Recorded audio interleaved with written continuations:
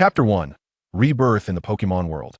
In the dead of night, at a certain third-class hospital's morgue in the country, two attendants put down a white body bag and began to talk curiously. He looks so young, just a post-2000s kid. How'd he die? I heard from the ambulance driver that it seems he died suddenly of a myocardial infarction due to long hours of overtime. Just half an hour ago, he was still working on a plan at the company. One attendant glanced at her phone and exclaimed, "It's already 2 a.m. Still working overtime?" "Yeah."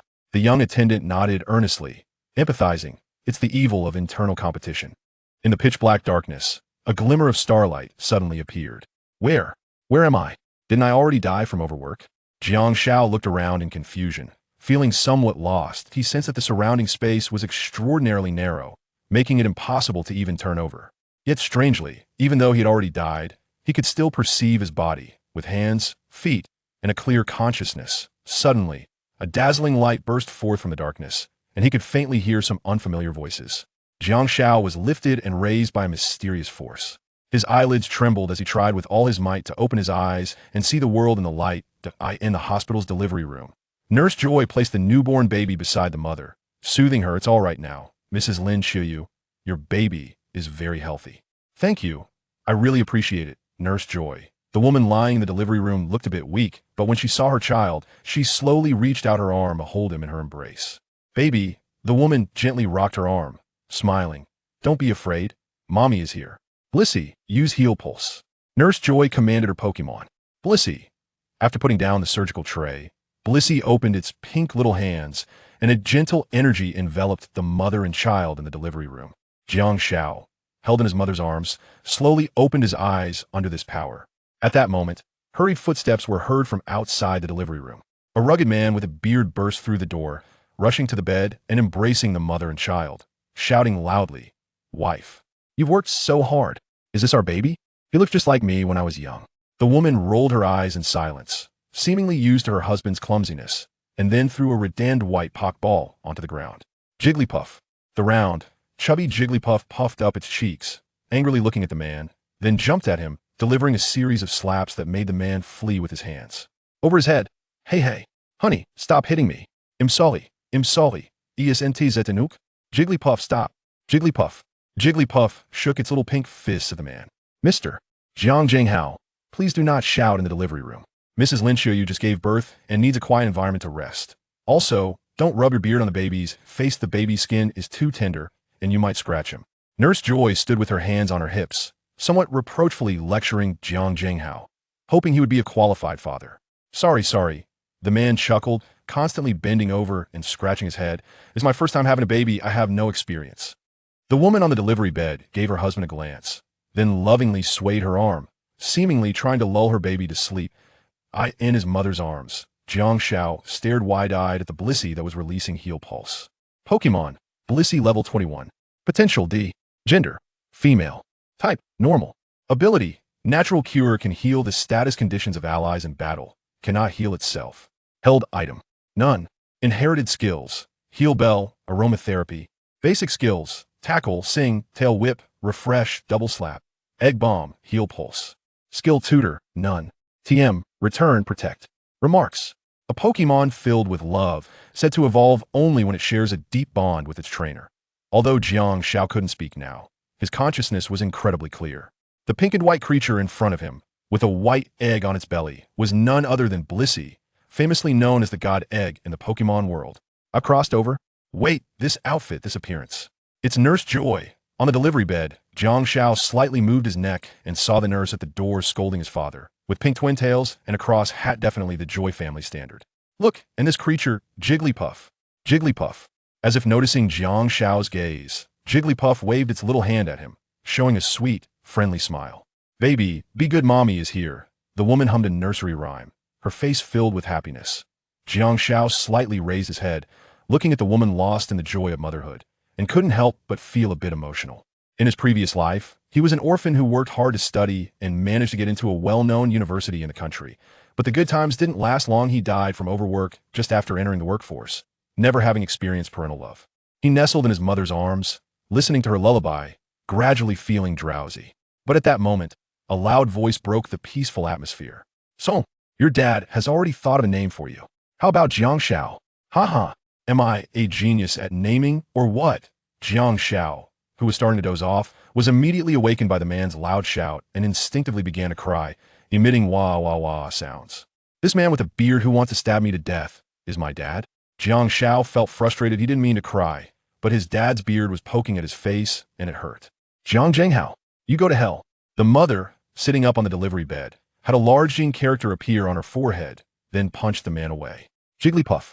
Jigglypuff, puffing its cheeks, charged at Jiang Zhenghao's abdomen, followed by a flurry of slaps.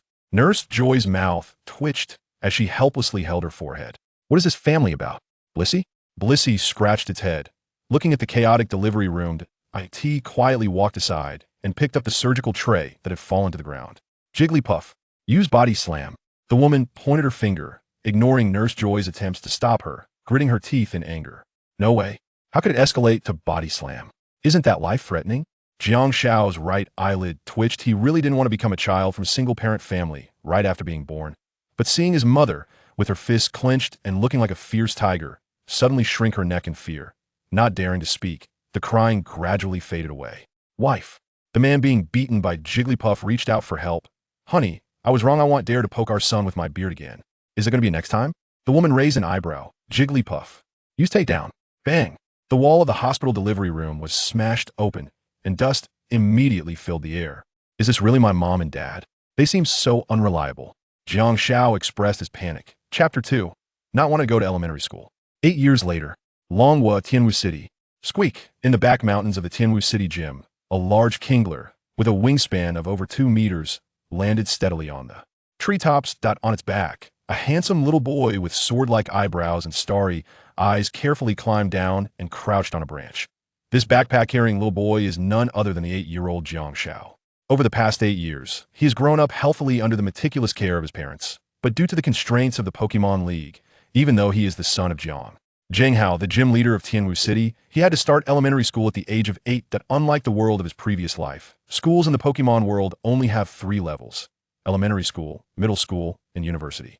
Elementary school lasts for 2 years, middle school for 3 years, and university for 3 years. This means that children in the Pokémon world will take the unified entrance examination for the whole league at the age of 13, and before that, they must learn basic theoretical knowledge about Pokémon in school, such as the Pokémon League Pokédex, Pokémon type advantages, Pokémon breeding and living habits, and Pokémon battle knowledge. There's a lot to learn, and it is very diverse. For a Pokémon fan from his previous life, Jiang Xiao had already memorized these things perfectly since birth. Now, asking him to go to elementary school? Impossible. He would never agree to it. Ka? In the woods, the large kingler curiously raised its head, and upon seeing the little boy hiding among the branches, it couldn't help but widen its eyes. Shoo, Jiang Xiao said, placing a finger to his lips and shaking his head slightly. Don't tell my mom. Ka. Ka. Kingler nodded vigorously twice and then closed its eyes, pretending to sleep. Before long, a man and a woman entered the small forest on the back mountain. Jiang Zhenghao rolled up his sleeves and appeared to be angrily searching for Jiang Xiao, but in fact he was letting him off the hook. He walked to the big tree where Jiang Xiao was hiding, glanced at the sleeping kingler, remained silent, and then circled the big tree once. Ahem. Jiang Zhenghao coughed a couple times. Kingler, your tail is sticking out. Swish. The dense treetops shook slightly, and the 2 exposed red tails disappeared into the foliage. Good boy. I liked skipping class when I was young too. You're even better than me, running off halfway to school right as it starts. Truly, the student surpasses the teacher. Just as Jiang Zhenghao was proudly giving himself a thumbs up, his expression suddenly changed, and he whispered in alarm. Not good. Your mom is coming. Remember to hide well. Don't give yourself away. In the woods, Jiang Xiao's mom, with a gloomy expression and arms crossed, walked over from a distance. At her feet was a round Jigglypuff, puffing its cheeks in anger. Jiang Zhenghao, have you found our son? Cough, cough. The man scratched his head, looking a bit awkward. Not yet, dear. This little rascal is quick on his feet. After taking my Kingler's Pokeball, I don't know where he flew off to. Oh, is that so? The woman clearly didn't believe his one-sided story. How come I saw you deliberately throw Kingler's Pokeball near our son? My hand slipped. Jiang Zhenghao stood on the grass, looking up at the dense treetops, then the corners of his mouth slightly curled up. Jigglypuff. Use Ember. Jiggly. Pokemon. Jigglypuff level 47. Potential. A. Gender. Female. Type. Normal. Fairy. Ability. Q-Charm has a chance to infatuate the attacker when hit by contact move. Held item. Evolutionary Stone. Inherited skills. Sing, Misty Terrain. Basic skills. Sing, Roll Out, Charm, Disable Pound, Defense Curl, Wake Up Slap, Hyper Voice, Body Slam. Skill Tutor. Ice Punch, Earth Throw, Electromagnetic Wave. TM. Brick Break, Ember, Dream Eater, Substitute. Notes. When upset, it expands its body to express its emotions. Hearing its song can put people or other Pokemon to sleep, and it is said to resemble the brain waves of someone in deep sleep. It's over. Mom is serious now. Jiang Shao's face changed as he looked at the surging flames. Kingler. Quickly use Fly. Sir.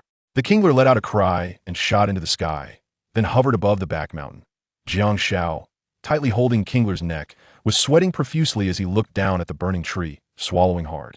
You little rascal, get down here. Mom, with one hand on her hip and the other pointing to the sky, looked fierce. You just registered today, and you ran off. Are you planning to skip class every day and make me chase after you? Jigglypuff, bring them down for me. Use Electromagnetic Wave, Jiggly. A light yellow beam shot toward Jiang Shao and Kingler's escape position, perfectly hitting them and triggering the paralyzed effect. In the sky, a shadow rapidly fell. At that moment, Kingler, who had been pretending to sleep under the big tree, suddenly opened its eyes and leaped out, catching the paralyzed Kingler and Jiang Shao steadily. Jiang Shao's hair stood on end from the electricity, and he showed a troubled expression as he looked at his approaching mom. Mom. Humph. You're my child. How could I not know your weight? Go to school obediently. Half an hour later. Goodbye, Mom. Goodbye. Jigglypuff, be careful on the road. When you get to school, remember to get along with your classmates and don't clash with the teachers. Okay, I know. At the entrance of the Tianwu City Gym, Jiang Shao, with his backpack on, bid farewell to his MOM at the same time. In the training area of the Tianwu City Gym, 3 figures stood in a row against the wall, with Jiang Jinghao, Kingler, and Kingler each balancing a full bucket of water on their heads. Bang! The gym's iron door suddenly closed, and with a mischievous smile, Jiang Shao's mom and Jigglypuff entered the training area with clenched fists.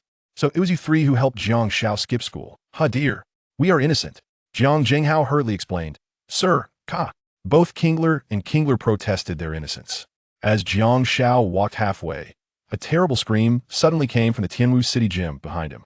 He quickly shrank his neck and unconsciously quickened his pace. Tianwu Elementary School. Jiang Shao, who hurriedly ran into the classroom with his backpack, looked around in confusion. Since it was the new student season, many parents were standing outside the classroom, worriedly watching their children, making Jiang Shao, who was walking alone, seem a bit out. A place that he found an empty seat in the back row. Soon, a little boy wearing a neat shirt and heavy glasses sat down next to him. Hello, my name is Xiaolin. Please take care of me in the future.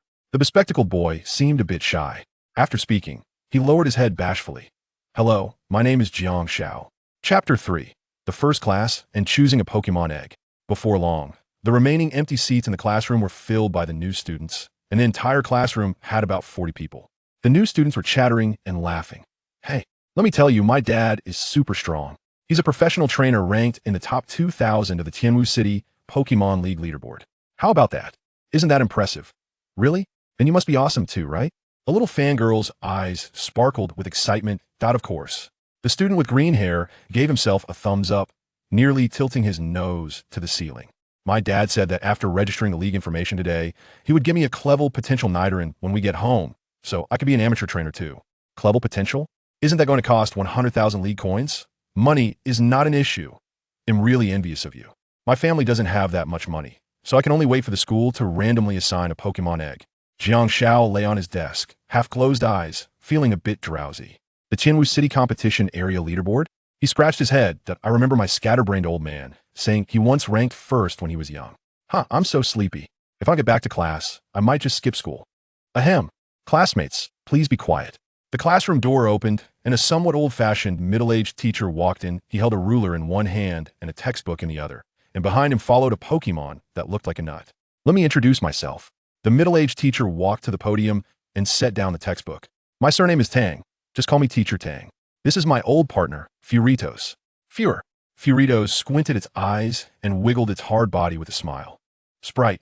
Fritos, level 36. Potential. D-Gender. Male type.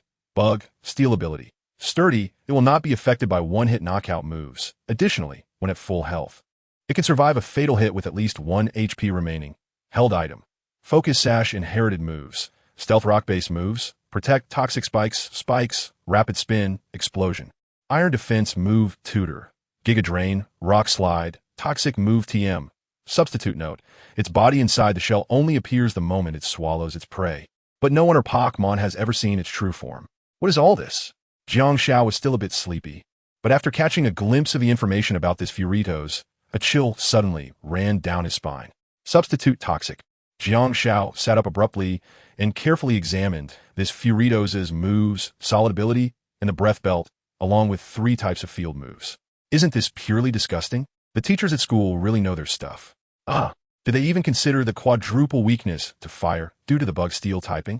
Learning a move like rock slide. This Furitos is indeed well-bred. Jiang Xiao, what are you talking about? Substitute toxic?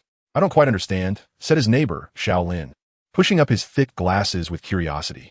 It's nothing. Jiang Xiao shook his head, just thought our homeroom teacher, Old Tang's Furitos, was quite impressive. Really? Shaolin looked at the podium in confusion. The first class for the freshmen was to register information with the Pokémon League. After that, the school would issue each student an electronic card representing amateur trainers. The electronic card is fully functional, containing identity verification, bank account information, and more. It's worth mentioning that any trainer registered with the Pokémon League, regardless of their level, would receive a considerable subsidy. Amateur trainers receive a one-time 100 league coins. Novice trainers, 1,000 league coins. Professional trainers, 10,000 league coins and 2,000 league coins per month. Elite trainers, 100,000 league coins and 30,000 league coins per month, plus 10 special Pokeballs each month. Gym trainers. I really don't know about those above gym trainers, because Jiang Xiao's father refused to tell him, saying he was too ambitious, mainly because the family finances were controlled by his mother, and his father always looked worried when receiving the league subsidy on the first of every month. As for what comes after gym trainers, it seems to be the champion. Master. Name? In the school auditorium, an official from the Pokémon League station in Tianwu City was registering information. Jiang Xiao.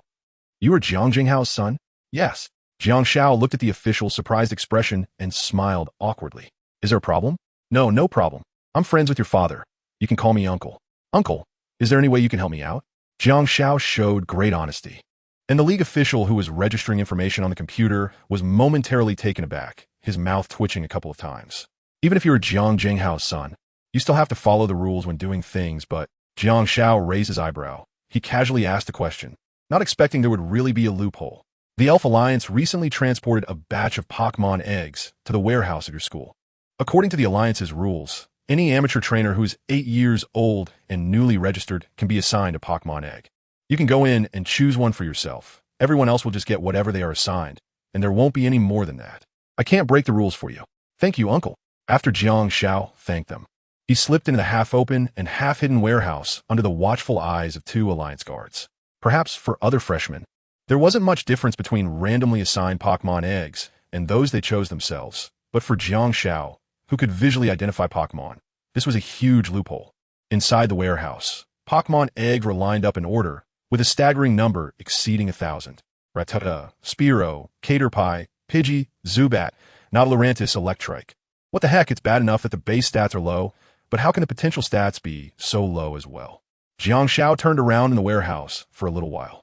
The unhatched Pokémon in the eggs mostly had potential between F and D, and there wasn't even a single one with potential reaching C-, which made Jiang Xiao feel a bit frustrated. Is it really this hard to find a good one? No. Jiang Xiao pounded his chest for a moment, and his eyes became determined. There are still hundreds of Pokémon eggs in this warehouse that I haven't checked. I refuse to believe that among so many eggs, I can't find one with decent potential. He wasn't actually in a hurry. To put it negatively, even if there wasn't a single satisfactory egg among the thousands in the warehouse, at least he still had a Little Sloth at home. Little Sloth was the direct son of his dad's super strong vacation king, with potential so high that it shocked even his dad. If his mom hadn't intervened back then, his dad might have already captured Little Sloth, leaving Jiang Xiao with nothing. Green Onion Crow, Round Silk Spider, Lantern Fish, Natural Sparrow, Big Jaw Ant. Oh, there's even one of the starter Pokémon. This is a treatment only the second generation of the Alliance gets to enjoy. I didn't expect there to be one in the school's warehouse as well. Pokémon. Charmander. Level 0. Potential. Gender. Male type. Fire ability. Blaze. When HP is low. The power of fire type moves increases. Held item. None inherited skills. Fire Punch, Dragon Pulse Notes. This is an egg with relatively high potential. Jiang Xiaojiang picked up the Charmander egg, but his peripheral vision was drawn to a Pokémon egg in the corner of the warehouse. He was startled, his eyes widened, and he unconsciously set down the Charmander egg in his hands. Jiang Xiao panted as he slowly walked up to the Pokémon egg, his eyes shining brightly. What a huge find! Chapter 4. Damn it, why does the whole class want to kick my family out? Pokémon. Little Luck Egg, Level 0, Potential. S Gender, Female Attribute. Normal Ability. Natural Recovery, restores its own abnormal status when switched out. Carried item. None inherited skills. Hold on. Gravity, Double Return, Healing Bell Note. It is a very gentle Pokémon, but if the round stone on its abdomen is taken away, it will cry and make a fuss. This Pokémon egg has not yet hatched. S rank. Jiang Xiao gasped. It was actually S rank. His dad's super strong Vacation King was only a rank. S rank. This is crazy. This is even higher than Little Lazy's potential. His dad used to mumble that if they sold Little Lazy, they could definitely get $1 billion. He remembered 2 years ago, when Jiang Xiao and his dad were watching TV at home, they saw a shiny Woobat with an S potential sell for a staggering 370 million Alliance coins. At that time, his dad couldn't sit still and secretly ran to the back mountain of the Tianwu City gym, saying he wanted to take Little Lazy to the Alliance auction for appraisal. In the end, he was beaten up by his mom, which made him give up the idea. In this world, fewer than 500 species of Pokémon have been discovered, and a small portion of legendary Pokémon belong to the Alliance's highest confidential data, making it difficult for the public to know. Because of this, most trainers are more enthusiastic about cultivating ordinary Pokémon with sufficiently high potential rather than pursuing the capture of legendary Pokémon. In the official classification of the Pokémon Alliance, once a Pokémon's potential reaches S-, it means that this Pokémon has the qualifications to grow to a Level 2 deity. Here, Level 2 deity refers to a Pokémon's strength being enough to rival that of legendary Pokémon. The approximate range is S to S, corresponding to Level 2 deity or mythical potential, SS to SS, corresponding to Level 1 deity potential, and there has never been a Pokémon with potential above SSS-. Not even among the legendary Pokémon in the Alliance's highest confidential files. However, there are rumors in the community that certain unique Level 1 deities can break through to SSS, or above when certain conditions are met, achieving limitless gigantification, surpassing evolution, returning to the primordial state, and ultimate explosion. Jiang Xiao hugged the little spirit egg and stuffed it under his clothes.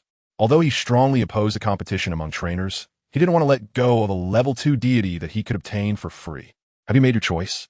As soon as Jiang Xiao exited the warehouse, he bumped into an Alliance official who was registering trainer information. The official looked at Jiang Xiao's swollen belly, his mouth twitching. It's not that rare, right? I'm not taking yours. Is it really that important just because it's an amateur trainer's spirit egg? Uncle, I actually value this a lot. Jiang Xiao thanked the league officials a few times and happily ran off after taking his Pokémon trainer electronic card. He hurried back to the classroom and stuffed the Happiny securely into his backpack, finally letting out a sigh of relief. Phew. Once school is over and I get Little Lazy too, I'll take off right from here. Jiang Xiao lay on the desk. The classroom was empty. At this time, the new students should all be queuing on the playground to register their identity information and receive their first Pokémon. An egg. 8 years have passed in the blink of an eye. Looking at the blue sky outside the window, Jiang Xiao felt a bit emotional. In my last life, I died suddenly in the tide of overwork, and in this life, I don't want to be caught up in that again.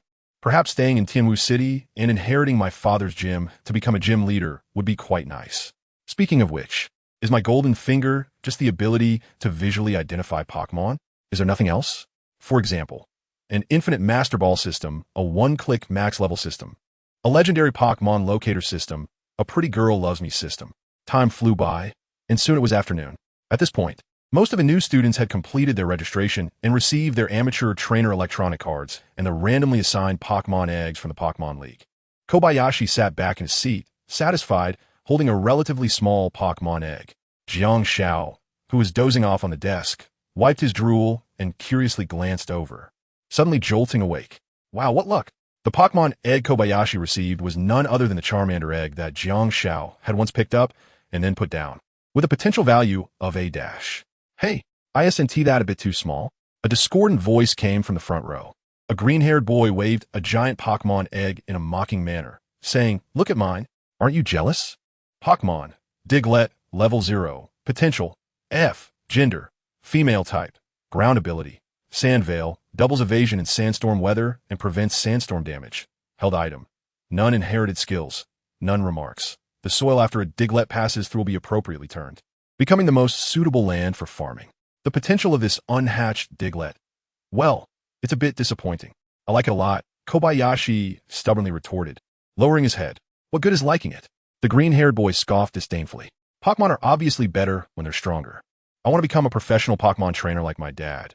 And, if possible, I want to become the gym leader of Tianwu City. But there's already a gym in Tianwu City, and the gym leader is really impressive, a girl in the classroom said timidly. So what? Besides the giant egg, I also have a Nidoran with C potential. Once I kick out the Tianwu City gym leader, I will be the new gym leader. The green-haired boy confidently stood on his chair, giving himself a thumbs up, which made Jiang Xiao, sitting behind him, speechless. Wait, the son of the Tianwu City gym leader is sitting right behind you. How do you think you can kick my family out? The classroom was in chaos as the new students argued about who would be the true new gym leader of Tianwu City. While Jiang Xiao in the back row increasingly felt his scalp tingle. You're all just 8 years old. How can there already be signs of competition? This is not a good sign. Perhaps inspired by the green-haired boy, the previously silent Kobayashi also silently clenched his fists and timidly said, I want to work hard to become stronger and challenge the Tianwu City gym. No way. Even you were getting competitive? I thought we were both slackers. Hearing this, Jiang Xiao couldn't help but twitch his mouth. Why does everyone in the class want to kick my family out? At this moment, the homeroom teacher, Old Tang, walked up to the podium with a Flareon, saying, Everyone quiet down. Flip your textbooks to the first chapter. Today we will discuss how to correctly and efficiently hatch a Pokémon egg. As we all know, every Pokémon has abilities, and a small portion of these abilities can also play a very important role outside of battle.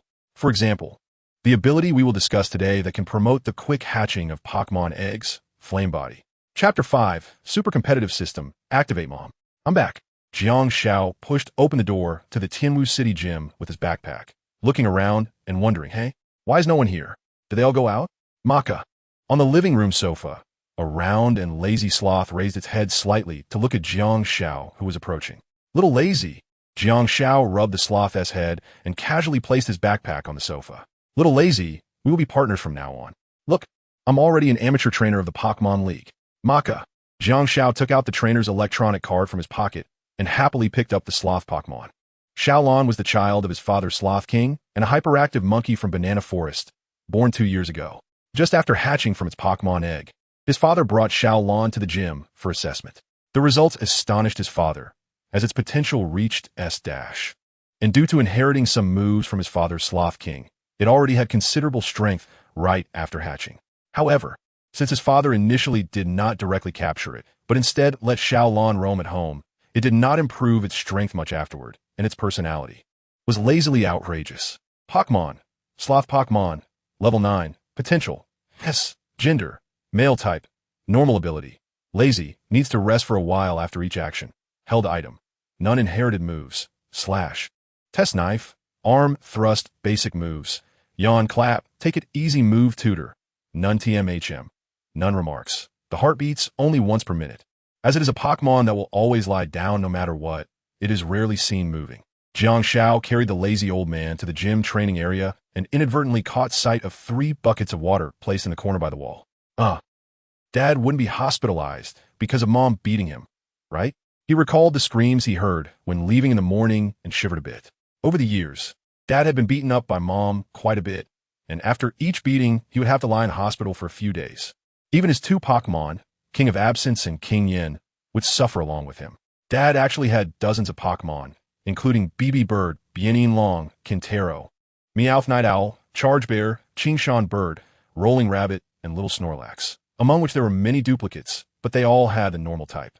Yes, the Tianwu City Gym specializes in normal type Pokémon. Most of these Pokémon were raised by Dad in the small forest behind the gym, and the 3 most commonly used ones include King of Absence and King Yin. As for the last Pokémon, that is Dad's trump card, the Bag Monster. With a potential value of A, it usually hangs in a red and white Pokeball on his chest, and only when trainers battle in the gym does Dad release it. Jiang Xiao took a few red and white balls from the training ground of the dojo. These ordinary Pokeballs are priced at 200 Lions coins each and are available in almost every store in Tianwu City. Maka. Jiang Shao lightly tapped Xiaolan's head, and the red light emitted from the Pokeball instantly pulled it inside. After a few shakes, it became still. As an amateur trainer, I finally have a proper Pokemon. Looking at the red and white ball in his hand, Jiang Shao smiled, but the next moment, two sudden electronic synthesized voices startled him. Detected host has captured a Pokemon for the first time. System activation conditions have been met. The super system is now operational. Huh, did I just hear something strange? System? Golden Finger? So my Golden Finger is not just for visually identifying Pokemon. In the empty gym training ground, the 8-year-old boy scratched his head in confusion. Super system? Jiang Zhao's body trembled, and he suddenly frowned. The name of this system sounded quite terrifying. Having died from overwork in his past life, Jiang Shao had a particular aversion to the word, let alone. Isn't that asking for trouble? No, how do I use this super system? No response. All right. Jiang Shao rolled his eyes. Fine if you won't talk. At least let me see how you operate. Still no response. After waiting a little while, Jiang Shao gave up, shrugged his shoulders, and spread his hands. The system was activated but not fully operational. At the Tianwu City Gym, in the living room, Jiang Shao returned to the living room with his backpack from the sofa and walked towards the bedroom. He then placed the Pokemon egg inside the warm incubator. This is a high-grade incubator in the gym. The warm light source inside can promote the rapid hatching of Pokemon, similar to the characteristic flame body. The accompanying high-quality berry nutrient solution not only provides the energy needed for Pokemon hatching, but also has a very small chance of increasing the individual values of the Pokemon. As for the price, a whopping 100,000 Alliance coins. I remember when I bought it, my dad's face turned a bit purple. This was his entire years of pocket money. A few days later, my dad regretted it because before the high-grade incubator even arrived at the gym, Xiaolan hatched by itself. It was like spending 100,000 on a wave of air. However, today it finally came in handy, capable of hatching a small luck egg with S-level potential. To be honest, it really adds prestige to this 100,000 high-grade incubator. In the evening, two figures, one tall and one short, approached the Tianwu City Gym. Be gentle, it hurts. Dad leaned on a cane, slowly walking towards the gym's entrance with Mom's support. Mom rolled her eyes, one hand linked to Dad's arm and the other carrying a basket of vegetables. Behind them, the King Boojing and the Vacation King also had white bandages wrapped around their heads, looking like they had been beaten badly. Jigglypuff, puffing its cheeks, followed at the back of the group, using its psychic ability to float several cardboard boxes above its round head. As the main culprit for the trouble caused to Vacation King and King Boojing, it had taken on most of the work today. This made Jigglypuff quite angry and somewhat unhappy. Mom, why did you cook so many dishes today? Jiang Shao sat between Little Lazy and the Vacation King, drooling over a table full of delicious dishes. The spacious living room was packed with his dad's Vacation King, the King Yin, Bag Beast, and dozens of other Pokemon living in the back mountain of the dojo, along with his mom's Jigglypuff, Jiang Zhao's Little Lazy, and the unhatched Lucky Egg. In front of everyone and every Pokemon was an abundance of food. Today, Jiang Shao started elementary school, and it was a reason to celebrate. From now on, Little Lazy will be entrusted to you, so you must take good care of it. I will definitely do that. Maka. Little Lazy sat on the shoulder of the Vacation King, raising both hands excitedly, shaking a few bananas. After dinner, Dad fed his Pokemon another round of energy cubes, while Jiang Shao took Little Lazy and the Lucky Egg back to his bedroom to sleep. As night fell, the entire Tianwu City Dojo fell into slumber. But in the pitch-black darkness, Little Lazy, who had been lying beside Jiang Zhao's pillow, suddenly opened its eyes. Maka. Chapter 6. Start of Involution. The Super Involution King system has been activated. 1. The personality of your Pokemon will be forcibly corrected to Involution. Involution personality increases Pokemon's overall ability value by 10 and continuously compensates for its own shortcomings. A small amount of stimulation will drive them to train their utmost. 2. The more Pokemon you capture, the more apparent the benefits of Involution will be among them. The highest benefits will trigger when you capture 6 Pokemon. Note, unhatched Pokemon are not counted. Current number of captured Pokemon, 1. Involution benefits additionally increased by 20. 3. As an Involution King, when there are Involution events around you, you will inevitably participate, and your Pokemon will enhance their enthusiasm. Once you complete an Involution event, you will receive a considerable reward. Current number of completed Involution events, 0. 4. As an Involution King, you will not tolerate weak Pokemon in your team. When the potential value of the Pokemon you attempt to capture is lower than the lowest potential value in your team, the capture rate will be corrected to 0. Meanwhile, Your Pokémon can compete through involution to raise their potential value to match the highest potential value in the team. Current potential value lower limit for capturable Pokémon, S. Current potential value upper limit for Pokémon that can be raised through involution, S. Maka. Your Pokémon Lazy One feels that it has eaten a lot without timely exercising and feels immensely ashamed. Therefore, it decides to engage in compensatory training for a night. The next morning, Jiang Xiao groggily pulled open the curtains and walked towards the bathroom. Oh no, she overslept. Jiang Xiao glanced at her watch and helplessly slapped her forehead. Is it already 9 o'clock? School starts at 8, right? Well, never mind. I'm already late. I might as well sleep a bit more. Yawning, Jiang Xiao lazily headed towards the bedroom. Suddenly, just as she stepped one leg into the bedroom, she pulled it back. She turned sharply and looked towards the living room on the other side. Xiao Lang. Jiang Xiao stared wide-eyed, unable to believe as she walked to the center of the living room. Xiaolong, what are you doing? In the empty living room, the somewhat round Xiaolong was struggling to do push-ups, and the floor was damp, indicating that it had been at it for quite a while. Did the sun rise in the west today? Jiang Xiao looked out the window. The world was still peaceful. Little lazy, this isn't like you. Usually, you wouldn't move until lunchtime. Have you been possessed by something? Maka. Maka. Seeing Jiang Xiao approach, little lazy didn't stop at all, still gritting its teeth and straining to straighten its arms, which were trembling and clearly in a state of exhaustion. At that moment, a familiar electronic synthesized voice suddenly rang out.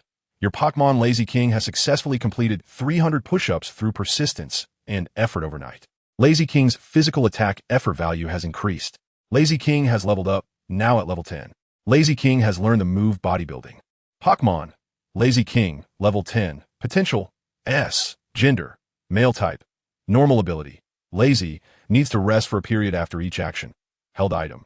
None inherited skills, split, tri-knife, arm hammer basic skills, yawn clap, slacking skill teaching, bodybuilding skill disc. None remarks. The heart beats only once per minute, since it always lies down.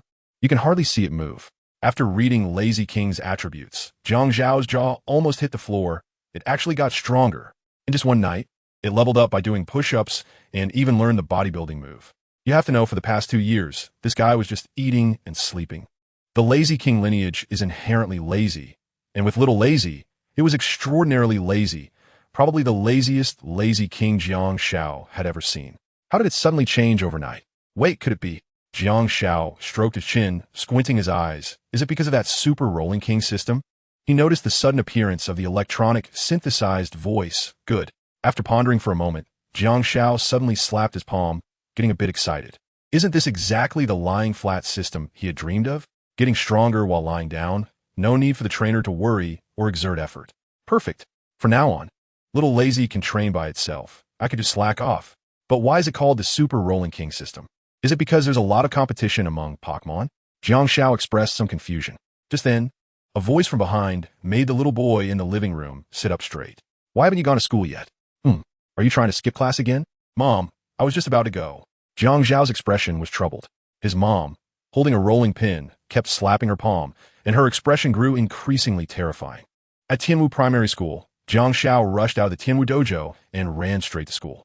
Taking advantage of his homeroom teacher, Old Tang, who was writing on the blackboard with his back turned, he quickly dashed to his seat. The whole sequence of actions was fluid and fast. So much so that even Old Tang didn't react in time. Awesome, bro. The green-haired boy sitting in the front row turned around excitedly and whispered, "You did what I've always wanted to do. I'm definitely going to be friends with you. I'm Wei Shan. My dad is a professional trainer in Tianwu City. And this is my partner, Nidoran." On the desk, a small purple Pokémon raised its head a couple of times. Pokémon, Nidoran, level 5, potential, C, gender, male type, poison ability. Poison point has a chance to poison the attacker when hit by a contact move, held item. None inherited skills. Tackle basic skills. Leer. Peck, poison sting skill tutor. None TM. Horn attack remarks. The muscles that move its ears are very developed, allowing it to rotate its ears in any direction, making it a Pokémon that won't miss even the tiniest sound. What do you think? Isn't my Nidoran super cool? My dad said Nidoran's final evolution is the mighty and powerful Nidoqueen. Nidoqueen is indeed quite cool. I'm Jiang Xiao. Nice to meet you. Jiang Xiao greeted Wei Shan and reached out to avoid Nidoran's poisonous sting, gently patting its small head. The little guy seemed a bit happy, shaking its head, looking fierce and adorable. At this moment, Teacher Tang on the podium also wrote a question on the blackboard and asked the new students below the podium. Is there any student who can answer this question for the teacher? Feel free to raise your hand. It's okay if you get it wrong. Most of the students lowered their heads, but a few chose to raise their hands. Jiang Xiao glanced at the question on the blackboard, shrugged to indicate it was very simple, but as for raising his hand, how could I raise my hand? I'll just be a slacker and take a nap instead. Detecting a potential competitive pressure, the system began to boost the host's participation enthusiasm. Teacher Tang nodded in satisfaction and pointed to the back row, saying that student standing is very proactive. Just raise your hand. You don't need to stand. The students looked surprised towards the back row, where the only boy standing was Jiang Xiao, looking completely dazed. What the heck? Why am I standing? Chapter 7. What kind of family is this? Brother, aren't you on my side? This is not something a slacker should be doing. Wei Shan stared wide-eyed, somewhat incredulous as he looked at Jiang Xiao, who had just slipped into the classroom, while Teacher Tang had his back turned, now showing such enthusiasm. Are you the legendary study tyrant? Xiao Lin, timidly sitting nearby, looked at him with immense admiration behind his thick glasses, thinking, if only I could be as brave as Brother Jiang Xiao. Seeing the expressions of surprise, admiration, and curiosity from his classmates, Jiang Xiao felt a mix of emotions and began to understand why he was standing there. Damn, it's that super competitive system again, since you're showing such enthusiasm.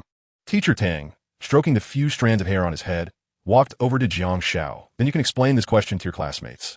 What is the ability Sand Rush good for? During sandstorm weather, Pokémon with the Sand Rush ability double their speed and are not affected by sandstorm damage. Do you know which Pokémon have the Sand Rush ability? Sandshrew. Very good. Teacher Tang nodded in satisfaction. This student has a solid foundation in theoretical knowledge. You can sit down now. The host's excellent answer astonished over 20 amateur trainers, making them feel inadequate, which would motivate them to strive harder. Completing the random check of Teacher Tang's competitive event, Jiang Xiao gained 10 favorability from Teacher Tang, 5 prestige at Tianwu Primary School, and 1,000 alliance coins. Do you think money can buy me? Jiang Xiao rolled his eyes speechlessly. I'm a man not tempted by money. He instinctively looked at his amateur trainer electronic card. And sure enough, the balance in his account linked to the Pokémon Bank changed from 100 to 1,100 alliance coins. Gulp. Jiang Xiao swallowed hard. The money really did increase. This direct modification of the account balance in such a straightforward manner surprised him a bit. Teacher Tang's lesson continued. But the learning atmosphere in the classroom became increasingly positive, so positive that it sent chills down Jiang Xiao's spine. This damn competition. The teacher called me. I can answer this question. This Pokémon is called Garlic King Turtle, and that one is called Yellow-Haired Mouse. During the lunch break, Tianwu Primary School's cafeteria had standardized dishes, along with energy cubes and snacks specifically prepared for Pokémon. Jiang Xiao sat at a square table in the corner, leisurely eating his meal. Can I sit here, Jiang Xiaoge? Xiao Lin, holding a lunchbox, walked over from a distance with his head down. Being extremely introverted, he had hardly spoken to anyone in the class. This is fried chicken leg made by my mom for you. He bent down and handed over his lunchbox, which was filled with golden chicken legs. Sit down. Jiang Xiao looked up at Xiao Lin and waved for him to take a seat. Actually, you don't need to be so nervous. Just relax. Yeah, I know, but Xiao Lin sat down next to Jiang Xiao, still with his head down. I'm just too clumsy and too timid. If only I had half the courage of Jiang Xiaoge. No one thinks you're clumsy. Being timid can be practiced too. Jiang Xiao was eating a golden crispy chicken leg and patiently trying to encourage him. As the first classmate and desk made to greet him, Jiang Xiao had a good impression of Xiao Lin, except for his excessive shyness. Xiao Lin still kept his head down and pressed his lips together, looking like his personality wouldn't change anytime soon. Has your egg hatched yet? Jiang Xiao asked instinctively, as he had already seen several students in the cafeteria with their Pokémon. If it has hatched, I can take you to practice your courage in the forest outside Tianwu City. It has hatched. So soon? Jiang Xiao raised his eyebrows. He had just said it casually, but he didn't expect that the little fire dragon, with a potential value of a dash, actually hatched. Normally, the incubation period for starter Pokémon, like the little fire dragon, is quite long. Xiaolin took out the Pokeball and threw it onto the floor, and a little fire dragon with a red grid scarf around its neck appeared out of thin air. Kana. Compared to Xiaolin's overly introverted personality, this little fire dragon, only level 5, was much more outgoing. It immediately opened its small claws and excitedly hugged Xiaolin's head, affectionately rubbing its face against him. It seemed that the little fire dragon really liked Xiaolin. Stop. Ha ha ha. Stop, little fire dragon. Don't make a fuss. It tickles. Xiaolin laughed uncontrollably at the little fire dragon's antics, and it took a while to calm it down. Jiang Shao watched, blinking continuously. An overly introverted trainer and an overly extroverted Pokémon really made for an interesting combination. Kana. After releasing Xiaolin's face, the little fire dragon turned to Jiang Shao, who was sitting nearby, and smiled as it waved its little orange hand at him. Hello, little fire dragon. Jiang Shao happily reached out to shake the little fire dragon's paw. My name is Jiang Shao. I'm Xiaolin's friend, and also his desk mate. Friend. Xiaolin's eyes sparkled slightly behind his thick glasses. He pursed his lips, looking at Jiang Shao, who was greeting the little fire dragon. Kana. Pokémon. Little fire dragon, level 5, potential. Gender, male type, fire ability, blaze, when HP is reduced and in a crisis. The power of fire type moves increases. Held item. Charcoal inherited moves, fire punch, dragon pulse basic moves, growl move tutor. None TM. Sunny day, flamethrower, dragon claw, payback, shadow clone. Swords dance, substitute, brick break, overheat, rock slide note. When it was born, flames were already burning on its tail.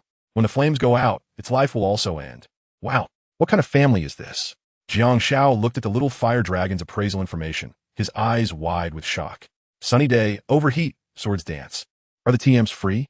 In this world, acquiring weather-type moves is extremely difficult. It's basically hard to master such moves just by leveling up the Pokémon itself. And buying a TM for a weather-type move starts at a minimum of 1,000,000 Alliance coins. Not to mention their also swords dance, which is an extremely powerful buff move. Ahem. So, Xiaolin, what does your family do? Jiang Shao asked curiously. I'm not too sure.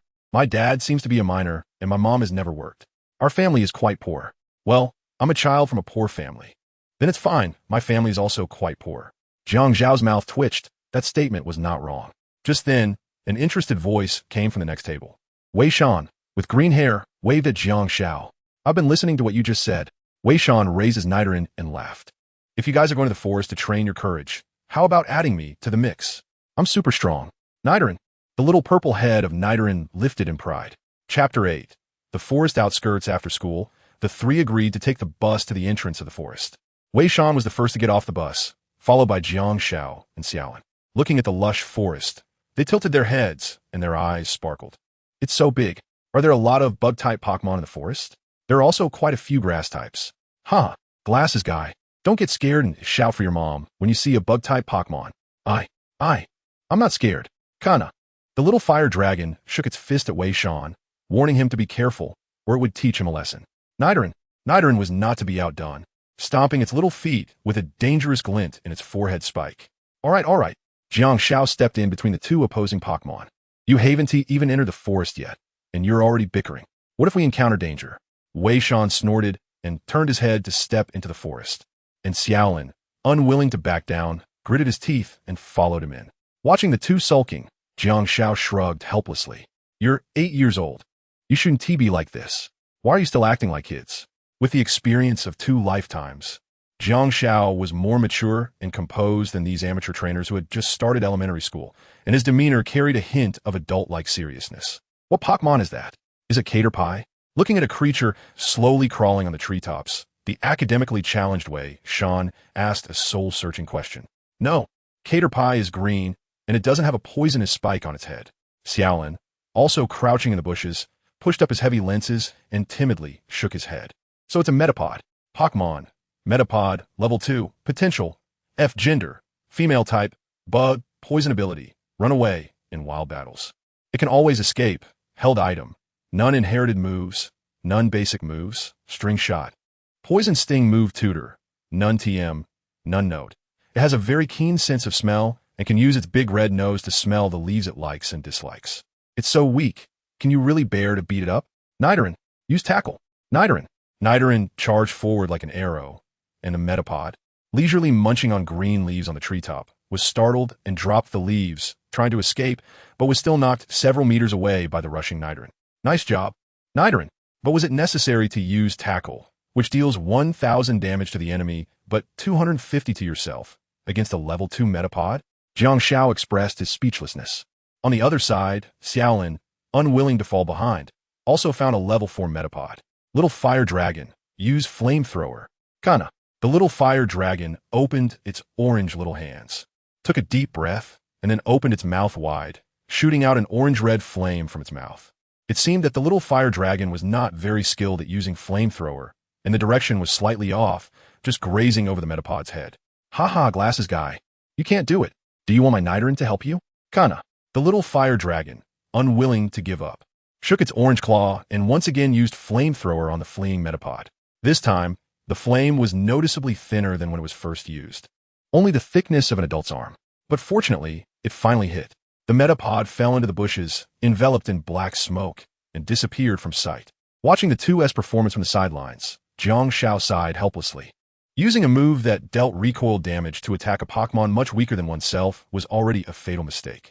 While it might not be a big problem against a Metapod, they would definitely suffer a lot when facing wild Pokémon that were fierce and powerful. Jiang Shao turned to the other side to look at Shaolin. After defeating the horned bug, his introverted personality had eased a bit, and he was celebrating with the Charmander. However, Jiang Shao noticed a different side. The flamethrower was being used too clumsily.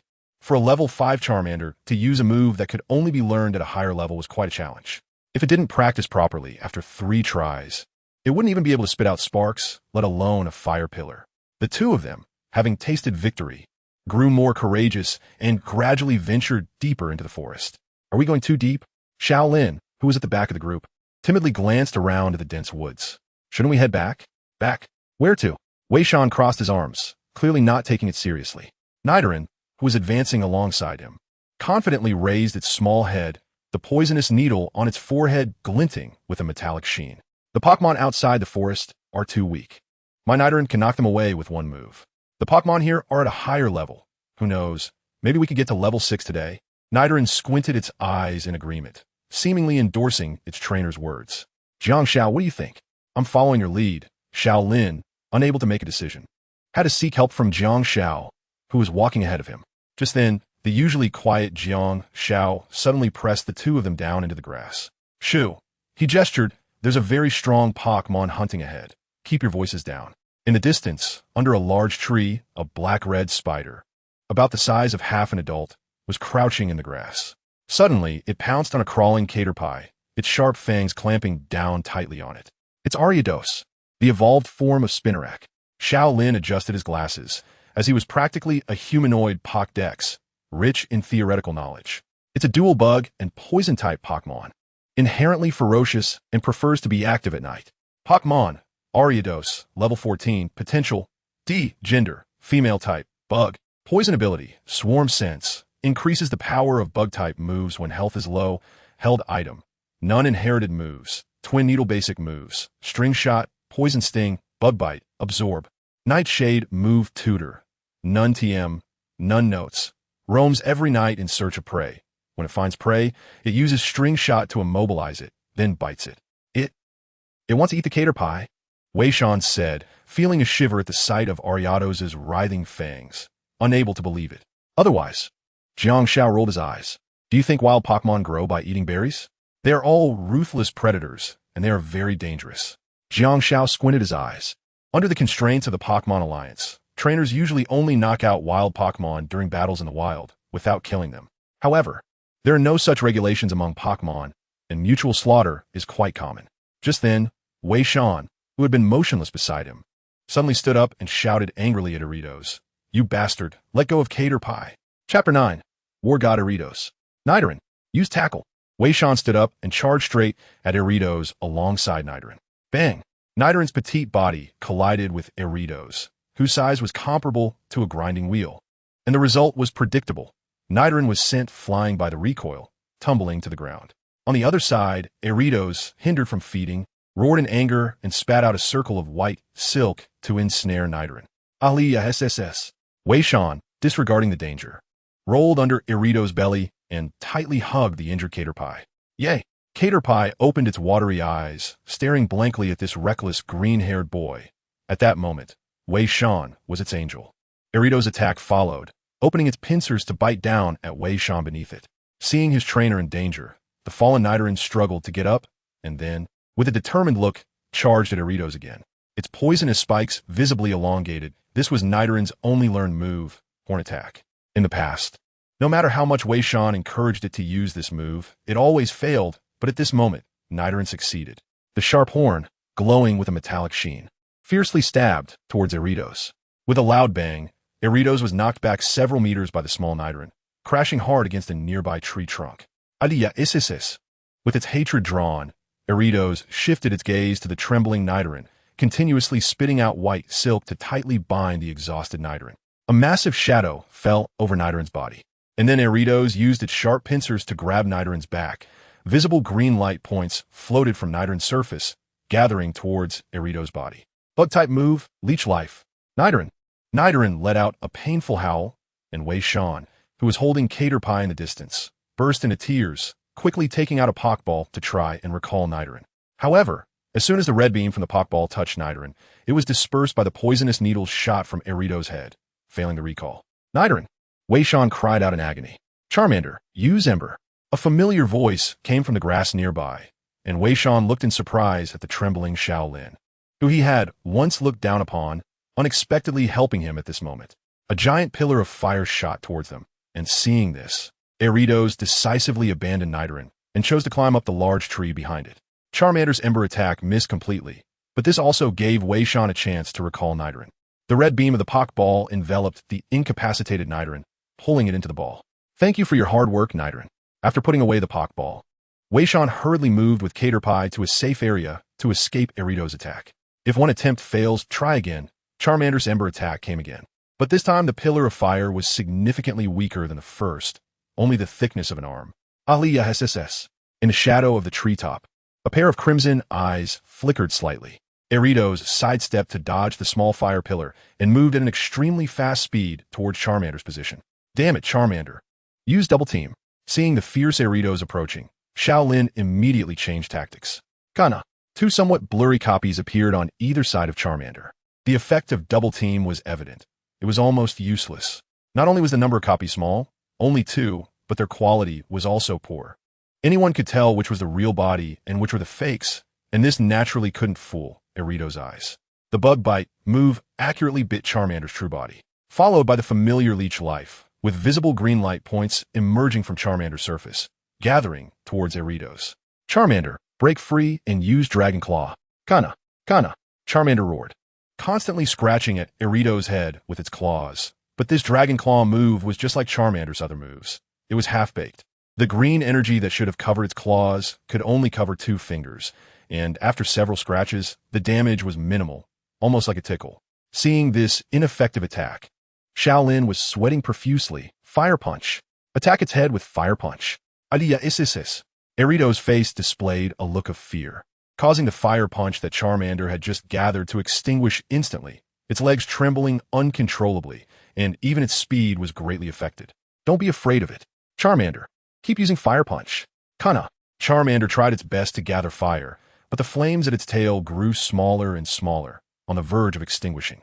Even triggering the Blaze ability wouldn't help. Charmander's move proficiency was shockingly low, making it difficult to use fire-type moves like Ember or Fire Punch. Not to mention high-power moves like Flamethrower. It struggled even to use them for the first time, often spewing out wisps of black smoke that led to move failure. Just as Wei Shan and Shaolin were nearly in despair, a red and white Pokeball was thrown from behind them, landing on the grass in front of them. With a flash of red light, a seemingly chubby Slaking appeared. Maka. Compared to a normal Slaking, this round Slaking seemed to have an extraordinary fighting spirit. Jiang Xiao. Wei Shan turned in surprise. Brother, I knew you had a trick up your sleeve. Shaolin shouted excitedly. Upon seeing Jiang Xiao throw the Pokeball, he felt certain that they would be saved. For some reason, seeing Jiang Xiao's determined gaze made him feel incredibly reassured. Perhaps this was trust, absolute trust between friends. Sorry everyone, I'm about to show off. Ahem. Little slack. It overexerted itself last night and fainted this morning. Only just waking up now. It's not that I wanted to watch you guys get beaten. I just had to wait for Little Slack to wake up. Right, Little Slack? Maka. In the distance, Eridos felt threatened and suddenly leaped back over 10 meters, stopping only after diving into the dense treetops. Little Slack, use Bulk Up. Maka. A layer of red light appeared on Slaking's body, and its physique clearly became much more robust. Then it proudly pounded its chest. All right, go and beat it up. Jiang Xiao waved his hand, and after using the bodybuilding technique, Xiaolon became an existence that no Alitos could defeat, no longer needing his command. Under the extremely shocked gazes of Wei Shan and Xiaolin, Xiaolon grinned fiercely, then stomped his foot and charged towards the lush tree in the distance. Xiaolon formed a knife with his palm. A layer of white light covered the surface of his palm, and with a single strike he split the tree, which was as thick as two people hugging each other, in half on the spot. Wei Shan's mouth fell open in an O shape. His two wide-open eyes filled with shock. This damage is just too terrifying. As the tree fell, Alitos, hidden in the tree crown, fell to the ground heavily and was then pinned down by the fallen trunk, unable to move. Xiaolon stood not far away, but did not pursue the victory. Instead, he chose to stretch out lazily. Xiaolon, don't slack off. Quickly use arm hammer. Jiang Xiao scolded. With great reluctance, Xiaolon gathered power in his right arm after resting for just a moment, then threw a punch that smashed Alitos into the ground. After the dust settled, Alitos completely lost its fighting ability. Chapter 10. You do as you please, I'll just charge indirectly. So strong. Xiaolin pushed up the thick lenses on his nose, revealing an expression of great admiration. Jiang Zhao Xiaolon is really powerful. Kana. The little fire dragon looked at Xiaolon with fiery fighting spirit in its eyes. Even the flames at its tail flared up a bit. I am sorry. Wei Shan hugged the cater pie and knelt in the grass, crying continuously. If it weren't for my insistence on going deeper, if I hadn't been so reckless, everyone wouldn't have been put in danger, and Nidoran wouldn't have had to save me. I'm really sorry, everyone. In the distance, Jiang Xiao walked over slowly with Xiaolon, looking at the green-haired boy crying loudly in the grass. He extended his right hand. Crying won't solve the problem. You have to get up where you fell. Wei Shan, with tears in his eyes, looked up at Jiang Xiao, who was reaching out to him, slightly dazed. Stand up. Use all your strength. Run to the Pokémon Center. Your Nidoran needs treatment, and this cater pie needs it too. The cater pie weakly let out a soft cry. Its trembling appearance was pitiful. Wei Shan looked into Jiang Zhao's eyes and nodded vigorously, then grasped Jiang Zhao's outstretched hand and stood up, running toward the forest exit. It'll be fine. You all will be fine. Cater pie, Nidoran. I swear. Wei Shan, with red eyes, dove into the lush bushes, not stopping even as his arm was scratched by sharp thorns. Jiang Xiao. Xiaolin watched Wei Shan's gradually receding figure, lost in thought. Shall we go too? You and Wei Shan go out first. I have something to do and can't leave for now. Jiang Xiao stood beside the fallen tree, seemingly unwilling to leave. Well, take care, Jiang Xiao. Xiaolin glanced deeply at Jiang Xiao, then chased after Wei Shan with little Charizard. He had no battling-capable Pokémon with him, so I'll go protect him. Goodbye. See you tomorrow. Jiang Xiao shook his arm, and after watching the two completely leave his sight, he helplessly turned to look at the lazy Pokémon beside him. After inspection, your Pokémon Slacketh is extremely dissatisfied with this outdoor battle and strongly needs several solo battles to prove its worth. You will not be able to leave the outskirts of the forest until you complete 10 outdoor battles. Please note that the wild Pokémon you battle against Slacketh must be at least level 10. Otherwise, they will not be counted. It's getting dark. Can't we go home and sleep? Maka. Slacketh shook its head mercilessly, stating that strong individuals continuously encourage themselves, while only the weak choose to sleep. Jiang Xiao turned his head and looked at the straight path home behind him, silently shedding a few tears. What a messed up system. In the dead of night, in the forest on the outskirts of Tianwu City, a Pokémon appeared. Seed Iron Ball, level 15, potential, E-Gender, male type, grass. Steel ability, Iron Barbs causes damage to the attacker when hit by contact moves. Held item, none inherited skills, Seed Bomb, Leech Seed basic skills, Tackle, Harden, Rollout, Curse. Self-destruct skill tutor, none TM, none note. It can shoot spikes to protect itself, but requires repeated training to accurately hit the target with the spikes. Little lazy. Dodge its leech seed. Maka. In a dense forest, the somewhat chubby lazy man was constantly moving on the branches, then seized the opportunity to punch down hard. Bang! The surface of the seed iron ball flashed with a metallic sheen, withstanding the lazy man's arm strike. If it hadn't used Harden twice in a row before, this double damage could have knocked it out in one hit. Due to the Seed Iron Ball's ability to counterattack, Little Lazy also received a small amount of damage at the same time. Grass and Steel-type Pokémon are really tough, Jiang Xiao commented silently. Being able to last this long against Little Lazy is already something the Seed Iron Ball can be proud of. This damage is nothing. Go, Little Lazy. Night Slash. Malky. The lazy man's eyes ignited with fighting spirit, and he charged forward with both feet on the ground, his right arm glowing white like a sharp blade, radiating dazzling brilliance. The seed iron ball refused to back down, spinning its body and rolling forward like a pile of sand and gravel toward the charging lazy man. The two collided, and with its powerful strength, little lazy sent the seed iron ball flying, crashing heavily into the grass and losing its combat ability. Maki. The lazy man raised his arms, dancing with excitement. Target achieved. 910 through battle. The proficiency of Little Lazy's knight, slash, and arm thrust increased. Little Lazy leveled up and is now level 11. Little Lazy's fighting spirit continues to rise. You've worked hard, Little Lazy. Let's restore some stamina first. Makama. The lazy man comfortably laid down on the grass, layers of green light constantly emerging from its body. With the help of the rest move, Little Lazy's stamina recovery speed was incredibly astonishing. In just a moment, it could fully recover from the scars left by 9 consecutive battles. Jiang Xiao rubbed his neck, feeling a bit sore. Unlike Little Lazy, he didn't have an incredibly useful trick for slacking off, and besides, he was also hungry. Under the moonlight, the forest was filled with dappled shadows, and the sounds of gurgling cries were all his stomach complaining about the abuse it was suffering. Lying on the grass, Jiang Xiao rubbed his belly, forced a bitter smile, and said, "Come on, Little Lazy, if we defeat the last wild Pokémon, we can go home." Maka. Little Lazy sprang up energetically, making Jiang Xiao momentarily suspect that it had somehow gained the hyperactive trait of a hyperactive monkey. The wheel ball, especially with the speed boost ability, was a bit tricky to deal with. Jiang Xiao and Little Lazy had already ventured deep into the heart of the forest, where most of the wild Pokémon they encountered were of a high level, around level 21, and could use the moves Rollout and Round. If hit consecutively, even in its buffed state, Little Lazy wouldn't be able to withstand it. Pokémon. Wheel ball, level 21, potential. D. Gender.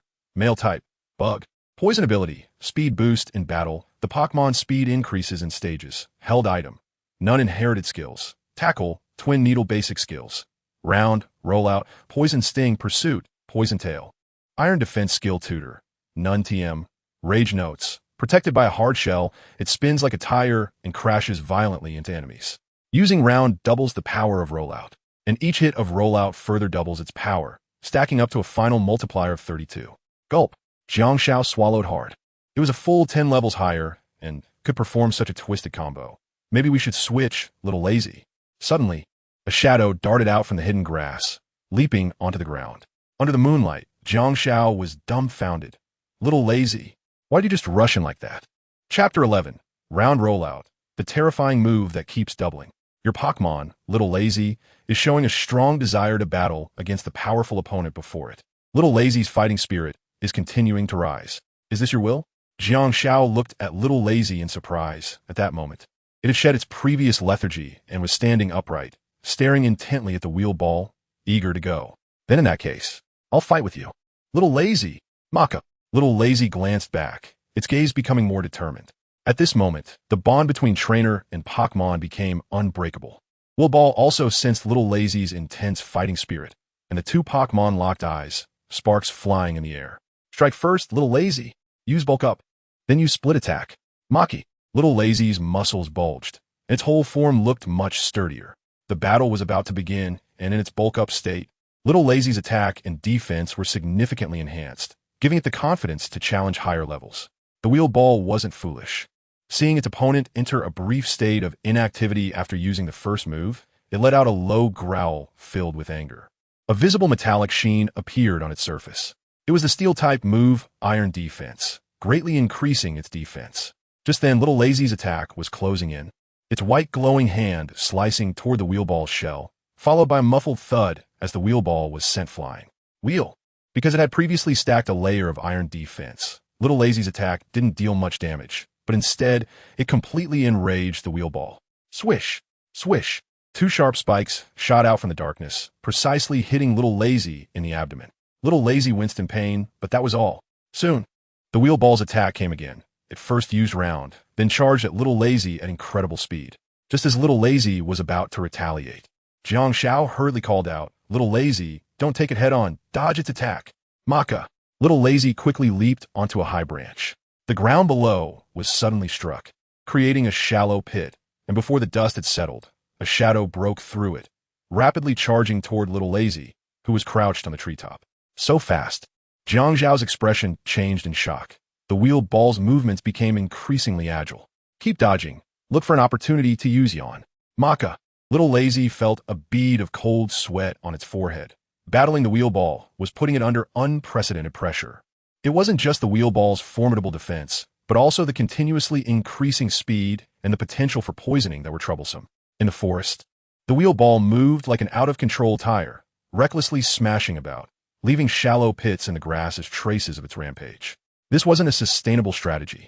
Little Lazy's attacks were all-contact moves with insufficient striking surface, making it hard to deal fatal damage to the wheel ball. As the battle progressed, Jiang Zhao's expression grew graver. What to do? Could they really just keep taking hits passively? Jiang Zhao was very unwilling, but had to admit that under the conditions of becoming round and the iron wall state, the rolling ball was really hard to break through for a lazy one whose level was a full 10 levels lower. Moreover, its speed was constantly increasing, and now it was even surpassing the lazy one, while the continuous hits were indirectly suppressing the lazy one's speed. Maka. The lazy old man was hit by the rolling ball when he wasn't paying attention and fell from the treetop. Oh no, this was the fourth consecutive hit. Lazy one quickly used the lazy move.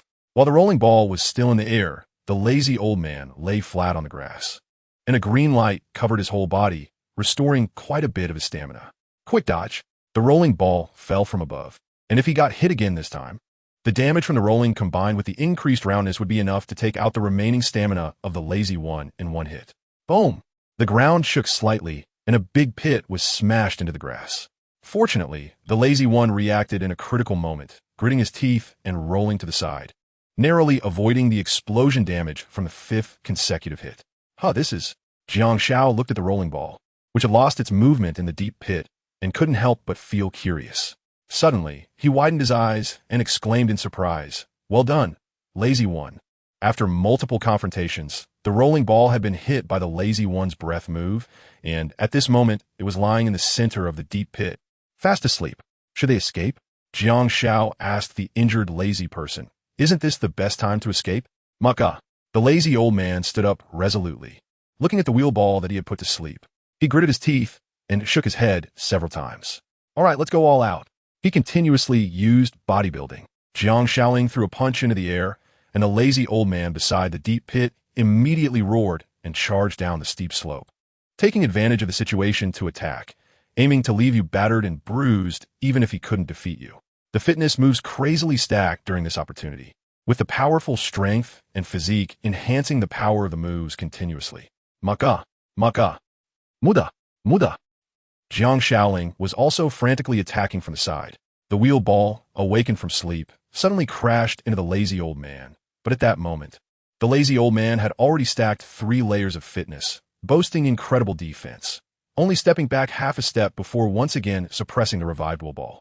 Seeing the situation was dire, the wheel ball used its poisonous tail to try to force the lazy old man back. But unexpectedly, the crazed lazy old man charged forward head-on.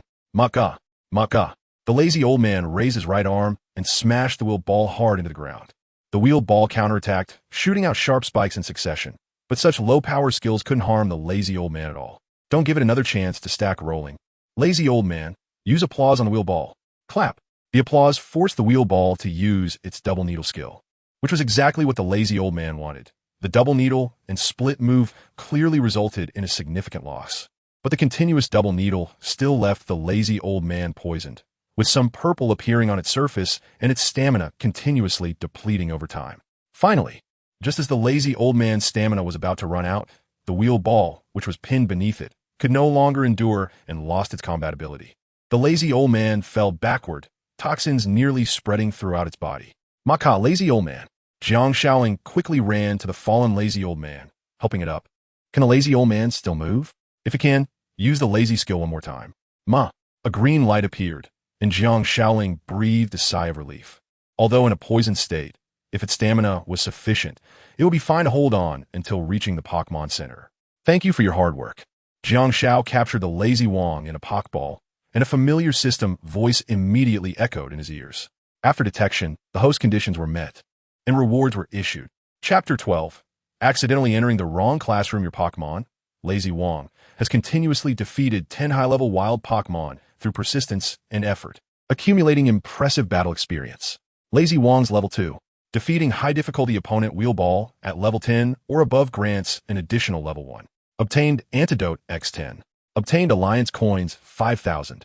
Obtained the skill CD for Endure X1. Endure, when a user is poisoned, paralyzed, or burned. Using this move will double its power and ignore the effect of having physical attack due to burn. Endure. Jiang Xiao looked at the skill CD in his hand, his face showing surprise. Endure is not just a typical move of its type. It has a power of 70 and can provide a significant boost when in a negative state, making it a godly skill for turning the tide in battle.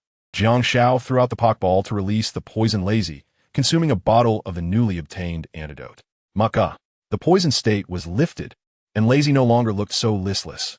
Here you go, Lazy. Jiang Xiao placed the Hardiness skill disc on Lazy's head, and the mastery of the Hardiness move was fully absorbed into Lazy's mind, like a sudden enlightenment. From now on, you need to practice hard. We can't let this amazing skill go to waste. Pokémon. Lazy, level 14. Potential. S. Gender. Male type. Normal ability. Overwork. Needs to rest for a while after each action. Held item. None inherited skills. Cut. Test knife. Arm hammer basic skills. Yawn. Clap. Slack off skill instructor. Bodybuilding skill disc. Hardiness remarks. The heart only beats once per minute. As a Pokémon that always stays lying down, you rarely see it move. Let's go, it's already late. Mom and Dad are probably searching for me all over the street. Jiang Xiao chuckled bitterly and scratched his head, unsure how to explain when he got back. I was kidnapped by a really annoying system. It forced me to finish 10 battles in the forest before it would let me go. Lazy, do you think they would believe what I say? Maka. Under the moonlight, a small boy carrying a backpack walked through the dangerous forest beside him. A slightly plump Lazy shook its head helplessly. Tianwu City Gym. Where did you run off to at this late hour? Mom leaned against the gym door, holding a rolling pin in her arms. Why aren't you speaking? Well, I was taken away by a really bad guy. Oof. Mom sneered with a displeased expression, then pulled Jiang Xiao into the Tianwu City Gym. Under the sparse moonlight, in the gym training area, Mom's rolling pin rhythmically struck Jiang Xiao's backside. The little boy lying on Mom's lap, getting spanked, helplessly rested his chin on his hands and sighed heavily. A few minutes later, the aroma of pork rib noodles wafted through the living room. Jiang Xiao sat on the sofa, although his backside was slightly red and swollen from Mom's spanking. Diving into the food always helped him forget his troubles. Ah, so good. Jiang Xiao lifted the soup and drank it all in one go, letting out a satisfied burp. Maka maka. Xiao Lan, who was also on the sofa, felt content after eating, stretched lazily, and fell into a deep sleep. How can you still sleep? If it weren't for you, would I have had to be punished by Mom? Jiang Xiao saw this and unceremoniously shook Xiao Lan awake. Go wash the bowl. Maka. Being ordered around, helplessly rolled off the sofa, then picked up the bowls and chopsticks from the coffee table and walked to the sink. Soon, the sound of running water could be heard.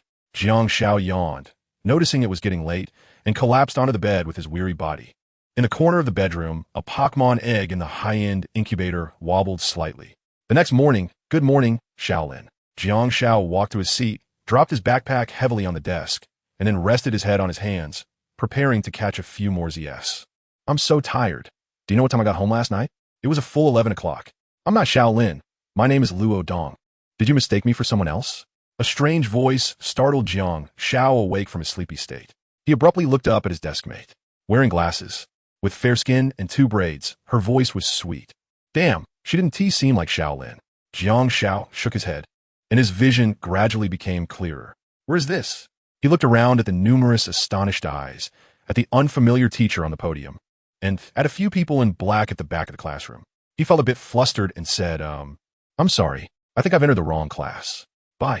Jiang Xiaowei hurriedly slung his backpack over his shoulder and dashed out of the classroom, feeling extremely embarrassed in this large social death scene. The girl with glasses and braided hair giggled sweetly, her big, watery eyes turning into crescent moons. She waved at the flustered Jiang Xiaowei and whispered bye-bye. After Jiang Xiaowei ran far away, the girl waved her hand behind her. The figure in black, who had been leaning against the back of the classroom, immediately bent down respectfully. Mississippi. Brother, what's wrong? Xiao Lin was adjusting the scarf on his little fire dragon when he saw Jiang Xiaowei rush to his seat, panting. Is something wrong? No, I'm fine. Jiang Xiao quickly stopped himself, How could he possibly let this almost embarrassing incident be known everywhere? He decided to bury it deep in his heart. Boss, Wei Shan, who was sitting in the front row, suddenly turned his head and handed over his breakfast with an extremely eager expression. Boss, you eat. Are you tired? Do you want me to give you a shoulder massage? Jiang Shao raised an eyebrow, realizing that this matter was not simple. Why have you suddenly changed today? Boss, you saved me and Nidran last night, so Wei Shan, have decided to recognize you as my boss. And look at this, boss. Saying this, Wei Shan threw out a Pokeball, and a flash of red light revealed a Caterpie. Wow. A Pokémon. Caterpie, level 2. Potential. B gender. Female type. Bug ability. Shield Dust. Does not receive additional effect from opponent's moves. Held item. None inherited skills. None basic skills. Tackle. String Shot skill tutor. None TM. Electro Note. Releases a strong odor from its antennae to drive away enemies and protect itself. Last night, after I took Caterpie to the Pokémon Center for treatment, it just stuck to me. Wei Shan touched the back of his head, still showing excitement on his face. And then, I captured it. Guess what? My dad took it to a professional Pokémon institution for appraisal, and the potential value turned out to be B. When my dad came home, he directly used his long-preserved TM Electroweb on it. Wei Shan was getting more and more excited, completely unaware of a figure approaching from behind. The girl with braided hair pushed past Wei Shan, who was blocking her way, and sat down in front of Jiang Shao, propping her chin on her hand, with a sweet smile saying, "Hello, we meet again." Chapter 13. Lucario, an unbeatable opponent, damn it. Who the hell are you, you crazy woman?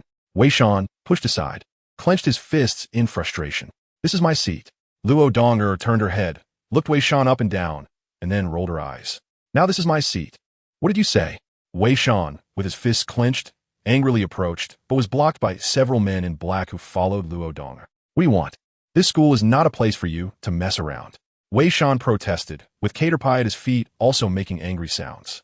On the other side, Luo Donger turned her head again, revealing a sweet smile, her beautiful eyes hidden behind glasses crescent-shaped with delight. She softly asked Jiang Shao, "My name is Luo Dong, but you haven't told me your name yet?" "My name." The little boy, caught off guard by the question, glanced around at the tense atmosphere and felt uneasy inside. Why do you want to know that? Because we will be classmates in the future, of course. I need to know your name. Weren't you in the next class? Yeah, but I've transferred to your class now, and the principal agreed. Hee hee, I'll be sitting in front of you. You don't mind, right? Slap. Jiang Shao helplessly slapped his forehead, seemingly realizing that he had mistakenly walked into the wrong classroom and inadvertently attracted a little fan. Speaking of which, I am indeed quite handsome. Ahem. My name is Jiang Shao, but this seat belongs to my friend. If you want to sit here, you need his permission. I don't agree. After hearing Jiang Zhao's words, Wei Shan, who was blocked in the aisle by the person in black, became excited. I want to sit with the boss. I absolutely refuse to change seats. Oomph. Green-haired turtle. It's just a seat change. Why be so stingy? Luo Donger pouted unhappily. You're the green-haired turtle. Your whole family is a bunch of green-haired turtles. If you dare to fight me, if you win, I'll give you back your seat. But if you lose, this seat will be mine. What, are you afraid? Let's fight. In a fit of anger, Wei Shan agreed without thinking, gritting his teeth with a determined look. Idiot. The corners of her mouth slightly curved upward.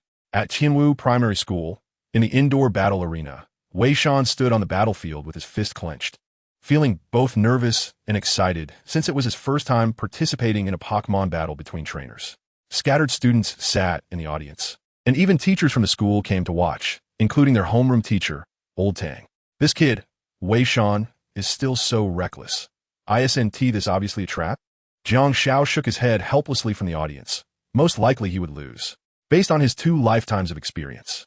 Just seeing Luo Donger's black-clothed bodyguards made him realize that this girl had an impressive background, definitely a descendant of a Pokémon family. Brother, do you think Wei Shan can win? Shaolin, sitting beside Jiang Shao, looked worriedly at the battlefield. I think it's hopeless. Kaka hearing this. Little Charizard lowered its head in disappointment. Even the flame at the end of its tail dimmed a bit. After experiencing life-and-death struggles last night, its attitude towards Wei Shan had greatly improved. Surprisingly, homeroom teacher Old Tang walked down from the audience and stood in the referee area of the battlefield. This battle will be conducted in a 1v1 format, meaning each trainer can only use one Pokémon and cannot switch mid-battle. Recovery items are also prohibited. When either side's Pokémon loses its ability to battle, the winner will be determined. Now let the battle begin. Nidoran, it's decided to be you. Wei Shan threw out the Pokeball first, and with a flash of red light, a purple Pokemon appeared on the battlefield, not even the size of a school bag. Yay! The green caterpillar on Wei Shan's right shoulder cheered from the sidelines. Nidoran nodded back, its spirit rising even higher due to the encouragement. Pokemon, Nidoran, level 7, potential, C, gender, male type, poison ability. Poison Point has a chance to poison the attacker when hit by a contact move, held item, none inherited skills, tackle basic skills. Leer, Peck, Poison Sting, double kick skill tutor, none TM, Longhorn remarks. The muscles controlling its ears are very well developed, allowing it to rotate its ears in any direction, making it a Pokemon that won't miss even the smallest sounds.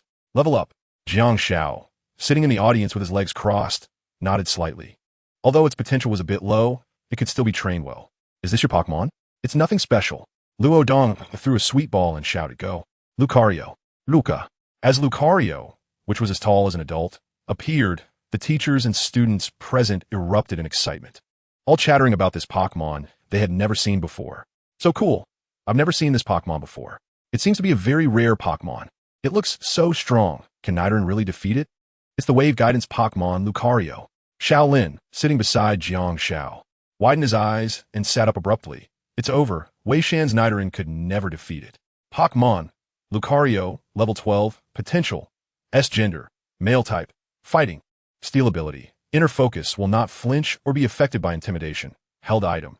Lucario Megastone inherited skills, Sky Uppercut, Iron Defense, Blaze Kick, Crunch basic skills, Aura Sphere, Swords Dance, Detect, Quick Attack, Metal Claw, Double Team, Fake Out, Bone Rush Skill Tutor, Ice Punch TM, Shadow Claw, Shadow Clone Sleep, Swords Dance remarks, manipulates a power called Aura to hunt, a force capable of shattering even large rocks. Lucario Megastone. Jiang Zhao's expression changed. While he was slightly surprised by Lucario's S-level potential, the fact that it was holding a Megastone completely stunned him. One absurd configuration, so many skills, high potential, and it can Mega Evolve. If I were to go up, I would probably also be doomed.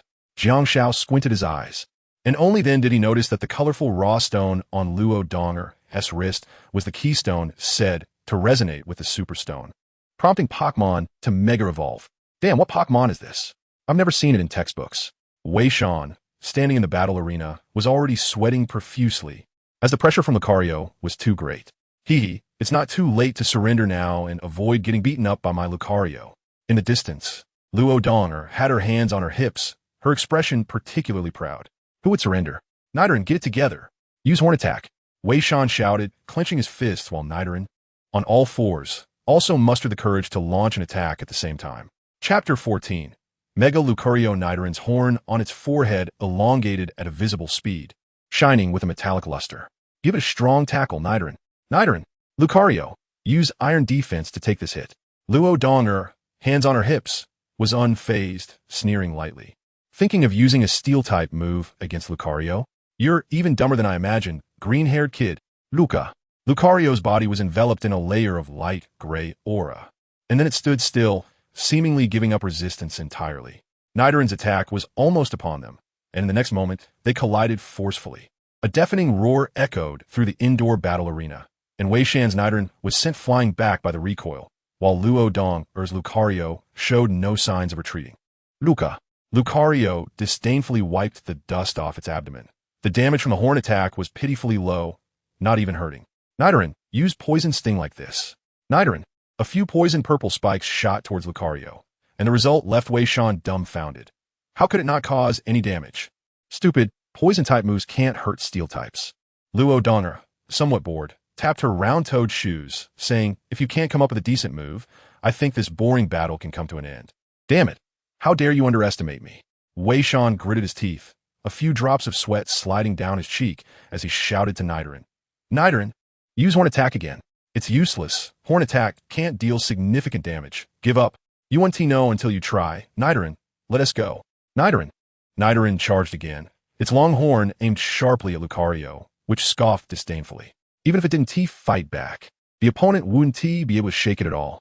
The whistle of the attack was imminent, but at that moment, a sly smile appeared on Wei Shan's face. You fell for it. Nidoran now. Use Double Kick. Bang. Bang. Two swift side kicks struck Lucario's abdomen hard, causing the injured Lucario to wince and take a half step back.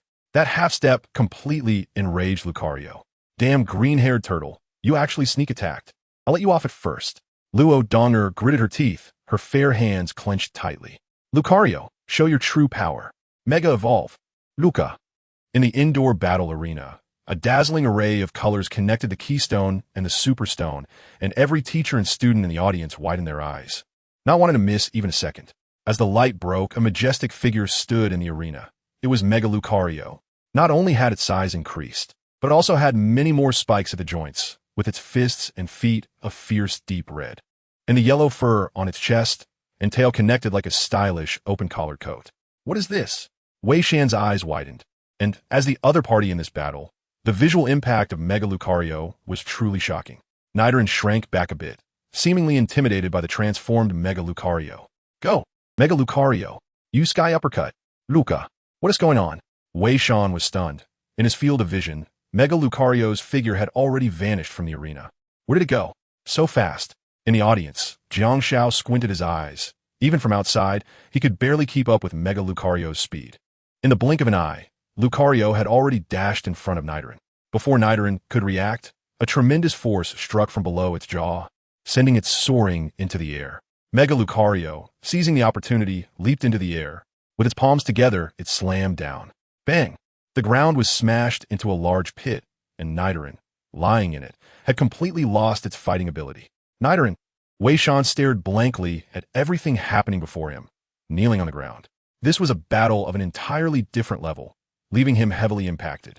The onslaught from Mega Lucario was too swift, to the point that the audience on the stage hadn't even reacted before the battle was over. I admit you have some cleverness. Luo Donger walked over with her arms crossed, amid the dust.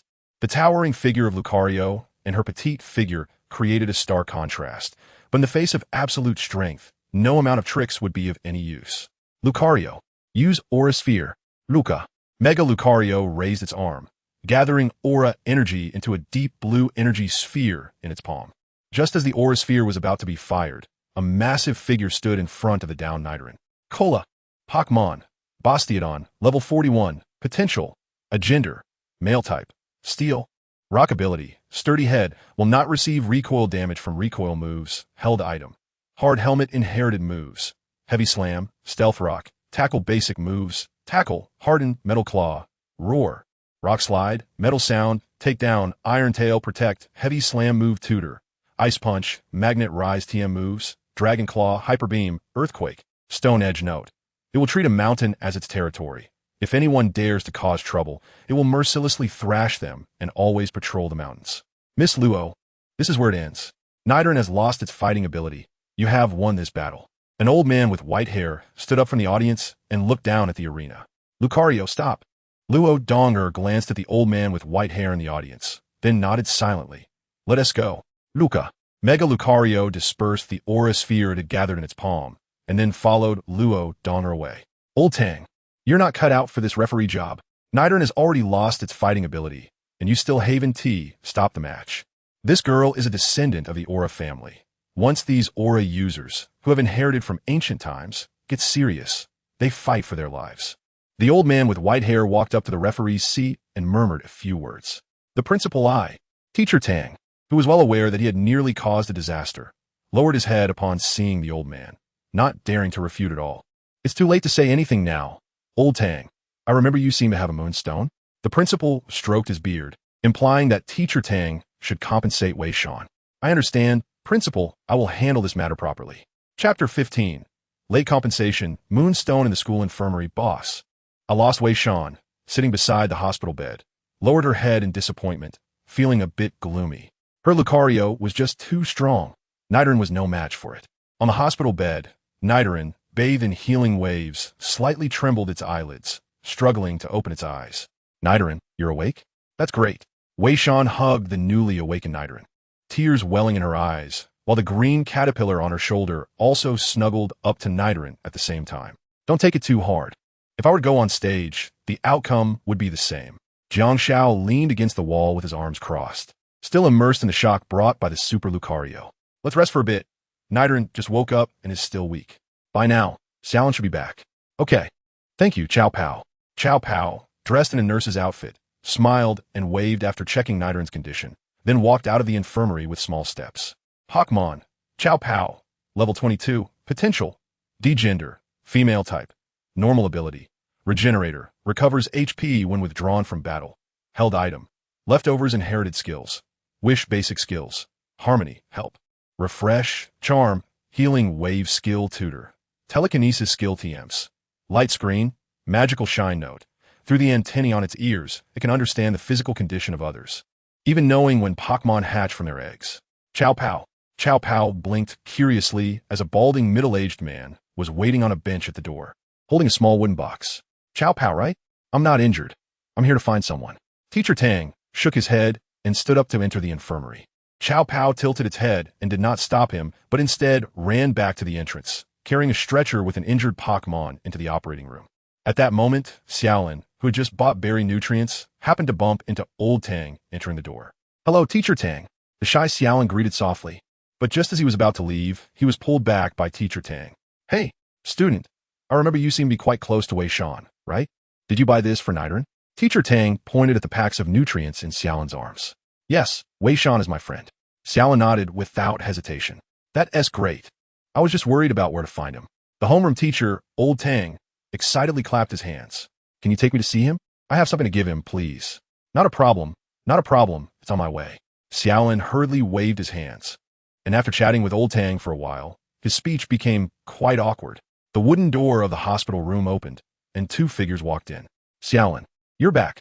Wei Shan turned around happily upon hearing the door open, but as she opened her eyes, she saw not just one figure. Hello, Teacher Tang. Hello, Old Tang. Jiang Xiao, leaning against the wall, also greeted. Just as Old Tang was about to speak, Jiang Zhao's Old Tang made him hold back, turning to look at the boy beside him, his mouth twitching in silence. You kid, you're still young. Why you act so slick? I'm mature. Homeroom teacher Old Tang awkwardly coughed a few times, no longer dwelling on Jiang Zhao's form of address. Instead, he walked up to Wei Shan and asked with concern, Wei Shan, your Nidoran is fine now, just a bit weak. It won't be able to battle for a short while. Wei Shan said, taking the nutrients Xiaolin handed her to feed Nidoran. Teacher Tang, did you need something from me? As a student sitting at the back of the classroom, Wei Shan had never felt fond of homeroom teacher Tang. Moreover, if it weren't for Old Tang zoning out during the match and not stopping it in time, Nidoran Wu and Ti had been beaten so badly by Lucario. This left Wei Shan with some resentment toward Old Tang. Ahem, it's like this, Wei Shan. Old Tang, being someone who had been through it, noticed the displeasure on Wei Shan's face and tried hard to hide his embarrassment. Regarding the issue of not terminating the match in time during the battle between Nidoran and Lucario, I apologize to you. This is for you. Considered a compensation from the teacher. As he spoke, homeroom teacher Tang opened the wooden box tucked under his arm, revealing an irregular dark gray crystal. This is a moonstone. Wei Shan's eyes widened in disbelief, her breathing becoming a bit hurried. Is it really for me? Yes, this is your compensation. Old Tang glanced at his moonstone with a hint of reluctance and sighed. The moonstone is a necessary condition for the evolution of certain Pokémon. For instance, your Nidoran. Once it evolves into Nidorino, without the power of the moonstone, it won't be able to evolve into Nidoking, no matter how high its level is. Take it. Since the teacher promised to give it to you, he will definitely keep his word. Homeroom teacher Tang handed over the moonstone. Thank you, Teacher Tang. You're so kind. Wei Shan said tearfully, just as she was about to reach out to grab it. The moonstone was suddenly pulled back by Old Tang. Wei Shan looked puzzled, blinked, and asked Teacher Tang, what are you doing to him? Sorry, my hand shook just now. Homeroom teacher Tang blushed and tightly grasped his right wrist with his left hand, once again extending the moonstone. This time, Wei Shan finally held the moonstone she had longed for. Teacher Tang, can you please let go? I'll let go. You really haven't tea. In the school infirmary, the hands of an old and a young person were tightly gripping the moonstone, yet their mouths were politely insisting. One saying it was the teacher's goodwill and to keep it, while the other saying it was too precious and that they couldn't accept it. Both faces were flushed, and their arms were trembling continuously. As bystanders, Jiang Xiao and Xiaolin exchanged glances, both wearing expressions of disbelief. Can a person really be this hypocritical? After a while of stalemate, Jiang Xiao couldn't stand it anymore. A third hand appeared on the moonstone. Homeroom teacher Tang looked at Jiang Xiao, and Wei Shan was also looking at Jiang Xiao. This long-standing balance had to be broken by a third party. Just take it. Jiang Xiao pulled with all his might. and the moonstone fell into Wei Shan's arms with a thud. My moonstone! Old Tang fell backward, clutching his chest tightly with his right hand, his heart bleeding. Just then, a sound of footsteps came from outside the infirmary, and under the escort of the black-clad figures. Luo Donger strode in with her head held high. Hey, green hair, turtle. Chapter 16, Super Evolution. Hey, green hair, turtle. Luo Donger's commanding voice startled the sobbing and crying homeroom teacher, Mr. Tang. Once he realized who had entered through the door, he suddenly stood up, brushed off the dust from his clothes, and nonchalantly left with his hands behind his back. Jiang Shao glanced down the corridor towards the infirmary and saw the back of the homeroom teacher, Old Tang, running away in embarrassment. This time, it was truly a big embarrassment. Who are you calling a green-haired turtle? It's the glasses girl. Wei Shan, who had just obtained the moonstone, gritted his teeth and retaliated. What do you want, you crazy woman? I'm telling you, I 1T battle you. Don't even think about it. Nidaqueen and Caterpie also angrily voiced their support.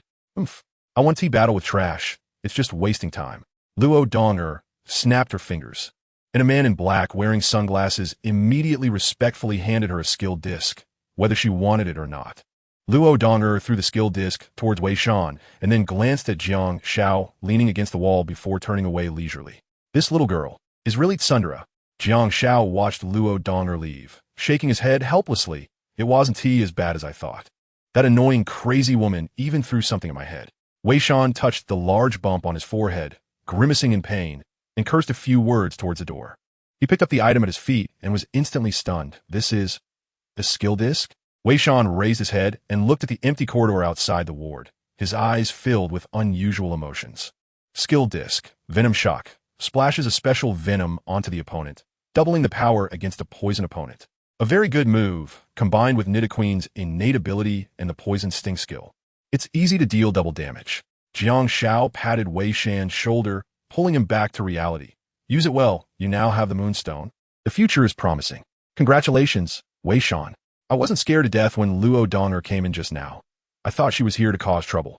Shaolin sighed in relief, not expecting her to come to visit Nidaqueen.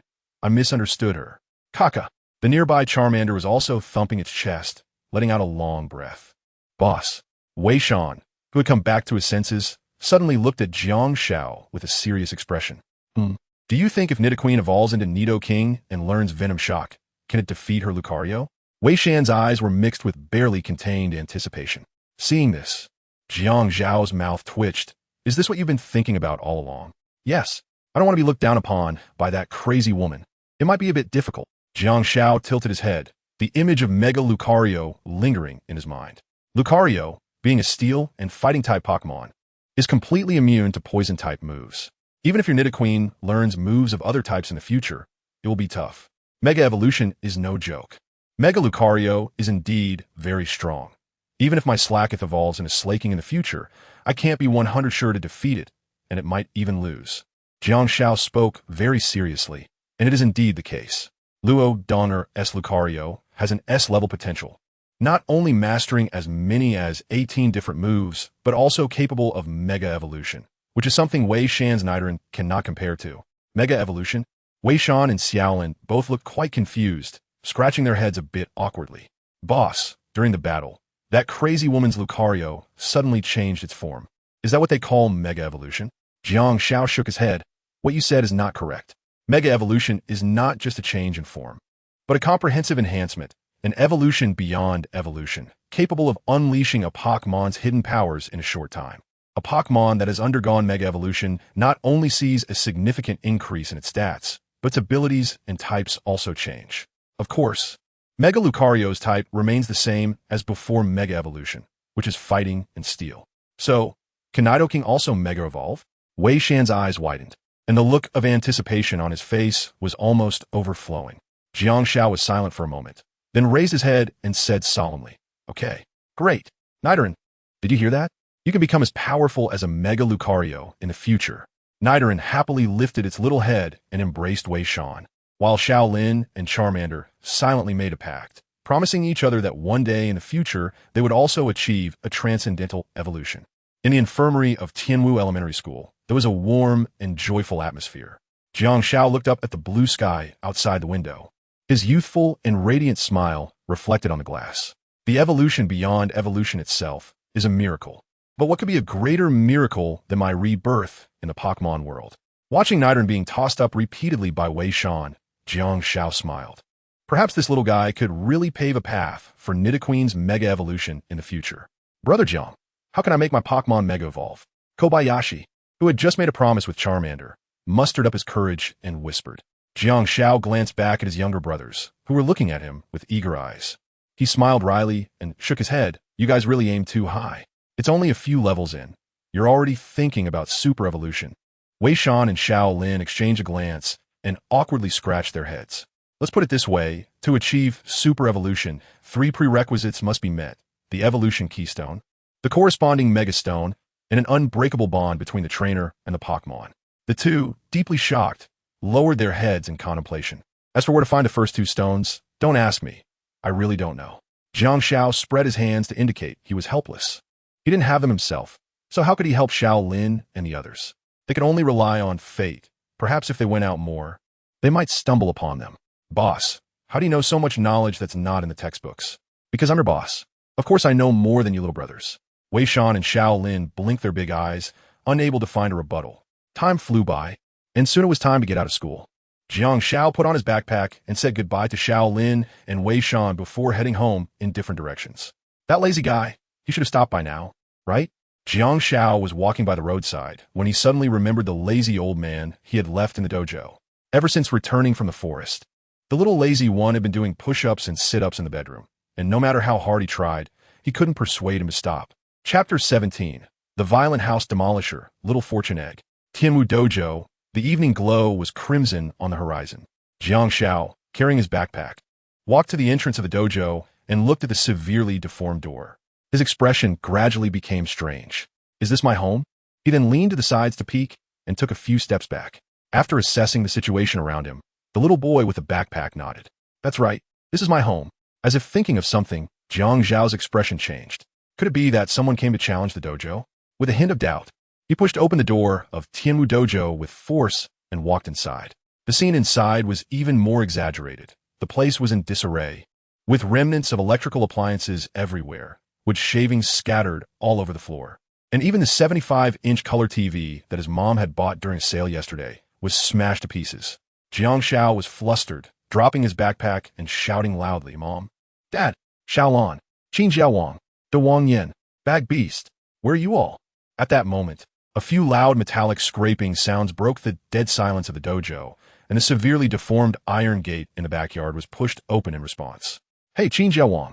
He bent down and waved to Jiang Xiao, who was in the center of the living room. Jiang Xiao scratched his head in confusion, but chose to follow him. What was going on? Why had his home turned into this? Looking bewildered, Jiang Xiao followed Qin Jiaowang to the grassy area in the backyard of the dojo. Not far away, several figures were gathered around a campfire, eating skewers. Welcome back, you little brat. Come sit here. Sizzle. Hey. Seeing everyone safe and sound, Jiang Xiao, who was standing at a distance, let out a sigh of relief. But he was also extremely curious about why the Tianmu Dojo had turned into this state. Mom, Dad, have we been robbed? Jiang Xiao sat on a protruding rock, taking a few lamb skewers that his mom handed him. Why is everything so messy? The roof has been smashed with several holes. Seeing Jiang Xiao's puzzled expression, his parents exchanged smiles and began to speak mysteriously. You little brat, do you remember the Pokémon egg you brought home from school? What about it? It has hatched. Dad laughed heartily, raising a beer to drink, and even put his arm around Jiang Zhao's shoulder. You really gave your dad a big surprise. It's a little foo egg, and it has reached S-level potential. Don't mention just demolishing the dojo.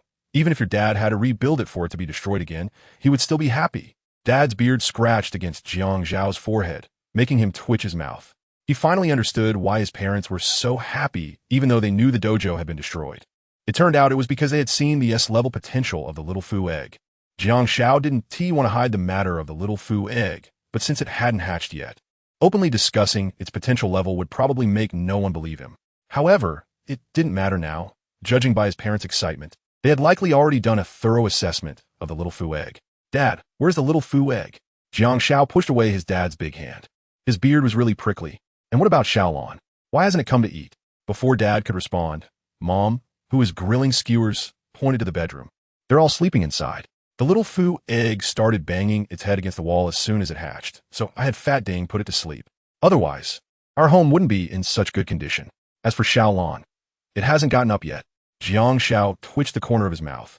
Looking at the messy Tianwu dojo, this is not what you call well-preserved. It's clearly a place that almost had its foundation torn down. You little rascal.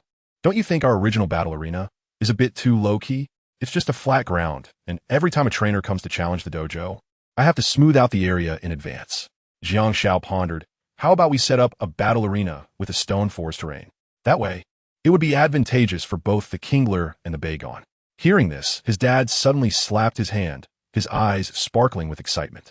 This idea is great, truly worthy of being my son, Jiang Jinghao's child, just as smart as your old man. Ha ha ha ha. His mom rolled her eyes and chuckled while covering her face. You're a grown man. How can you be so narcissistic? Jiang Xiao, you can't be like your dad. It's not appealing to girls.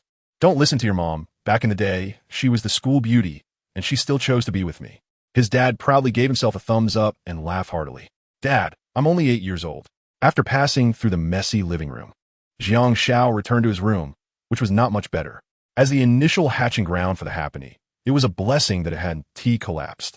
Sleeping so soundly, Jiang Xiao walked over to the cluttered bed, where a small pink figure was hugging his pillow and sleeping soundly. Was she hypnotized by Mom's Jigglypuff? Pokémon. Happiny. Level 5. Potential. S gender. Female type. Normal ability. Natural cure. Recovers from status conditions when switched out of battle. Held item. None inherited skills. Endure gravity. Double edge. Heal bell basic skills. Growl. Pound. Mimic. Round skill tutor. None TM. None notes. A very gentle Pokémon. But if its round stone on the belly is taken away, it will cry and make a fuss. Looking forward to working with you. Happiny. Jiang Xiao gently stroked the head of the sleeping little lucky egg, then took out a Pokeball and lightly touched its body.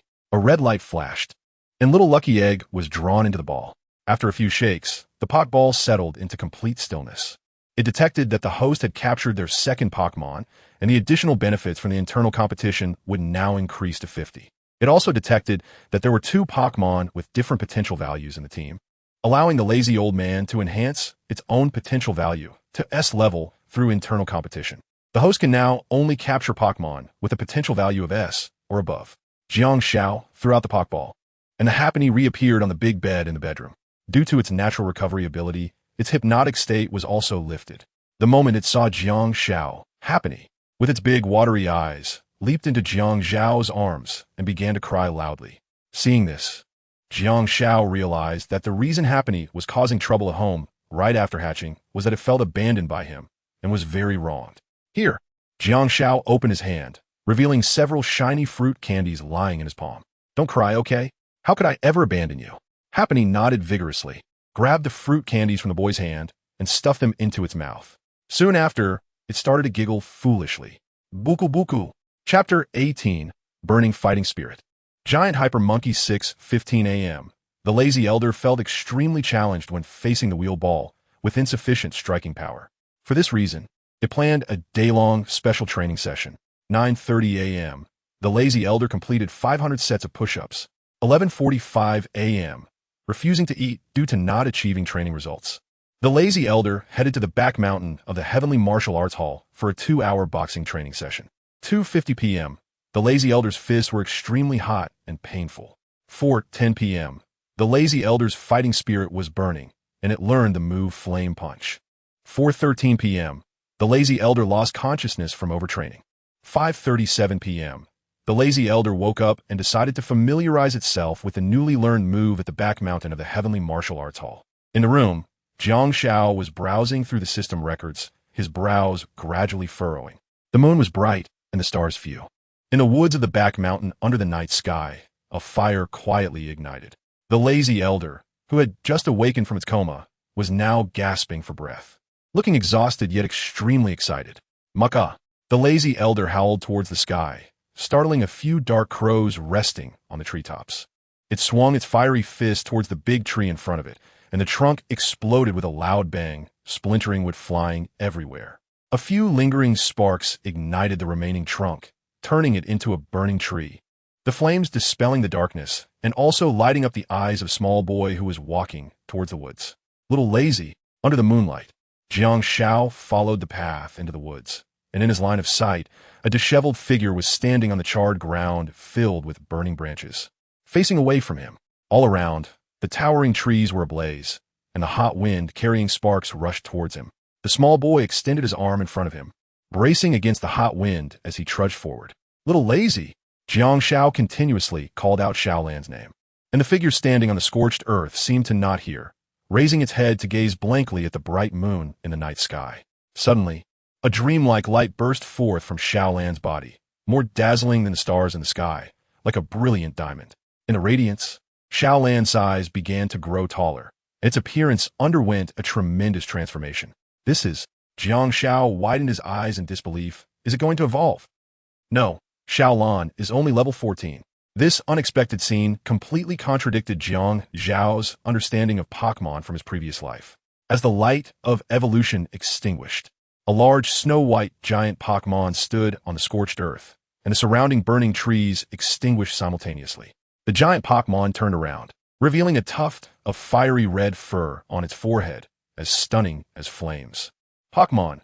Active Ape, level 14, potential, S, gender, male type, normal ability, vital spirit, cannot fall asleep during battle, held item, none inherited moves, slash, night slash, arm, thrust, basic moves, yawn, try again, slack off, scratch, hang in there, growl, double hit, move, tutor, bodybuilding, flame punch, TM, hang, tough note, a Pokémon that cannot stop for a moment.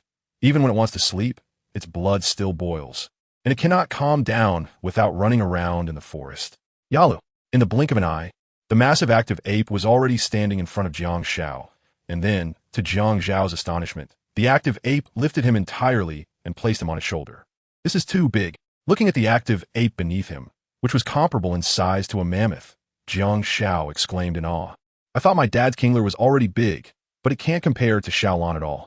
The average height of an active ape is about 0.8 meters, while Kingler is 2 meters tall, and my dad's is quite a bit larger than a normal Kingler, standing a height of 3 meters. However, after evolving into active ape, Xiaolan stands at a height of 4 meters, far exceeding the average height of a regular active ape, and the tuft of red fur on its forehead is as hot as flames. Xiaolan, use flame punch on that big tree over there." Yalu. Swish in an instant, the air around them swirled, and the massive active ape leaped up from the scorched earth, charging toward the big tree at an incomprehensible speed. Boom! Explosive flames erupted on the mountainside, flames shooting into the sky, and a surging wave of heat scorched a large area of vegetation. With just one punch, it completely obliterated a tree with a diameter of 2 meters, turning the ground within a 30-meter radius into scorched earth. So powerful, Jiang Shao, who was tightly gripping the head of the active ape while standing on its right shoulder, showed a look of wild joy. Such a powerful flame punch. Even a fire-type Pokémon wouldn't be able to unleash something like this. Yalu. The giant active ape howled to the sky amidst the sea of flames, with the tuft of fiery red fur on its forehead radiating a scorching aura. Detecting that the active ape's unidentified ability is generating based on the ability trigger mechanism, it is defined as fighting spirit. "Good morning, boss." "Morning." The next morning, Wei Shan and Xiao Lin stood at the fork in the road and greeted a little boy walking toward them. The boy smiled and waved, then walked alongside them toward the school. Wei Shan was enjoying his breakfast, holding a fried dough stick in one hand and a cup of soy milk in the other, while Xiao Lin, as usual, walked with his head down. However, unlike the beginning of the school year when he walked to school alone, he now had 2 friends by his side and a Charmander accompanying him. "Brother, is this your newly caught Pokémon? It's so cute." The sharp-eyed Xiao Lin immediately spotted the little lucky egg peeking out of Jiang Zhao's backpack, which was currently making various funny faces at Charmander. Jiang Zhao nodded. "The lucky egg doesn't like staying in its Pokeball, so I brought it along." "Brother, what about your slacker?" Jiang Shao thought of the active ape's current size and couldn't help but twitch his mouth. "It's too big. It's inconvenient to carry around. It's probably still sleeping in its Pokeball." "Too big?" Xiaolin blinked in confusion behind his glasses. He remembered that although Xiaolan was chubby, it wasn't as big as Jiang Shao said, right?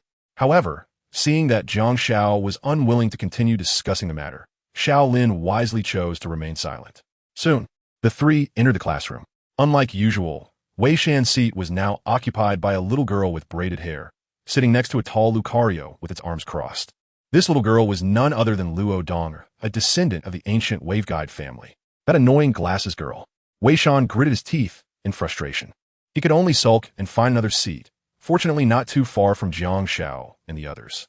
When he saw Jiang Shao approaching, Luo Donger, who had been bored, suddenly became interested and greeted him. Good morning, lost Jiang Shao. Morning. Chapter 19. The Fascinating Lucky Egg Morning.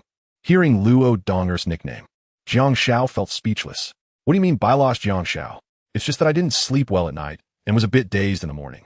At the same time that Luo Donger took the initiative to greet him, Lucario, who had been lying back in the chair with its eyes closed, suddenly opened its eyes and observed him meaningfully for a moment. Jiang Shao sat back in her seat, put down her backpack, and little Fudon popped out from inside. Looking at the little Fudon that was asking for fruit candies, Jiang Shao sighed helplessly and warned it that eating too many candies would cause tooth decay. But little Fudon didn't care and kept rolling and acting cute on the desk. All right, just one piece, okay? No more than that. With the fruit candy in hand, little Fudon shook its head and sat on the desk, laughing foolishly. Its mischievous laughter caught the attention of Luo Donger in the front row. Jiang Shao, is this Pokémon yours? It's so cute. Luo Donger turned around and immediately fixed her gaze on the giggling little Fudon. Can I hug it? She blinked her beautiful autumn-like eyes, filled with anticipation. You'll have to ask little Fudon about that. Jiang Shao spread his hands to express his helplessness. His little lucky egg had quite the personality and wouldn't even let his parents hold it. At the moment, the only one who could hold it was Jiang Shao himself. Moreover, the little lucky egg's strength was not ordinary. If forced to be held, it might get hurt. Little cutie, can I hold you? After hearing Jiang Zhao's words, Luo Donger nodded and seductively teased. If you let me hold you, I'll buy you lots and lots of fruit candies. Suddenly, the little lucky egg, who had previously appeared indifferent, immediately turned around upon hearing the mention of fruit candies and reached out to hug the grinning Luo Donger. Yes, got it. Luo Donger scooped up the little lucky egg and dashed out of the classroom towards the school store, leaving Jiang Shao and Lucario in a state of confusion at their seats. Lucario? Wasn't it just a hug? Why did she run off with it? A few minutes later, ahem, everyone quiet down. Take out your textbooks and stop whispering. The class bell rang, and the homeroom teacher, Mr. Tang, appeared at the podium with his Flareon. At this moment, Luo Donger returned to her seat with a little lucky egg after buying fruit candies from the school store. Little cutie, why don't you just follow me from now on? Luo Donger propped her chin on one hand, gazing at the little lucky egg, who was chewing on the fruit candies at her desk with a love-struck expression. I'll buy you fruit candies every day. Suddenly, the little lucky egg grabbed a handful of fruit candies and leaped over Luo Donger's head, jumping back into Jiang Zhao's arms. Then, with a cheeky expression, it stuck its tongue out at her. You ungrateful little rascal. I even bought you so many tasty treats. Feeling tricked, Luo Donger stomped her feet in frustration. But when she saw Jiang Zhao's smug expression, she huffed and turned her head away. I don't even care about a little lucky egg. Right, Lucario? Lookaloo. Lucario nodded repeatedly, indicating that it was 1,000 times better than that little red rascal. The dog-like Pokémon and its Thunder trainer reminded Jiang Shao of a popular internet meme from his previous life, and he couldn't help but think it was quite fitting. Although Luo Donger claimed she didn't care, her occasional glances at the little lucky egg during class were clearly noticed by Jiang Shao and Xiao Lin, who sat behind her. Each time she was caught, Luo Donger would pout her lips and fold her arms, acting all high and mighty as she turned her head away. Then, a few minutes later, she would steal another glance. By the end of the class, Jiang Shao had caught her at least 15 times. At the podium, Teacher Tang closed the textbook and slowly walked down, signaling the end of the morning class. Tianwu Elementary schedule was quite simple. One class in the morning and one in the afternoon, with each class lasting less than an hour, leaving the remaining time for free activities. The philosophy promoted by the Pokémon League was such that rather than having students spend their middle and high school years in tedious theoretical knowledge, it was better to leave most of the time for them to gain truth through practice. Boss, is it really okay? On the indoor battle stage, Wei Shan looked at the little lucky egg with some concern. It had just hatched not long ago, and his Nidoran was already level 7. Should I switch to Caterpie instead? No need, just bring it on. On the other side of the battlefield, Jiang Shao and the little lucky egg confidently crossed their arms, indicating they were completely unfazed. After all, the free time was the best opportunity to practice their moves. With so many amateur trainers in school, each battle would significantly improve their move proficiency. All right, but be careful, boss. My Nidoran is super strong. Nidoran, use Poison Sting. The purple poison stings flew quickly, showcasing better accuracy and attack speed than before, indicating that Nidoran had been practicing hard during this time. Little Lucky Egg, shrink your size, and then use round. Borku. On one side of the battlefield, the Little Lucky Egg visibly shrank several times in size, easily dodging Nidoran's Poison Sting attack as it transformed into a pink sphere. Damn it. At this rate, the hit rate of Poison Sting is too low. No way. Seeing the skill miss, Wei Shan clenched his fists and roared as Nidoran closed in, using double kick. There's no way I'll let you succeed. Little Lucky Egg, imitate Nidoran's move. Borku. The Little Lucky Egg snorted, its feet glowing white as it struck, just as Nidoran was about to kick, landing its attack on Nidoran. Because of its reduced size, Nidoran's double kick completely missed. Now, Nidoran, use Leer. Nay, good, don't give a chance to breathe. Tackle and Longhorn. Wei Shan's face lit up with joy. Such a close-range attack will be impossible for even the shrunk Little Lucky Egg to dodge. But the next moment, his expression changed drastically, and he realized it was too late to stop it. Just as Nidoran was about to crash into the Little Lucky Egg, Jiang Shao calmly said, Little Lucky Egg, take it head-on, and then double it back. Borku. The violent collision kicked up a cloud of dust on the battlefield. In the dust, Nidoran's figure was sent flying and crashed heavily to the ground. Nidoran. It struggled to get up, but after a moment, it fell again. With Nidoran unable to continue battling, Jiang Shao and his Little Lucky Egg were declared the winners. Xiao Lin and the Little Charizard, acting as referees, raised the flag on Jiang Zhao's side. Wow, boss. Your Little Lucky Egg is so tough. It took a full combo of tackle and Longhorn and still stood strong. Damn it, I was so close to winning. Wei Shan knelt on the ground, frustrated and pounding the ground. Chapter 20. The Art of Double Counterattack So Tough. Does anyone know what this pink Pokémon is called? I want to catch one too. In the audience, several students widened their eyes, all amazed by the Little Lucky Egg's resilience. It's a Lucky Egg, a rare Pokémon. That makes sense. Lucky Eggs' HP base stats are indeed quite high, but I remember their physical defense base stats are quite low. Why does this one seem so high? Could it be that it underwent a lot of targeted training? Withstanding damage from a higher level opponent while still being able to reliably execute a double counterattack was enough to show the Little Lucky Egg's toughness. But even more shocking things were yet to come. As the dust settled on the battlefield, a small pink figure stood with its hands on its hips, grinning widely. How is this possible? Wei Shan's eyes widened in disbelief. I feel like the Little Lucky Egg didn't take much damage at all. That shouldn't be. According to Wei Shan's original expectations, the Little Lucky Egg should be at its limit now, not much different from Nidoran, which had lost the ability to fight. He even thought that if he had handled things a bit better, he could have one. But now Burkak, Little Fu Dan raised its small head proudly, showing no signs of weakness or impending loss of combat ability. Its stamina was abundant.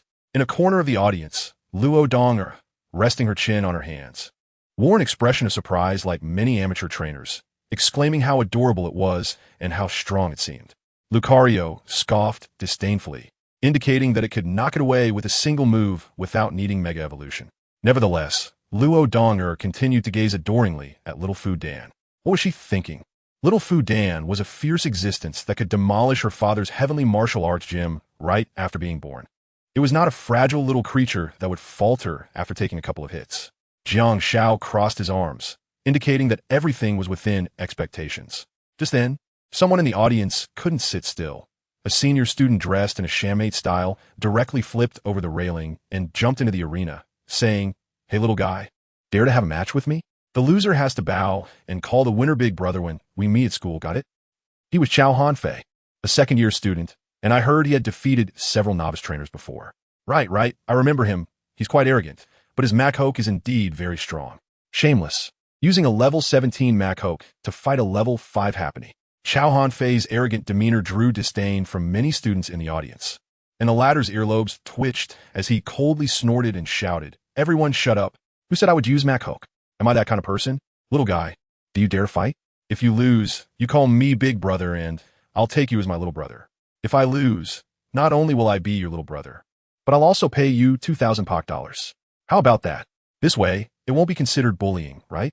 Saying this, Chao Hanfei casually threw a great ball to the ground.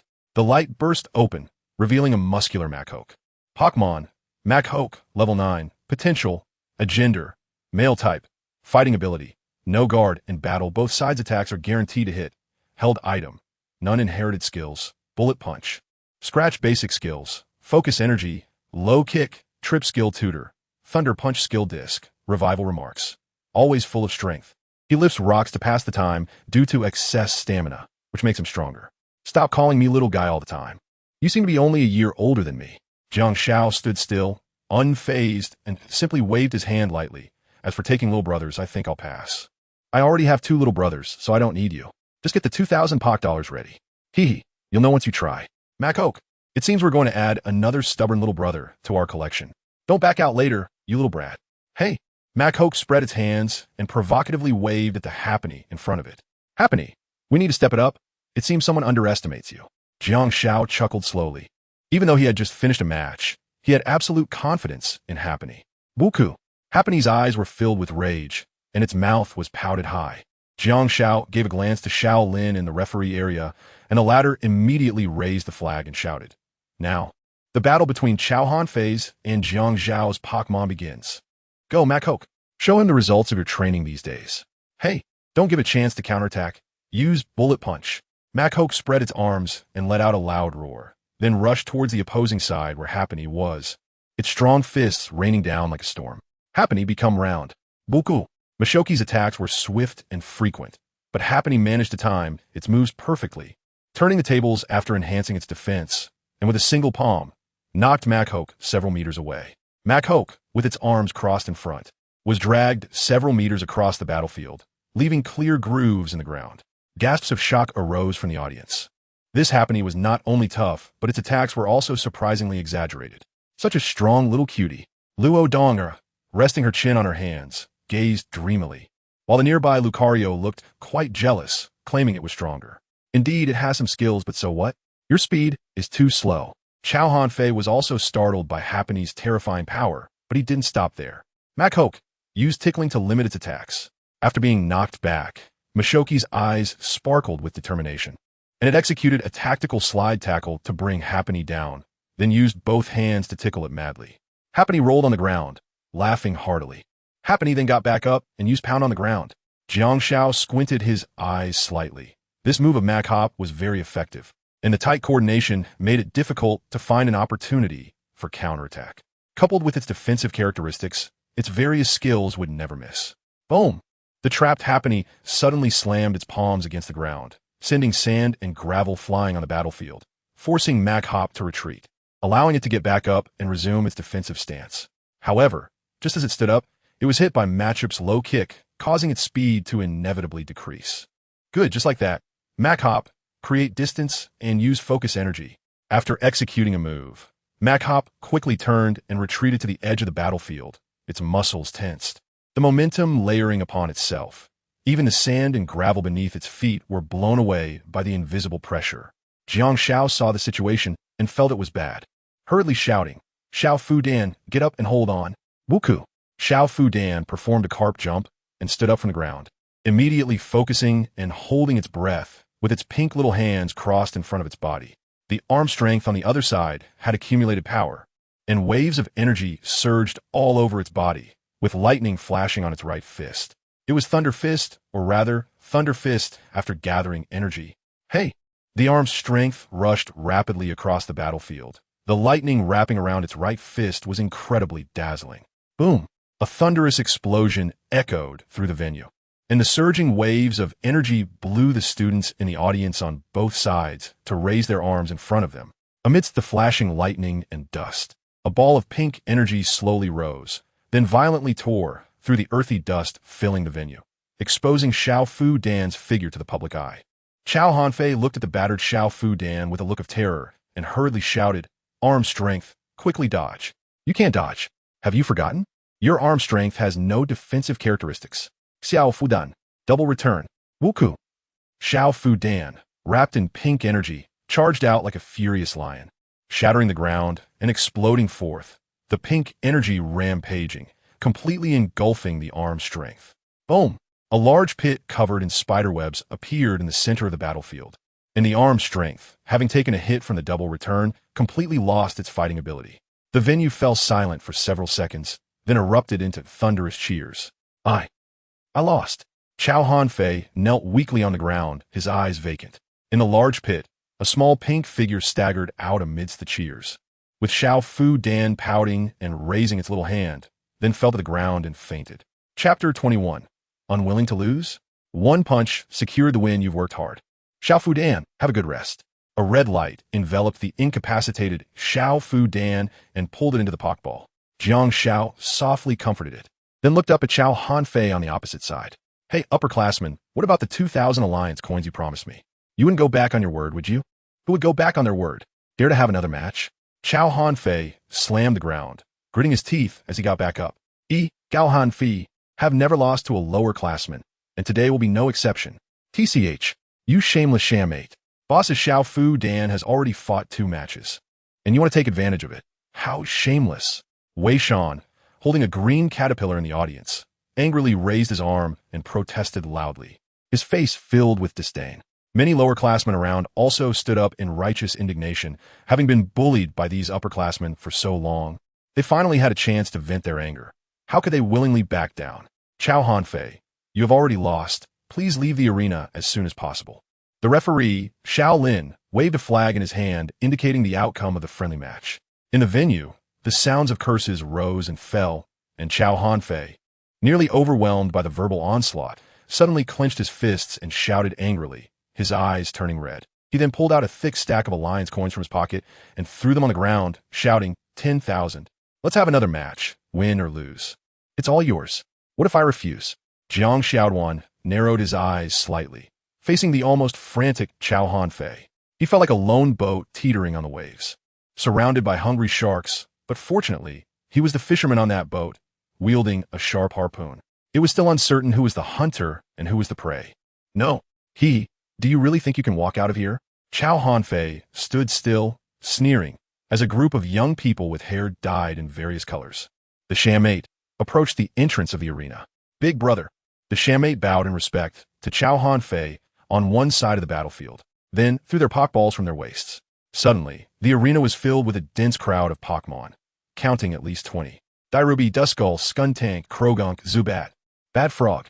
I've said it before, I, Xiao Hanfei, will not lose to a first-year freshman. You have to fight, whether you like it or not. Monferno. Teach him a harsh lesson. Hojia. Pokémon. Monferno, level 17. Potential. Be gender. Male type. Fighting ability. Unyielding when its ability is lowered by the opponent. Its attack power greatly increases. It does not activate when its own ability is lowered. Held item. Black belt inherited skills. Close combat. Detect basic skills. Desire. Scratch. Low kick. Leer Fury Swipes, Karate Chop Pursuit, Earthquake Throw Skill Tutor, Iron Tail TMs, Rock Slide, Bodybuilding Brick Break Note. This Pokémon will get angry immediately over trivial matters.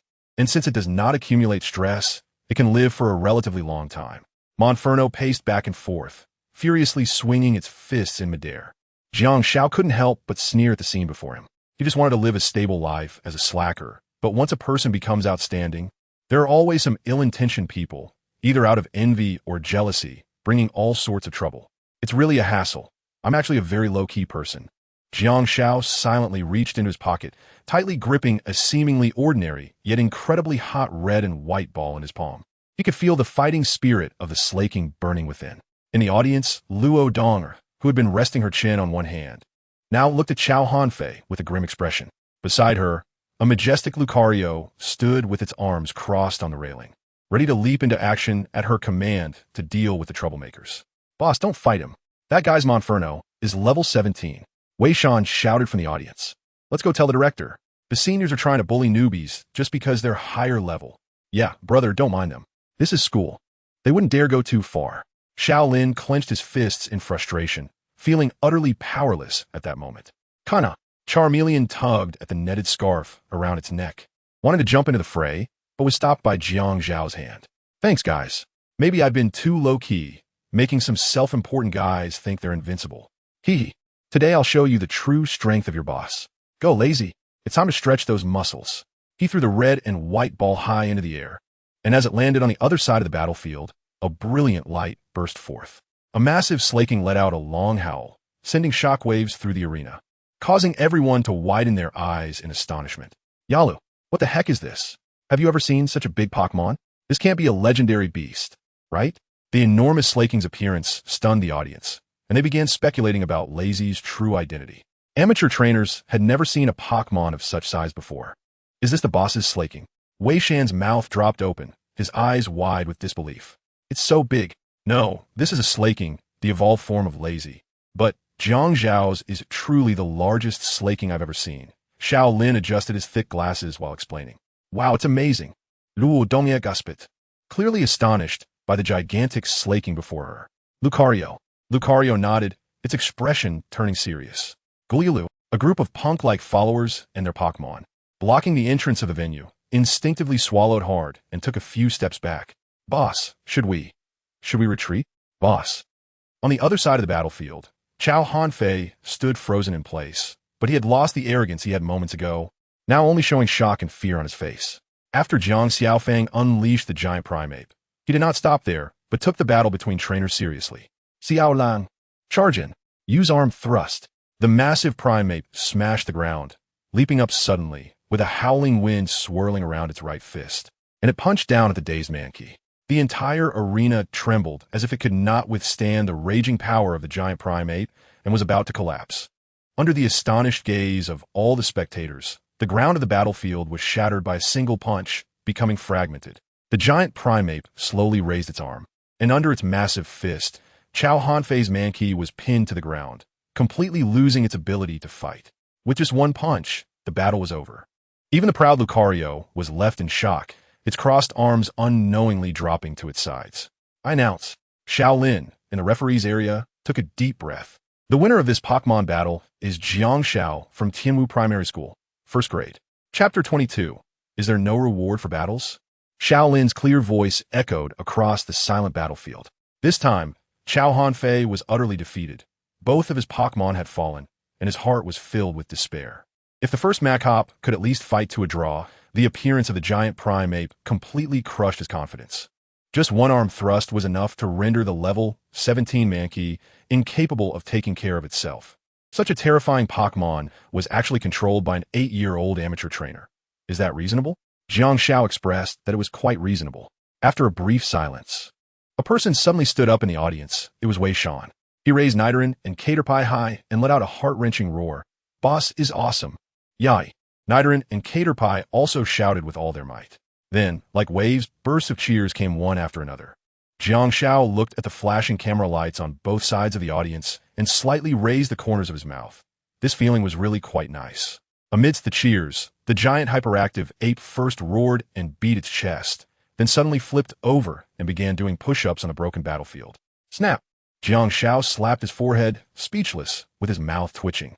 Xiao Lan's involuntary competitive spirit was acting up again. Amazing. Truly worthy of being a giant hyperactive ape. Could this be the secret to its strength?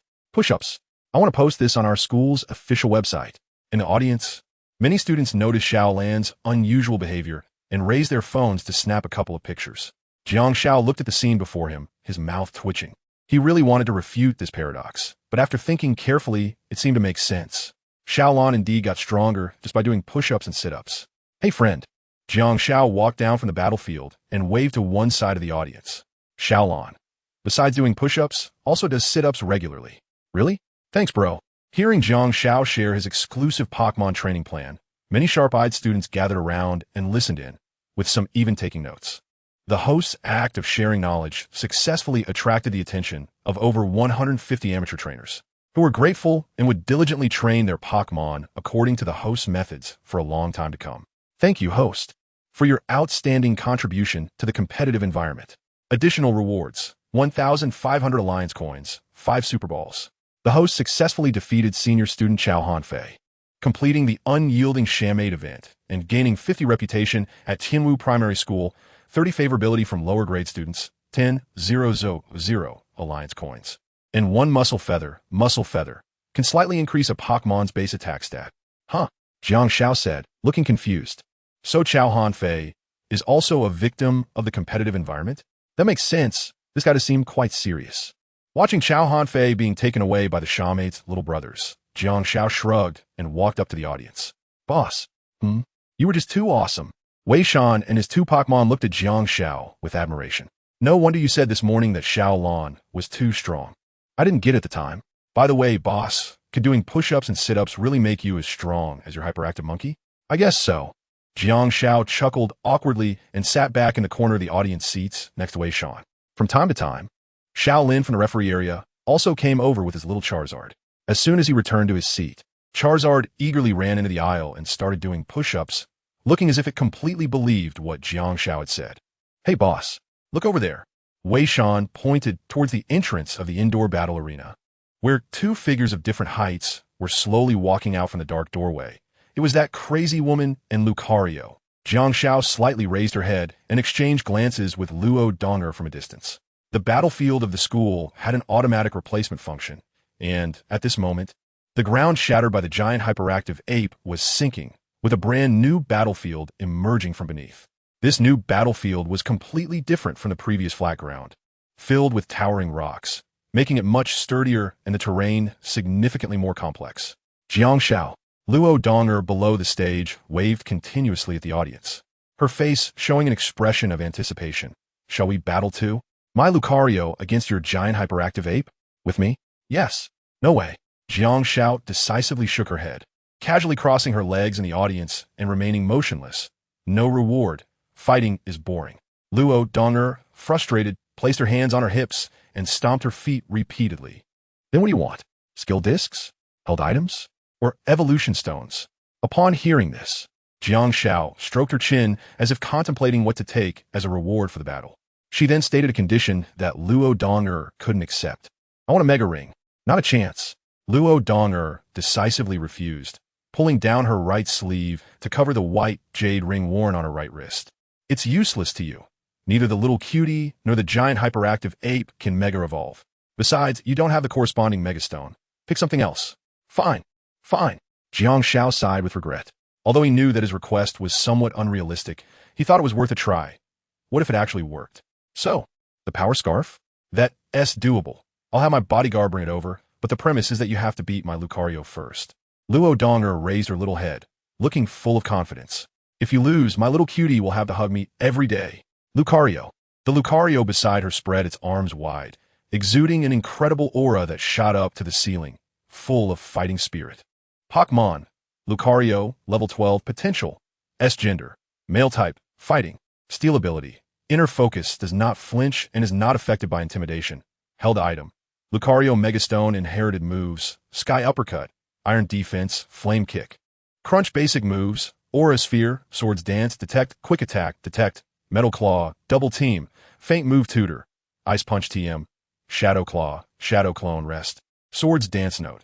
Manipulates a force known as Aura for hunting, capable of shattering even massive rocks. That's really strong to the point of being absurd. Jiang Xiao couldn't help but exclaim as he looked at Lucario's stats. However, Little Lazy was no longer the Little Lazy from before. Who was stronger and who was weaker would only be known after the battle. Yalu, the giant primate, stared at the distant Lucario. The smell of gunpowder once again filled the battlefield. Chapter 23. Ignite your fighting spirit. We can become stronger. Little Lazy, keep going. On the battlefield, Jiang Xiao threw a pure white feather, which slowly floated down and finally landed in the palm of the giant primate. Just like the tuft of red fur on Little Lazy's forehead, the center of the muscle feather also had a similar color. On the battlefield, the giant primate slowly closed its palms, pressing its right hand against its forehead, and then a red power enveloped its entire body. The primate used muscle feather, permanently slightly enhancing its basic physical attack power. Even the smallest of chips. Jiang Zhao's lips curled up slightly as he stepped out from the dark doorway. Can tip the scales of victory. I'm ready, Luo Donger. You made me wait for 2 whole minutes. Do you know that? Luo Donger closed her arms, tapping her round-toed shoes with an unhappy expression. Aren't you going to give me some compensation? The compensation is already in the chips. If you win, you take it. Let us go. Little Lazy. Yalu. After absorbing the muscle feather, the giant primate looked fierce, roaring as it charged forward. The boiling power leaving deep footprints on the rocky ground with every step. Oomph. Stingy. We're going to, Lucario. Use Quick Attack. Luo Donger pointed and commanded loudly. Luke. Among the rocks, Lucario transformed into a white flash, moving at an unimaginable speed to the front of the giant primate, then suddenly kicked it in the abdomen. Little Lazy's large size meant that this hit didn't deal much damage. It's a harmless attack. Little Lazy, use taunt again. Jiang Shao shouted, clenching his fist. Quick attack is fast, but its damage is a bit low. Even with continuous attacks, little Lazy can completely withstand it. Yalu, the giant primate, pounded its chest and roared. As expected, the taunted Lucario continued to use quick attack, the rapidly moving white flash dashing through the complex rocky terrain. Taking advantage of this moment, the giant primate stacked 2 layers of bulk up, increasing both its defense and attack power, making the damage from Lucario negligible. Regaining its senses, Lucario continuously leaped between the stone pillars, successfully creating enough distance from the primate. Well done, Lucario. Use Sword's Dance. Luke, standing atop a towering stone pillar. Lucario suddenly produced 2 pale yellow energy bone sticks, raising them above its head and crossing them. In an instant, a surge of power erupted from within it. Luke, after Sword's Dance, Lucario's attack power soared, reaching a state where it could unleash a surge of airflow with a mere wave of its hand. Swish! Swish! Almost 20 clones suddenly scattered, each holding 2 bone sticks. It's double team. The 2 forces collided head-on, and soon both sides were engaged in a fierce struggle. With over 20 Lucarios randomly pounding the giant primate, the latter fought back fiercely, using fury swipes to shatter several clones. Little Lazy, it's at the top of the stone pillar. That one is the real body. Outside the battlefield, Jiang Shao squinted, sensing something unusual. Upon hearing this, the giant primate suddenly attacked the nearby stone pillar with a chopping move. Boom! The stone pillar, 2 meters in diameter, collapsed in response. Flame kick, Luo Dongyue shouted, and a fiery aura descended. Little Lazy double-edge. Yalu, the giant primate, taking the flame kick from Lucario, was engulfed in a red aura, then retaliated with a punch. Lucario, suffering the damage of the double-edged flame kick, was sent flying and crashed into a large rock. Now's the time. Little Lazy, use Night Slash. The giant primate charged forward quickly, landing a punch directly beneath Lucario's abdomen. Lucario's eyes widened, a drop of cold sweat sliding down its forehead, indicating it had taken significant damage. Lucario, get back up. Luke, just as the giant primate was about to launch a second attack, Lucario, who had collapsed against the rock, suddenly opened its eyes, raised its arm. B00M. A close-range aura sphere hit perfectly, causing an explosion. By the time the giant primate got back up, Lucario, who had been lying under the rock, had vanished. Little Lazy turned its head around, trying to find it. But the next scene forced it to take a few steps back, a serious expression on its face. Outside the battlefield, Luo Donger calmly opened her eyes and raised her right arm. A dreamlike rainbow light emitted from the keystone on her wrist. At the same time, in a corner of the battlefield hidden behind the giant rock, Lucario suddenly stood up, a tricolored orb on its chest shining brilliantly. Unleash your true power. Lucario. Mega Evolution. Luke. The colorful light broke through, and a majestic Mega Lucario suddenly leaped out from behind the giant rock, standing atop it and looking down at the giant primate. What a hassle. Outside, Jiang Shao sighed helplessly, feeling a bit envious and jealous. Its ability had changed to adaptability, so it couldn't just withstand its attacks anymore. Yalu. Little Lazy was full of fighting spirit. Even when facing Mega Lucario, it still held its ground. Lucario, use Iron Defense. Don't give it any chances. Luo Donger spread her fingers forward, and at the same time, a metallic sheen appeared on Lucario's surface, greatly enhancing its defensive capabilities. Luke. Super Lucario let out a low roar, and in the blink of an eye, its figure disappeared. When it reappeared, it had already sprinted to the front of the giant ape, with 3 metallic claws on its right paw shimmering with a chilling light. Xiao Lang. Use Hammer Arm to block this attack. The giant ape reacted at this moment, seeing there was no way to escape. It simply dropped its defense and used Hammer Arm to block Super Lucario's metallic claws. Boom! The clash between fist and claw erupted, creating a shocking wave in the battlefield.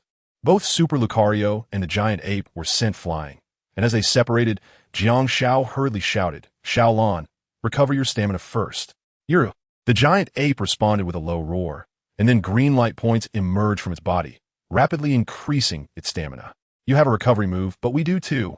Lucario, use rest to recover your stamina. Seeing Shaolan secretly hiding behind a rock to use its lazy move, Luo Donger wanted to pursue the attack, but at this moment, Lucario's stamina was down to half. To be safe, she decided to pause the offense and recover first. Moreover, the recovery amount of rest is twice that of lazy, so it's definitely a win for her. Hee hee. Outside the arena, Jiang Shao sneered. watching as Super Lucario was about to close its eyes and enter a sleep state. A wicked smile appeared on his face. Xiaolon, don't let it sleep. Use Roar to attack. Yuru. The giant ape got up from the ground, frantically pounding its chest and emitting a deafening roar. Just as Super Lucario had closed its eyes, its skill was forcibly interrupted. Xiaolon, you split. Swish. The giant ape raised its arm and then brought it down, creating a visible crack on the ground that headed straight for Lucario. You bastard. How can you have such a disgusting move? Luo Donger stomped her feet in anger. Xiaolon's roar attack perfectly restricted Lucario's recovery move. Lucario.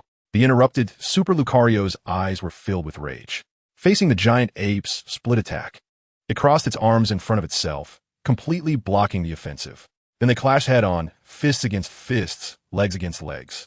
The intense attacks rapidly depleted Xiaolan's stamina, but it found it difficult to deal any substantial damage to Super Lucario. Most of its attacks were dodged by Lucario's detect, mitigating a large portion of the damage. Taking advantage of the close distance, the sky uppercut came as promised, launching the giant ape into the air. Then, with a sudden stomp, it leaped into the air, with a dark blue wave of energy gathering in its palm, continuously expanding to an almost suffocating scale. Not good. This hit absolutely can't be endured. Xiao Lang, quickly use hold on. Jiang Xiao shouted anxiously from the sidelines. Boom! In the center of the rocky battlefield, the dark blue wave of energy nearly obscured the entire view. After finishing this attack, Super Lucario landed continuously on top of a well-preserved boulder. At this moment, it was already exhausted, and its stamina was about to run out. But compared to the heavily injured giant ape, its state was much better. Lucario, use quick attack to finish it. A victorious smile on her face. Outside, Jiang Xiao looked dejected. The speed of quick attack was something Xiaolon definitely couldn't dodge. In the past, it might have been able to withstand several hits, but now, was it really going to lose? Jiang Xiao lowered his head. No, not yet. Suddenly, he raised his head sharply, clenched his fist, and shouted, flames igniting in his eyes, don't give up, Xiaolon. Burn your fighting spirit. Yuru. On the battlefield, the fiery red fur on the giant ape's forehead emitted an incredibly hot light. Flames surged up from beneath the giant ape, a hot wind sweeping through, wrapping the entire giant ape in a massive pillar of fire. Within the pillar of fire, Xiaolon underwent some special transformation, its astonishing momentum blowing away the debris beneath its feet. The ground where the giant ape stood was scorched earth ablaze with flames. With the raging flames, the giant ape roared and threw a punch. What is this? Outside, Luo Donger displayed an incredulous expression. She had never seen an ape undergo such a transformation, as if it had suddenly evolved. Go for it. Xiaolon, fire punch. Yuru, is this your unique bond evolution? Jiang Xiao and Luo Donger looked at the unstoppable giant ape, and unknowingly, a smile appeared on their faces. I've lost. Boom. The flames erupted, and Super Lucario was hit squarely by Xiaolan's fire punch, then crashed violently into the boulder behind it, which collapsed and buried it. Super Lucario has lost the ability to fight. We won. Xiaolon, we truly are the strongest combination. We can become even stronger. On one side of the battlefield, Jiang Xiao excitedly clenched his fist and shouted. Chapter 24. The legendary figure of the older generation in Tianwu City, a long black business car, was driving steadily on the asphalt road. Soon, the driver suddenly turned the steering wheel sharply, making a perfect right-angle turn and smoothly stopping at the entrance of Tianwu Primary School.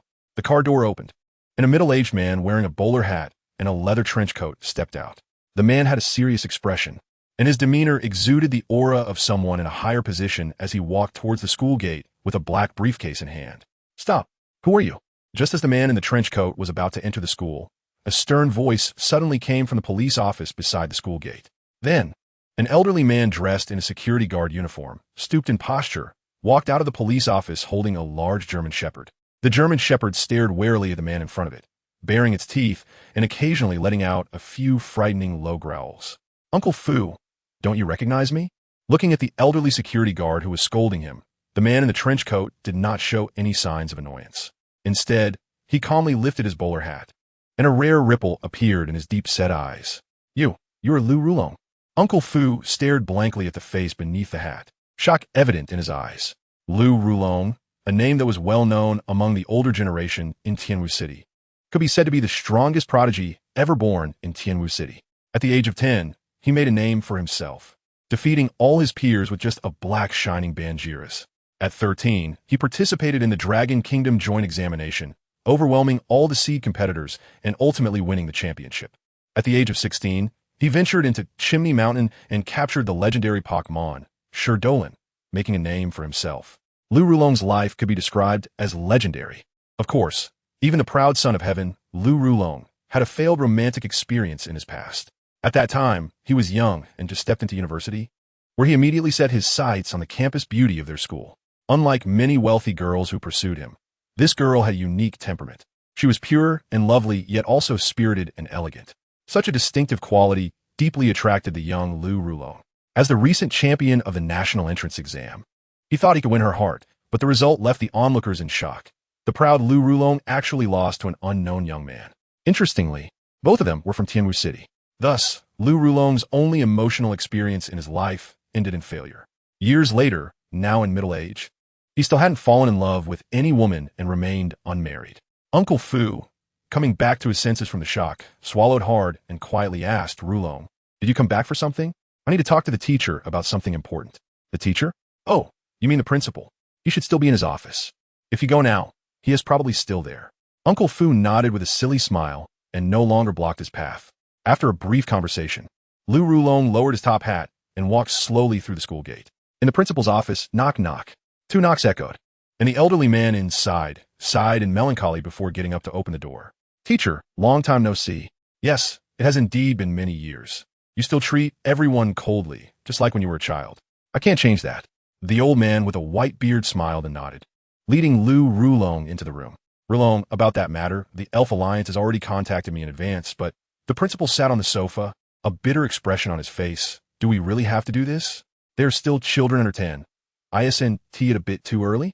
Lu Rulong took off his hat and set it aside, placing his suitcase horizontally on the tea table and opening it. "Teacher, those guys from back then are already restless. If we don't take advantage of the brief peace before the war to train a group of excellent trainers, the whole Dragon Kingdom will suffer in the end." Inside the suitcase, several encrypted photos were taken out. The principal looked at the bloody images in his hands. His heart tightened, and he couldn't help but gasp. These bastards, do they really think their methods are cruel? It wasn't just Tianwu Primary School that was called upon. Almost all primary and secondary schools across the nation were summoned. They would be the main force in the future war. Lu Rulong calmly sipped his tea, always so cold, as if nothing could stir his emotions. "Teacher, Jinghao and I crawled out from piles of corpses back then. War is unavoidable. Someone has to fill the gaps." "I understand." The principal sighed helplessly, as if aging a few more years. "When will the selection start? And what are the criteria this time?" "The selection will be at the end of this month." Lu Rulong paused for a moment and continued. "The criteria for elementary school is under 10 years old, with at least one Pokémon that has a potential level of B and is at least level 10. Why are the selection criteria so low this time?" The principal looked shocked. "Because the gap is just too large. We need more fresh blood to join." In the afternoon here, Cheapskate as promised. At the school gate, Luo Donger snatched the small wooden box handed over by her bodyguard and shoved it into Jiang Zhao's hands. Then, angrily, she got into a luxury car. "Next time, I want to lose to you definitely." Luo Donger shook her fist at the boy with the backpack. Then the car door closed, and the luxury car sped away. "Boss, you're still impressive. You've tamed this crazy girl. So what if she has a Super Lucario?" She's still being pressed to the ground by her huge primate? Wei Shan beside him was particularly excited today, even though school was out. He kept boasting about how Jiang Xiao had dominated Luo Donger. But in fact, the showdown between Jiang Xiao and Luo Donger ended with a narrow victory. And if Xiaolin hadn't burned with fighting spirit to achieve a bond evolution at the last moment, Jiang Xiao would have lost himself. What about Xiaolin? Jiang Xiao curiously looked around. Usually, at this time, Xiaolin would walk with them and only part ways at the intersection. "Boss, you don't know this, do you? When you went to the infirmary in the afternoon, Xiaolin was picked up by his dad. You wouldn't believe it, but Xiaolin's dad is quite handsome, wearing a suit and gold-rimmed glasses." "But didn't Xiaolin say his family was very poor?" Wei Shan said with some confusion. "Oh, I see." Jiang Xiao nodded and stopped paying attention to it. "Then it looks like it'll just be the two of us going home today." "Huh, isn't that great? Just the two of us in our little world." Wei Shan laughed heartily. Jiang Zhao's face revealed a strange expression upon hearing this. Why did it sound so awkward? Just then, Lu Rulong, dressed in a leather trench coat, passed by them, and walked towards the corner where a stretched luxury business car was parked. Wow, who is this guy? He came from our school, and he looks so impressive. The stretched luxury business car slowly started and gradually disappeared at the end of the road. Beside him, Wei Shan's eyes widened in envy. Chapter 25. The Elf Alliance and the Dark Alliance. I wish I could ride a car of this level in the future. Until that mysterious stretched luxury business car drove away, Wei Shan's eyes remained fixed, seemingly lost in some fantasy. Wipe your drool, Jiang Shao said, glancing at Wei Shan with some disdain while carrying his backpack. If you don't leave, I'm going. Coming. Wait for me, boss. Upon hearing this, Wei Shan hurriedly wiped the corner of his mouth and quickly caught up with Jiang Shao. As the sun set, at the entrance of the Tianwu City Dojo, a professional construction team was methodically moving building materials. The originally dilapidated iron gate of the dojo had been removed, replaced with a clearly structured scaffold and green netting. In the evening glow, a little boy with a backpack walked alone from the alley. Hurry up. Once we finish moving this, we can call it a day. The foreman, wearing a yellow hard hat, stood on a few slabs of marble, constantly whistling. Not far away, a team of moving workers efficiently unloaded an entire truck of rebar and cement to the sound of the whistle. Elf. Moving worker. Level 8. Potential. F gender. Male type. Fighting ability. Tenacity. When in a status condition, attack power increases to 1. 5 times. And this effect can negate burn damage. Held item. None inherited skills. Energy burst holds steady basic skills. Slap. Glare. Endure skill tutor. Blockade skill disc. None note. Likes to help with construction work. When work is halted due to rain, it will wildly swing wood and cause a ruckus. Jiang Shao paused in front of the notice board. The small road ahead was temporarily blocked by the construction team due to renovations at the Tianwu Dojo, and it would only be open for traffic after work hours. After a few minutes, a small, hurried porter ran over after finishing the last load of construction materials, moved the obstructing notice board, and pushed a few rocks on either side into the corner. Jiang Shao nodded to the little porter and then walked slowly along the small path. The Tianwu Dojo is located on this small path that connects both ends.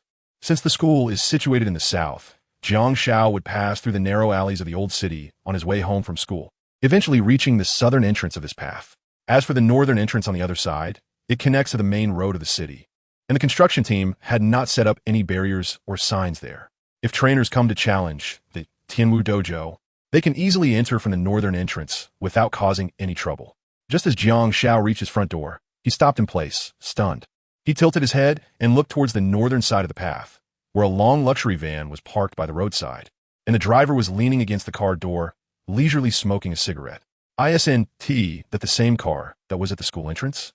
Jiang Shao scratched his head, somewhat confused, and at the same time, he recalled the cold, aloof man in the trench coat who had walked past him. With a heart full of doubts, Jiang Shao stepped into the house. Lu Rulong, is everything you said true? In the disheveled living room, several figures sat on the sofa, in turn, and his mother frowned, seemingly recalling some unpleasant memories. Weren't those guys already wiped out 10 years ago? How could they appear again now? The man in the trench coat looked at his mother, who was sitting diagonally across, with a complicated expression, and then opened the suitcase he had brought, revealing a series of clear photographs to everyone's view. Xiaoyu, just call me by my full name. The man in the trench coat was interrupted as soon as he spoke by his mother, raising her hand. Lu Rulong let out a bitter smile, then returned to his usual cold demeanor. Ms. Lin Xiaoyu, everything I just said is true. As long as dark matter exists, the world's most evil organization will rise again and rebuild its vast scale. As he spoke, Lu Rulong turned to look at Jiang Zhao's father, who at that moment had changed from his usual carefree image to a gloomy face, flipping through the photos placed on the tea table. The main reason I returned to Tianwu City this time, aside from executing the Alliance's summons plan, is to ask you to come out of retirement, Jiang Zhenghao. The Alliance needs the power of Borkania. I disagree. Just as Lu Rulong finished speaking, his mother suddenly erupted, shouting loudly. My husband has already participated in a war to eradicate the Dark Alliance. Why do you want to find him again? He is now the dojo master of Tianwu City, not a beast master of the Pokémon League. After saying that, his mother abruptly turned and grabbed his father's collar, threatening, Jiang Zhenghao, if you dare to go, I will divorce you and follow Lu Rulong. Think about our son. He is only 8 years old and just started elementary school. If you leave and never come back, what will we do? As his mother spoke, her emotions became agitated and her eyes turned red, with hot tears swirling around. Lu Rulong, sitting diagonally opposite, coughed a few times, and then sat up from the sofa, picked up the tea on the coffee table, and said casually, I need to get some fresh air. What fresh air? Sit down. Lou Rouleau. You came to find him, and now you say you're leaving. What kind of man are you? As a high-ranking official of the Pokémon League and a beastmaster, Lou Rouleau was actually scolded and intimidated by a weak woman. No one would believe it if told. But Lou Rouleau still obediently put down the teacup and awkwardly sat back on the sofa, tilting his head and blinking repeatedly. The living room fell into a dead silence. After a while, Jiang Zhao's father, who was being held by the collar, finally closed his eyes, took a deep breath, and then extended his arms to embrace his mother, softly comforting her. I know what to do. He looked at the man in the trench coat sitting across from him and calmly said, My son is still young. He cannot be without a father. And Jiang Zhenghao looked up at the roof with several holes and smiled. And I've also put in a lot of effort into this dojo. I'm sorry. I just want to protect my wife and child. I can't help it. I understand. This matter was supposed to be voluntary. No one from the Pokémon League will disturb you again. Sorry for the trouble. Lou Rouleau deeply bowed to the couple who were embracing each other, then picked up his suitcase and walked towards the dojo's exit. Dad, Mom, what's wrong with you? The innocent voice of a child made Lou Rouleau, who was about to leave, stop in his tracks. At the same time, his mother, who was crying softly on his father's chest, turned around to wipe her tears and then put on a smile as she walked towards Jiang Xiao. Is he your child?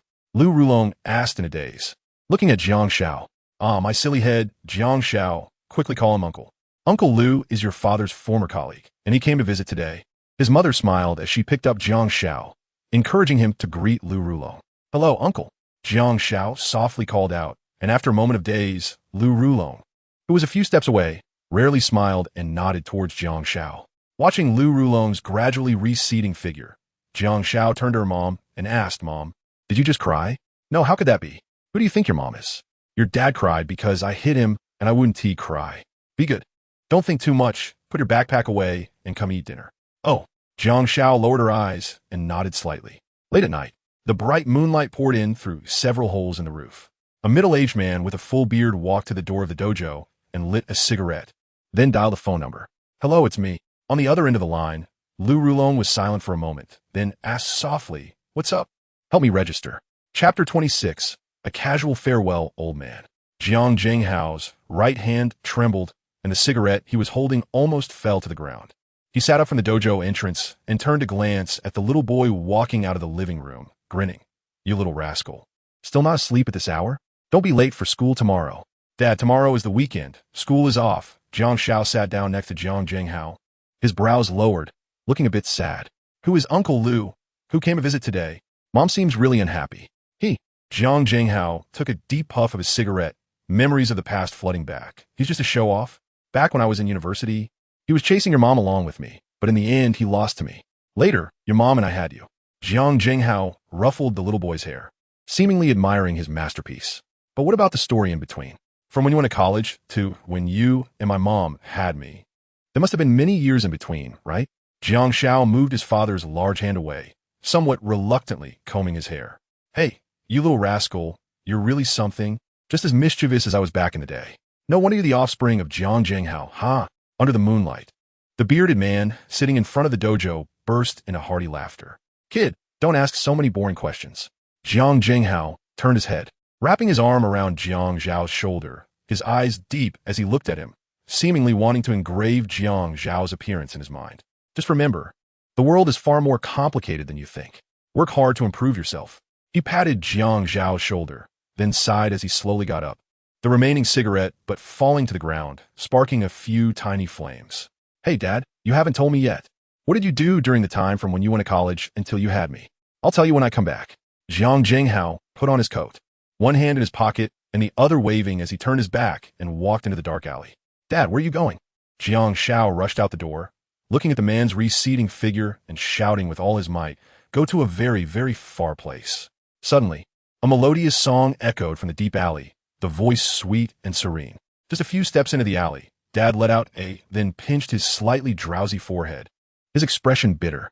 Xiaoyu, I just had a cool farewell with our son. Isn't this unnecessary? In the darkness, the chubby Ding's big, bell-like eyes sparkled with pink light, and the singing continued from his mouth. You're still saying goodbye. Do you dare show off? Mom bit her silver teeth and punched Jiang Zhenghao on the head. The latter pleaded desperately, losing his previous nonchalance. Look at the wife and kids. Stop hitting me. Please. Can I admit I'm wrong? Watching Dad being beaten up by Mom in the alley, the little boy standing at the dojo entrance smiled knowingly. Indeed, only Mom could stop Dad from going on adventures. Just as Jiang Xiao thought everything would unfold exactly as he imagined, and he could return to a carefree life with his mom's love and Dad's support. The next scene completely dropped his jaw. After teaching Dad a lesson, Mom stopped Ding from singing and approached Jiang Xiao with a smile, bending down and resting her hands on her knees. Jiang Xiao, how old are you this year? 8, the little boy answered honestly, with a faint sense of foreboding. You're already 8 years old, a big boy now. You need to learn to take care of yourself. Your dad and I have decided to go travel for a while. It might be a long time before we can come home. Can you take good care of yourself? Jiang Xiao shook his head and put on a pitiful expression. Mom, Dad, where are you really going? Jiang Xiao asked. The two exchanged a glance, but remained silent. On the dimly lit street, the family of 3 seemed particularly quiet. After a long time, Mom finally sighed, then hugged Jiang Xiao tightly. He could clearly feel that she was silently crying. Jiang Xiao, be good and listen to your mom. Take this money and stay in Tianwu City. In the future, train Xiao Lan and Xiao Fu Dan well, and you will be the master of this dojo. Your dad and I have very important things to do, and we can't take you with us. I'm sorry. Mom held the little boy tightly, stuffing a bank card into his hand, with tears falling onto the boy's back, wetting his clothes. Jiang Xiao nodded and said softly, Mom, don't worry. I'm stronger than you think. Mom knows. Your dad has a close friend in Tianwu City who is an official sent by the Pokémon League. We have entrusted him to take care of you. He will come to pick you up tomorrow. Be sure to listen to your uncle, okay? Jiang Xiao lowered his eyes and nodded slightly, softly asking, when will you be back? Neither Mom nor Dad answered this question. Under the moonlight, Dad threw a Pokeball into the sky, and in the next moment, a large crimson Pokémon opened its closed arms on its back, releasing a large amount of white mist that allowed it to hover in midair. Kid, I've watched you grow up over the years, but today is the first time we officially meet. I'm Volcanion, your dad Jiang Zhenghao's strongest partner. The giant crimson Pokémon spoke in a deep voice, looking down at the dim alley. Pokémon, Volcanion, level 75, potential, S gender, genderless type, fire. Water ability, water absorb, negates damage from water type moves and restores HP. Held item, wise glasses inherited moves, none base moves, white mist, black mist, charge flame, weather ball, mountain pressure, water cannon, burnout, steam explosion move tutor, sand tomb, snore, clear smog tam, roar, sunny day, solar beam, rest, cannon shot, aura sphere, mud bomb, flamethrower node. It can shoot steam from the arms on its back with the power to blow an entire mountain away, and can also fly using the reaction force of the steam. You can fly too? On the ground, Jiang Xiao stared in a daze at Volcanion, who posed a soul-searching question. The latter was clearly taken aback, then chuckled. You thought you'd be surprised to hear me talk? It's surprising that you're amazed by a little flying. Isn't that childish? Only useless ones can't fly. Jiang Xiao, your dad and I are leaving. You must take good care of yourself, pay attention in class, don't eat fried food, and remember to wear more clothes when it gets cold. You little rascal, be a brave man.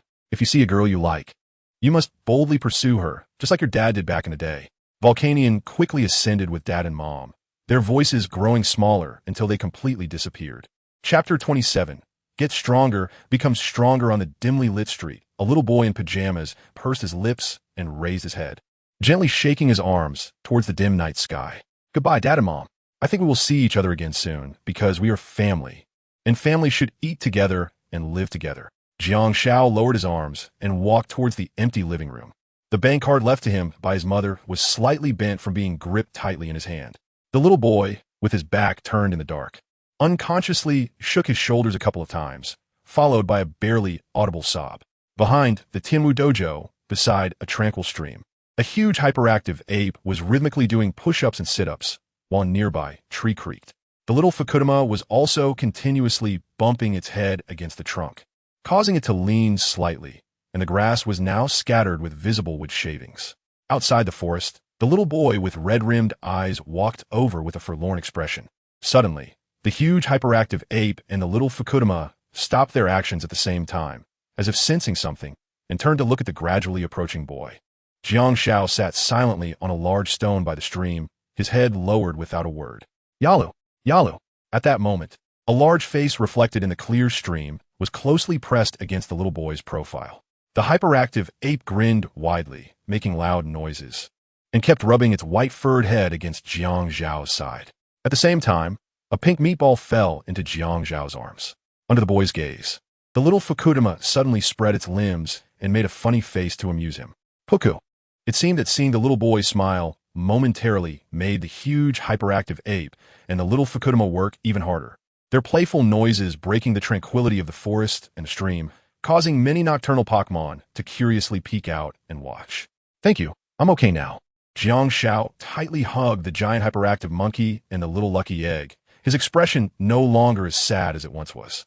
Then, he got up from the boulder, looked at the moon and the stars above, raised his finger, and shouted loudly, "Let's become stronger together, and then go find Dad and Mom.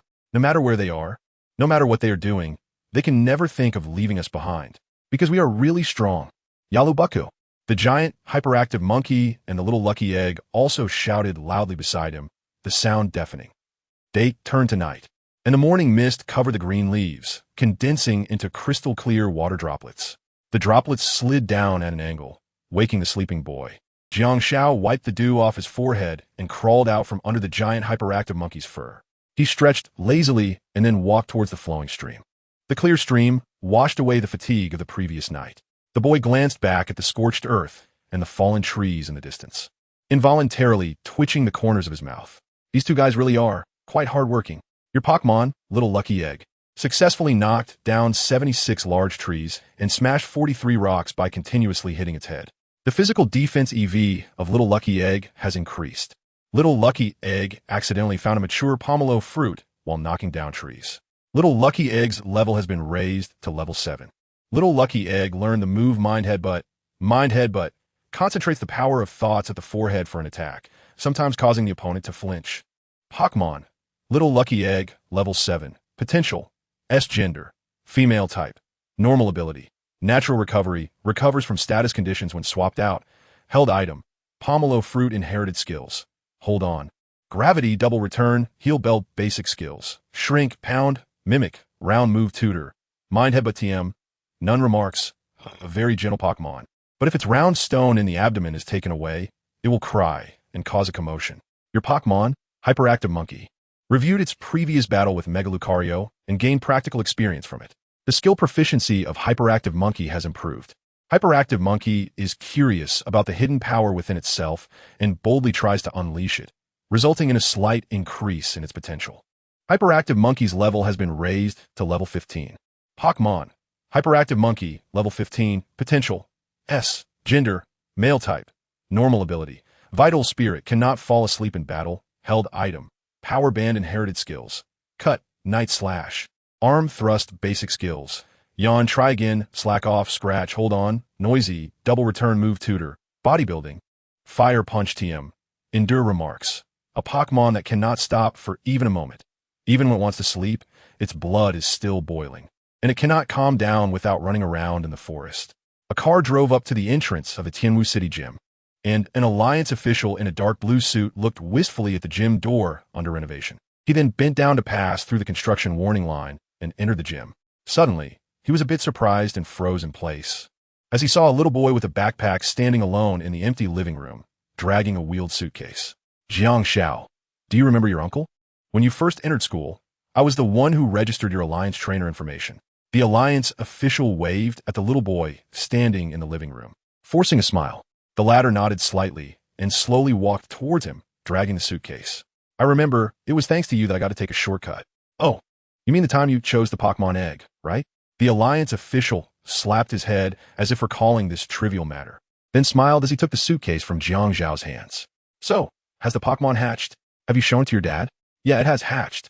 Jiang Xiao just silently nodded, then stopped talking. The league official seemed to realize that he had said something he shouldn't have, and instinctively slapped his own mouth lightly, looking a bit regretful. Your dad. I know, they already told me when they left. Jiang Xiao followed the league official with his backpack, and they said they entrusted me to you for care. Jiang Xiao, your mom and dad didn't abandon you. They just have very important things to do and can't take you with them. The little boy nodded and silently followed the man. The league official smiled bitterly. He was quite a bit younger than Jiang Zhenghao and hadn't had the chance to marry and have children yet. As for coaxing kids, he really found it a bit difficult, so he awkwardly introduced himself. This is our second meeting. I forgot to tell you last time. My name is Zhao Mu. I owe my life to your dad, who picked me up back then. So you can rest assured that as long as I'm here, no one in Tianwu City dares to bully you. During their conversation, Zhao Mu took Jiang Xiao in his car, which slowly started and gradually drove away. Chapter 28. Trainer, never abandon your Pokémon. The car was driving steadily on the city's main road, soon turning into a villa area where security was tight. The security guard at the entrance were young and strong 20-year-olds, and their demeanor was far from that of the elderly guards at school who were missing a few teeth. As Zhao Mu drove by, two familiar security guards waved at him, watching him drive deep into the community. After a while, the car slowed down as they passed a two-story villa, and Zhao Mu turned the steering wheel to drive into the courtyard. We're here. How is it? Not bad, right? Zhao Mu said as he closed the outer iron gate while carrying a suitcase. When I bought this villa, my heart was bleeding over the years. I spent all my money working for the Pokémon League. Following Zhao Mu's words, Jiang Xiao nodded. Woof. Suddenly, the barking of a dog caught Jiang Xiao's attention. He hid behind Zhao Mu and turned his head to look at the approaching Snubbull, then mumbled, so weak. Pokémon, Snubbull, level 15. Potential, E-Gender. Male attribute. Fire ability, Blaze, nullifies damage from fire-type moves received, while increasing the damage of its own fire-type moves. Held item. None inherited skills. Flare Blitz basic skills. Bite Roar, Ember, Odor Sleuth. Glare skill teacher. Help skill disc, none notes, loyal personality. To protect its trainer, it will bark fiercely at opponents. Big hair. Zhao Mu squatted down, and the fluffy Snubbull jumped into his arms, wagging its head and tail. Haha, Big Hair, stop it, be good. Come, let me introduce you. This is Jiang Xiao, who will be living with us from now on. You can't be fierce to him. He is the biological son of my elder brother. Woof woof. The Snubbull, called Big Hair, presented a friendly face to Jiang Xiao, even letting its red tongue hang out. It looked very spirited. Seeing this, Jiang Xiao also reached out his small hand to clasp the Snubbull's front paw, shaking it up and down a few times. Hello, my name is Jiang Xiao. I am a very powerful amateur trainer. Please take care of me from now on. Woof. Zhao Mu led Jiang Xiao up to the second floor of the villa and talked to him about the past of Snubbull Big Hair. Big Hair was abandoned by its trainer when it was young, waiting every day under a bridge for its trainer to come back for it. But it waited for 3 years. One time when I passed by that bridge, I happened to see Big Hair rummaging through garbage for food. I felt sorry for it and brought it home. I heard about its story from the nearby shop owners. Although Big Hair isn't strong in battle, it's great at guarding the house. When I first tamed it, it was very reluctant and bit me, leaving me in pain for several months. So you see, abandoning your Pokémon really makes them very sad. As Zhao Mu spoke, a smile unconsciously appeared on his face as he reached for his right wrist. Just as he opened the bedroom door, Jiang Xiao clearly saw a very obvious bite mark on Zhao Mu's wrist beneath his sleeve. All right, let's not talk about sad things anymore. Zhao Mu dragged the suitcase into the bedroom, which was clean and tidy, with plenty of sunlight. This will be your room from now on, Jiang Xiao. Thank you, uncle. After hearing Zhao Mu's inadvertently shared story, Jiang Xiao couldn't help but feel more favorable towards this warm-hearted 30-year-old man. He also understood why he, as an official of the Pokémon League stationed in Tianwu City, would keep such a weak Snubbull at home. While Zhao Mu was tidying up the bed for Jiang Xiao, he suddenly received a phone call. He paused for a moment, silently put away his phone, and continued with what he was doing. Uncle, if you're busy, you can go. I can take care of myself. It's fine. There's still time. Uncle, I'm not a child anymore. Zhao Mu suddenly stopped, staring blankly at the little boy beside him with determined eyes, then nodded with appreciation. Your dad was right. You really are small but wise. Nothing can be hidden from you, so I won't help you tidy up your room. I could do it. Jiang Xiao nodded confidently. If you need anything, remember to call me. Uncle, I can still make things happen in Tianwu City. Zhao Mu patted his chest, looking very serious. Well, I'm leaving now. Remember not to run around too much. There's some snacks and milk I bought for you in the fridge. If you're hungry or thirsty, just help yourself. Zhao Mu exchanged a few more pleasantries and then hurried downstairs. The small car in the courtyard started up again and quickly drove out of the community. After seeing Zhao Mu off, Jiang Xiao began to tidy up her bedroom, neatly hanging the clothes she brought on the rack. Hey, is that you, boss? On the sofa on the first floor of the villa, Jiang Xiao leisurely raised her phone while eating beef jerky. It's me. Boss, are you free to hang out this weekend? My grandmother's house is at a farm in the outskirts of Tianwu City, and it's really fun there. We can even go fishing. I've also invited Shaolin to join us. Jiang Xiao glanced at the empty villa and replied, I'll go too. Great, boss. My grandma knows I'm coming and made a lot of delicious dishes. The food my grandma cooks is really tasty. You won't regret coming. On the other end of the phone, Wei Shan's excited voice echoed. Boss, do you know? My giant Pokémon egg hatched today. Oh, really? Jiang Xiao blinked. If she remembered correctly, the Pokémon egg Wei Shan received at school was a low-potential Diglett. Sure enough, she then heard Wei Shan's somewhat dejected voice. Boss, my giant Pokémon is a Diglett with a potential value of only F-. My dad thinks its potential is too low and that it won't be strong, so he told me to release it. Did you release it? Jiang Xiao asked. Of course not. I finally hatched my giant Pokémon. How could I just release it? But I don't plan to train it either. I already have Nidoran and Caterpie to raise, and I don't have enough resources for it. So, I'm planning to leave the Diglett with my grandma to take care of. They have a farm, and a Diglett can help with tilling the soil, which is quite useful there. Boss, let's meet at the crossroads at 9 o'clock. Okay, I'll head over right away. Jiang Xiao nodded and agreed, then hurriedly got up to open the door. But just as he hung up the phone and took a few steps, a sudden tug from behind pulled him back. Jiang Xiao turned to see the corgi dog biting onto the corner of his clothes and helplessly pushed its big head. Woof woof. Master says you shouldn't run around. It's fine. I'm a very capable amateur trainer. I can protect myself. Jiang Xiao tugged at his clothes, desperately trying to pull away. Chapter 29. The four-person team gathers and sets off to the farm. Goodbye, corgi. Jiang Xiao shouldered his backpack and waved his arm at the exhausted Katy dog to Mao, who was sprawled on the ground in the villa courtyard. Buku. At the same time, the little Fudon, half sticking out of the backpack behind him, mischievously pinched its short and stout pink hand, full of mockery. Katy dog to Mao, feeling wronged, spread its legs apart and lay flat on the cement ground, helplessly watching Jiang Xiao walk away. It simply wasn't a match for that pink little devil. Boss, I'm over here.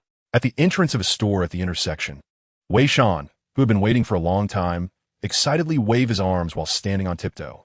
A little boy across the road, upon seeing him, quickly crossed the sidewalk and walked toward them. Gana, a little fire dragon, with a mesh scarf around its neck, bounced towards Jiang Xiao, excited as if it were seeing its idol. Good morning, Jiang Xiao Ge. Compared to the enthusiasm of the little fire dragon, Shaolin, who wore glasses beside him, appeared somewhat lonely, his gaze drifting as if he was hiding some thoughts. Isn't it too late? Sorry for making you wait for half an hour, Jiang Xiao said as he approached the two, wrapping his arms around their necks. Let's go. Which bus should we take? Bus 777. The host Wei Shan replied familiarly.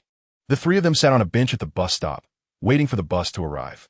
During their casual conversation, a somewhat proud little girl suddenly popped into Jiang Xiao's mind, and he couldn't help but mutter to himself, I wonder what Luo Donger is doing at this time? Jiang Xiao looked at Wei Shan, who was talking animatedly beside him, and really wanted to say that sentence, but he felt embarrassed to speak up. After hesitating for a moment, he finally said, How about we call Luo Donger too? As soon as he said this, both of the other two, including Shaolin, looked at Jiang Xiao with strange expressions. The latter quickly waved his hand to explain, It's fine if we don't call her. I just mentioned it casually. Cough, boss. I'm going to listen to you anyway. Luo Donger gave me a skill disc for Venom Shock, so we're even now. I'm just here to get a meal. Gana. Shaolin and Little Fire Dragon spoke up at the same time, but one sounded a bit embarrassed while the other stood tall and looked very proud.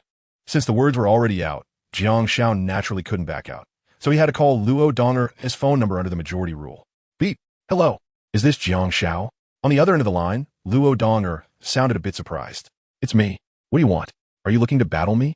I can tell you that my Lucario is currently in special training, so next time we battle, I guarantee I'll smash your Mega Man key into the ground, and then I'll fiercely squeeze little cutie right in front of you. Ha ha ha. Luo Donger threatened fiercely for a few sentences before bursting into wild laughter. Even through the phone, Jiang Xiao could guess the smug expression on her face. No, I just wanted to ask if you're free this weekend. Not free. Before Jiang Xiao could finish a sentence, he heard Luo Donger's firm response, and she rudely shouted, Jiang Xiao, how about when we get back to school on Monday? We battle again. My Lucario against your Mega Man key, and the stakes will be the same as before. If you win, you can choose one item, a skill disc, an evolution stone, or a held item. If I win, little cutie has to let me squeeze it to my heart's content. Oh, never mind then. The three of us were planning to go to Wei Shan's grandma's farm to have some fun, wondering whether to bring you along, but now that you're not free, we'll have to. What? Hey, wait. Don't hang up. Don't hang up. Slap. Jiang Xiao hung up the phone and shrugged at the two people beside her, saying she was busy. Just after she finished speaking, Luo Donger's phone rang, and after a brief conversation, Jiang Xiao shrugged again at the two bewildered individuals beside her, saying she was free now. In shock, Wei Shan slowly gave a thumbs up. Looking at her with admiration, "Boss, you're simply the nemesis of that crazy woman." Wei Shan had long referred to Luo Donger as the crazy woman. Back then, after Nidoking lost its fighting ability, Luo Donger coldly ordered Super Lucario to unleash a wave missile. If it weren't for the principal's timely intervention, Nidoking would have likely been killed in its cradle. This made Wei Shan particularly wary of Luo Donger, even harboring some shadows and fears deep down. Even later, when Luo Donger independently gave him a skill CD as an apology, the coldness on the battlefield remained deeply etched in Wei Shan's mind, impossible to shake off. The three of them sat at the bus stop, and within less than 5 minutes, a luxurious black sedan stopped in front of them. A bodyguard in a black suit respectfully walked to the rear door and bent down to open it. Following that, Luo Donger, dressed in a creamy white dress, stepped out. The three boys sitting on the bus stop bench were clearly stunned for a moment, all revealing expressions of disbelief. Luo Donger walked to the empty seat beside Jiang Xiao, gathered her dress, and sat down as the luxurious sedan was driven away by the bodyguard, disappearing from sight. "Where's the little cutie?" Luo Donger blinked her bright eyes at Jiang Xiao, then noticed a pink ponytail popping out from behind him. Luo Donger revealed 2 small tiger teeth and suddenly reached out, pulling out the little lucky egg hiding in the backpack. "Hee hee, I found you. Where do you think you're going?" Puff. The little lucky egg pouted angrily, looking quite unhappy. But as soon as Luo Donger took out some fruit candies, it immediately changed its expression and obediently sat in her lap. "Why aren't you wearing glasses today?" Jiang Xiao asked. "Me? Those are my vision correction glasses. I only wear them at school. Usually I don't wear them," Luo Donger replied candidly. "You look pretty good without glasses. It surprised me." Luo Donger rolled her eyes at Jiang Xiao, then turned her head, her cheeks slightly flushed. Whether I look good or not has nothing to do with you." Just then, the 777 bus arrived at the stop, and the 4 of them got up from a bench and boarded the bus one by one. The bus drove away from the bustling city. Ahead, dense forests and mountains alternated, forming a magnificent natural landscape. Amidst the rolling hills, a farm that was not easy to spot appeared in everyone's view. The bus stopped, and Jiang Xiao and the others got off one after another. "Grandma!" Wei Shan exclaimed excitedly. In the distance, at the entrance of the farm, a stout old woman with a strong build was running towards them with open arms.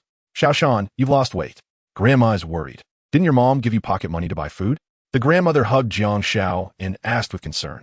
"Grandma, you've got the wrong person. He is my boss. I am your grandson Xiao Shan." Chapter 30. Illegal Kintaro meat and delicious moo milk. What did you say? The grandmother looked a bit confused at Wei Shan, who was waving at her, and put her hand to her ear. "Did you say you're Xiao Shan's friend?" "I said, I'm your grandson." Wei Shan shouted again, straining his voice. "Grandma, you recognized the wrong person. This is Jiang Xiao. Look, his hair is black." Luo Donger, covering her mouth, chuckled. "This one has green hair." Saying that, she pushed the speechless Wei Shan in front of her. Being hugged by the grandmother, Jiang Xiao's mouth twitched awkwardly, feeling so embarrassed that he could dig a 3-bedroom apartment. But to be fair, the grandmother's strength was impressive. She lifted him with one hand without much effort. After a while, the misunderstanding was clarified through several explanations, and the grandmother set Jiang Xiao down, awkwardly laughing and rubbing her head. "Look at my eyesight. I almost mistook my grandson. I'm really sorry, you little black-haired rascal." "It's okay, Grandma. You all must be Xiao Shan's classmates, then tell me. Has this child been misbehaving at school?" The grandmother said as she walked while holding Wei Shan and Jiang Xiao. "Let me tell you, Xiao Shan was quite mischievous when he was little. He set Kintaro's tail on fire, pulled the hair of the sheep, stole milk from the big milk can, and even went to the river to catch fish, but ended up getting his little thing pinched by a big crab and cried for his mom." "Ha ha!" The grandmother's rant had the kids on the ground laughing. Even Luo Dong couldn't help but cover her mouth and giggle. Meanwhile, Wei Shan, being held in her arms, turned a shade of blue and purple, embarrassedly waving his hands, trying to stop the grandmother's mouth. "Grandma, please stop. I don't care about my face." Jiang Xiao and a few others followed Wei Shan's grandmother deep into the farm, and the scenery along the way left them feeling curious. "Wow, so many toros." Shaolin's eyes lit up as he ran to the fence, grabbed some grass from the ground, and fed it to a nearby toros. The simple life on the farm excited him immensely. On the vast grassland, groups of toros were busy munching on the grass, while some lay lazily on the ground, soaking up the sun. Pokémon, toros, level 9, potential, gender, male type, normal ability, Reckless, the additional effects of moves are lost. But they can be used at higher power. Held item. None inherited skills. None basic skills. Tackle, tail whip, rage. Horn attack skill instructor. None skill disc. None remarks. They live in groups, and in a group, whoever has the thickest and longest horns, covered in scars, is the leader. Shaolin, have you never seen a Tauros before? Wei Shan asked curiously. No, this is my first time. Shaolin shook his head slightly, his eyes behind thick lenses showing a hint of sadness. But I've eaten Tauros meat. As soon as he said this, everyone present couldn't help but stop and look at the little boy with his head down. Wei Shan opened his mouth in disbelief and exclaimed, "You've eaten it?" "Yeah, at a dinner party my dad took me to," Shaolin replied absent-mindedly. "Isn't it clearly stated by the Pokémon League that you can't eat Pokémon, even if you raise them yourself? I remember someone got sentenced to 5 years for making sashimi out of a Magikarp. The neighboring town holds a Tauros bullfighting competition and a Pokémon racing competition every year, and the Tauros on Grandma's farm are prepared for those two events. Normally, they are also rented out to trainers as transportation, but they have never been sold as beef." Wei Shan's words echoed in everyone's ears. Just then, Luo Donger walked past the group with her arms crossed, continuing down the dirt path in the middle of the farm. She muttered, "What a bunch of idiots. This world isn't entirely dictated by the Pokémon League. Even the League enforcers sometimes turn a blind eye." This unpleasant conversation finally ended in silence from Shaolin. Jiang Zhao's eyes flickered, as if he understood something. Okay, no more silly talk." Grandma suddenly burst into a big laugh, scooping up the kids around her under her arms, and then quickly ran toward the wooden house at the bottom of the slope. Bang! The door of the wooden house swung open, and Grandma, having rushed here, finally set down the 4 children in her arms. The inside was warm, and there was a fire burning in the fireplace. Let me think. Today seems to be the day the big milk jug produces milk. You all sit here, and I'll go get you some bottles of farm-fresh milk. I guarantee you little guys will love it. Grandma, I want 2 bottles. Wei Shan raised his arm high while sitting on the wooden chair, looking forward to what was coming. Before long, Grandma, with her sturdy build, sidled through the door, holding a dozen glass bottles. Just getting close brought a rich, milky aroma that made the kids present swallow a few times. "Kana." Little Charmander eagerly waved its orange little hand and took a bottle of fresh milk from Grandma's hand. Then Jiang Xiao, Wei Shan, Luo Dong or Shaolin, and even the Pokémon they carried each received a bottle. "So delicious." Luo Donger beamed, and the little happiny she had tricked into drinking the milk surprisingly released its pink little hands, dropping a few fruit candies onto the wooden table. This taste is amazing." Jiang Xiao closed his eyes comfortably after taking a sip of the fresh milk, feeling as if he was in an ocean of milk, rich, thick, and incredibly flavorful. It truly is a product exclusive to the farm. "Thank you, Grandma." Jiang Xiao sincerely expressed his gratitude. "Silly boy, you called it wrong. You should call me Grandma, my silly big grandson." Grandma gently patted Jiang Zhao's head. Meanwhile, Wei Shan, who was happily drinking the fresh milk, suddenly coughed violently, spraying milk from his mouth. "Grandma, you recognized the wrong person again." Half an hour later, at the outdoor farm, come out Gigamouse. Wei Shan threw a Pokeball into the field, and a burst of light revealed an oversized Diglett, 3 times the size of a normal one. Digu Pokemon. Diglett, level 5. Potential, F. Gender, female type. Ground ability, Sand Veil, doubles evasion rate in a sandstorm and prevents damage from sandstorm. Held item, none inherited skills. Critical hit. Screech basic skills, Scratch, Sand Attack, Growl, Scare skill instructor. None skill disc. None remarks. Moves in shallow underground, and the ground it has dug will bulge, making it very easy to find. The Gigamouse moved through the fields, and in no time, the once overgrown abandoned field was turned over. The soil loosened and perfect for planting crops. Not bad. With Gigamouse, it will be much easier to cultivate land in the future. Grandma nodded with satisfaction. At this moment, Wei Shan excitedly clenched his fists and jumped up, shouting, "Did you hear that, Gigamouse? My grandma agrees to adopt you." Digu. The Diglett affectionately rubbed against Grandma's feet. Chapter 31.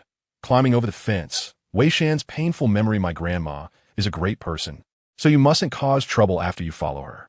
Wei Shan reluctantly patted the Diglett's head and didn't want to pull away for a long time. "And here's this for you." He placed a bag of energy cubes in front of the Diglett, smiling as he said, "I'll come to see you often when I have time." Digu. The Diglett's eyes were watery, though it found a good family. It still felt very reluctant to leave its trainer right after hatching. It's not like it's a life-and-death separation, Is it necessary to be like this? Grandma rolled her eyes in exasperation, then waved to the four who were running away, loudly calling out, "Don't go into the mountains. Just play in the farm." "Got it, Grandma." Wei Shan looked back and waved at Grandma and Gigamouse in front of the wooden house, laughing. "Where are we going?" Jiang Shao looked at the increasingly dense vegetation around and couldn't help but feel curious. Hee. Wei Shan smiled mysteriously, then pointed toward the distant mountains and said, "Of course. We're going to play in the mountains. There's a very deep cave over there where I found a crystal when I was a kid." Jiang Zhao's mouth twitched. His grandmother was right.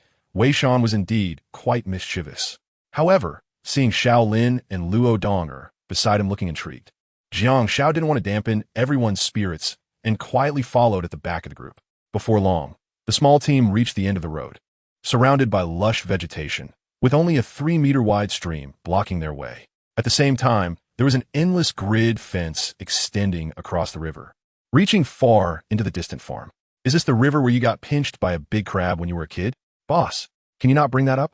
Wei Shan's face turned pale, and just as he was about to step into the river, he suddenly pulled his legs back. "What are you doing?"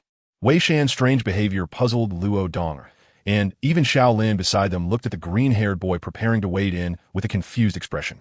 "There's no grid fence under the river. We just need to hold our breath and swim across the bottom. That's how I used to do it." Wei Shan explained in detail. Just as he finished speaking, he saw Luo Donger throw out a Pokeball, releasing Lucario, and then, "Sorry to trouble you, Lucario." Lucario. The dashing Lucario effortlessly picked up Luo Donger. Then with a crouching leap, whoosh, it successfully jumped over the fence and landed on the opposite bank. Luo Donger supported herself on Lucario's arm, tiptoed to adjust her slightly loose round-toed shoes, and after getting into position, she raised her head and shrugged. "Isn't this fine?" Suddenly, a loud noise came from across the stream, and Lucario glanced sideways, a bit alert, at the giant primate standing not far from it. Behind the giant primate, a boy with a backpack jumped gently, grabbing the white fur of the primate, and landed steadily on the ground. Jiang Shao looked up at the two people still standing on the opposite side of the railing, blinked, and said, "Aren't you coming over? Bro, boss, give us a ride too." Wei Shan and Xiao Lin looked at their Pokémon with tears in their eyes. Charmander had even climbed onto Xiao Lin's back, ready for its trainer to carry it across the river. On the other side, Nidoran and Caterpie were in the same situation, with white silk tightly binding Wei Shan's abdomen, connecting Nidoran, Caterpie, and Wei Shan into one entity. "Yeah." At Jiang Zhao's signal, the giant primate turned back and grabbed the two struggling trainers and their Pokémon, then leaped over the 4-meter-high railing. Just as Wei Shan was smiling with joy, bubbles suddenly emerged from the surface of the river below, followed by a basin-sized Kingler surfacing, launching an attack on the giant primate that was leaping over the railing. To be precise, it was attacking Wei Shan, who was held in the giant primate's hand. Pokémon, Kingler, level 11, potential, Degender, male type, water ability. Hypercutter, attacks cannot be lowered in battle. Held item, none inherited moves. Night/basic moves, Mud Slap, Crab Hammer, Harden, Bubble Move Tutor, Water Pulse TM, none notes. If danger approaches, it will spit out bubbles to wrap its body, making it appear larger. This Kingler swam upstream from the estuary into the inner river and has been brooding over a failed hunt. A large amount of blue bubbles shot toward Wei Shan.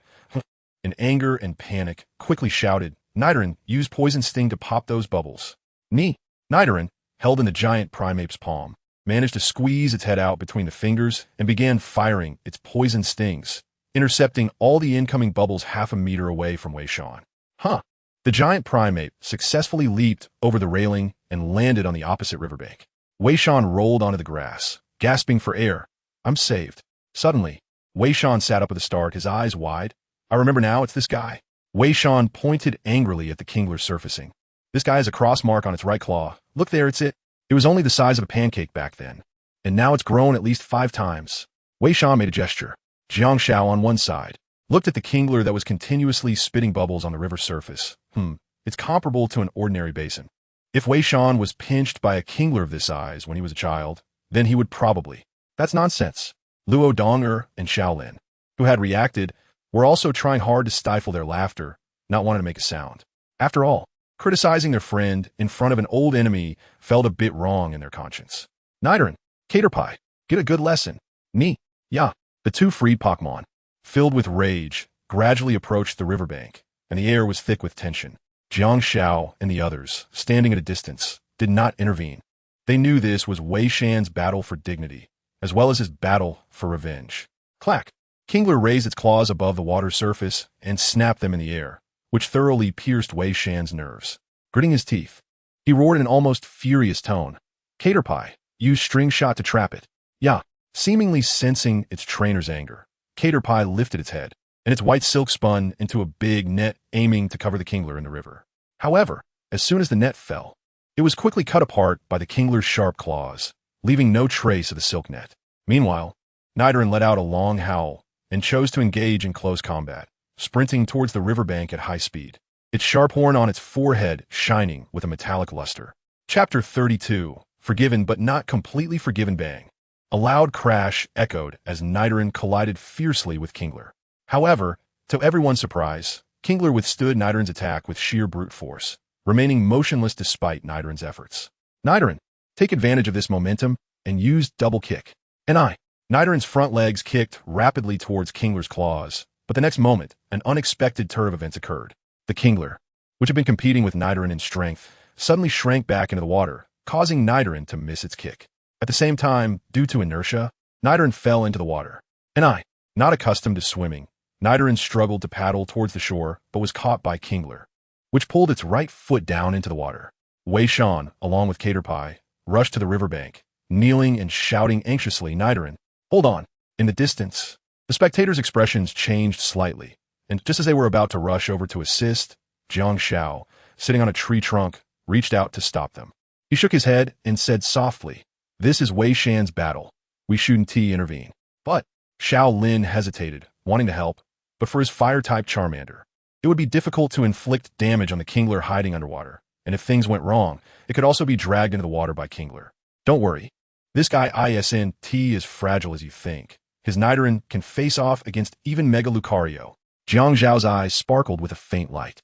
Although he claimed he wouldn't intervene, if Nidoran's life was truly in danger, Xiaolon would be the first to provide support. He patiently observed the battle. Kana. Little Charmander raised its orange little paw, seemingly cheering for Wei Shan and his two Pokémon from afar. What should I do? The electric web from Caterpie is effective against it, but Nidoran is still in the water. Wei Shan, on the riverbank, was sweating anxiously. His past battles had always been on solid ground. He had never dealt with water before. Damn it, what would the boss do in this situation? Wei Shan, frustrated, slammed his fist into the grass. Suddenly, he raised his head sharply, his eyes wide open. Nidoran, use Poison Sting to the maximum. It doesn't matter if you can't hit directly, just release the poison. Wei Shan's shout penetrated the several meters deep riverbed and reached Nidoran's ears. Nidoran, dragged underwater, suddenly opened its eyes wide, spewing out a large amount of poison that mixed with the omnipresent water flow. The big claw crab, which was pulling Nidoran towards the riverbed, seemed to sense something unusual. It suddenly turned its head, and this time it was scared stiff. The originally clear river water turned into a dangerous-smelling purple poison, and due to the flow, the released poison was spreading in all directions, almost inescapable. The big claw crab felt uncomfortable and hurriedly swam towards the surface, trying to escape the poisonous water. On the surface, Wei Shan, who had been lying by the riverbank, showed a delighted expression as familiar bubbles rose again, but this time, they were a terrifying purple. Before long, the big claw crab resurfaced, with purple spots on its shell confirming that it was now poisoned. Wei Shan clenched his fist and shouted, Nidoran, now's the time.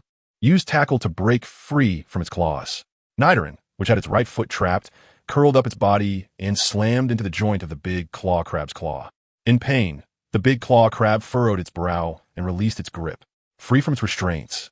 Nidoran immediately used the big claw crab's hard shell as a springboard and jumped back onto the shore. Caterpie, use electric web. Caterpie, prepared for a long time, rewove its web, but this time it was covered with a layer of brilliant electricity.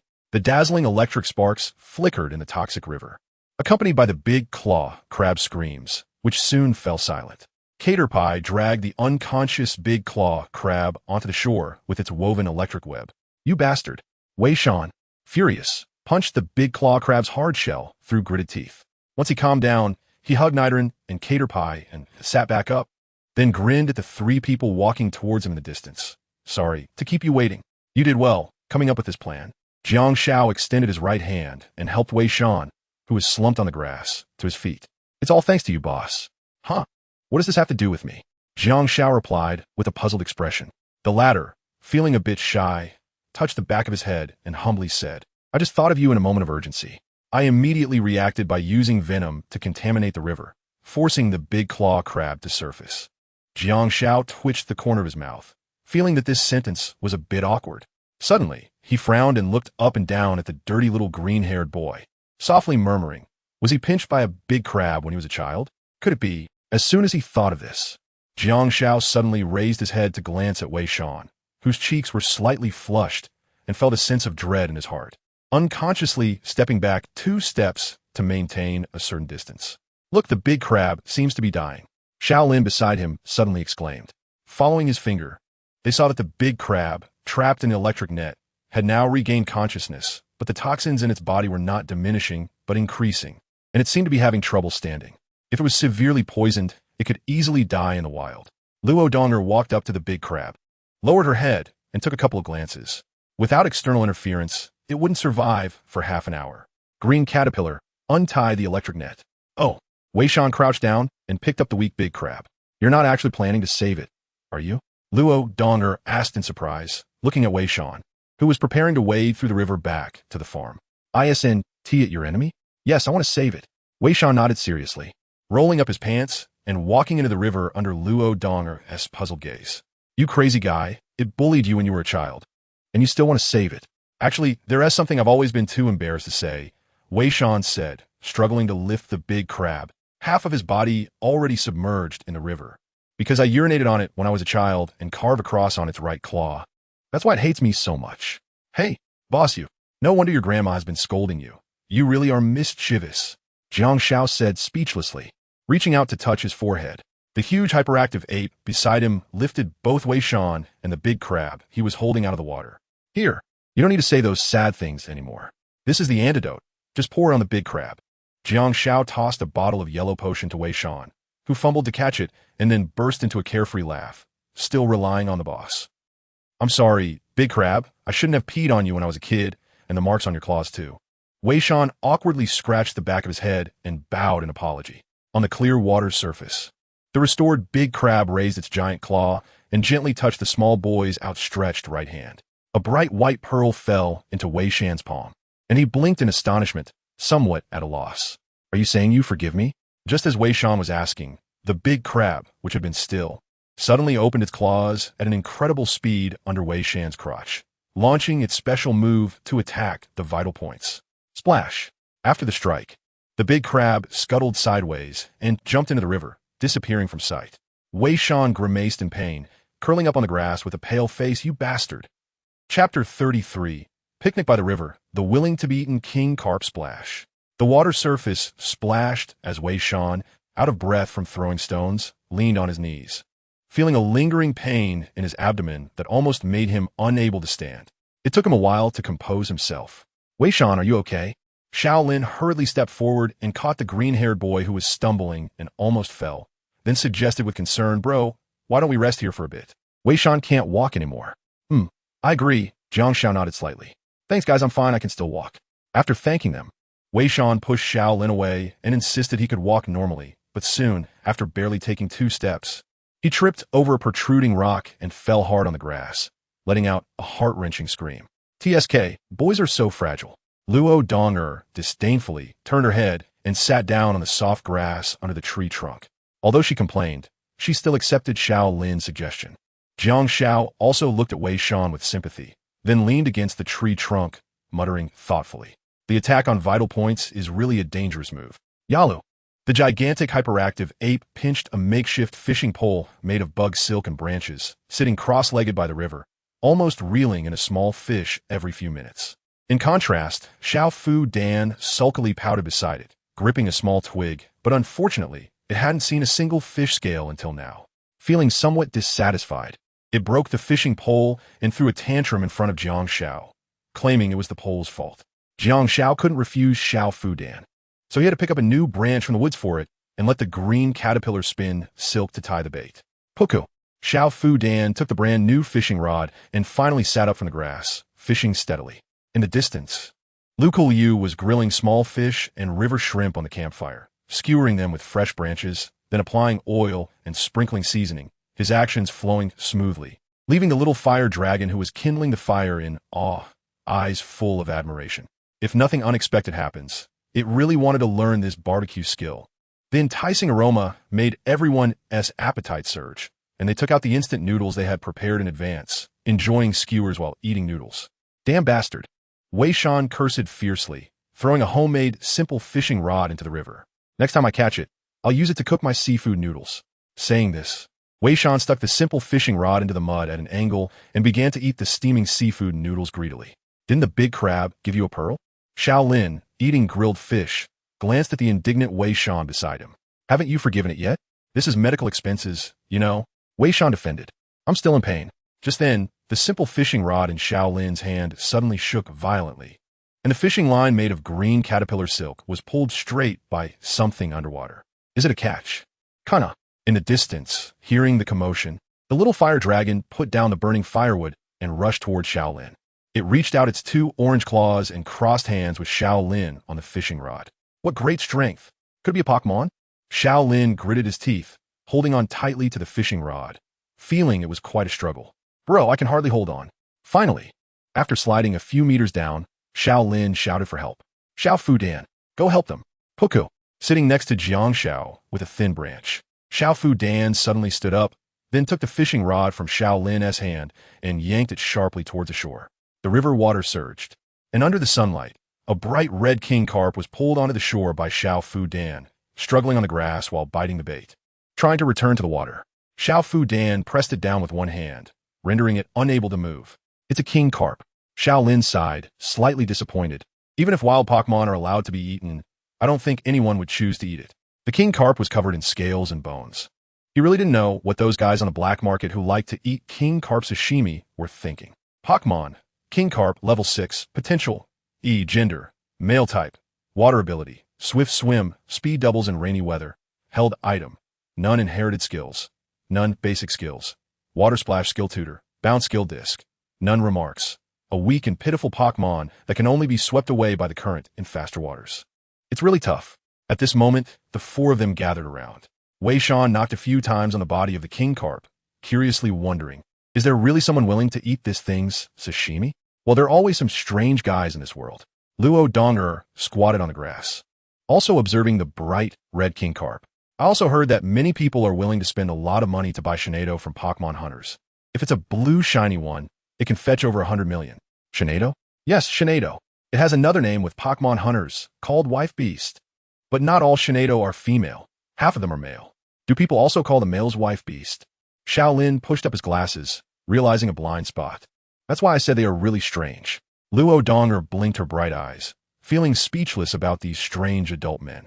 Jiang Xiao, feeling awkward, pinched the tip of his nose, remembering that in his previous life, he liked to catch a box of Shinado to play with when playing Pokémon games, especially loving the blue and white shiny ones. She can't be talking about me, right? Jiang Xiao felt someone was exposing his past. Bro, what do you think we should do with this king carp? Xiao Lin looked at Jiang Xiao, whose eyes were constantly dodging among the four. How about we release it? It seems pretty useless. It's all scales and bones. Even if made into sashimi, it wouldn't taste good. Kalu. As if hearing Xiao Lin say it was useless, the angry king carp jumped and slapped its tail hard against Xiao Lin's right cheek. The latter covered his red face and got up from the ground, feeling wronged. Why are you hitting me? Kalu. The king carp glared at the few of them, then to everyone as confusion. It lay flat on the grass without any struggle, as if it had given up. What is it doing? Wei Shan's mouth twitched at this time. No one was pressing it down, and logically speaking, the king carp should have jumped up by now. Why was it behaving so unusually, completely motionless? Jiang Xiao frowned. From the indignant gaze of the kingler, he sensed a hint of doubt. If I'm not mistaken, Jiang Xiao slightly parted his lips. At this moment, the three confused individuals also turned their heads to look at Jiang Xiao. It seems to want us to eat it, to defend the dignity of the Kingler clan. As soon as these words were spoken, everyone was taken aback. Chapter 34. The Late God of Emotions, a mere duo. Perhaps it was because we had just said some derogatory things about the Kingler's low combat ability, even suggesting that it would be looked down upon if made into sashimi, that it wanted to prove its innocence through death, Jiang Xiao explained. Everyone lowered their heads, re-examining the kingler lying flat on the grass, feeling an inexplicable sense of greatness. Willing to sacrifice itself for its race in exchange for others' acknowledgement, this spirit of self-sacrifice to achieve a greater good moved everyone present deeply. Let's go. Kalu Kalu. The kingler shook its head vigorously, seemingly having made up its mind, its gaze incredibly firm. Your Pokémon, Little Fudon, was touched by the kingler's determination to defend its racial dignity to the death and decided to give it the yuzu fruit it was carrying. Little Fudon also resolved to defend its trainer to the death like the kingler, and the intimacy between Little Fudon and its trainer increased. Little Fudon lost the item yuzu fruit. Little Fudon learned the move gift, attacks by presenting a box with a trap to the opponent, which may also restore the opponent's health. Puku. Little Fudon stood between Jiang Zhao's legs, one hand gripping his pants, and the other hand took out the yuzu fruit hidden in its pocket and handed it to the kingler. The latter stared blankly at the pouting Little Fudon, unsure of what to think. After a moment, the kingler stiffly opened its mouth and swallowed the yuzu fruit handed over by Little Fudon, immediately causing a gentle green light to appear on its surface, restoring its almost depleted energy to a safe level. The corners of the kingler's eyes became moist. This was its first time behaving so out of character, feeling a sense of being acknowledged. This scene left Jiang Xiao dumbfounded. He never expected that the kingler's desperate desire for death would resonate with Little Fudon, leading to the direct comprehension of a move. Gift time. Jiang Xiao picked up the little lucky egg and gently stroked its small head, smiling wryly. This move was like a die. If it landed on a good number, it could win in one hit, but if luck was bad and it landed on a bad number, the opponent would burst into laughter. With someone helping their Pokémon recover health, how could they possibly lose? However, if they could successfully master the rules of gift-giving, this move would leap to become one of the core moves of the lucky egg.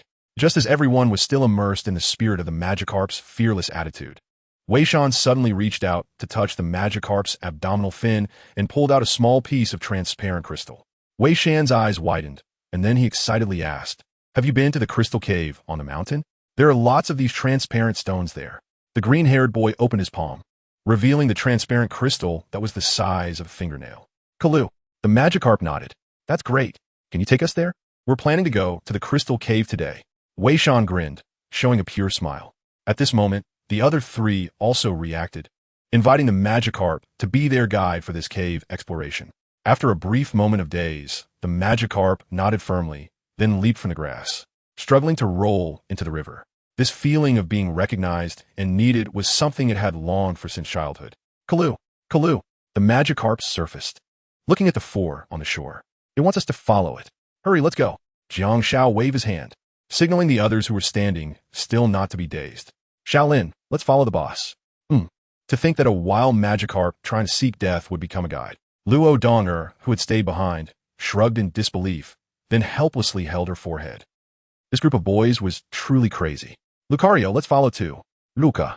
In the clear stream, a Magikarp was swimming upstream, its yellow back breaking the surface like a sharp knife, splitting the flowing water in two. As the four children ran alongside the Magikarp, they were soon struck by the scene before them. A large waterfall with white waves at the end of the river, where the rushing water cascaded down from a cliff over 100 meters high, ultimately merging into a deep pool at the bottom. Kalu. The Magikarp swam against the current into the deep pool under the waterfall, glancing up at the top of the waterfall. Its intention clear. The cave, full of transparent stones, was at the top of the waterfall, and it could only take them this far. "Thank you, Magikarp." The group waved goodbye to their guide, and the Magikarp suddenly leaped out of the water, splashing a large amount of water, creating a small rainbow bridge under the sunlight. This was the gift left by the Magikarp, its unique way of saying goodbye. "Goodbye, Magikarp. You really are a great Pokémon." Wei Shan raised his excited Nidoran and laughed. At this moment, smiles filled everyone's faces, just like the small rainbow bridge, bright and radiant. Unbeknownst to the four children and their Pokémon, a small creature in a state of invisibility quietly descended upon the lake, flying close to the water's surface and creating a series of ripples. Because the loud waterfall was right behind it, the traces it left were quickly erased. The gray little fairy hovered in front of the children, curiously observing the small rainbow bridge before them. It was one of the 3 sacred mushrooms, the legendary Pokémon Amalga, which taught humans about emotions.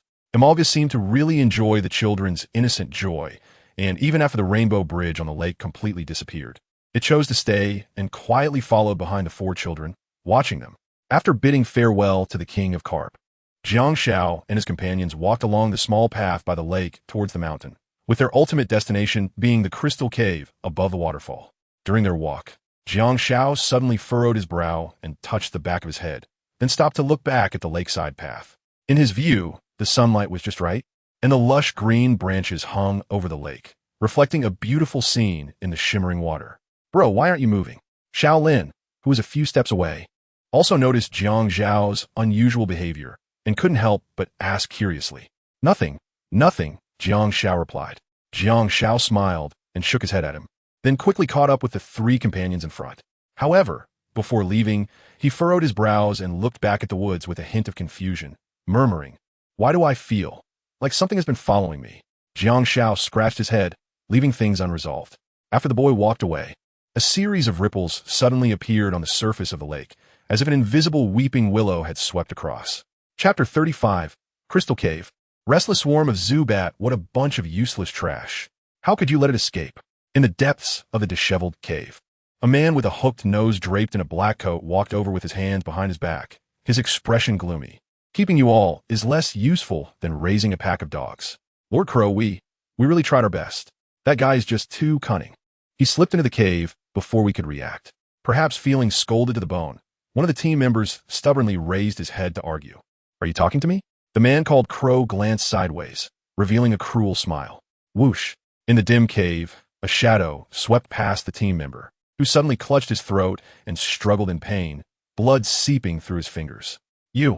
The team member's eyes widened in fear as he trembled and reached out, only to have another similar shadow sweep by, severing his outstretched hand, which fell onto the stalactite below. Bang! The team member collapsed to the ground, blood staining the winding stream in the cave. Damn it! In the darkness, two pairs of crimson eyes appeared beside the man in the coat. As he moved, the mysterious Pokémon in the dark also came into view. They were two differently colored Mismagius. At that moment, their sharp claws were stained with conspicuous blood, and thick blood dripped from their claws, making a slight sound that deeply pierced the hearts of everyone present. Gulp! In the darkness, a cowardly team member trembled as he swallowed hard, then sat pale on the ground, staring blankly at the team member who had just been killed. Dead. Go get it back for me. If that Pokémon isn't found before the Pokémon League people arrive, all of you here will die. Crow's cold face made these rookie team members feel a chill, and they regretted joining this terrifying organization even more. They had no way out. Scattered team members in black rushed into the unknown darkness with their Pokémon. Compared to this place, perhaps the darkness no longer felt so daunting. Crow glanced at the man slumped on the ground with vacant eyes, then sneered disdainfully. The two Mismagius beside him grinned wickedly as they approached the man, their blood-stained claws glinting with a chilling light. TSK.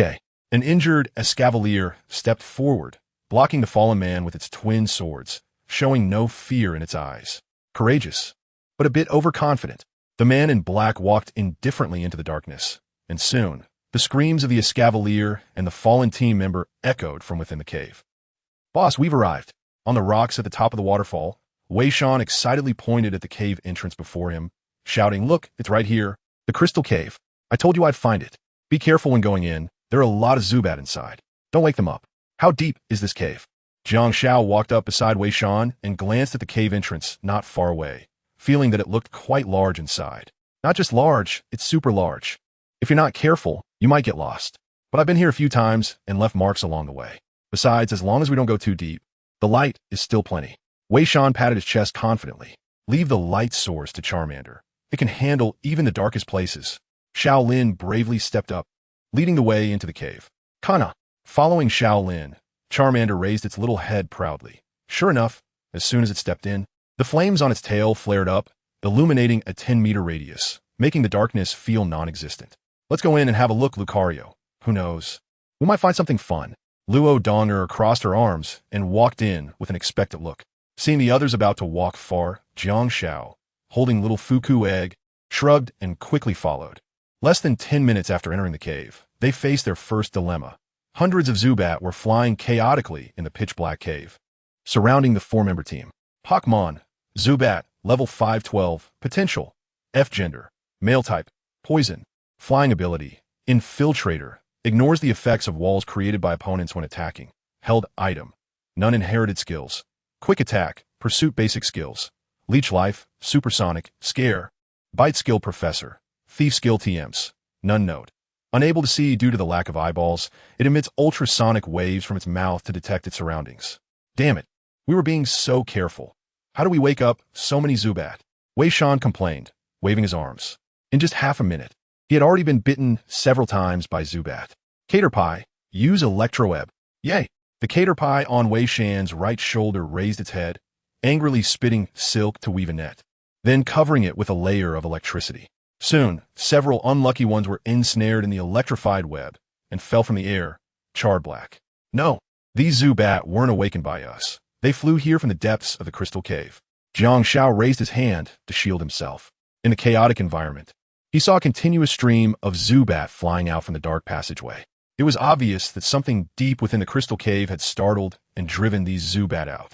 Charmander, use Ember. With a loud crack, a dazzling pillar of fire shot out in the passage, scattering the swarm of Zubat circling above everyone's heads. Many Zubat, emitting black smoke, wobbled and fell to the ground at their feet. On the other side, Lucario wielded a deep yellow bone club, knocking away any Zubat that got too close to Luo Donger, creating a temporary vacuum around them. Surrounded by hundreds of Zubat, the four of them all showcased their abilities. But Jiang Xiao could only twitch his mouth in speechlessness. At this moment, how did an event task get triggered? Your Pokémon, the Ambipom, is very interested in knocking away the Zubat and has decided to go all out. When the Zubat swarm retreats, the side that knocks away the most Zubat will receive extra rewards. Wei Shan, Shaolin, and Luo Donger are considered teammates of the host and will enjoy the same benefits. Current leaderboard: Ambipom, 33, Lucario, 29, Happiny, 14, Charmander, 8, Caterpie, 6, Nidoran, 2. Damn it, give me back my pearl. Wei Shan suddenly shouted. It turned out that the medical expenses compensated by Kingler had been snatched away by Zubat. Nidoran, use Poison Sting to bring it down. Several poisonous spikes shot rapidly towards the Zubat circling above, but the latter was faster, vanishing in the blink of an eye like a flash of white light. Wei Shan stomped his feet in anger and stubbornly chased after it. Chapter 36. While fighting, teammates disappeared Zizizi. Amidst the chaos, a series of irritating sounds echoed from all directions. Noticing something unusual, Luo Donger suddenly looked up at the swarm of Zubat circling above. After staring for a moment, her expression changed in shock, her pupils constricting to pinpoints. And she shouted urgently, "Everyone be careful, it's the Zubat's sonic attack." Sure enough, the next moment, visible sound waves descended from the top of the cave in circles, enveloping everyone on the ground and their battling Pokémon. The sound waves mixed with the flapping of wings made one feel uncomfortable all over. Jiang Xiao furrowed her brows, shook her head vigorously a few times to stay awake, and exclaimed, "You idiot! I already reminded you. How could you still get confused?" Looking at the little fire dragon charging towards her, Luo Donger pointed at it in frustration and shouted, "Lucario, stop it, Lucario!" Surrounded by dozens of Zubat, Lucario, seeing its trainer in trouble, roared and released several aura spheres in quick succession to the sides. The dual explosions sent the surrounding Zubat flying, allowing it to break free. Bang! Crack! In the blink of an eye, Lucario's bone club collided with the little fire dragon's claws, creating dazzling sparks. Little fire dragon, wake up! You're attacking the wrong person.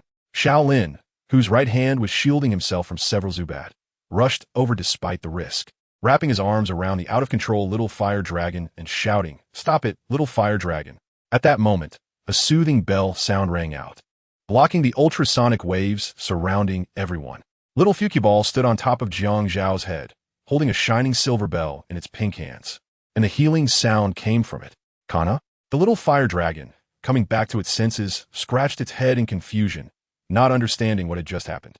Lucario, holding the bone club, shot a glare at the little fire dragon, then raised its right hand to release a blue aura sphere towards the regrouping Zubat. The air exploded, and the turbulent airflow blew many Zubat away, crashing them against the rock walls. Lucario seized the opportunity to follow up, smashing an ice punch against the rock wall, spreading cold air and forming large ice crystals. The Zubat that had crashed against the wall were frozen by the spreading frost, losing all combat capability. "Thank you so much, bro." Shaolin sat on the ground, relieved, and you too, little Fukiball. Just a small thing. Jiang Shao waved his hand and continued fighting. Puku, little Fukiball, praised, stood on Jiang Zhao's head with hands on its hips, happily pouting. Little fire dragon, can you continue fighting? After a moment of rest, Shaolin stood up from the damp cave floor, looking at the little fire dragon beside him. It's not your fault. You don't have to feel so guilty. Kana, encouraged by its trainer, the little fire dragon perked up, nodding determinedly. All right. Seeing this, Shaolin shouted and pointed at the Zubat scattered throughout the cave. Little fire dragon, use rock slide. In an instant, bright white rocks floated into the air above the cave. The little fire dragon ignited its tail flame, filled with battle spirit. And under its control, a dozen low-level Zubat were perfectly hit by the rock slide, inflicting significant damage. Not bad, not bad. Your techniques, release, and application have clearly improved since the forest. Jiang Shao, watching from a distance, nodded in satisfaction. It seems we need to step up our game too. Little lazy, little Fukiball. Hearing Jiang Zhao's call, the huge slaking slowly got up and walked towards the dark passage. As the Zubat in the cave were being knocked away by everyone's Pokémon, their numbers were no longer as overwhelming as before. So little lazy no longer needed to divert its attention to protect Jiang Shao. Yar! The huge slaking threw its head back and roared, sending shockwaves that nearly toppled a few nearby Zubat, who almost crashed into the stalactites. It's time for us to harvest. Little Fukiball, use gravity. A pink light curtain quickly spread from Little Fukiball, and any creature covered by the light curtain instinctively paused, their speed noticeably slowed. This is... Luo Dong frowned slightly, seeming to realize something. A psychic-type move, strong gravity? As soon as she finished speaking, she was shocked to see the Zubat that had been circling at the top of the cave rapidly fall from the air, as if their wings had been weighed down by something, followed by dull crashing sounds. Don't waste the time in the gravity field, little lazy. Jiang Shao looked up, a barely noticeable smile on his face. Use Fire Punch to blow them away. Yar! The huge slaking grinned widely, flames igniting on its right fist, coupled with the intense red fur on its forehead. The power of the Fire Punch was significantly enhanced, and with just one punch, it sent over 20 Zubat plummeting to the ground, trailing smoke and collectively blasting them away. The strong gravity in the cave affected all Pokémon present, including Luo Donger's Lucario. Instead of wielding its bone club to wreak havoc, Lucario's movements slowed due to the strong gravity, while the huge slaking could ignore the effects of a gravity field thanks to its sheer physical power. In this give-and-take scenario, it was evident that it favored Little Lazy more. Not bad. Not bad. With this, the system's extra reward is 10. It's a sure win. Jiang Shao glanced at the system's leaderboard, noticing that Shaolan's score was rapidly climbing, breaking into the triple digits in just a moment. Suddenly, Jiang Shao was stunned. He looked around and noticed a blind spot. The chaos in the cave had calmed down, but where was one of the team members? Where was Wei Shan? Where did that guy run off to?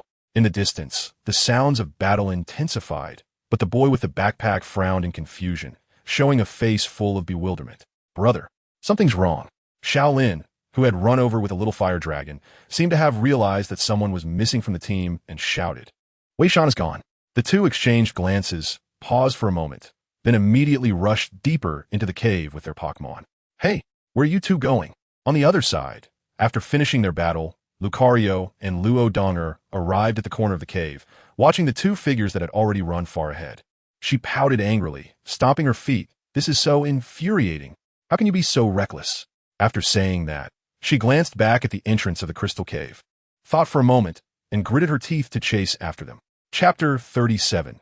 Event Reward Settlement. Sudden danger deep in the crystal cave. Wei Shan was commanding Nidoran and Caterpie to besiege the fleeing Zubat. Thief, give me back my pearl. The green-haired boy shouted angrily, pointing upwards. Don't think just because you can fly, I can't do anything about you. Zubat circled in midair, emitting sharp mocking sounds, looking as if it was truly fearless. You damn bastard, if you have the guts, don't run. Nidoran, use Poison Sting continuously to block its movement. The familiar Poison Sting attack came as expected, but against this high-level, level 12, Zubat, which was very fast and good at using quick attack to dodge damage, it was difficult to be effective. However, it was still possible to restrict Zubat's movement area. Driven by the Poison Sting, Zubat flew toward the exit on the other side of the passage. Seeing this, Wei Shan did not panic. Instead, a barely noticeable smile appeared on his face. You fell for it. Caterpie, now's your chance. Set up the net. Yay! Caterpie, hiding in the shadows for a long time, pulled back with all its might. As the silk from its mouth tightened, a pre-woven web suddenly lifted from the ground at the cave's entrance, perfectly ensnaring Zubat. The latter struggled desperately in the web, but without its wings, was just a fish in a barrel with no way to escape. Oof. You're done for, let me tell you. Caterpie, use Thunder Wave, zap it good. In the dark cave, a bright yellow current suddenly lit up, spreading along the silk from Caterpie's mouth to the entire net. Amidst the flickering electric current, the ensnared Zubat was also electrocuted and fell to the ground. Wei Shan walked over, picked up the shiny white pearl that had fallen, wiped it, and a hint of joy appeared on his face as he pocketed the pearl, finally letting out a sigh of relief. Phew, my medical expenses are finally secured. Suddenly, as if remembering something, Wei Shan slapped his forehead. Oh no, how did I end up this deep? I should hurry back, otherwise the boss will worry. Saying this, he turned around and quickly headed back in the direction he came from, but a strange sensation under his feet made him frown in confusion and stop in place. What is this, sticky? Wei Shan instinctively bent down to feel under his feet, and when he raised his hand, he froze, terror flooding his face. Blood. The green-haired boy trembled as he extended a finger, pointing towards a certain direction in the darkness. Caterpie, use Thunder Wave on the ground in front. Yay! The bright yellow electric web was spat out from Caterpie's mouth. The next moment, Wei Shan gasped, and in his panic, he tripped over a stone and fell to the ground. He quickly retreated until his back pressed against the cold rock wall, finally forced to stop. See corpses. Wei Shan's eyes shrank to pinpoints, his breathing instinctively becoming rapid. In the distance, illuminated by the electric web, lay two male corpses with distorted faces in a pool of blood, and not far from them was a night snail with its arms severed, also dead. Seeing the scene, Wei Shan felt a chill all over. He remembered the words his grandmother had told him before she left that morning. Perhaps today, he really shouldn't have come to the Crystal Cave. The agitated Zubat swarm had all lost their fighting capability, and now the final scores were being tallied. Cumulative scoreboard: Aipom, 117, Lucario, 89, Charmander, 23, Happiny, 21, Caterpie, 7, Idrin. 2. Your Pokémon Aipom performed excellently in this event, defeating 117 Zubats, earning double battle experience and an additional reward of the Move Hyper Beam learning machine. Aipom's level increased to level 18. Your Pokémon Happiny achieved the most assists in this event, earning the title Assistance King with a reward of 1. 5 times battle experience. And Happiny learned the move Help. Happiny's level increased to level 10. Wei Shan's Pokémon Caterpie defeated the strongest Zubat in this event, earning 1.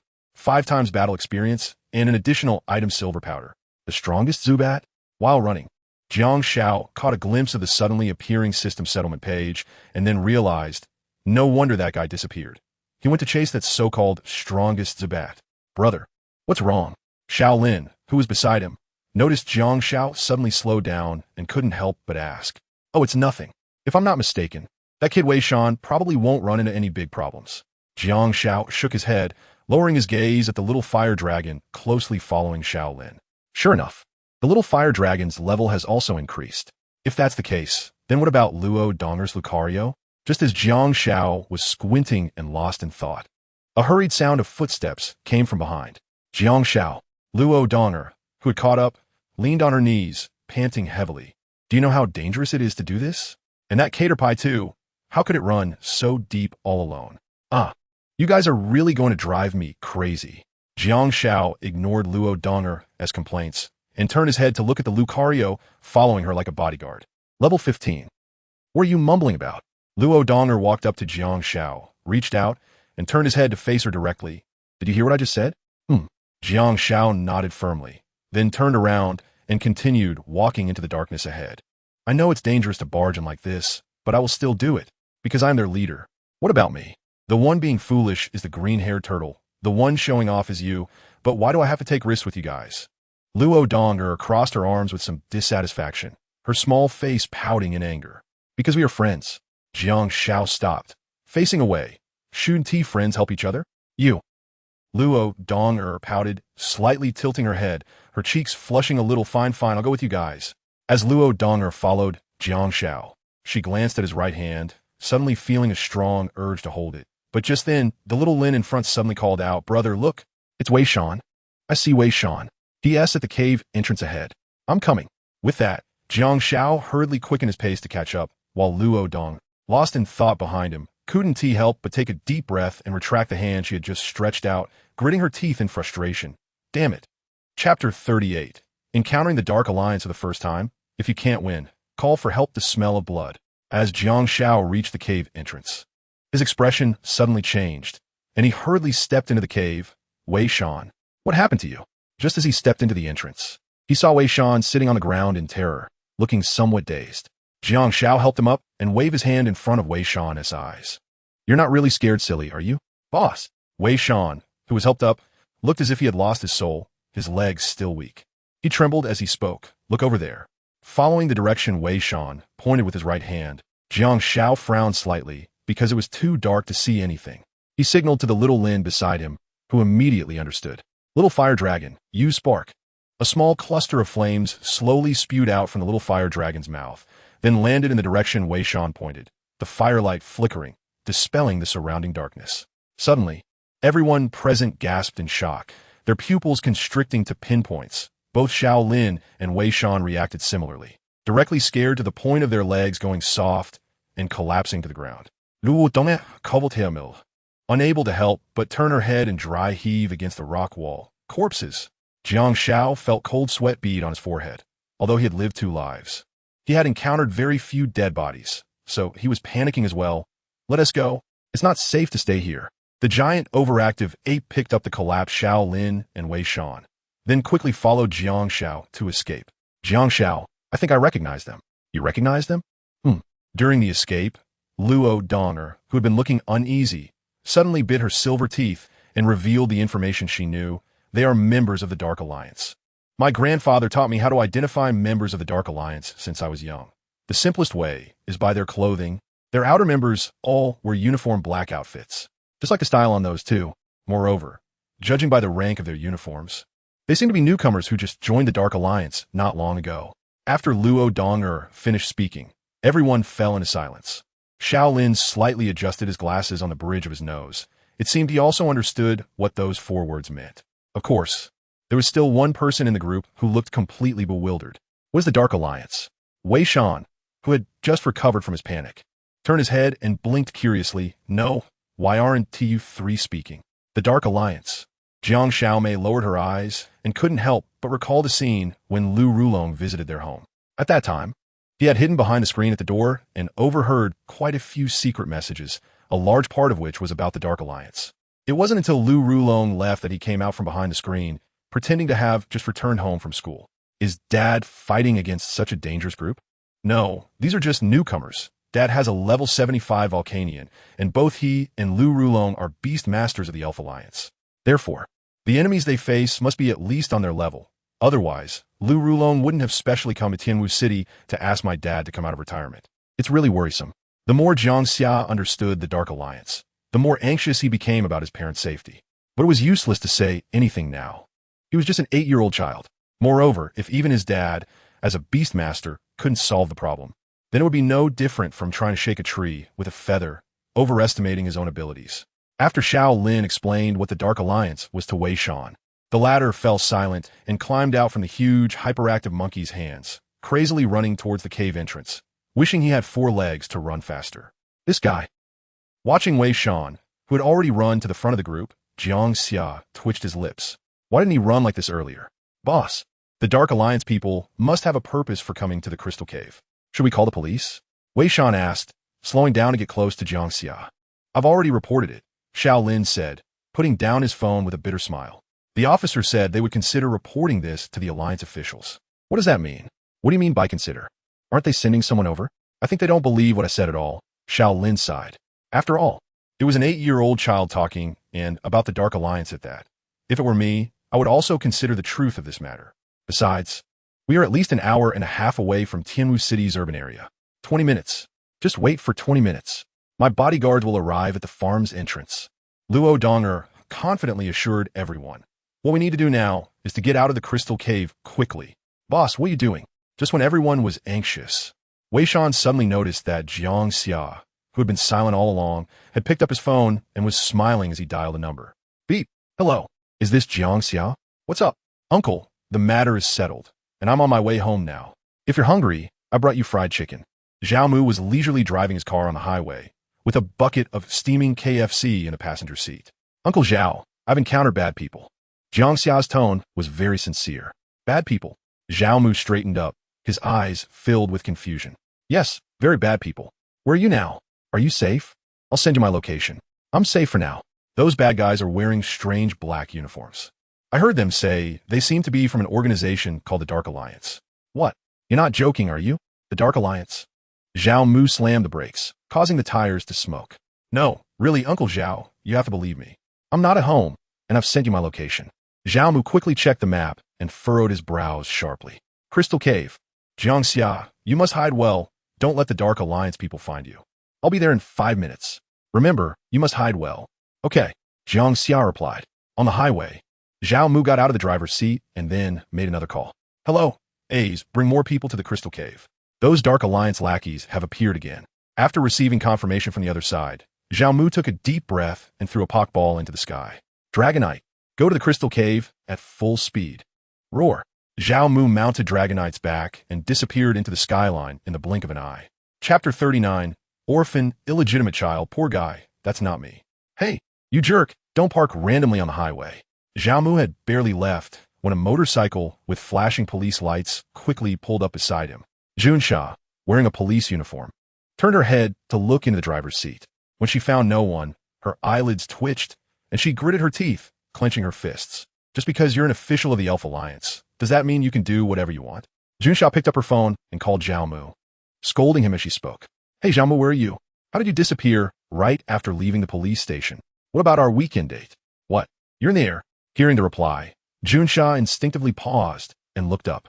Jiang Xia, do you really know the Alliance officials in Tianwu City? Luo Dongyue blinked suspiciously. After all, the man was so strict that he didn't even give face to her, a descendant of the Wave Guy family. Would he really believe when an 8-year-old child said, Don't worry, Uncle Zhao will come. I promise. Boss, when I first met you, you didn't say that.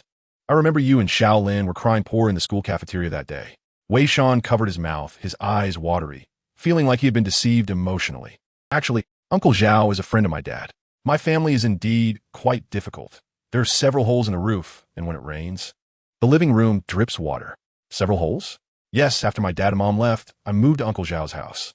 He treats me quite well, Jiang Xia said sincerely, his eyes honest and devoid of any impurities. Jiang Xia spoke these words with a clear conscience. He didn't intend to hide anything from his friends, and what he said was exactly the truth. However, these honest words sounded different to the other three. After my dad and mom left, so the boss is an orphan?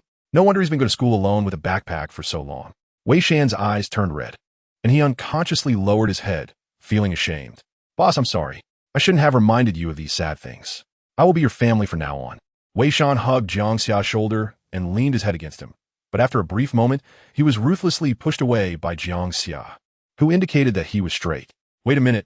Zhao Mu, the Alliance official in Tianwu City, has always been single, and he doesn't have any living relatives. Why would he take in Jiang Xia and treat him so well? Luo Donger furrowed her brows, sensing some gossip from Jiang Xia's few words. Suddenly, her eyebrows lifted, revealing a look of realization. I understand now. Jiang Xia is actually Zhao Mu's illegitimate child. Illegitimate children must live a hard life, right? Luo Donger turned her head to look at the smiling little boy beside her, her gaze filled with sympathy. Shaolin lowered his head and quietly slipped a bank card into Jiang Xia's hand. The latter turned his head in confusion, full of doubt. What is this? Shoo, brother, take this well. This is my pocket money for this month. You need it more than I do. There's 1 million inside, the kind that's untraceable. Jiang Xiao glanced down and immediately froze. He actually had a League Platinum card. A bank card of this level must have a savings amount exceeding 100 million to be automatically upgraded. As for why he knew so much about it, Jiang Xiao silently took out another platinum card from his pocket, which his mother had slipped to him before leaving. It contained exactly 100 million. Cough, cough. Jiang Xiao lightly cleared his throat and pushed Xiaolin's hand back, saying, I can't take it. Bro, just take it. Xiaolin exclaimed. What do you take me for? Jiang Xiao firmly refused. I'm not the kind of big brother who just takes advantage of his little brother. My old man once told me, a good man has ambitions to travel far and does not eat food that is offered without effort. Bro, I understand. Xiaolin's eyes, behind his thick glasses, were slightly moved, and admiration welled up in his heart. During the conversation, The relationship among the four of them underwent some subtle changes, seemingly sympathizing with Jiang Zhao's tragic experience, to the extent that from a distance, Jiang Zhao appeared to be surrounded by the others, presenting a core bond position.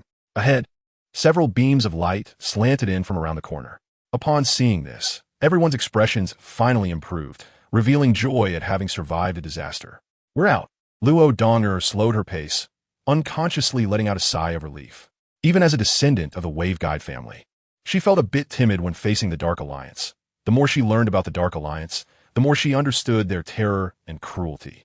But before everyone could rejoice for long, a tall, thin figure around the corner bumped right into them. "Ouch! What the hell? Which blind jerk can't watch where they're going?" Sun Daji cursed as he got up from the ground, continuously rubbing the back of his head, where he had just bumped it and formed a big lump. When he regained his senses, he froze. Standing before him were four children with expressions of fear. Where did these little brats come from? "Hey, were you guys the ones who just came out?" Sun Daji glanced at the dark passage in the distance with a sullen expression. "If that's the case, I can't let you go." At this moment, Jiang Xiao and the others had already run about 10 meters toward the cave entrance. Seeing this, Sun Daji sneered and reached into his pocket. He quickly threw out a Pokeball. "You're not getting away. Crow Leader, use Whirlwind." Pokémon, Crow Leader, level 29. Potential, C. Gender, female type. Dark. Flying ability, Overconfidence, increases attack power when knocking out opponents. Held item, none. Inherited skills, Whirlwind, Mimic, basic skills.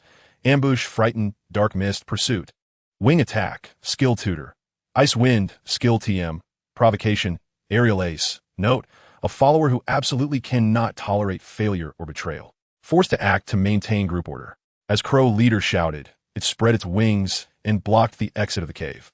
Seeing the four children rushing toward it, it flapped its wings to create a whirlwind, sending Jiang Xiao and the others flying over 10 meters away, only coming to a stop 50 meters from the exit. "Damn it, we can't get out." Wei Shan looked at Crow Leader fanning at the exit and felt furious, unable to hold back from punching the ground. "If we can't escape, then let's fight. The other side is a peripheral member of the Dark Alliance. We still have a chance." In contrast to Wei Shan's impatience, Luo Donger remained much calmer. Her family was sworn enemies with the Dark Alliance, and many elders in her family had died fighting them. Although it was a bit early, there was no way to avoid it. They could only fight. At this moment, the small boy blown away by the whirlwind was caught by the huge primate with both hands. Jiang Xiao squinted his eyes and stared at the wind tunnel ahead. "Xiaolon, try your newly learned move. Destruction Beam." A massive amount of energy gathered in Primape's mouth, causing even the air to tremble slightly, and then a bright white beam of light tore through the whirlwind, shooting toward Crow Leader at the cave entrance. Boom! The immense power of the destruction beam directly blew open the entrance of the crystal cave, causing a large amount of rocks to roll down, dust flying everywhere. Wei Shan and Xiaolin beside him were dumbfounded. Even Wei Shan had already started thinking about how to right his will, but the shot from Primape's destruction beam completely dispelled that thought. "Boss, I love you. Ugh, stop grossing me out." Jiang Xiao turned his head in great disdain, reaching out to keep Wei Shan, who was about to jump on him, at arm's length. They still didn't know if Crow Leader was dead or not. So don't celebrate too early. Could it be? This is Primape's destruction beam. If it hit directly, it would be fatal or at least half dead, right? Wei Shan was immediately flustered and hurriedly moved away with the stunned Caterpie and Nidoran by his feet. "Hey!" Nidoran tugged at Wei Shan's hand, seemingly saying, "Coach, I want to learn that." Kana. Charmander was also starry-eyed watching and instinctively took 2 steps forward, then took a deep breath and opened its mouth to burp twice. "Bro, should we go over?" Before Jiang Xiao could speak, Luo Donger, who had been holding his right wrist, suddenly bent down and shouted, "Be careful. Crow Leader isn't dead yet." In the distance, the dust was suddenly torn open, and the injured Crow Leader, covered in wounds, shot toward them like an arrow. "What does it want? Why is it coming at us?" Wei Shan broke out in a cold sweat, looking at the fierce Crow Leader, completely panicking. Its target was to attack the trainer directly. "That's ruthless." Jiang Xiao cursed angrily, but still instinctively hid in Primape's arms, only exposing half his head. "Xiao Fudan, use gravity." A visible pink light curtain rapidly expanded from around Xiao Fudan, enveloping Jiang Xiao and the others in an instant, forming a protective shield. The Crow Leader, in a surprise attack state, dived low towards the group, but before it could unleash its power, it was suddenly smashed down to the ground by the strong gravity. The group didn't have time to rejoice when a familiar voice came from the dust. Crow leader, use mimic. Reverse the gravity field. Ugh, you little brats. I really underestimated you. From the dust, a grimy son Dodgy grinned as he walked out. His right foot limped, seemingly injured from the earlier explosion, but now he was ready to get serious. The familiar pink light curtain spread out again, but this time it was released by Crow leader. Under the mutual influence of gravity and anti-gravity, the Crow leader, which had originally fallen to the ground, miraculously soared back into the air. Can it be used like this? Jiang Xiao was truly shocked by Sun Daji's parrot-like mimicry and anti-gravity skills, causing his scalp to tingle. Even the instigator, Xiao Fudan, was left speechless in shock. Ha! A few little kids who haven't even finished elementary school think they can become trainers just because they caught a few Pokémon? Don't be ridiculous. Trainers are not like you. Let them see Corviknight. Use haze. Ha! Corviknight leaped high into the air, spiraling close to the rock wall, and a large amount of black mist evaporated from its wings. In just a few breaths, the tunnel was filled with black mist. Everyone's vision was obstructed. Half a meter away, it was all black mist, making it impossible to tell north from south. Boss, where are you? I can't see you. Bro, where are you guys? In the mist, Wei Shan and Xiao Lin groped around, anxious and in circles. Ah, what is wrong with you, Cater Pie? The sudden scream startled Wei Shan, and he shouted anxiously, Bastard, if you have guts, hit me, don't bully my Cater Pie. Wei Shan, are you okay over there? Xiao Lin, gripping Charmander's claws tightly, shouted anxiously. Suddenly, a white light appeared overhead. Corviknight dove down, its right wing enveloped in white light and sharp airflow, cutting diagonally towards Xiao Lin. By the time Xiao Lin sensed the anomaly, it was too late. Corviknight let out a fierce cry, ready to take a head. In a critical moment, Charmander stepped forward, blocking the blow with its body. After the hit, Corviknight did not linger, but chose to shoot straight up into the sky to reconsider its strategy. Charmander! Xiao Lin cried out, throwing himself to the ground to pick up Charmander. Having taken a direct hit from the move Brave Bird, Charmander was now severely injured and could no longer fight. Kana! The little orange claws trembled as they lifted, wiping away the tears on Xiao Lin's face. Charmander struggled to show a faint smile before suddenly drooping its head, fainting. Damn it! Xiao Lin looked at the Charmander in his arms, tears streaming down uncontrollably. When he looked up, the coldness in his eyes was more piercing than the icebergs of the north. Gritting his teeth, he trembled as he reached for the collar, where a shrunken black Pock ball hung from a silver pendant. At that moment, a fair yet strong little hand grabbed Xiao Lin by the collar, dragging him and Charmander into the black mist. Don't worry, it's me. Bro, Charmander, it sacrificed itself to save me. Xiao Lin wiped his tears, his eyes red and swollen. Sacrificed. Silly boy, it's not dead yet. Look, the flame on Charmander's tail is still burning. Jiang Xiao shook Charmander's tail. It was currently unconscious from severe injuries and could not take any more damage. You should put it back in a Pokeball. Okay. Seeing this, Xiao Lin nodded like a chick pecking at rice. Charmander, you rest well. I'll leave it to Jiang Xiao. Jiang Xiao, you really think highly of me. All right. There, Wei Shan too. Bro, I just heard that Wei Shan and the others were also attacked by Corviknight. Xiao Lin suddenly stood up, his eyes wide open. I'm here. At that moment, a weak voice came from behind Xiao Lin.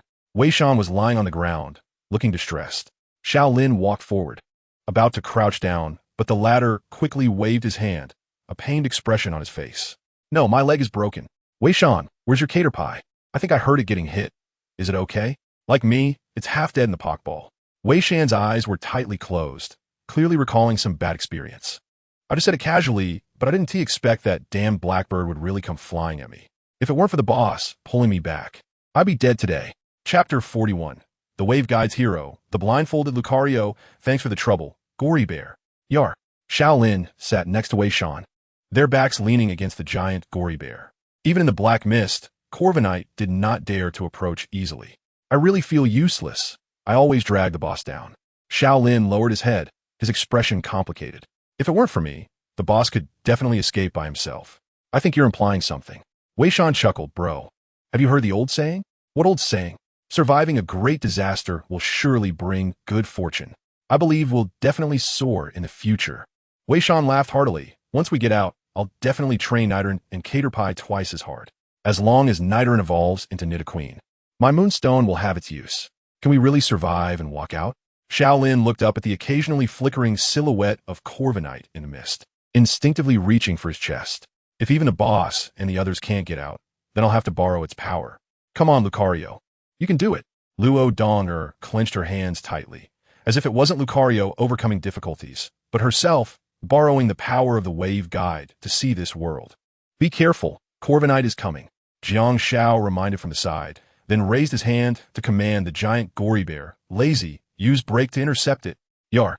The giant gory bear suddenly stood up, colliding with the diving Corviknight. Although there was an 11-level difference in a pure strength contest, Corviknight was no match for Lazy.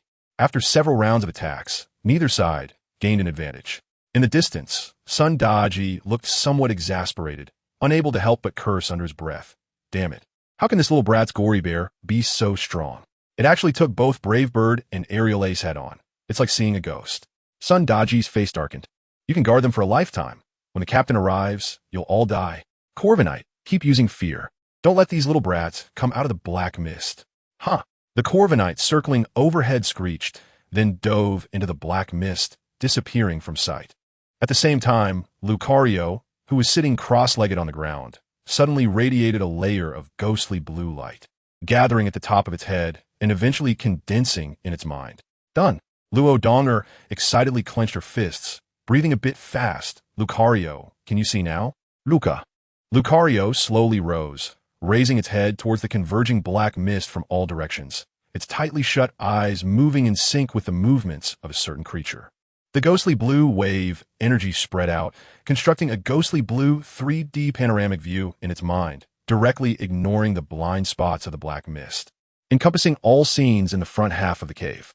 The observed distance was even broader than when its eyes were open. The Wave Guide S hero truly lived up to its name. Jiang Shao let out a sigh. This was a secret technique unique to Lucario, using the power of meditation to amplify the aura infinitely, allowing it to perceive the path with closed eyes. Lucario, use Aura Sphere. Luca. The deep blue aura energy gathered in its palm, and then Lucario suddenly turned at an incredible angle, launching the Aura Sphere in its palm towards the Haunch Crow. The Haunch Crow, which had intended to sneak attack, widened its eyes in disbelief, unable to comprehend how Lucario, with its back turned, could react in time. Boom! The deep blue aura sphere exploded violently, tearing a gap in the dense black mist, but soon, the surrounding black mist continuously filled the void. How is this possible? A coincidence? Sun Daji, who witnessed everything, had his mouth slightly open, his face filled with disbelief, but the next scene completely flustered him. Well done, Lucario. Luo Donger, his eyes lit up, a smile gradually appearing on her face. Since the black mist is nothing to you, let's give it our all. Mega Evolution. Luo Donger grasped her right wrist, the keystone and megastone resonating in a bond. In the black mist, a burst of colorful light erupted. Luca. The light broke through, and the majestic Mega Lucario appeared on the ground. What the heck? Mega Evolution. Are kids nowadays this strong? Sun Daji's worldview collapsed. This was nothing like when he was a child. Though he was intimidated by the Mega Lucario, he still mustered the courage to spit out. So what if you've Mega Evolved? You're still trapped in my Haunch Crow's black mist and can't find your way out. Do you think you can hit it once and then hit it again? Don't joke around. I spent 3 whole years training to achieve this scale of black mist. What makes you, a little brat, think you can break it? Sun Daji began to roar in a fit of hysteria, his voice laced with strong jealousy. In the black mist, almost everyone heard his voice at that moment. Wei Shan and Xiao Lin exchanged glances, helplessly shrugging. Sigh, in front of true geniuses, the span of time is just a small stinky ditch. Geniuses exist to shatter the fantasies of the mediocre. Wei Shan shifted his gaze, focusing on the 2 figures in the distance, a man and a woman, who were the geniuses in his eyes. Lucario, showing you power. Aura Sphere. Luo Dong shouted confidently, Luca. A larger aura sphere gathered in the blindfolded Lucario's palm, and then, standing behind it, Jiang Shao also raised the small Happiny in his arms. Whispering with a smile, let's add some more power. Happiny, use helping hand. Puku. Happiny took out the white stone from its abdomen and tossed it towards the aura sphere in Mega Lucario's hand. The next moment, the already enlarged aura sphere expanded further, subtly creating a trend of affecting the airflow. The surrounding black mist began to converge towards the center under the immense pull of the aura sphere. In the black mist, Haunch Crow flapped its wings desperately to stabilize itself. No way. These little brats can really defeat me? Sundaji on the outside swallowed hard, feeling a bad omen as he watched the black mist take on a vortex shape. Go for it. Mega Lucario. Use Aura Sphere. Luo Dongya shouted. Luca. Mega Lucario struggled to push the Aura Sphere. This giant Aura Sphere, over 2 meters in diameter, made it a bit nervous. The giant Aura Sphere slowly moved through the black mist, then accelerated, eventually catching up to the fleeing Honchkrow and completely engulfing it. A thunderous explosion shook the entire mountain. Boom. Chapter 42. Cave Entrance Collapse. The darkened Crystal Onyx. What is going on?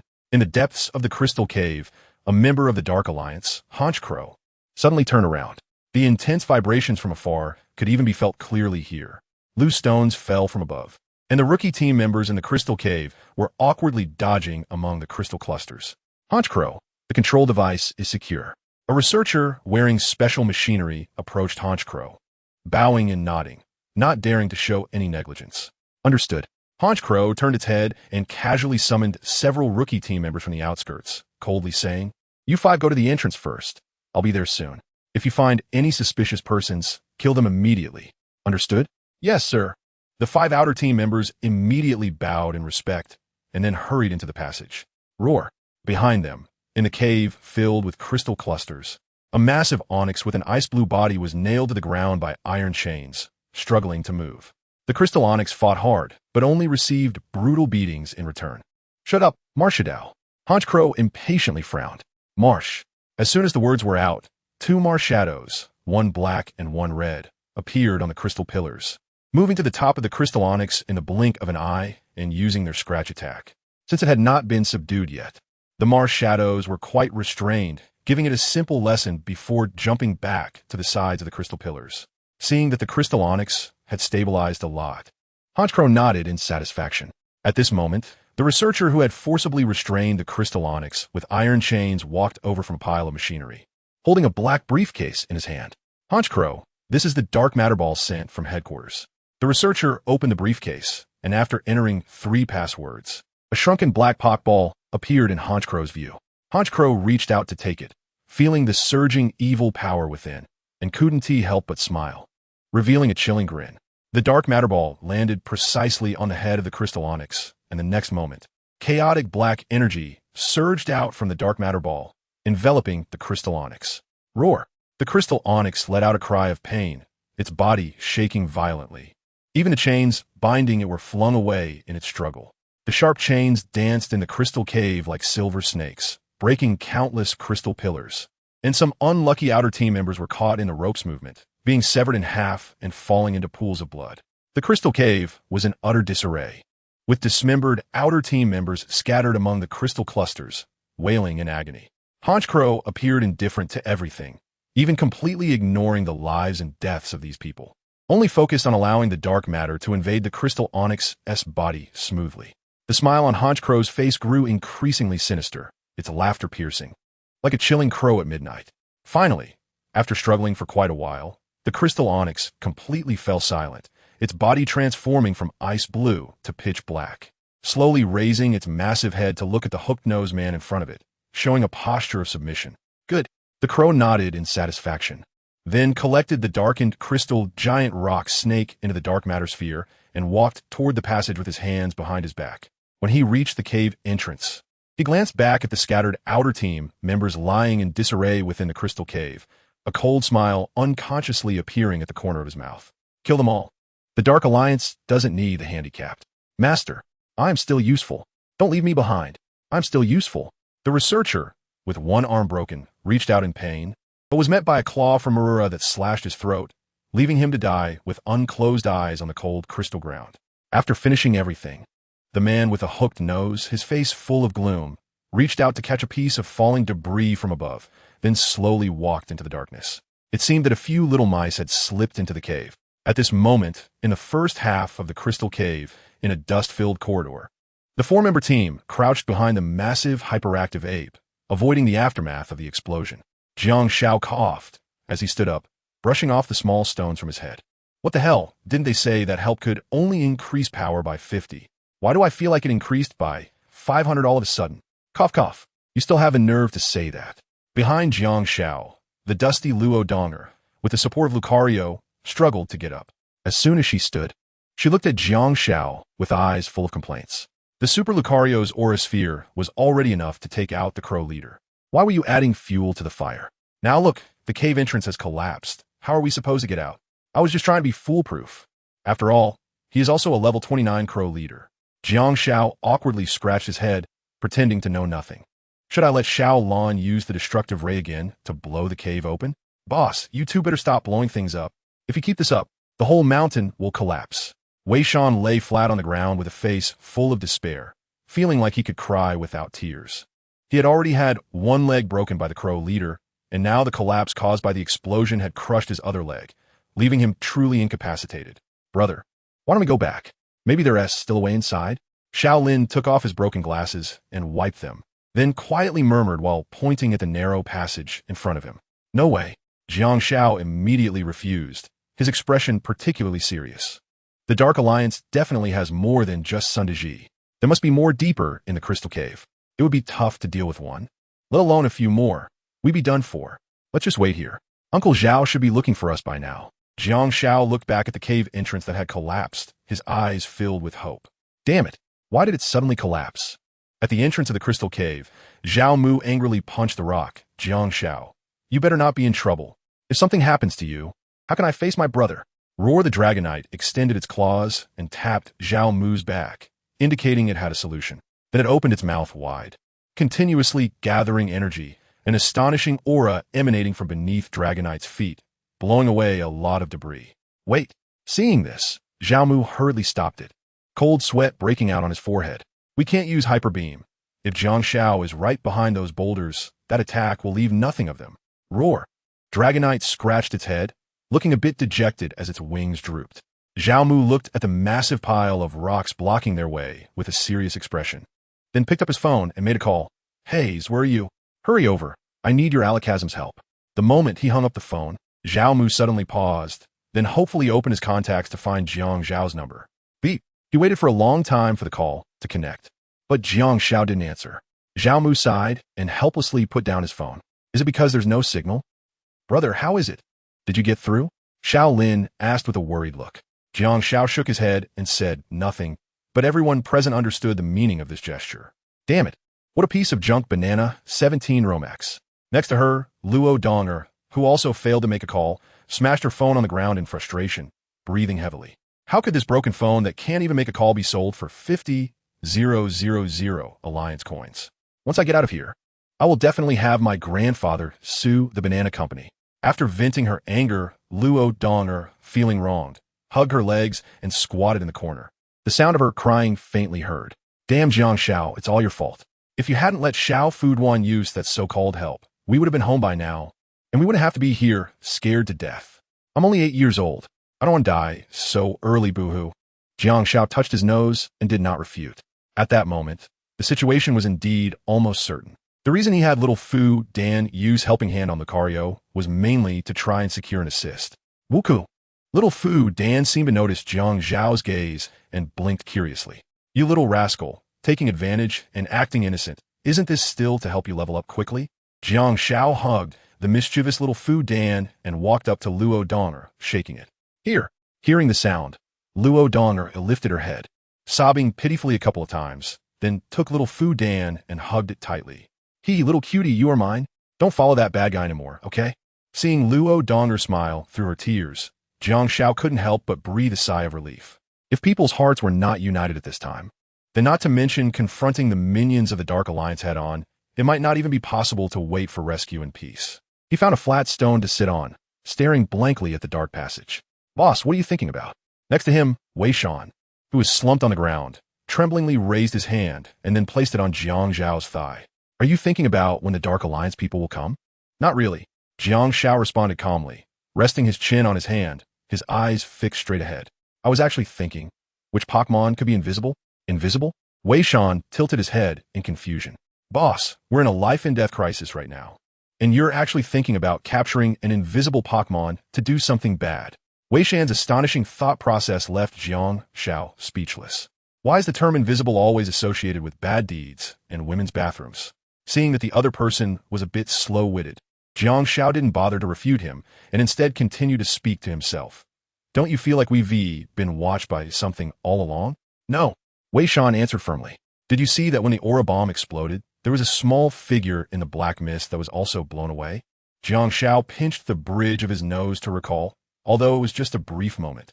I'm sure there is definitely an invisible Pokémon around us right now. Wei Shan, lying on the ground, blinked in confusion. Just then a surprised, tiny voice suddenly came from above everyone. Although Amy Lito tried hard to cover her voice, Jiang Shao and the others noticed it. Wei Shan, lying on the ground, suddenly widened his eyes and then, enduring the pain in his legs, shrank back. Boss, did you hear that? Wei Shan looked shocked, as if he had seen a ghost, constantly glancing around. Jiang Shao nodded slightly, his eyes occasionally looking up. That unexpected surprise voice, just now, came from above. At this moment, Amy Lito was hurriedly covering her small mouth, trying to avoid Jiang Zhao's gaze, as if she thought he could see her. Now do you believe it? Wei Shan nodded his head like a chick pecking at rice. After confirming the anomaly, Jiang Shao called over Xiao Lin and Luo Donger, who were resting in the distance, trying to get everyone to huddle together for warmth. Luo Donger and Xiao Lin looked puzzled, not understanding why Jiang Shao suddenly became anxious, and frowned as they asked, "Did the Dark Alliance people come?" Jiang Shao shook his head, then carefully shared his discovery with the two, who covered their mouths with their hands, revealing an expression of disbelief. Really? A mysterious Pokémon that can turn invisible has been following us this whole time? Yes. Both the boss and I heard it just now. It can't be wrong. Wei Shan whispered, afraid that the mysterious invisible Pokémon would hear them. So what now? It hasn't attacked us, so it probably isn't a cruel evil Pokémon. Besides, we can't see it anyway. We can't see it, but Lucario can. Jiang Shao smiled, and everyone's gaze followed his eyes to Lucario. Lucario? Lucario had been resting with its arms crossed against the rock wall, and when it opened its eyes, it was startled to see several children grinning at it. Lucario, use your aura powers to check the surroundings, Luo Donger said, clenching her fists in anticipation. Being able to turn invisible and fly, this mysterious creature following them was likely a legendary Pokémon. Lucario nodded, then took a deep breath and closed its eyes. The invisible aura power radiating from it, and its four black tails emitted a buzzing sound. Suddenly, Lucario opened its eyes wide, and when it saw the expectant gazes of the group, it solemnly nodded. Lucario, where is it now? Jiang Shao gasped as he slowly got up, his expression unusually excited. He had a bold idea. Lucario, please be my eyes. As Lucario's palm moved, everyone turned their heads toward the back. In a narrow, collapsed area, Imlito suddenly found itself surrounded. Now's the time. Everyone hug it, Jiang Shao shouted loudly, then opened his arms and lunged toward the narrow space like a hungry tiger, pouncing on its prey. Imlito. The Imlito caught by Jiang Shao closed its eyes and desperately tried to break free, while several people hurriedly stepped forward to reassure it. Imlito, we mean no harm. Please take us out. At that moment, a series of noisy footsteps echoed from the dark passage ahead. Crow and the remaining subordinates rushed to this spot. As soon as he saw the four-person team huddled together under the giant rock, his eyes were glued to them. The legendary Lake Guardians. Imlito. Crow was initially shocked, then showed a look of wild joy, not expecting that while trying to catch a few little mice sneaking in at the cave entrance, he would stumble upon such a windfall. Very good, you did well. Crow looked at the Imlito in Jiang Zhao's arms and couldn't help but lick his lips, his eyes filled with greed. Imlito, please take us out, we beg you. Jiang Shao shouted anxiously, perhaps sensing the uncontrollable greed emanating from Crow. Imlito stopped struggling and erupted in a blinding flash of light. Not good. Marshadow stopped them. Two uniquely colored Marshadows rushed out from Crow's side, raising their claws and striking down toward Jiang Shao and the others under the giant rock. Chapter 44. The Light and Dark Alliance, separated by a wall, successfully escaped in an instant. 6 claw marks were deeply etched into the giant rock, yet the scene of blood and flesh flying did not occur. The two uniquely colored Marshadows fell dumbfounded to the ground, looking around but failing to find Jiang Shao and the others. Damn it! In the distance, Crow in the dark passage let out a hysterical roar, unable to believe he had just watched a legendary Pokémon slip away right before his eyes, and even let a few little mice escape, which made him extremely furious. Crow took a deep breath and threw out a dark matter ball, summoning a darkened crystal onyx. Dig through these damn rocks. I want to catch them all back.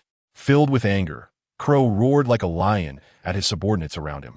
Yes, sir. The new recruits around him dared not provoke Crow's wrath and hurriedly threw out their Pokeballs, commanding their Pokémon to start digging through the rocks.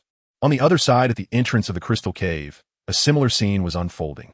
Members of the Pokémon League, under Zhao Mu's command, were struggling to move and break the obstructing rocks.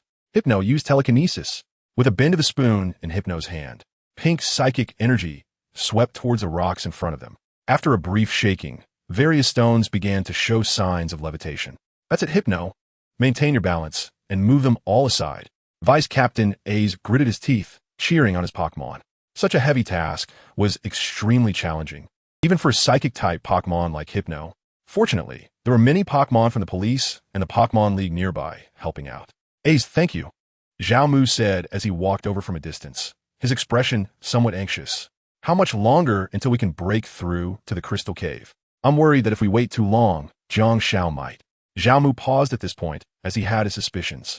After all, even these seasoned veterans often face setbacks against the Dark Alliance, let alone 4 8-year-old children. I hope nothing goes wrong, Zhao Mu said with a somber expression. Captain, it's too late to say anything now. We have to face what's ahead, Ace replied, not knowing what else to say, and could only advise Zhao Mu to prepare for the worst. At the current rate, they would still need about 10 more minutes to clear the path. 10 minutes? Can't it be any faster? No, it can't. Ace shook his head. Right now, this is the safest method. If we force a breakthrough, it could trigger a second collapse of the mountain. If the kids are too close to the collapsed area, letting the Pokémon attack with powerful moves could also endanger them. It's not worth the risk, Captain, Ace earnestly persuaded. He understood Zhao Mu's urgency to save people, but the situation was as it was. Under normal circumstances, it would take at least 10 minutes to break through the rocks. If they forced the Pokémon to use powerful moves to blast open the collapse area, it could result in the kids inside dying instantly. Weighing both options, it was clear that the former was the more prudent choice. In 10 minutes, the Dark Alliance won't just sit idly by and wait to slaughter them. Zhao Mu gritted his teeth, clenching his fists tightly. No matter which method, it seemed like a perilous gamble. Was there really nothing to do but wait and pray for a miracle? Zhao Mu felt unwilling but powerless. At that moment, a figure approached from a distance, also a member of the Pokémon League. He walked up to Zhao Mu, who looked despondent, and reported, Captain, we received the latest news from above. Go on. The Dark Alliance's infiltration of the Crystal Cave in Tianwu City seems to be related to a mysterious Pokémon that may exist there. According to stories passed down by local residents and some photos accidentally taken by explorers, that incredibly mysterious Pokémon is likely a crystal onyx evolved from special geological conditions. As he spoke, the team member handed over the documents in his hand for Zhao Mu to review. After flipping through them several times, Zhao Mu furrowed his brow tightly. Why does this document also contain information about Crow? It is said that the Dark Alliance places great importance on that crystal giant rock snake. In addition to sending some newly joined peripheral members, the main force has also been replaced from the usual captain level to the cadre level. The slender-looking team member reported everything in detail. Cadres, huh? My biggest regret in this life, Zhao Mu, is that I have never personally taken down a cadre of the Dark Alliance. Jiang Shao, if you die, Uncle Zhao will take that crow dog's life to accompany you in death today. Ahem. Under the waterfall in the deep pool, Jiang Shao suddenly emerged from the water, took a deep breath, and cursed, almost drowning me.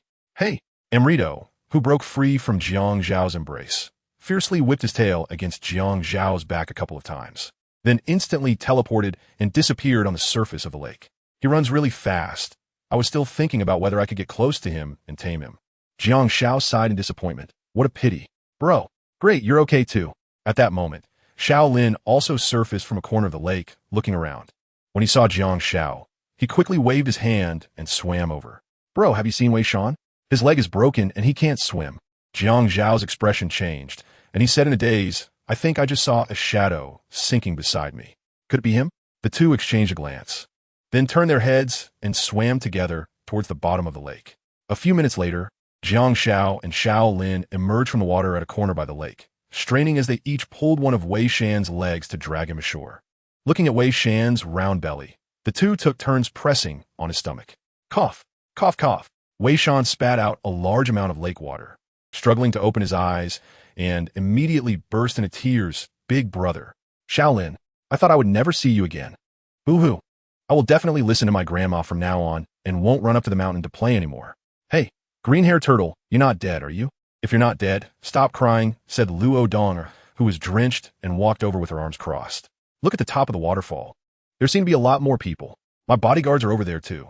Following the direction Luo Donger pointed, Jiang Shao squinted and looked over. Sure enough, at the entrance of the crystal cave, at least 100 people had gathered. Jiang Shao pondered for a moment, then shook his phone in his pocket and dialed Zhao Mu's number. Zhao Mu, who was in a landslide area, suddenly received a call. He was initially a bit impatient and ready to hang up, but when he saw that the caller ID was Jiang Shao, he was instantly overjoyed. He quickly answered, Jiang Shao, are you okay over there? Have you encountered anyone from the Dark Alliance? Uncle, I'm fine. My friends and I have already escaped. Jiang Shao briefly recounted what had just happened to Zhao Mu, who responded in an incredulous tone. You mean you were saved by the legendary Pokémon Aimlido? Yes. Jiang Shao nodded. That's basically it. Aimlido fought and then ran off. We're currently safe by the lake at the foot of the waterfall. Okay, I understand.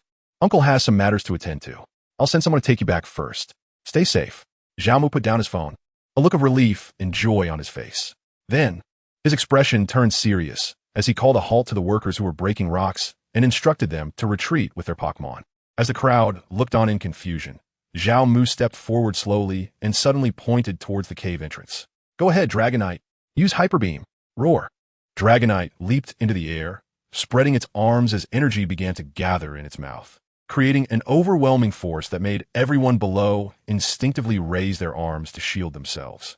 Chapter 45. The Pinnacle Battle of Light and Darkness. Dragon God Dive Boom.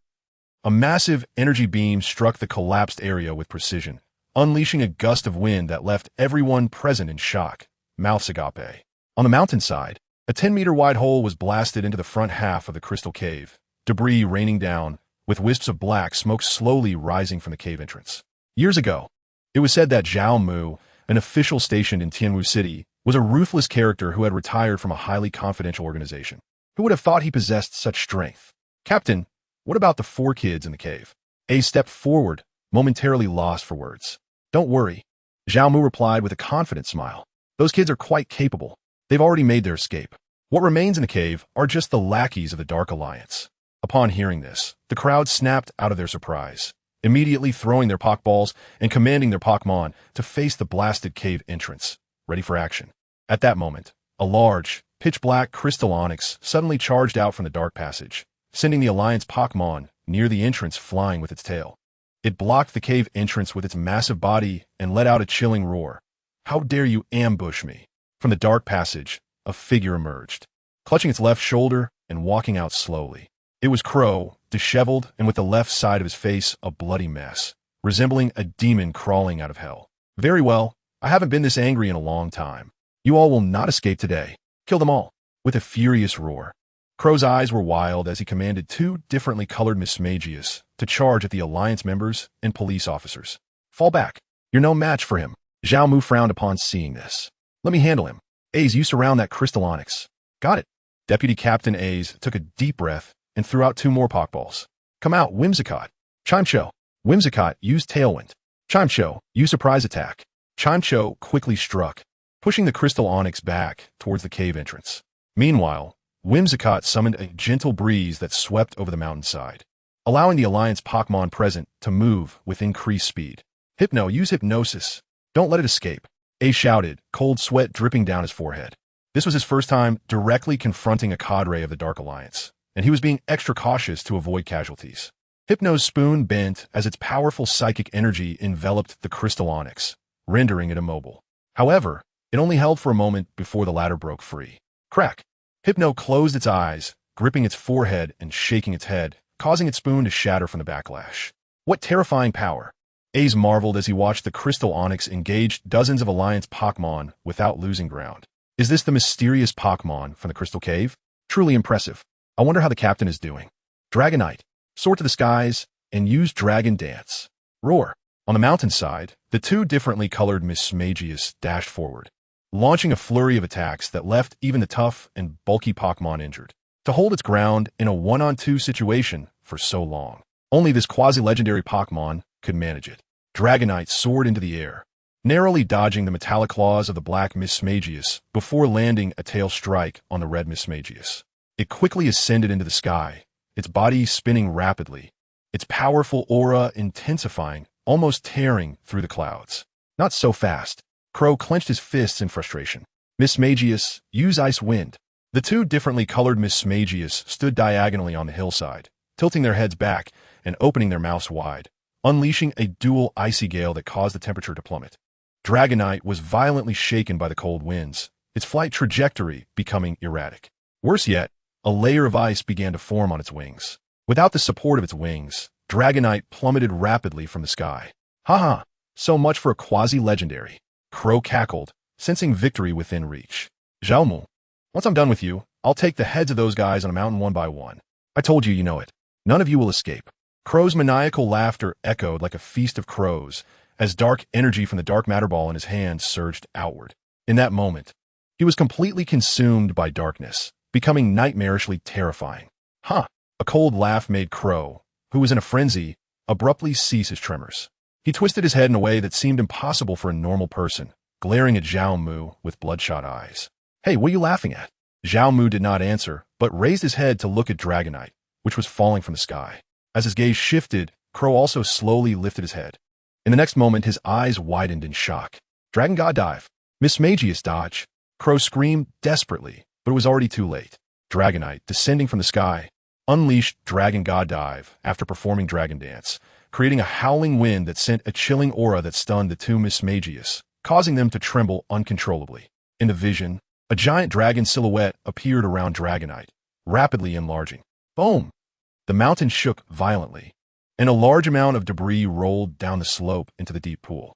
On the lakeshore below the waterfall, Jiang Xiao and the others, escorted by the Tianwu City police, looked on in horror, stopping to gaze up at the top of the waterfall. What is happening over there? Wei Shan and Xiao Lin exchanged glances, both able to see the fear in each other's eyes.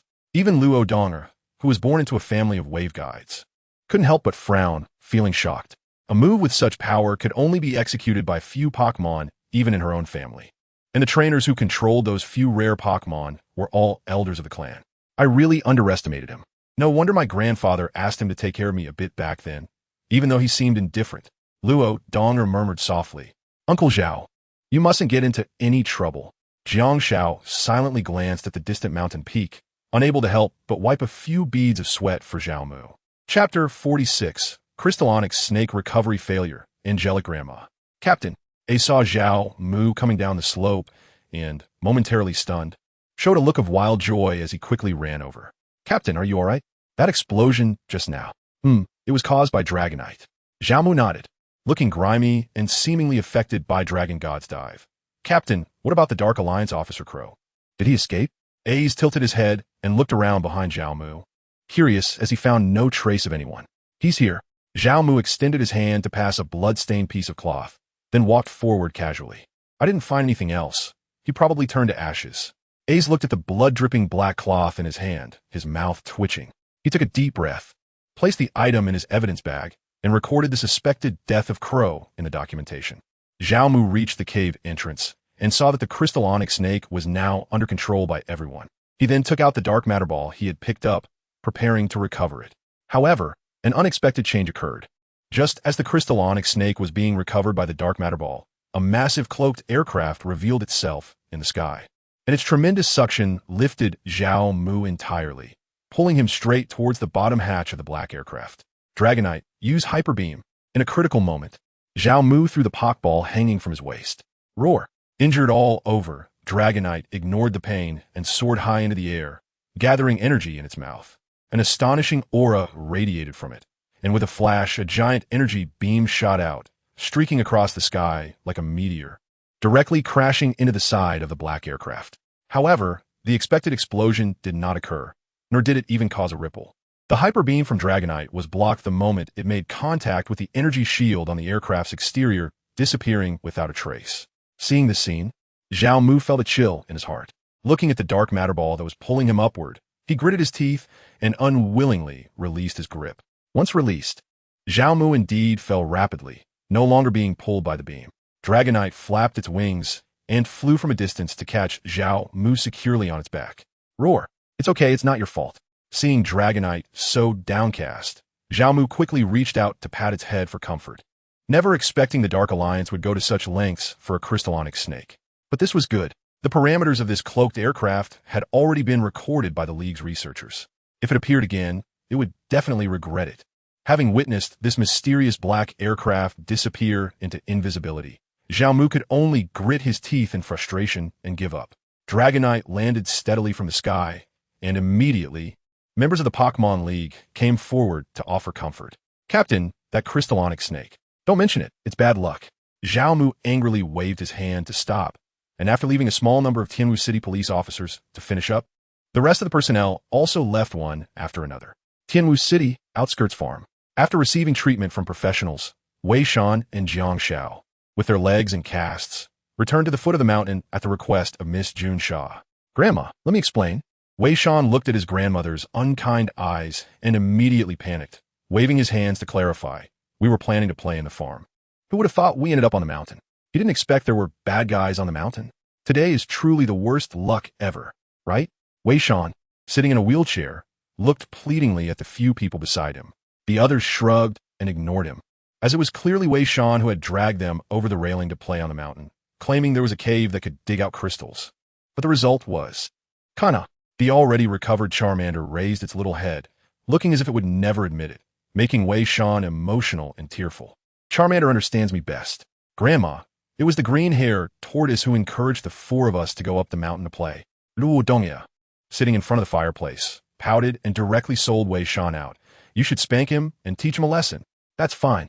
Shaolin's sudden remark made Wei Shan feel a sense of betrayal, and he quickly turned to Jiang Xiao, who was drinking fresh milk, hoping for some words of support. Jiang Xiao seemed to have noticed the meaning in Wei Shan's eyes. She then put down the glass bottle and cleared her throat, saying, Ahem, let me say a few fair words. MMMM. Wei Shan nodded vigorously, his eyes filled with gratitude. You deserve it. Boss, how come you're like this too? Whoa, I'm a child nobody loves. At that moment, Grandma, who had been watching with a keen eye, sighed. She shook her head, her expression changing from initial reproach to kindness. It's fine, it's fine. Grandma doesn't want to limit your freedom. She just wants to see you grow up healthy. Grandma looked at the children with a gentle gaze and suddenly broke into a smile. You all can rest easy. Grandma will go serve the dishes. There are many guests tonight, and I've cooked everything you love. I'll get you some first. As they watched Grandma leave, the children in the wooden house fell into silence and deep remorse. Just as Grandma opened the door to leave, Wei Shan, who had been lowering his head, suddenly raised it and shouted with tears in his eyes, Grandma. Hearing his call, Grandma turned around with a smile. Grandma, I was wrong. I shouldn't have sneaked up the mountain with my friends. I should have listened to you and stayed on the farm without causing trouble for everyone. I'm sorry. As soon as he finished speaking, Wei Shan lowered his head in self-reproach. It's okay. Everyone makes mistakes sometimes. You're still young, and it's normal to make mistakes. But you can't make the same mistake twice. Grandma opened her arms to embrace him. At that moment, to the children, the sturdy Grandma looked like a kind angel, gentle and beautiful. Wei Shan, with tears in his eyes, reached out to welcome her. But he watched helplessly as Grandma walked past him. He opened his arms, but ended up hugging nothing. Behind him, Jiang Xiao was moved as he hugged his grandmother, his eyes slightly moist. Even after living 2 lives, he had never felt such warm family affection.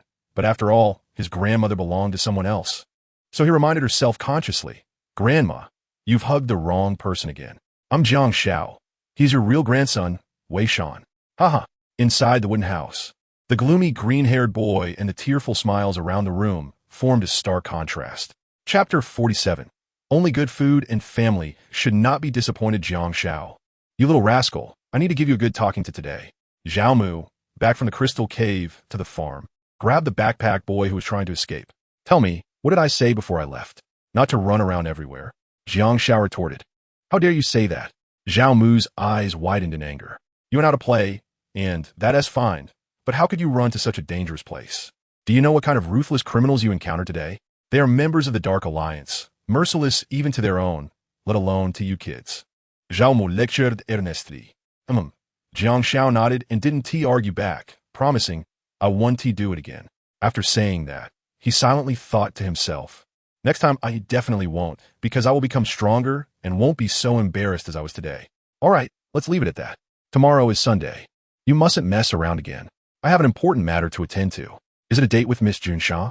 Jiang Xiao raised his head and blinked. Hearing this, Zhao Mu stumbled slightly, almost creating a classic anime moment of falling flat on the ground, but he managed to steady himself, only coughing a few times to cover his embarrassment. Cough, cough. Who told you that, you little rascal? Junsha, when she drove us back to the farm, she mentioned you and her, saying you have a date tomorrow. Oh, is that so? Zhao Mu sighed in relief, smiling as he playfully rubbed Jiang Zhao's nose.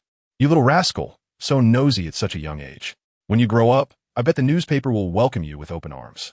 As Zhao Mu looked forward to tomorrow's date, he took Jiang Zhao's hand and walked towards the distant wooden house, where the aroma of food was already wafting through the air. Vice Captain A's stood up, stretching his nose towards the table full of farmhouse dishes, inhaling deeply, and then suddenly opened his eyes wide, exclaiming one word, amazing. As he spoke, he nearly drooled into his bowl, but it was Zhao Mu, looking embarrassed, who tugged at his sleeve, prompting him to sit back down obediently. Creak! The wooden door opened, and Grandma, holding a bowl of rice, walked in. Looking at the pairs of hungry eyes, she waved her hand and smiled. Don't wait for me. If you're hungry, just eat. Treat it like your own home. Soon, the wooden house was filled with cheers. Thank you for the hospitality. Boss, try my grandma's beer-braised old goose. It's so delicious it'll knock your teeth out. Wei Shan laughed, picking up a big leg from a porcelain bowl and placing it in Jiang Zhao's bowl. And this crispy pork knuckle, crunchy on the outside and tender on the inside. I'm sure you'll love it. Before long, under Wei Shan's enthusiastic serving, the dishes in Jiang Zhao's bowl had piled up to the height of his forehead. Jiang Xiao couldn't help but twitch his mouth in speechlessness. He always felt that Wei Shan had undergone some inexplicable changes after being secretly attacked by the big crab, but he couldn't resist his grandmother's cooking, so he readily accepted everything. Meanwhile, Nidoran and Cater Pie, who had been forgotten by Wei Shan, looked at their shared trainer pitifully, their eyes watery. Little Charizard, which one do you want to eat? I'll get it for you.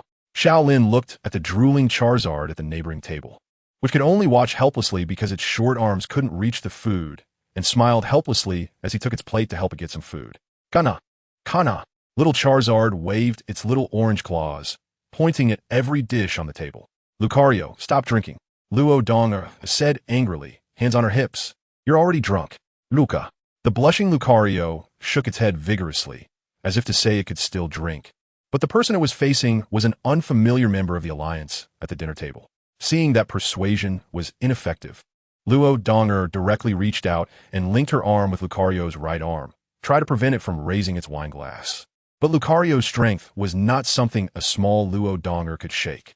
Lucario casually raised its right hand and gulped down a large can of draft beer, then swayed its body and fell to the ground. Luca, it has been detected that your Pokémon, Apom, and Happiny have developed a strong interest in eating. At the request of both parties, they're currently holding a competitive eating contest in the kitchen. Yalu. Burku. The originally spacious farm kitchen became crowded with the arrival of a certain big guy. The huge Apom picked up a full bowl of food in front of it and gulped it down in one go. Immediately after, the pouting Happiny also jumped up in defiance, diving into an equally sized bowl of food with a perfect belly flop, and started eating. These two kids can really eat, the grandmother said with satisfaction as she glanced at the Apom and Happiny who were focused on their food, then smiled and prepared a separate meal for them. If only my grandson Xiao Shan could eat like them. The farm was filled with laughter and joy, creating a warm and harmonious atmosphere. Jiang Xiao and the four people, Grandma, members of the Elf Alliance, police officers from Tianwu City who came to support, and Luo Donner as Black Lab bodyguard, along with their respective Pokémon, were all immersed in the joy of food and wine. As the night deepened, the gathering gradually faded away amidst everyone's reluctance. Police cars and private vehicles drove out from the remote farm one by one, bidding farewell to each other as they headed to their respective homes. Grandma, we're leaving. I'll definitely come to see you often when I have time. And you too, Giant. Wei Shan poked his head out from behind Miss Junch's police car, grinning widely and waving nonstop. In the distance, the sturdy Grandma and the giant Diggersby stood at the farm gate, sending off the last car to leave the farm. Goodbye, Grandma. We will also come to visit you often. Jiang Xiao, Luo Donger, and Shaolin all leaned out of the window to bid farewell to the kind, angelic Grandma. Zhao Mu walked out of the passenger seat with an envelope, quickly running towards Grandma at the farm gate. I'm sorry to trouble you. I can't accept this. Grandma glanced at the envelope Zhao Mu placed in her hand and shook her head. This meal was made for the children. You adults can only be considered as mooching off. She added, "And thank you for saving them. Actually, we didn't save them. They escaped by themselves." Zhao Mu scratched the back of his head, smiling awkwardly. After Grandma repeatedly declined, Zhao Mu ultimately did not leave the envelope behind. After bidding farewell, he returned to the passenger seat of the police car. Junsha drove the police car away, and Grandma at the farm gate smiled and waved goodbye, watching them until they were out of sight. Once everyone had left, Grandma opened her hands, looking at the large handful of fruit candies in her palm. She smiled knowingly, unwrapped a candy, and popped it in her mouth. "The children have already paid for your meal." Chapter 48. Zhao Mu's First Date, Goodbye, Cardi Dog, Tianwu City. Downtown, a police car filled with passengers drove steadily along the ring road, with alternating light and shadow on both sides. A few small rattatas peeked out cautiously from a dim alley, running to the trash can to rummage for leftovers. The police car stopped by the bus station at the intersection, and the rear door opened, allowing a little boy wearing glasses to get out. "Goodbye." Xiao Lin waved to the people in the police car, then walked across the sidewalk with his Charmeleon into a small alley. This kid, Miss Junsha in the driver's seat, shook her head helplessly. Xiao Lin insisted on walking home by himself, and she couldn't force him otherwise. The police car slowly started and gradually left the intersection. As the vehicle turned, Jiang Xiao in the back seat rolled down the window, gazing silently at the small boy who had walked far away for a moment. Perhaps Xiao Lin also had his own troubles. Woof, woof. As soon as the iron gate of the two-story villa opened, a fluffy Cardi dog couldn't hold back and jumped into Zhao Mu's arms. He smiled and scratched the Cardi dog's head vigorously before stopping. "Big Mao, this is for you." Miss Junsha, who had just stepped down from the driver's seat, shook a chicken leg wrapped in oiled paper. The Cardi dog, who had just been frolicking in Zhao Mu's arms, immediately turned around and shamelessly became Miss Junsha's loyal follower, affectionately rubbing against her thigh.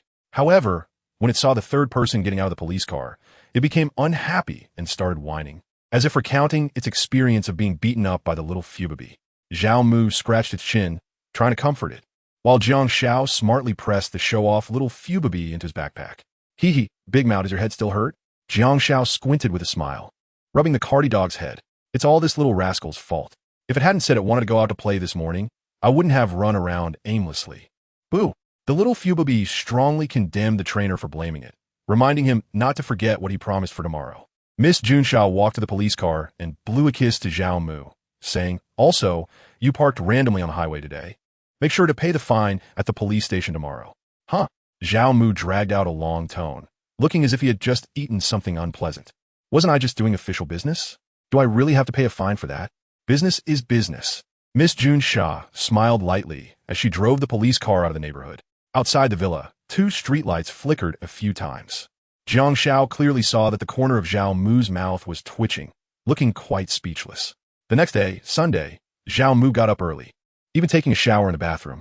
Behind him, a little boy in pajamas rubbed his sleepy eyes, just about to enter the bathroom to wash his face and brush his teeth when he saw Zhao Mu spraying men's perfume left and right, as if he wanted to use up the perfume he had just bought last night.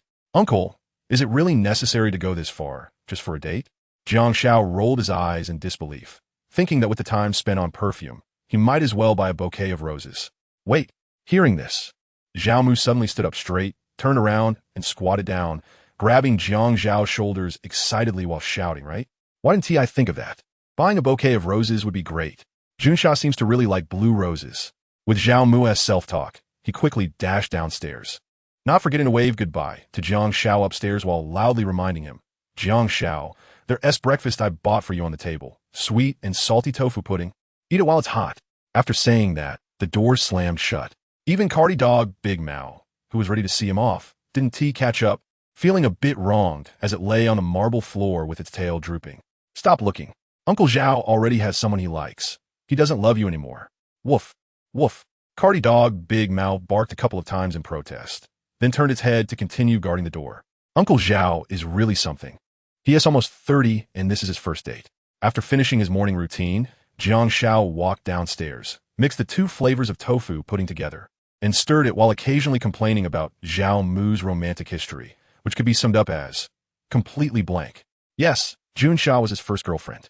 Boo! At that moment, the awake little Fubaby performed a 360-degree backflip from the second-floor railing and landed on the sofa in the living room, immediately pouncing into Jiang Zhao's arms and snatching the food from his hands. After just a few sips, the little Fubaby froze, then returned the tofu, putting to Jiang Shao's hand, as if in shock. I can't believe there is someone who mixes sweet and salty tofu pudding together to drink. Jiang Shao was teasing the little Fu Dan, who was sitting at the table with his arms crossed and looking gloomy, showing a sly grin.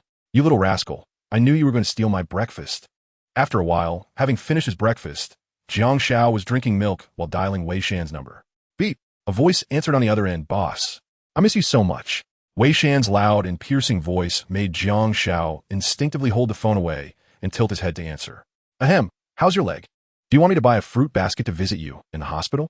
It's mostly fine now. The healing waves from the lucky egg are really effective. Wei Shan replied with a grin, sounding quite relieved. I said it back in the cave, if you survive a great disaster, there will be blessings afterward. Boss, guess what?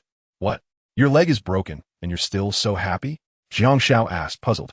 Of course. Wei Shan said excitedly, my cater pie evolved, and I even found an item on it called silver powder. My God, I don't even know where it picked it up from. It's simply a windfall. Listening to Wei Shan's description, Jiang Shao couldn't help but smile and quietly mutter, Fool, the silver powder is something you earned yourself. Boss, do you remember that bastard Kingler? The one that could sneak attack vital points. Wei Shan said this through gritted teeth, but soon returned to a smirking expression. The pearl it gave me was worth 10,000 alliance coins at the store. After deducting medical expenses and the cost of a wheelchair and crutches, I still have a few thousand left. When you come, I'll treat you to fried skewers on Commercial Street. Deal. Jiang Shao agreed without thinking. Today, Zhao Mu and Jun Sha went out on a date, leaving the house empty and a bit boring. But as he reached the door, a familiar force pulled him back. Jiang Shao looked back at the cardigan Welsh corgi that was firmly biting his clothes and helplessly raised 4 fingers. The place we're going to is very safe, I swear. Chapter 49, Tianwu City Commercial Street, The Escaping Star Pokémon. Bro, you're here. Shaolin, wearing a new pair of glasses, smiled and waved. Is this your newly caught Pokémon? Why does it keep biting your clothes? Woof, woof. The cardigan Welsh corgi, while biting Jiang Zhao's clothes, growled hesitantly, looking unfriendly toward Shaolin.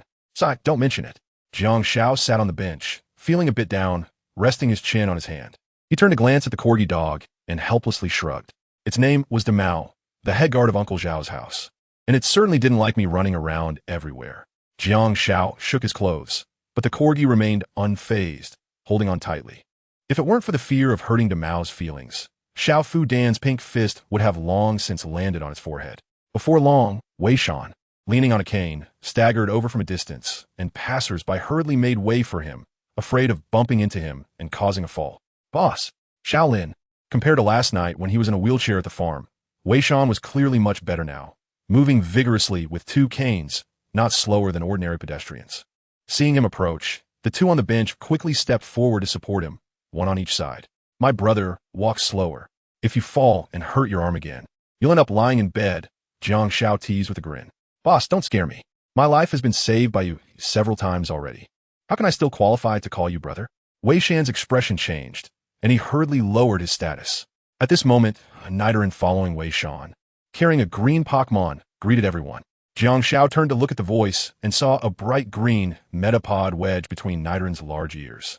Pokémon, Metapod, level 7, potential, B gender, female type, bug ability, shed skin, has a chance to recover from abnormal status in battle.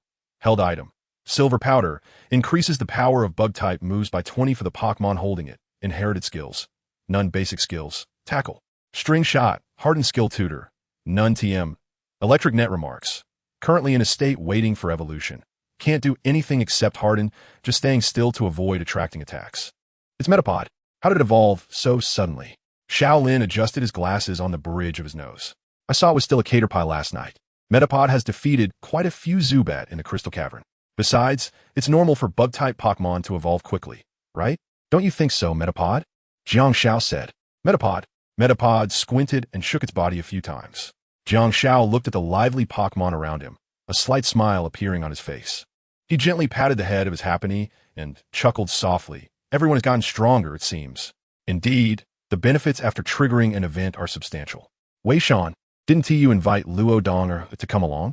Shaolin widened her eyes and glanced around, not finding Luo Donger, feeling a bit disappointed. Although she could be sharp-tongued at times, I think she is not a bad person. She declined. Wei Shan leaned on his cane and walked down the street. I invited her this morning too, but she said she had something to do today and couldn't make it. That's how it is. After saying this, both of them turned their gaze towards Jiang Shao. What do you mean by looking at me like that? Jiang Shao locked his hand around the throat of his cutty dog, forcing it to release its grip. I spoke to Luo Donger this morning.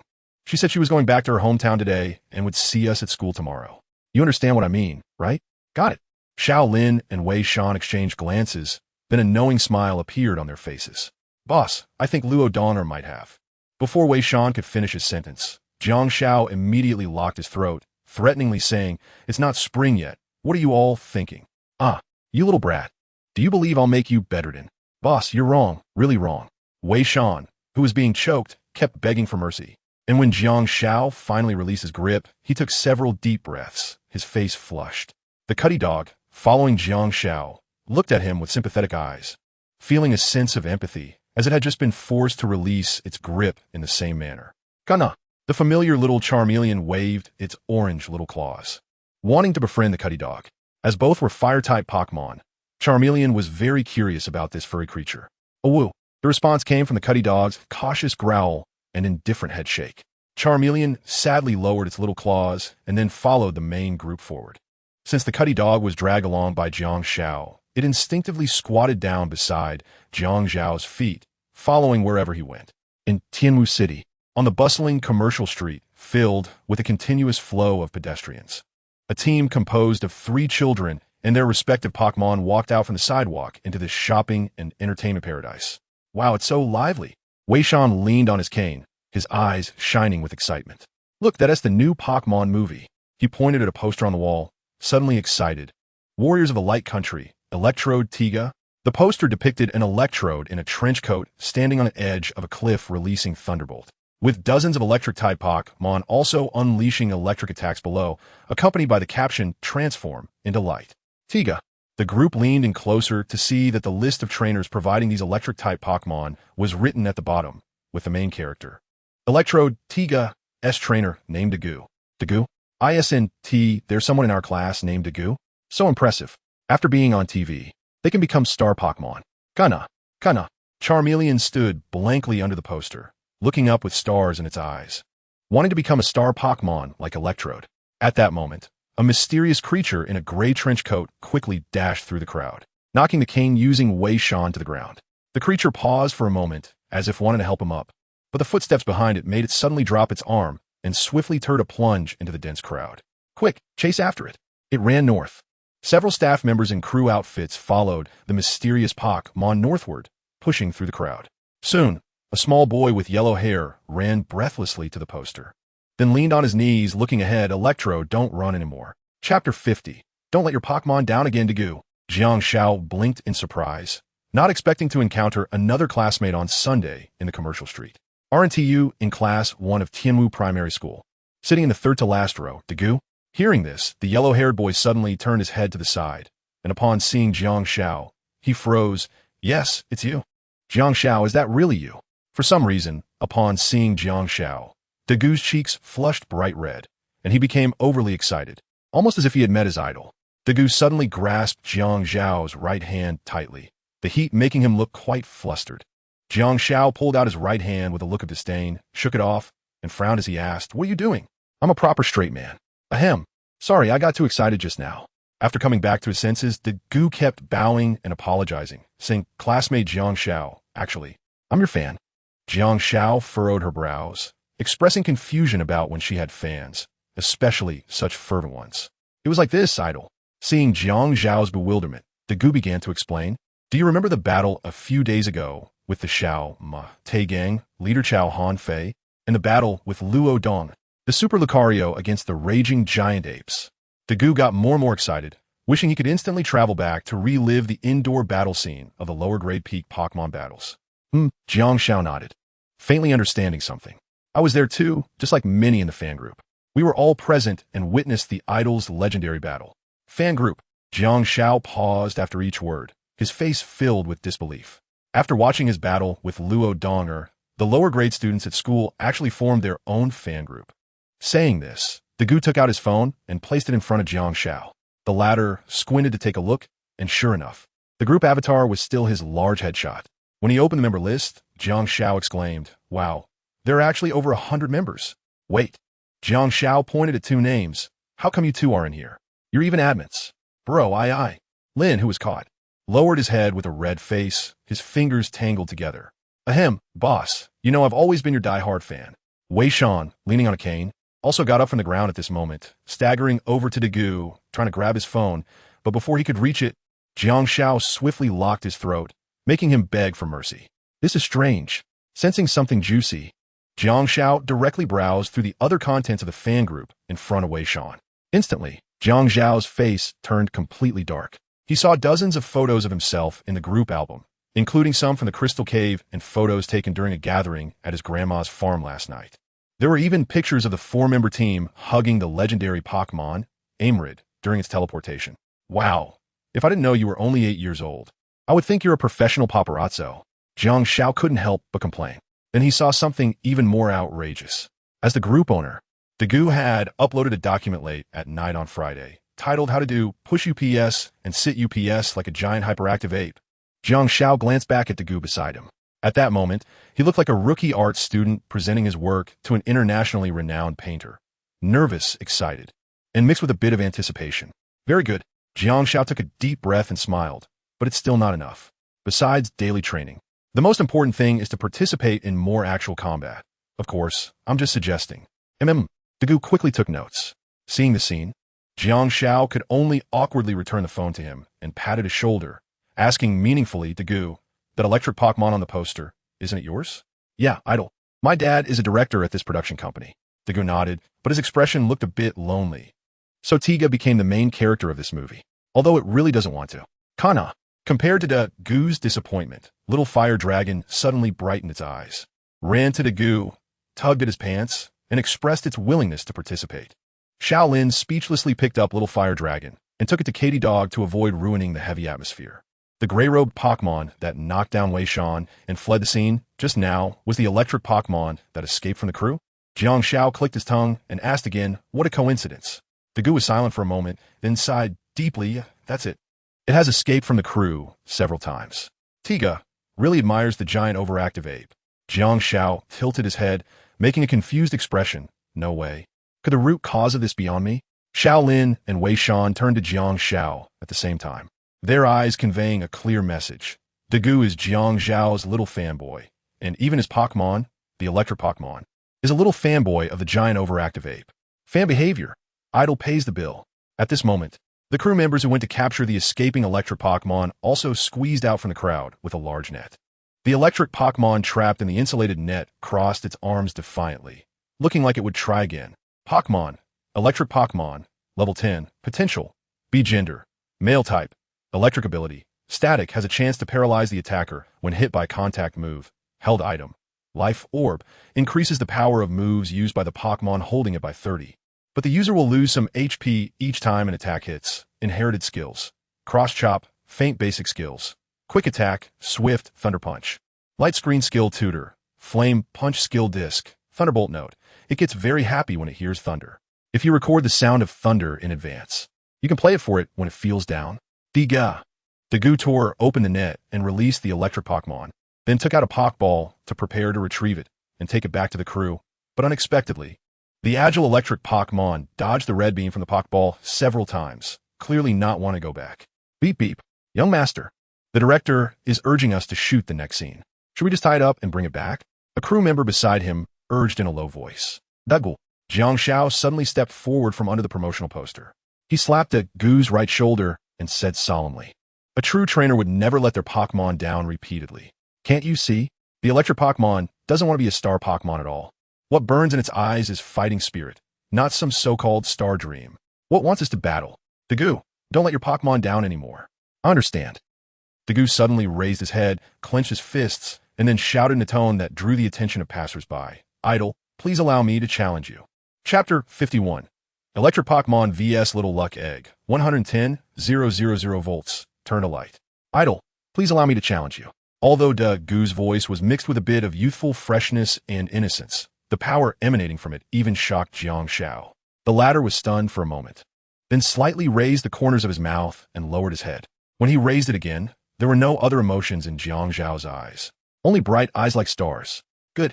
He said it softly, yet heavily, and both Xiao Lin and Wei Shan could feel the affirmation in his words. Young master. Then what should we tell the director? The other actors are waiting. The crew member frowned and bent over, continuously complaining to the Gu. Let them wait. The Gu's smile remained. Electric Pokémon, let's go to the battlefield. The electric Pokémon, having recovered from its shock, gradually widened its eyes in disbelief. Then suddenly gritted its teeth and nodded seriously. Beep beep. The electric Pokémon raised both arms. A flickering electric arc connected the electrodes above its head. Full of fighting spirit. Commercial street, outdoor battlefield, come out, electric Pokémon. The Gu tilted his hat and threw out the Pokeball first idol. Please take care of me. I will give it my all. Stop. Jiang Xiao waved his hand, a hint of helplessness at the corners of his mouth, and said, Just call me Jiang Xiao. No need to keep calling me idol. It sounded a bit awkward. Okay, idol. Forget about the gigantic hyperactive monkey. The power gap is too great, making the battle meaningless. I'll send out a Pokémon of the same level, Little Fuku. Puku.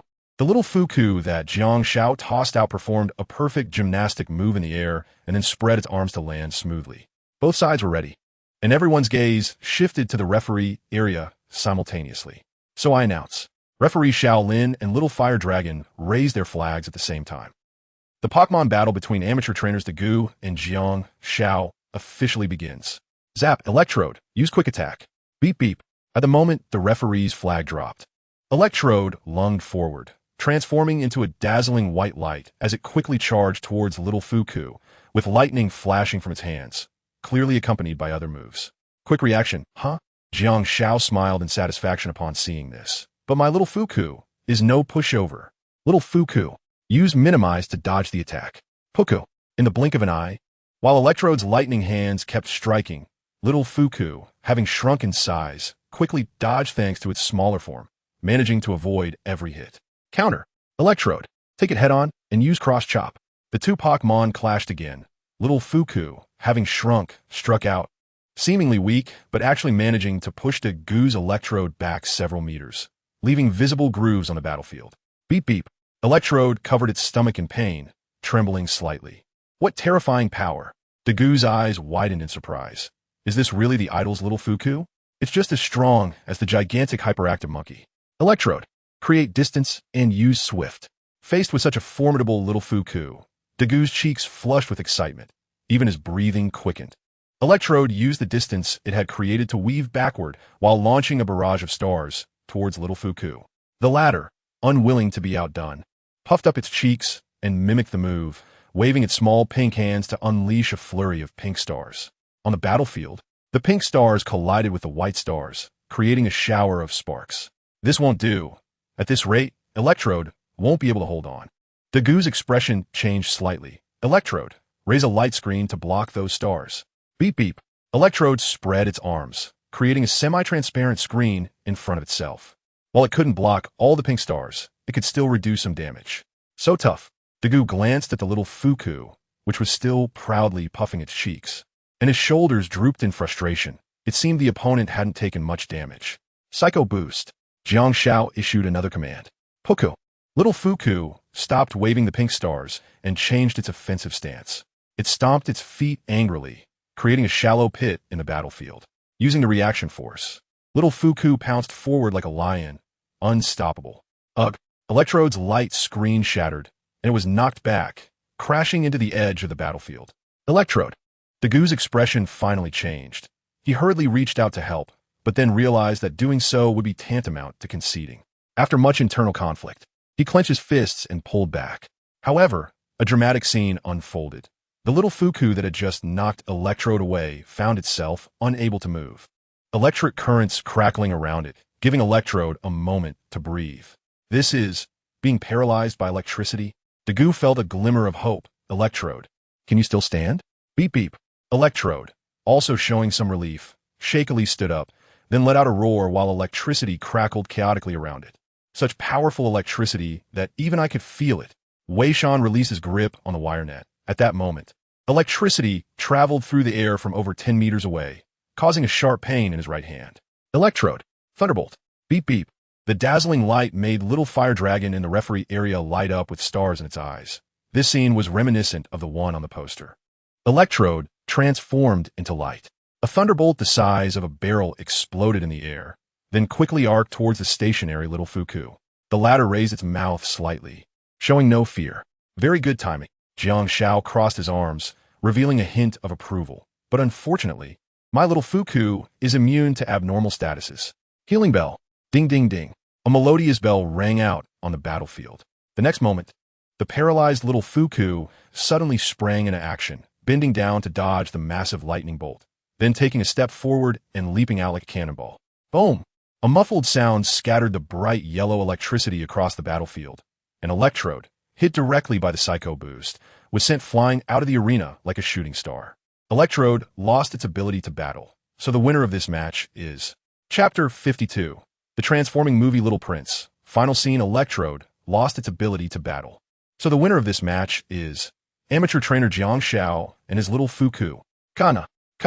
In a referee area, Shaolin and Little Fire Dragon raised their flags as Electrode hit the ground, declaring the result of the match. Electrode.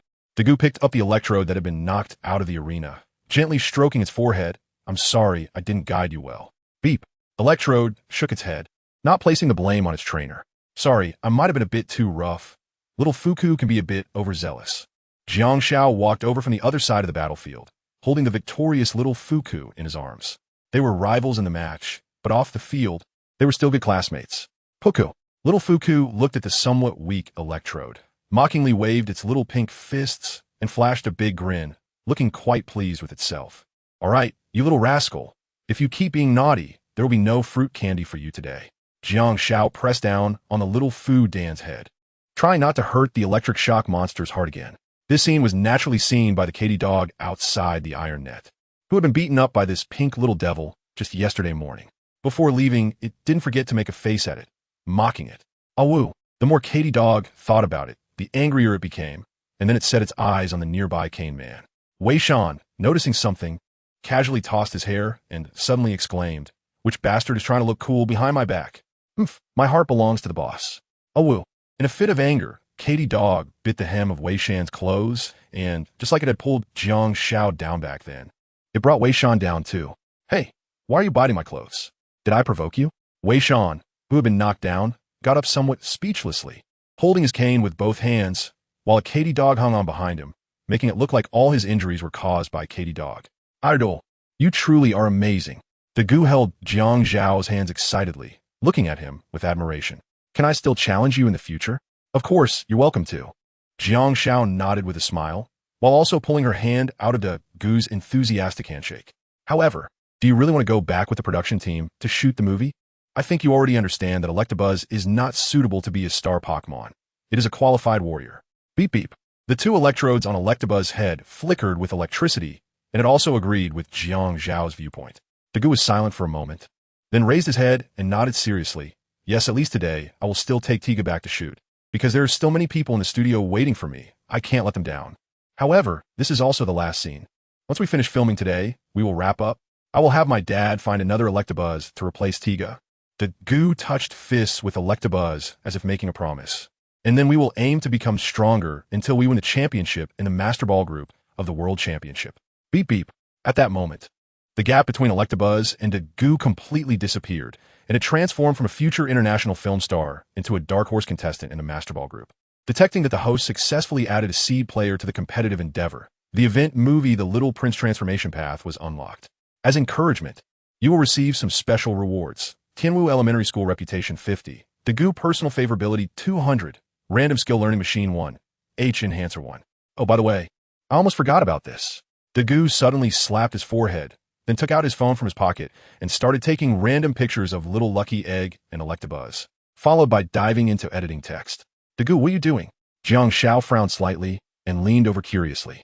The next moment, his face darkened as he saw the Gu open a fan group that made him feel embarrassed to the point of wanting to dig out a 3-bedroom apartment, and then uploaded the photos taken along with text to the group files. Soon, users in the group began to become active, and the download count of the file rapidly climbed to 3 digits at a visible speed. Idle, look. The Gu pointed at the frantically jumping user messages in the group and said, I uploaded our battle information to the group, and the response is great. At this moment, Jiang Xiao finally understood where the increased Tianwu Elementary School reputation came from. Ahem, good luck. I will definitely do it. When I go back tonight, I will write a detailed battle report and re-upload it. For now, I can only let the classmates in the group have a temporary feast. See you tomorrow. At the corner of the commercial street, Jiang Xiao and the others waved goodbye to the departing Dagu and Electabuzz, shouting loudly, "The movie you shot. We will definitely go watch it." Piku. Little Lucky Egg made a funny face, seemingly mocking its former defeated opponent. Just as Dagu and the crew were about to disappear into the crowd, he suddenly stopped, turned around with a big smile on his face, and asked, "Do you want to join us too? I can ask the director to arrange some roles for you." Kana. Before anyone could respond, the little Charizard at Shaolin's feet sparkled with bright eyes and yelled out, opening its arms and running out first. Jiang Xiao and others were somewhat speechless, but since it wanted to go so much, everyone shrugged in agreement and nodded towards Dagu, who was waving from a distance. At the shooting site of the commercial street, young Master Dong, you finally returned. The director, holding a megaphone, slapped his thigh, stood up, and walked over to Dagu, continuously complaining, "Everyone has been waiting for you. We have rehearsed this next scene several times, and many people have started to gossip." The director's face showed a sense of grievance, his eyebrows forming a frown. Such an interesting person made Jiang Xiao unable to stop shaking his head and applauding, exclaiming, "The director is truly a director. This acting is impeccable." Perhaps Jiang Xiao's abrupt remarks drew the attention of others on set, and the director, holding the megaphone, immediately became displeased, disdainfully calling for security. "Who is this little brat? Go play somewhere else. This is not a place for you." They were all to be kicked out. As he spoke, several strong security guards accompanied by a large dog approached Jiang Xiao and the others at the entrance. Xiao Fu Dan defiantly waved his pink fist, as if to say, "I want to fight 10. Wait. Chapter 53. Movie shooting site, Godzilla, Little Fire Dragon, and the Giant of Light Electric Shock Monster. Wait, they are my friends." Dagu frowned, showing his dissatisfaction. He reached out to stop the security guards of the crew and then turned to the director, who was smiling awkwardly, and coldly said, "Are you going to kick out my friends too?" "Of course not, young Master Dong." The director immediately changed his attitude, nodding and bowing. "I just didn't want outsiders to disturb the crew while filming." He playfully slapped the corner of his mouth. "Look at my mouth, it's really clumsy. Brothers, I'm really sorry about earlier. I hope you won't mind." Let me apologize." It's okay. Shaolin quickly waved his hand, somewhat flattered, while Wei Shan shrugged and rolled his eyes, but didn't say much, thinking to himself, "I really don't like this person." Wei Shan leaned his head to the side, covering his mouth with his hand, and whispered to Shaolin, who adjusted his glasses. Although he still wore a slight smile, he also harbored some disdain for the director. What an old fox."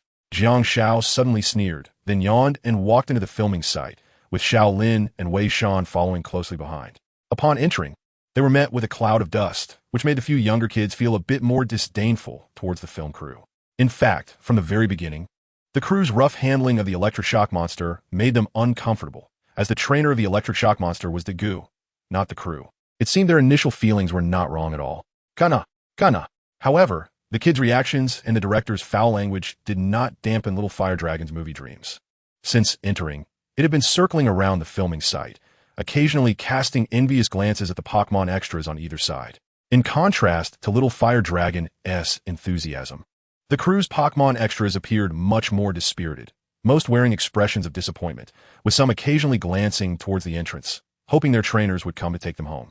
Meanwhile, Dagu, though dissatisfied with the director's reprimand of his friends, chose to let it go and began discussing the possibility of having Little Fire Dragon participate in the movie. The director's expression seemed somewhat troubled. "Is it not feasible?" "It is feasible, since it's what young Master Dong said. I will find a way. But adding a Pokémon at this stage means the script needs to be revised, and rehearsals have to start over, which will waste time." The more the director spoke, the more troubled he appeared, his face full of folds like a layered cake, as if he was about to face something particularly troublesome. "I understand." Dagu watched the director's performance and sighed helplessly. "I will ask my father to allocate more funds to your crew." "Thank you, young Master Dong. I will definitely handle this matter properly. Come on, everyone, stop sitting around and start rehearsing." As the director shouted into the megaphone, the sound echoed throughout the venue, causing everyone to experience a bit of ringing in their ears. Sitting in the film studio, Jiang Xiao and the others munched on the fruits on the table, playing the role of bystanders. Jiang Xiao tilted his head and asked Shaolin, What kind of role do you think Little Fire Dragon will be assigned? It should, it should be a righteous partner, right? ISNT, that how it's depicted on the commercial street poster? After gathering enough light, the electric shock monster transforms into the giant of light and then defeats the evil giant monster. Hearing this, Wei Shan chuckled lightly, then pointed at the rehearsal site with the tail of his catty dog. The light should be collected from those electric-type Pokémon, right? Piku, positive electric Pika, negative electric Pika, electric mouse, come electric dog. Aren't they all electric-type Pokémon? Oh woo. The catty dog, grabbed by the tail, bared its teeth and growled a few low growls, then bit down on the cast on Wei Shan's leg. That's true. Xiao Lin nodded, showing a look of realization. But Little Fire Dragon is really kind-hearted and has a sense of justice. Would it really be willing to play the role of a villain? Just as everyone was guessing, the rehearsal site outside the studio began to liven up.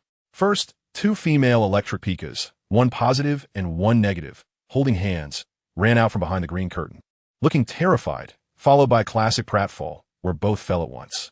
Puff BAPU. The positive electric Pika and negative electric Pika, covered in wounds, leaned against each other, tears in their eyes, looking particularly pitiful. Then, the rehearsal area began to shake violently, and terrifying roars echoed continuously, as if some great monster was staggering out from behind the green curtain.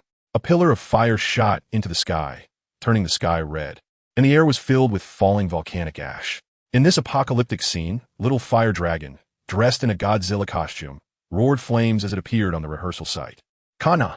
Little Fire Dragon seemed to be drooling over the beauty of the positive electric Pika and negative electric Pika, with glistening drool dripping from the corner of its mouth.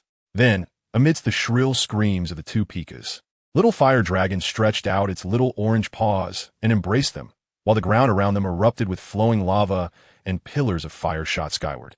If you don't understand, just ask, why does drooling over beauty occur? Wei Shan made a soul-crushing remark. Beauty is a feast for the eyes. Jiang Zhao's answer instantly made everyone in the studio look at him with new eyes. Even the director, who was about to call for a retake, subconsciously put down the clapperboard. The performance in the distance continued, and at this critical moment, a white light quickly passed through the towering flames. Dressed in a trench coat, the electric shock monster made a dazzling entrance and used a thunder palm to drive back the little Godzilla, saving the two pitiful characters. To be honest, the movie's plot is a bit glitch. Jiang Xiao was eating melon seeds and couldn't help but mutter a comment. As soon as the words left his mouth, it immediately drew dissatisfaction from the production team and the director. Jiang Xiao, being perceptive, shrugged his shoulders and continued to eat his melon seeds. Beep. The electric monster hugged the two Pikus and placed them on the ground, then without hesitation looked at the Godzilla Little Fire Dragon. At that moment, the thoroughly enraged Godzilla Little Fire Dragon opened its arms, and a pillar of fire spewed from its mouth. The electric monster quickly dodged, and upon seeing that the target of the fire pillar was the two Pikus on the ground, its expression changed drastically. It immediately bent down and rushed in front of them, wrapping them in its trench coat. A light screen unfolded in front of it, and with a bang, the collision of the jet flames and the light screen pushed the movie to its climax. Outside the studio, a heat wave swept through, and the air was filled with sparks flying everywhere. When the smoke cleared, the shattered light screen revealed the seriously injured electric monster lying on the scorched earth, with the two beautiful Pikus leaning over it, tearfully shedding their tears. The Godzilla Little Fire Dragon walked out of the ashes with a strange smile. The earth trembled, and everything was about to end. Suddenly, from behind the green curtain, a group of electric-type Pokémon rushed out, beams of light flickering from their bodies, soaring into the sky. Even the two beautiful Pikus were the same. At that moment, countless streams of power surged toward the electric monster, making it incredibly dazzling. The electric monster stood up from the fall, the lightning radiance dispelling the ashes and tearing apart the dark clouds that enveloped the entire land. 100,000 volts. Chapter 54. The Little Fire Dragon invited to shoot a movie. Sorry, you're fired. 100,000 volts. In an instant, the lightning shone brightly. Inside the studio, Jiang Xiao and the others, who were eating melon seeds, couldn't help but turn their heads, shielding themselves with their hands. Countless currents danced like silver snakes, blinding everyone. This scene was indeed as advertised on the commercial street posters, with the electric monster transforming into light. The props team turned on the spotlight. The director suddenly picked up a loudspeaker and shouted. Then the staff behind the curtain manipulated the control panel, continuously adjusting the angle. A beam of golden sunlight tore through the dark clouds, falling on the cracked and ash-covered scorched earth. The electric monster, wrapped in a trench coat, picked up the positive and negative Picus and walked toward the distance under the golden light, while behind it, the Godzilla little fire dragon was completely engulfed in endless magma, gradually disappearing over the horizon. The filming of the movie ended here. Okay, everyone worked hard. This segment was very good. The director called to stop the cameraman and also pressed the clapperboard. I really didn't expect it. This kid is really cut out for this. The director walked over to the still-playing dead Godzilla little fire dragon and pushed it a couple of times with a loudspeaker in his hand. Seeing that the latter was still sticking out its tongue, lying in the magma pool and rolling its eyes, the director couldn't help but twitch his mouth in silence. The shoot is done. Come over for lunch. Click, click. As soon as he heard there was food, the Godzilla little fire dragon suddenly sat up. After spinning around its bald head, it stretched its little orange claws and ran toward the corner to get lunch. I say, why not leave the little fire dragon here? Wei Shan, leaning on a cane, couldn't help but smile, while the quiet and composed Xiao Lin next to him helplessly took off his glasses and rubbed his forehead. Upon reflection, he had bought so many skill-learning machines for the little fire dragon, but it had hardly mastered any. Could it be that the little fire dragon's development direction is really to become a star Pokémon? Click! Just as Xiao Lin was feeling down, the familiar calling and the light touch on his head made him raise his head. Seeing the little fire dragon in a Godzilla costume grinning and handing him a brand new lunchbox, Xiao Lin couldn't help but smile. He reached out to wipe the crumbs from the little fire dragon's mouth and then patted its head, smiling as he said, I will respect your choice, little fire dragon. Click! The little fire dragon shook its head and then, under everyone's gaze, took off its Godzilla costume, still looking as lively and cheerful as ever. This little fire dragon wanted to shoot a movie, probably because of the novelty and thought it was fun. Jiang Xiao looked seriously at the expression of the Charmander and patiently began to analyze it. At this moment, a plump director with a face full of wealth approached from a distance, accompanied by some crew members. He fixed his intense gaze on Charmander, clasped his hands together, and smiled as he said, This little friend, are you interested in letting your Charmander stay with the crew for a long time? It really has the potential to be a star Pokémon. We can sign a mutual agreement certified by the Pokémon Alliance, and that way, you can receive a monthly filming subsidy from the crew. How about it? Isn't that a great deal? Meals and accommodation are included. What? Charmander is still so young. And you want it to work to support the family? Isn't that child labor? Jiang Xiao couldn't help but make a sarcastic comment.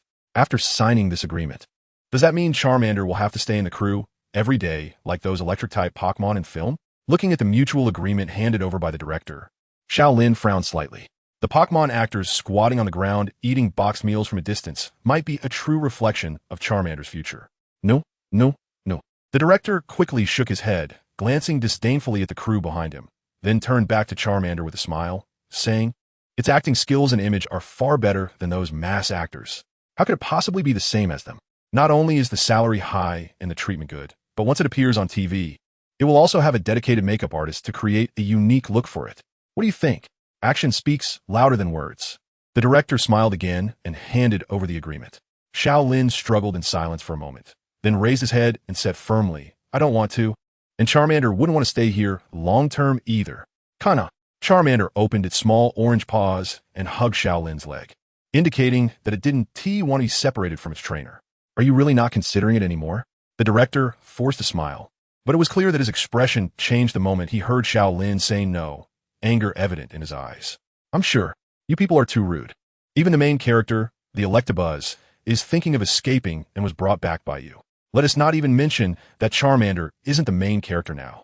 Even if it becomes the main character, the treatment won't be as good as you claim. Moreover, you never consider the feelings of the Pokémon themselves. How could I entrust Charmander to people like you? Xiao Lin pulled on Charmander's small orange paw and tried to leave the studio, but was blocked by a security guard from the crew who was accompanied by a large dog. What do you mean by this? Xiao Lin turned to the director in dissatisfaction, while Jiang Xiao and Wei Shan also glared angrily. The tension in the air rapidly escalating as if a fight could break out at any moment. At this moment, Electabuzz, who had come from backstage, suddenly raised its arms, and a bright yellow electric current struck the empty space in the middle of the studio. The cold-faced Dagu also walked out from behind the green curtain. I've already said it, they're my friends. Young master, I'm discussing a movie collaboration with these kids. Seeing that the person was Dagu, the director's expression changed. and he started nodding and bowing. We don't need to discuss any collaboration anymore. This movie is already over. Electabuzz has also finished filming. But, young master, didn't our proposal still include 5 sequels? The director hurriedly asked. I just spoke to my dad backstage. He said he would find another Electabuzz to replace Tigger's leading role. As he spoke, Dagu suddenly looked at the confused director and revealed a meaningful smile. You will be replaced too. No. The megaphone in the director's hand suddenly dropped to the ground, and his expression became tense. Young master, what do you mean by you will be replaced too? It means that both the lead actor and the director of this movie will be replaced. Goodbye, take care. Outside the commercial street filming location, several black cars suddenly stopped, and then a dozen men in black suits, accompanied by Pokémon, rushed into the crew. Young master! Young master! The director, being taken away by the men in black, kept shouting, trying to regain Dagu's favor. I've been dedicated to our company. Dedicated? Let us not even mention that. Do you know how much money my dad allocated for this movie and how much you embezzled? You don't even have a clue yourself. The director's face turned completely pale. This was completely different from the rich second generation he had in mind. Chapter 55. The director brought to justice. Flying skewers thud. An open space suddenly appeared in the bustling commercial street, and passers-by pointed at the director, who had been thrown out of the crew, whispering to each other. What are you looking at? Haven't you seen a handsome guy before? The director spat angrily, getting up from the ground, then glared venomously at the closed crew doors and sneered. If they don't want me here, there will be another place for me. Before he could complain any further, the sound of police sirens suddenly rang out from the crowded street in the distance, followed by 7 or 8 police motorcycles surrounding the director, who had just gotten up. The director looked bewilderedly at the Tianwu City police officers and timidly asked, Sir, is it legal to spit? Mr. Chen Haifu, you are suspected of embezzlement, abuse of Pokémon, illegal detention, and multiple other charges. Please come with us to the police station. No, sir. The director's expression changed dramatically. Just as he was about to argue, he saw several electric currents shooting towards him. Electabuzz, use Thunderwave. Swoosh, swoosh. 7 Electabuzz simultaneously used Thunderwave, and the director was suddenly shocked and thrown to the ground of the commercial street, convulsing continuously with some signs of foaming at the mouth. On the movie set, after reorganizing the staff, Dagu sat with Jiang Xiao and others in the studio, gently stroking Electabuzz's head with a hint of apology. Idol, I'm really sorry about earlier. I was on the phone with my dad. Otherwise, I would have come out to stop it right away. This guy thinks he can do whatever he wants just because he has directed a few movies, always believing that the crew can't operate without him, and constantly making various excuses to ask the company for funding. It made the whole crew a mess, and those Pokémon under contract with the crew have suffered from his oppression. The more that Gu spoke, the angrier he became, unable to help but pound his fist on the table. Jiang Xiao took a sip of the clear tea on the table, looking particularly mature. Such behavior from an 8-year-old child seemed somewhat out of place. All these adults driven by their interests, the adult world is too complicated. Not all adults are that bad. I think my dad and grandma are quite nice. Wei Shan grinned, while the silent Xiao Lin lowered his head, lost in thought. Kana, perhaps noticing Xiao Lin's disappointment. The little fire dragon, squatting on the ground and enjoying its boxed meal, raised its bald head and showed a friendly smile. Thank you, little fire dragon, I'm fine. Xiao Lin reached out to scratch the little fire dragon's head, then handed over another boxed meal from the table. The little fire dragon happily accepted it, still eager despite having already eaten 7 of the crew's meals. After chatting for a while, the group gradually got up. Idol, my dad has arranged some tasks for me, so I can't leave now. I'm sorry, I can only take you this far. Outside the crew, Dagu and Electrode stood at the door to see Jiang Xiao and the others off. See you on Monday. See you tomorrow. Kana. Jiang Xiao waved his hand. Then he and Wei Shan, along with Xiao Lin, stepped into the vast crowd and disappeared from sight. Dagu sighed as he watched Jiang Xiao walk away, feeling a bit regretful, thinking he could have a showdown with his idol, the giant hyperactive ape, but was instead stumped by just a little Fudan. Beep beep. The 2 electrodes on the head of the electric shock monster flashed with dazzling light, full of fighting spirit. Haha, that's right, after all, it's my idol Dagu. I hope one day I can feel the power of the giant hyperactive ape up close. Let's cheer for each other. In the commercial street, at the old man's fried skewer shop, a thin, tall old man in an apron was shakily pouring a full bucket of vegetable oil into the pot. Once the oil heated up, the old man bent over and walked to the cold storage to rummage through it. Hey, is everything really okay? I feel like this is very unreliable. Jiang Xiao leaned over and said in a low voice, Don't worry, boss. Wei Shan patted his chest confidently, saying, I've been eating at this place since I was a kid. It's clean and hygienic. No problem. Eating here since you were a kid? But you're only 8 years old. How long could that be? At this moment, the only server in the shop, the suction cup puppet, walked over with a menu. The array of fried skewers on the menu dazzled the eyes, but there were indeed some appealing options. Hello, puppet.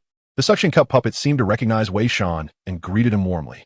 Spirit, suction cup puppet, level 15, potential, D-gender, male attribute, psychic, fairy ability, soundproof, makes sound-based attacks ineffective, also nullifies attacks directed at itself, carried item, none inherited skills, clap ambush, hypnosis basic skills, power swap, defense swap, telekinesis, slap, consecutive slaps, mimic barrier skill tutor, ability swap skill disc, none notes, skilled in performing pantomimes, creates walls with vibrations from its fingers to protect itself from most attacks.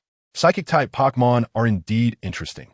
Even a random one can have so many varied moves. Jiang Xiao smiled as he took the menu from the suction cup puppet and began to check off his favorite fried skewers. Lamb skewers, sausage, crispy beefsteak, meatball skewers, squid skewers, potato skewers, eggplant slices, fried leeks. Once the three finished ordering, the old man in the kitchen began to get busy. The old man worked skillfully, but he always gave the impression that he was about to collapse. In the end, it was the suction cup puppet that went to help, which eased the tension for the other customers in the shop. While waiting for the food, Jiang Xiao turned around and knocked on the air behind him. With each crisp sound of impact, his eyes lit up, interesting a transparent wall. Seeing Jiang Xiao having so much fun, Xiao Lin, sitting at the same table, reached out to feel the air around them, and sure enough, a transparent wall rose up on 3 sides of the dining table. Boss, this is also one of their specialties. There is something even more interesting coming up. Wei Shan, unfazed, revealed a mischievous smile. What is so interesting? Look, isn't it here? Wei Shan lifted his head towards the front, and following his gaze, the suction cup puppet was walking towards them, holding steaming fried skewers. But oddly enough, the skewers were not placed on a metal tray or anything. They were floating directly in the air. Wow, they're using the transparent wall as a tray. Jiang Xiao tilted his head and realized the trick. Nowadays, even fried skewers can fly, while there are still those who can only use the cliff sword. Just as the group was curiously handling their air plates, a commotion of shouting and cursing suddenly erupted from the street outside the door. Chapter 56. The conflict between the Shammate and the Hedgehog heads. 2 gang clashes, you little punk. Are you Chao Hanfei's little brother? A young man with a hedgehog head arrogantly grabbed the collar of the Shammate in front of him and questioned him. Get lost. The Shammate, being grabbed by the collar, defiantly pushed the hedgehog head's hand away and pointed at his nose, yelling, Who do you think you are? What do you want with our second brother? Do you believe I'll take you down? You brat. Both of them were not very old, but their social demeanor made passers-by in the commercial street avoid them, fearing to be caught up in this conflict. Bro, Xiao Lin, munching on a squid skewer, said with his mouth full. Wasn't Chao Hanfei the senior student you defeated back then? Yeah, boss, that guy was so cocky back then, even brought this group of Shammate to block us. In the end, he was knocked out by the giant hyperactive ape. Not only did he lose money, but his shocked expression also went viral on the school website. I'm still using his expression as my phone wallpaper. As he spoke, Wei Shan, who was leaning on a cane and limping towards the shop entranced to watch the show, couldn't he help but laugh as well. Jiang Xiaoi leaned against the door frame of the old man's skewered sausage shop, holding a few grilled sausages in his hand. He, like the vast majority of passers-by, was also watching as a bystander. Jiang Xiao simply replied and didn't say much more. The former subordinate who had lost to him in the past was no longer worth mentioning, but watching people fight was still quite interesting. Woof, woof. Perhaps sensing the aroma of fried skewers wafting through the air, the dog Katie, who had been biting the corner of Wei Shan's clothes, couldn't help but let go, drooling with crystal-clear saliva dripping from its mouth. Here, Jiang Xiao handed over a grilled sausage, and the other Pokémon, seeing this, all put on pitiful expressions to their respective trainers, vying for fried skewers.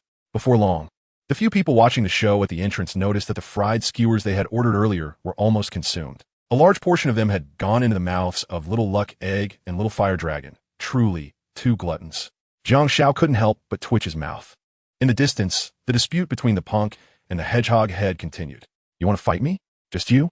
The young hedgehog head looked up and down at the punk, then snorted disdainfully. Dare you to fight me, kid? I'm so scared of you. The punk, not wanting to be outdone, mimicked the hedgehog head's movements, continuously bobbing his head up and down, seemingly unwilling to back down without a fight. After glaring at each other, they each took their Pokeballs and headed towards the outdoor battle arena on the commercial street. Meanwhile, the onlookers standing on both sides of the street were also curious and followed along, eager to see who would emerge victorious between the punk and the hedgehog head. Bro, should we go watch too? Shaolin casually asked, but he soon became stunned. Jiang Xiao, who had been leaning against the door frame watching the excitement with him, had mysteriously left his spot. After looking around, he found that Jiang Xiao had already reached the front of the crowd. Boss, wait for me. I'm going to pay. Wei Shan, leaning on his cane and limping into the store, was about to pay when he was informed by an elderly man with a few missing teeth that the little boy who left early had already settled the bill. When? Wei Shan exclaimed in surprise, his mouth agape. They had clearly agreed that he would treat, but in the end, it was the boss who paid, leaving him with mixed feelings. At the outdoor battle arena on the commercial street, several flat areas similar to the size of a basketball court were separated by barbed wire. Because of the dispute between the hedgehog head and the punk, a considerable number of onlookers gathered around the barbed wire of one of the arenas. Even the Pokémon trainers in the adjacent arena were drawn in, stopping their battles to join the crowd. Boss, why did you secretly pay? Didn't we agree that I'd treat today? Wei Shan, leaning on his cane, walked up to Jiang Xiao with a hint of complaint in his voice. How could I let you, a limping patient, pay? Jiang Xiao reached out and knocked on the plaster cast on Wei Shan's leg, causing him to grimace in pain, while Shaolin beside him couldn't help but stifle a laugh. He was really happy to be out playing with Jiang Xiao and Wei Shan. Oh, no wonder that hedgehog head dared to stir up trouble. It turns out he has some skills. Jiang Xiao grabbed the wire mesh and looked into the battle arena. At that moment, the hedgehog head had already thrown out his Pokeball first, and as the light broke open, a delinquent frog with puffed cheeks appeared. Pokémon, Delinquent Frog, level 16, Potential, See Gender, Male Type, Poison, Fighting Ability, Poison Hand, has a chance to poison the target when using contact attack moves, Held Item, None Inherited Skills, Bullet Punch, Explosive Punch Basic Skills, Poison Sting, Mud Slap, Scare, Taunt, Poison Jab Skill Teacher, Bounce Skill Disc, Bodybuilding Remarks, can emit sound from the poison sacs on its cheeks to intimidate opponents, using the time while the opponent is frightened to execute Poison Jab. Damn it, the delinquent frog's eyes were full of battle intent, and it looked at the opposing Shamate with a mocking expression as soon as it entered the arena. The latter was clearly startled and unconsciously took a half step back, raising a hand to shield itself. Humph kid, it's too late to regret now. The hedgehog head smirked, proudly curling his palm. Everyone is watching. Hurry up and take out your Pokémon. Damn it, do you really think I'm afraid of you? Come out, Darubi, teach this arrogant guy a good lesson. In response to the taunt, Shamate gritted his teeth and threw out his Pokeball with a look of shame and anger. The light broke open, and a fierce-looking Darubi appeared on the other side of the battle arena. Pokémon, Darubi, level 9, Potential, See Gender, Male Type, Dark, Fire Ability, Firestarter, nullifies damage from Fire-type moves received, while increasing the damage of Fire-type moves it uses, Held Item, None Inherited Skills, Flame Vortex, Ambush Basic Skills, Glare Ember, Howl, Roar, Smokescreen Skill Teacher, None Skill Disc, Rock Smash Remarks, emits terrifying howls repeatedly before dawn to assert the presence of its group. Oh, Darubi bared its teeth and assumed an attacking stance, filling the battle arena with tension. Shamate was in a bit of trouble. Darubi was already weak against fighting types, and now it was a full 7 levels lower. What could it do? Jiang Xiao narrowed his eyes slightly and quickly assessed the situation on the field. The scales of victory had already tilted in favor of Hedgehog Head and his grimy frog even before the battle began. Seeing the opponent's Pokémon ready, Hedgehog Head, though arrogant, understood the principle that one must use full strength even when fighting a rabbit. After a brief observation, he confidently nodded towards the referee. Referee, announce the start of the battle. Chapter 57, Grimy Frog vs. Dilubi. Brother Chow Hanfei makes his appearance. Hey, can you hear me? The afro-haired referee, dressed in tight bell-bottoms, lightly tapped the microphone in his hand twice. Immediately, his enthusiastic voice resonated throughout the outdoor battle arena in the commercial street. Hello, everyone. I am Wang Defa, the host traveling nationwide with Gunyonyo. Gunyonyo, roar. The Hedgehog Head kid was already impatient. So what about you? The Shamate youth over here? The afro-haired referee pointed the microphone towards the slightly fidgety boy on the left. At that moment, onlookers outside the wire fence turned their attention to the Shamate youth as well. The latter gritted his teeth, suddenly raised his head, and shouted towards the referee area. It's just a grimy frog. Why should I be scared of it? I'm ready too. Okay, both trainers are ready. Wang Defa spread his arms wide and then made a gentlemanly bow. Then, let the battle begin. Gun Yunyo, let's go. Dai Lubi, roar. I won't let you succeed. Use bullet punch. Grimy frog. The corner of Hedgehog Head's mouth lifted, revealing a smug expression, and he suddenly stepped forward, fist clenched. Grimy frog. The poison sacs on Grimy Frog's cheeks suddenly contracted, then transformed into a flash as it rushed towards Dai Lubi, before the latter's roar could even be released. A combination of punches sent it staggering back. That's it, Grimy Frog. Don't give it a chance to counterattack. Use explosive punch. Hedgehog Head shouted excitedly, while the crowd outside the battlefield gasped in amazement. They did not expect the gap between the Pokémon of these two trainers to be so large, with Dai Lubi being unable to retaliate at all from the very start. Roar. I'm pumped up now. Grimy Frog had forced Dai Lubi into a desperate situation with its priority move. If this continued, it would be knocked out. No way, no way, I'm just beginning to commentate. And the battle is about to end? Shut up. The anxious Shamate youth yelled towards the referee area, then waved his hand, refocusing his gaze on the battlefield. Dai Lubi released Smog. Don't let it touch you. Awu. In a critical moment, Dai Lubi, which had been sent flying into the air, suddenly opened its eyes and glared fiercely at the incoming Grimy Frog, causing it to pause momentarily in its attack. Then, the dirty thick fog spread across the battlefield.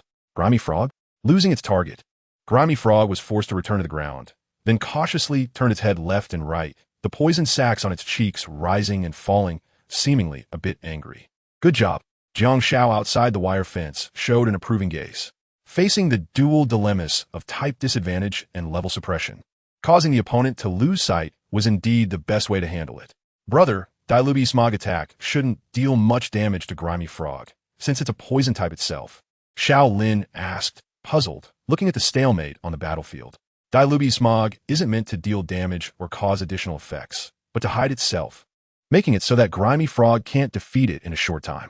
Jiang Xiaoping explained calmly. Hee, I have experience in this. Wei Shan proudly lifted his head, pointing to his own nose, saying that he realized this when facing the giant crab. Pokémon battles are not just about standing still and throwing skills at each other. They also need to take into account the environment, weather, and various other conditions to use moves effectively. Sometimes, seemingly insignificant moves can create unexpected effects. Hearing their explanation, Xiaolin nodded in a somewhat understanding manner, then turned his gaze to the Charmeleon beside him. Perhaps, Charmeleon should also undergo some specialized training. On the other side, seeing that the Smog had successfully taken effect, the Shamat boy hurriedly gave commands. Dai Lubi, use ambush. Oh, from an unknown direction in the Smog, a shadow rushed out and slammed hard into the Bad Frog, just as the Bad Frog was about to counterattack. It found that Dai Lubi's figure had already vanished from the spot. Did you think this would work? The hedgehog-headed boy squinted his eyes and said, Don't be ridiculous, Bad Frog. Jump up. Mene. In the Smog, the Bad Frog's hind legs glowed white, and, at the moment Ruby used ambush again, the Bad Frog stomped its foot and leaped upward. A blue-black figure shot out from the Smog, soaring above the outdoor battlefield, and cheers erupted from outside the wire mesh. Even the referee Wang Defa was surprised and couldn't help but pick up the microphone and shout excitedly, wow. Our little hedgehog actually made his Bad Frog leap high into the air, perfectly resolving Dai Lubi's Smog. Can you stop calling me a little kid? I'm already 10 years old. The hedgehog-headed boy had a big cross on his forehead. Bad Frog covered the entire Smog with poison sting. A large number of purple glowing poison stings were sprayed out from the Bad Frog's mouth, like a heavy machine gun, continuously pouring firepower onto the outdoor battlefield below. Boom, boom. The Smog was blown to pieces, and in a corner near the edge, Dai Lubi, hit by several poison stings, flew out of the Smog, trailing smoke. On the battlefield, the remaining Smog was sparse and could hardly obscure visibility. Give it the final blow, Bad Frog. With the momentum of descending from the sky, the Bad Frog bent down, its right middle finger turning from yellow to purple, and a perfect poison jab hit Dai Lubi hard. Dai Lubi let out a painful cry, rolling on the ground before collapsing in front of the Shamat boy. Dai Lubi. The Shamat boy hurriedly picked up the incapacitated Dai Lubi, his eyes filled with sorrow. You've worked hard. Dai Lubi, come back. Awoo. The Shamat boy returned Dai Lubi to its Pokeball, and as he raised his head, he happened to see the extremely arrogant expression of the hedgehog-headed boy opposite. All right, this exciting battle ends here.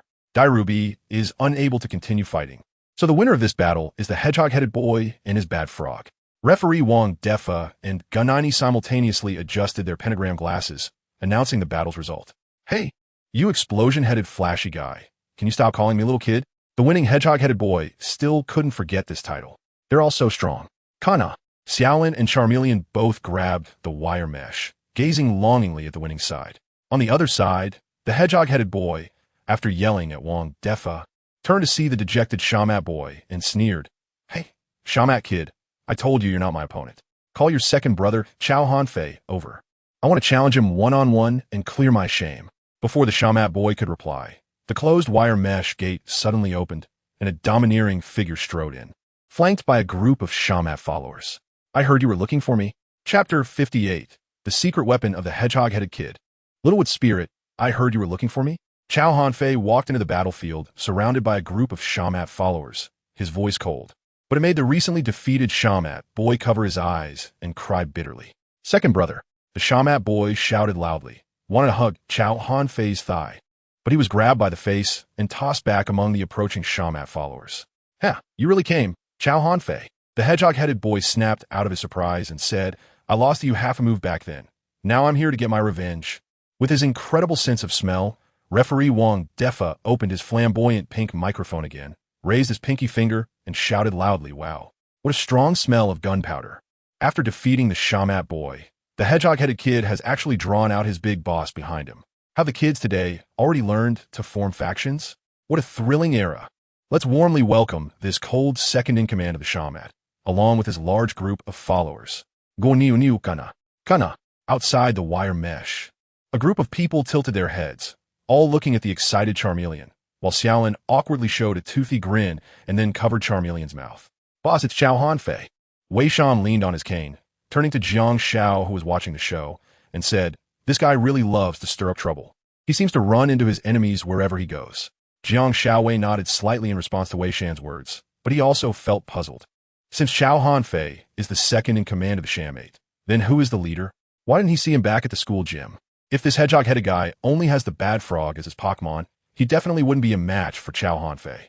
Boss, do you really think so highly of him? Wei Shan scratched his head in confusion. Chao Hanfei is your defeated opponent. Although his arm strength is weaker than that of Xia Fujuan and Xiaolan, he shouldn't have too much trouble against that bad frog. Jiang Xiao stared at Chao Hanfei. To a large extent, Chao Hanfei's two Pokémon were actually well-trained, but they just happened to encounter him. If it were someone else, they would have likely lost already. Recovering the situation, Chao Hanfei coldly raised his eyes, and the other party seemed to be intimidated by his aura, unconsciously taking half a step back. You don't seem to be qualified. A high-grade Pokeball appeared in Chao Hanfei's hand. After pressing the button, the Pokeball quickly enlarged and was thrown into the air above the battlefield. Haga, Pokémon, Monkey Monster, level 18, potential, B gender, male type, fighting ability. Never give up. When its ability is lowered by the opponent, its attack power increases significantly. Does not activate when it lowers its own ability. Held item, black belt, a belt that boosts fighting spirit. Increases the power of fighting type moves when held. Inherited skills, close combat, detect, basic skills. Desire, kick, glare, scratch, karate chop, pursuit, earth throw skill teacher. Iron tail, fire punch skill disc. Rock slide, bodybuilding, brick break remarks. This Pokémon can get angry over small matters and does not accumulate stress, allowing it to live a relatively long time. Wolf, the cold and aloof second-in-command of the Shamate released his Pokémon, which was a rather impressive monkey monster. Wang Defa leaned forward, adjusting the pentagram glasses on his nose, wondering if the hedgehog-headed kid would be able to handle it. It's really exciting. Brother, that monkey monster. Shaolin pointed at the monkey monster in front of Chao Hanfei, his mouth agape in surprise. Yeah, I've already sensed it. It has indeed become stronger. Jiang Xiao stroked his chin, unconsciously smiling as he added, it even learned Fire Punch. Could it be stimulated by the huge golem? Come back, Bad Frog. The hedgehog-headed kid cautiously glanced at the monkey monster, then took out another Pokeball from his waist. Then I leave it to you, Littlewood Spirit. The Pokeball landed on the battlefield, and light burst forth, revealing a small Pokémon in front of everyone. Ghost-type Pokémon? Wei Shan's eyes widened. This was the first time he had seen such a creature. Ghost-type Pokémon were almost invisible in the forests or mountains around Tianwu City. It's over. Chao Hanfei is definitely going to lose. Fighting type and normal type moves can't harm Littlewood's spirit. Normally, that would be the case, but there are exceptions. Jiang Xiao revealed a meaningful smile. The monkey monster had a move specifically used to deal with such situations. However, this Littlewood Spirit skill combination is quite good. If only we're a higher level. Pokémon, Littlewood Spirit, level 14, potential, B gender, female type, ghost, grass ability, anticipation, can predict the item the opponent is holding, held item, none inherited skills, disable, enhance punch basic skills, frighten, leech seed, wood hammer, wood horn, will-o-wisp skill teacher, trick skill disc, shadow claw remarks. It cries out in a voice similar to that of a human child, luring adults into the depths of the forest, causing them to lose their way. Mooring. Littlewood Spirit floated on the hedgehog-headed kid's shoulder, gazing at the monkey monster on the battlefield. Oh, no need for Bad Frog. It seems this is your last trump card? Chow Han Fei raised his eyes, a hint of caution appearing between his brows, but trusting his Pokémon. He still chose to send out the monkey monster. Is there a problem dealing with it? Haga. The monkey monster shook its head, brimming with confidence. Don't underestimate me. Littlewood Spirit was specially prepared to deal with you. The hedgehog-headed kid clenched his fist defiantly and shouted, "Stop rambling. Come on, I'm getting a bit impatient." All right, then let's get started. Both of them looked towards the referee area at Wang Defa, who raised an eyebrow and then grabbed the microphone, shouting at nearly 200 decibels. Ladies and gentlemen, the highly anticipated battle between the Shammate's second brother and the Avenger Hedgehog-head kid is about to begin. Shout for your side. Let me hear your voices. Outside the barbed wire, it was silent as a grave. Kana, Kana. At that moment, little Charizard waved its glow stick and jumped up, emitting enthusiastic cheers. Woo woo woo. This is so touching. There's still one passionate audience member responding to me. Wang Defa wiped the tears from the corners of his eyes, crying out, "Then let's get to the main topic. The battle begins." Gunnyunia Chapter 59, Monkey Monster vs. Littlewood Spirit. The final punch, is it holding a black belt? The hedgehog-headed kid sneered. Then let's take it away. Littlewood Spirit, use trick. Mooring. I won't let you succeed. Monkey Monster. Detect. Chow Han Fei's eyes turned cold, a sense of cautious determination emanating from him, followed by desire. On the battlefield, a strange scene unfolded. The branches on Littlewood Spirit's temple stretched out, just as it snatched the held item from Monkey Monster. The latter suddenly delivered a chopping strike, sending it flying. Before the hedgehog-headed kid could be surprised, the Monkey Monster immediately chased after the Littlewood Spirit that was flying backward, and with Chow Han Fei's shout, it reclaimed the lost black belt. Haga. The Monkey Monster retied the black belt around its waist, its proud aura creating a wave of air beneath its feet. How is that possible? Why can a normal type move damage a ghost-type Pokémon? The hedgehog-headed kid looked at the Littlewood Spirit that had fallen to the ground, and then at the black belt that the Monkey Monster had reclaimed, falling into an unshakable shock. Brother, is this the special move you mentioned? Xiao Lin and Wei Shan outside the barbed wire also looked at the Monkey Monster in disbelief, realizing that it could allow normal-type and fighting-type moves to attack the ghost-type Littlewood Spirit. It's truly unbelievable. Jiang Xiao nodded and smiled, saying yes. This is the power of the general move see-through. In the battlefield, the battle continued. Chow Han Fei ignored the hedgehog-headed little ghost and continued to command the Monkey Monster to launch a fierce attack. Monkey Monster, use bodybuilding. Hojia. After using bodybuilding, the Monkey Monster's attack and defense were enhanced. It then turned to look at the Smallwood Spirit that had fallen to the ground. At this moment, the Smallwood Spirit was trembling as it climbed up from the ground and floated back into the air. Its body was fragile, and it had almost been overwhelmed by a few hits from the Monkey Monster. Quick dodge, Smallwood Spirit. Montakling. The Smallwood Spirit, just getting up, saw the Monkey Monster pouncing towards it and was startled. If it weren't for its trainer's timely reminder, it would have taken a hit. The Monkey Monster's close-range attack was dodged, and it became somewhat angry, stomping on the ground in frustration. Seizing this opportunity, the hedgehog-headed little ghost quickly gave orders. Smallwood Spirit, scatter the seed bombs beneath you. Monkey Monster, counter with Iron Tail. Whoosh, whoosh. A series of green seeds fell from above. The Monkey Monster on the ground saw this and glared angrily, its long, thin tail transforming into a steel whip, knocking all the seed bombs away. Damn it, it failed. The hedgehog-headed little ghost felt the pressure as cold sweat appeared on his forehead. Stay back, use Will-O-Wisp. Mo-Ling. The Smallwood Spirit cried out as it floated away, waving its little hand to unleash a ball of ghostly blue flames. Perhaps due to the close distance, the moment the Monkey Monster reached out to grab the Smallwood Spirit, the ghostly blue flames suddenly expanded in its pupils and then exploded, turning into a shower of sparks. The monkey monster was engulfed in similar ghostly blue flames, which continuously burned its fur. It worked. The hedgehog-headed little ghost shouted excitedly. He was still willing to face the monkey monster directly while it was burned. Smallwood Spirit, use wood horn. Fire punch. Chow Han Fei frowned slightly, but it was far from reaching a level that worried him. On the battlefield, the Smallwood Spirit and monkey monster collided again, with Fire Punch and Wood Horn both hitting their targets, but the effects were drastically different. The power of Fire Punch was something the grass-type Smallwood Spirit could hardly withstand. With one punch, the branches on its temples caught fire. If it weren't for the Wood Horn move restoring some of its stamina, that Fire Punch could have ended the battle early. The hedgehog-headed little ghost also noticed the ferocity of Fire Punch and shouted urgently, "We can't let it use that move again. Smallwood Spirit, bind the monkey monster." Montakling. Green branches grew from the monkey monster's chest. The latter tried to struggle in panic, but found that these branches were not solid. Just as the monkey monster was about to use Fire Punch to attack again, it was surprised to find that its fist had gone out. Hojia. Although the flames on its fist were extinguished, the will-o-wisp on its body remained strong. The prolonged burn not only limited its normal attacks, but also increased the burden on the monkey monster, which was now wobbling on its feet. What a troublesome move. Chow Han Fei couldn't help but curse inwardly, then pointed at the Smallwood Spirit floating in midair and shouted loudly, "Monkey monster, use close-range combat again. You want to end the battle quickly?" "No way." The hedgehog-headed little ghost's mouth curled up slightly, although the cold sweat on his forehead was still there. He was clearly much more relaxed than before. "As long as we drag this out, we win. Smallwood Spirit, don't give it a chance to get close. Use branch poke. Mo-ling." The Smallwood Spirit's branches emitted a green glow, and then sharp wooden branches protruded from the ground, stabbing towards the charging monkey monster. "Split it." Hojia. The monkey monster chopped through all the wooden branches, blocking its path with its hands, with chips flying around it, and its charge even caused gasps from the onlookers behind the barbed wire. What incredible willpower! Even in a burn state, it can endure the pain to achieve this. This monkey monster is truly impressive.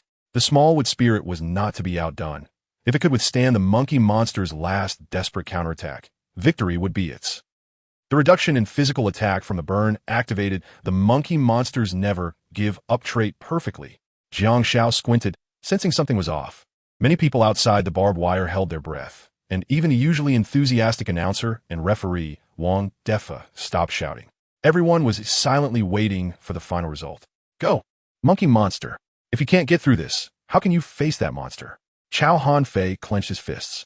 The terrifying image of the giant overactive ape constantly surfacing in his mind. The inspired monkey monster seemed to recall that unfortunate past, and the unwillingness in its heart burst forth with astonishing strength. There's no escaping now. The hedgehog-headed little ghost's expression changed as he watched the rapidly approaching monkey monster, and he waved his hand, shouting, "Smallwood Spirit, use Shadow Claw." Swish! On the battlefield, the battle-scarred monkey monster leaped into the air, and a white light suddenly appeared on its right fist, unleashing a terrifying power. At the same time, the Smallwood Spirit, pushed into a corner, also waved its little hand, sending a pair of floating dark purple energy claws towards the monkey monster. The outcome was decided in this instant. Boom! A violent explosion kicked up a cloud of dust, and a howling wind made it impossible for the spectators behind the barbed wire to open their eyes. They had to turn their heads and shield themselves with their arms. As the dust settled in the ravaged battlefield, only the monkey monster was still staggering, while the Smallwood Spirit, the hedgehog-headed little ghost, looked at the Smallwood Spirit lying on the ground, having lost its fighting ability, and felt a wave of fatigue wash over him, unconsciously kneeling on the ground. I lost. Chapter 60. The club leader, it turns out to be myself, second brother. Forever the god. The previously defeated Shamate youth had red cheeks, excitedly kneeling and shouting. Each time he raised his fist high, it felt like a drumbeat deeply pounding in the hedgehog-headed little ghost's heart. Roar! What a beautiful battle! Wang Defa raised his flashy pink microphone and shouted loudly. In a disadvantageous matchup, perfectly countering and turning the tide, the monkey monster's strength is beyond doubt. The winner of this 1v1 battle is Gao Han Fi. Wang Defa's shout reached nearly 200 decibels, echoing throughout the outdoor battlefield of the commercial street with his passionate tone. As he shifted his words, Wang Defa quickly ran from the referee area to the kneeling and regretful hedgehog-headed little ghost, put down the microphone, and quietly asked, "So, as the losing side in this battle, what does the Avenger hedgehog-headed little ghost have to say?" Bad Frog, use poison jab. Mo Ling, swish. In a ravaged battlefield, the Bad Frog suddenly appeared, and then its right hand's middle finger turned from yellow to purple, viciously stabbing towards Wang Defa's waist. The latter, caught off guard, took the hit and painfully fell into the sandpit. In a military engagement, one does not kill the messenger. You don't uphold martial ethics. Gunny and Yo, Chow Hanfei, I will come back to challenge you. The hedgehog-headed little ghost finished everything, turned to look at the other side of the battlefield, and said, next time, I will definitely not lose to you again. Let's go, Bad Frog. Hey, the hedgehog-headed little ghost walked towards the barbed wire gate with Bad Frog. And on both sides of the road, the gathered Shamate little brothers all posed the international gesture, greeting his family. Yeah, wash it. Next time, I won't even need my second brother to step in. I can handle you all by myself. Brother, didn't you just lose to him? Momentum. Do you understand momentum? You can't lose in momentum. I'm waiting for you. Chow Hanfei coldly watched the hedgehog-headed little ghost walk past him, thinking, I can win you once. I can win you 1,000 times. You're not even qualified for me to take you seriously. We'll see. The hedgehog-headed little ghost glared at him defiantly. But due to losing the battle earlier, he could only walk away dejectedly. This guy is stronger than before. Wei Shan leaned on his cane, and after watching the entire battle, his gaze shifted from initial disdain and hostility to a little more respect. We need to work hard too, knit a queen, steel cocoon. Hey, craftsman. The two Pokémon at Wei Shan's feet looked eagerly, as winning the battle under the spotlight was the highest honor for them. Let's go. There's nothing more to see. Jiang Xiao waved his hand, signaling the two little brothers still lingering behind the iron net to stop daydreaming. By the way, that fried skewer was pretty good. Should we go to the commercial street and savor it again? It seems like Charmeleon is still hungry. Shaolin smiled wryly and scratched Charmeleon's bald head, looking affectionate. Just as the three turned to walk through the crowd, Chow Hanfei suddenly noticed Jiang Xiao and the others outside the iron net. Surprised, he walked toward the edge of the iron net with a complex expression, perhaps because of Chow Hanfei's outstanding performance earlier as he approached the iron net. Many bystanders gasped in surprise, and a girl even extended her phone, wanted to add him on WeChat for deeper communication. However, the center of attention, Chow Hanfei, then made a surprising move that left everyone stunned. He suddenly bent at a right angle and respectfully called out, Big Brother. Immediately, dozens of Shamate little brothers following him imitated him, all bending down and shouting, Big Brother. Outside the barbed wire, the onlookers were taken aback and instinctively stepped aside. Jiang Xiao, Shaolin, and Wei Shan became the center of attention for everyone, and no one could be found within 5 meters of them. The once crowded aisle suddenly had a clear space. As the three turned around, the congested crowd around them leaned in to see who these three individuals, whom even the rebellious youth held in high regard, were. The person on the left was a thin boy wearing thick glasses, perhaps due to being timid and shy. He lowered his head, unable to make eye contact with others. Bro, it seems like they're talking to you. Shaolin timidly nudged Jiang Zhao's arm, then moved a few steps to the left with Little Fire Dragon, completely blending into the crowd. The person on the right had dyed green hair, was leaning on a cane, and had a cast on his right leg. A scruffy dog was firmly biting the corner of his clothes, and he wore an expression of utter astonishment. Me? I'm not. Why are you looking at me?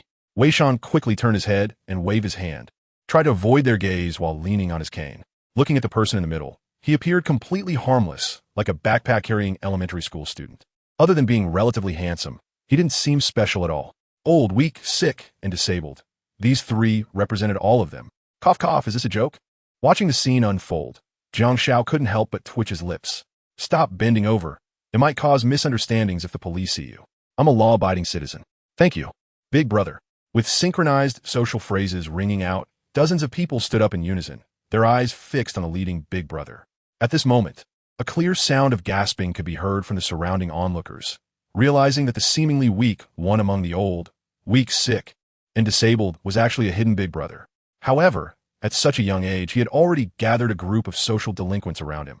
If he grew up, it would be something else entirely. Because of this, some people in the crowd had already started recording videos as evidence and reported to the police, claiming it was for the sake of the next generation of Tianwu City.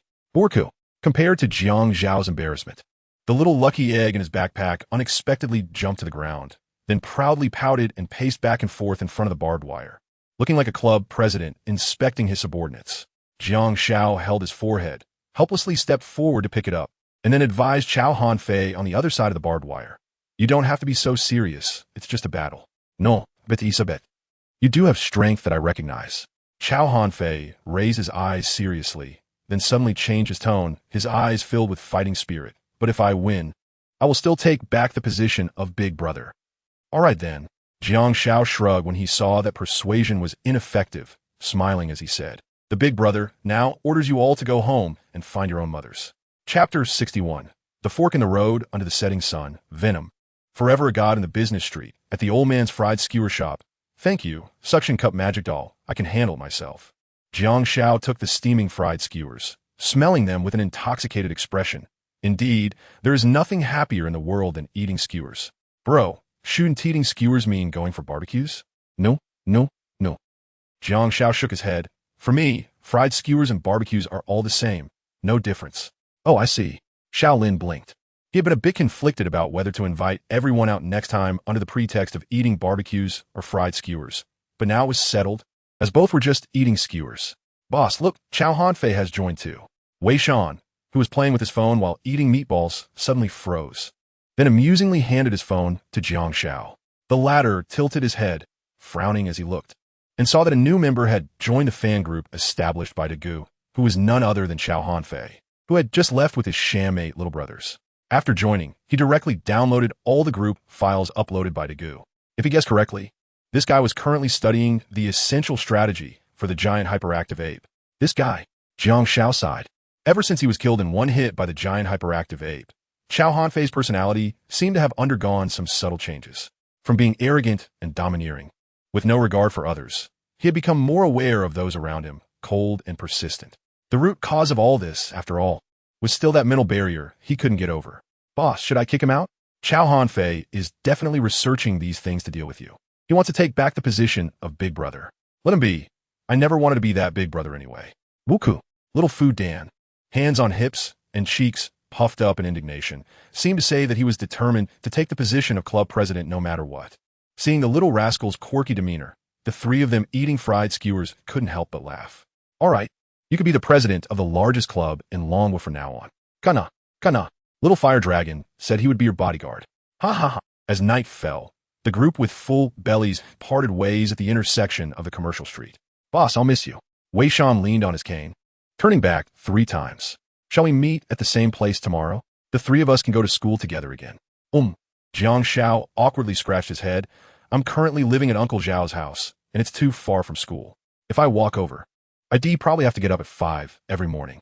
Sorry, but unless something unexpected happens, I'll be taking the bus to school from now on. Boo-hoo. Does that mean I can only walk to school with Shaolin? Wei Shan covered his eyes, looking incredibly dejected, but then, out of nowhere, he received another blow from behind. After hesitating for a long time, Shaolin could no longer hold back the truth. Wei Shan, actually, I can't walk with you anymore either. Huh, why are you also like this? Did you move too, Shaolin? Wei Shan exclaimed in surprise. It's mainly because my dad came back recently, and he'll be picking me up and dropping me off from now on. Next to them, the little fire dragon sighed helplessly, looking a bit downcast. Even the bright yellow flame at its tail seemed to dim a little. Under the setting sun, the 3 at the subway station of the commercial street turned to leave in different directions after saying their goodbyes. Back at Zhao Mu's villa, Jiang Shao entered the small courtyard with the corgi. Woof, woof. As soon as he walked in, the corgi couldn't help but bark a couple of times, then ran towards the open garage door, wagging its tail. From the garage, a familiar voice could be heard. Oh, how much have you eaten outside? Your belly is so big now, I can hardly hold you. Zhao Mu came out of the garage, wobbling while holding the corgi. Seeing Jiang Shao approaching, he managed to wave with one hand and smiled. Jiang Shao, where did you take him out to play today? Look at how happy it is. After enjoying some affection in Zhao Mu's arms, the corgi jumped down and started circling Jiang Zhao's feet, occasionally rubbing against his pant leg affectionately. At least you still have some conscience. Jiang Shao reached out to scratch the fluff on the corgi's neck, smiling as he said, I went to the commercial street with my classmates. By the way, Uncle Zhao, you seem particularly excited today. Did you have any progress with Miss Junsha? Ahem. Kids shouldn't ask too many questions. Zhao Mu suddenly straightened his face, becoming serious. Go wash up and get ready for bed. You still have school tomorrow. Oh. Jiang Shao knew that the latter was unwilling to reveal the truth, so he could only shrug and, understanding the situation, walked up to the 2nd floor. Meanwhile, downstairs, Zhao Mu, who had just been serious and looking like an adult, immediately broke into a smile when he saw Jiang Shao disappear, humming a tune leisurely and starting to dance in the living room. It seemed that his date with Miss Junsha had been quite successful today. In the bedroom, Jiang Shao sat on the soft mattress, putting down his backpack. He took out a colorful skill learning machine and a bottle of H-Enhancer. Since there were many people outside, it wasn't convenient to use these two items openly. At the moment, only he and Little Fu Egg were left in the room, so he placed them on the bed. The H-Enhancer was a great item, saving a lot of time for physical training. Little Fu Egg, it's time to take your medicine. Burp. Little Fu Egg couldn't help but gag. This so-called nutritional drink was as awful as it could get. Even this little foodie nearly couldn't handle it. Random skill learning machine extracting. Congratulations. You have obtained the poison-type move. Toxic. Toxic poisons the opponent, with damage increasing over time. Toxic? Looking at the deep purple skill disc in his hand, Jiang Shao couldn't help but shiver. This thing wasn't something to be learned lightly. It was as disgusting as it could be. As a core move in the poison strategy, Toxic had always been a topic of controversy among trainers. Some had said, if you don't learn Toxic, what's the point of living? What do Pokémon trainers pursue? Legendary beasts? Championships? Girls? No, it's about grossing people out. It's decided then Toxic. Pokémon. Little Fu Egg, level 10. Potential. S gender. Female type. Normal ability. Natural cure. Recovers from status conditions when switched out. Held item. None inherited skills. Endure. Gravity. Payback. Heal bell. Basic skills. Growl. Tackle. Mimic. Transform skill tutor. Mind headbutt. Gift assist skill disc. Toxic note. A very gentle Pokémon, but will cry and cause a scene if its round stone in the abdomen is taken away. Chapter 62. Late? Not possible. Old Tang's discerning eye after recalling the battle with the Electrike. Little Fu Egg gained insights, and the proficiency of Mind Headbutt and Heal Bell increased. Little Fu Egg fully absorbed the effects of the H-Enhancer, significantly boosting its stamina. Little Fu Egg tried to practice the Toxic move. Little Fu Egg is poisoned. Little Fu Egg used Heal Bell and successfully cured itself of the poison. The Hyper Monkey felt the presence of its former defeated opponent, the Monferno. In the Pokeball, it seemed that Monferno had become stronger, which made it very unhappy. The Fire Punch for Monferno was looked down upon by the Hyper Monkey. By watching the battle between Monferno and the Trico, the Hyper Monkey was filled with confidence, thinking it could take on both of them alone. The proficiency of Hyper Monkey's Fire Punch increased, and its power grew stronger. The Hyper Monkey completed 1,000 sets of push-ups and sit-ups in the Pokeball, slightly increasing its potential and physical attack effort value. Pokémon. Hyper Monkey, level 18, potential, S, gender, male type, normal ability, vital spirit, cannot fall asleep in battle, held item, power band, inherited skills, cut, night slash, arm thrust, basic skills, yawn, encore, lazy scratch, endure, taunt, payback, skill tutor, bodybuilding, Fire Punch skill disc, endure, breakthrough beam note, a Pokémon that cannot stop for a moment. Even if it wants to sleep, its blood still boils. And it cannot calm down without running around in the forest. Alarm. The Hyper Monkey wants to use Breakthrough Beam on the villa to wake up its host. Monday, 9 a.m., Jiang Shao was groggily awakened by the system alarm, stretched lazily, and then glanced at the alarm clock on the nightstand. Damn, I'm late. Jiang Shao helplessly laid back down on the bed, then dialed his good buddy Wei Shan's phone number. Beep. Hey, boss, why haven't you come yet? On the other end, Wei Shan's somewhat anxious voice came through. I'm telling you, the principal is going to announce something big today, and all the teachers and students have been gathered on the school playground. Hurry up. Roll call is about to start. Something big?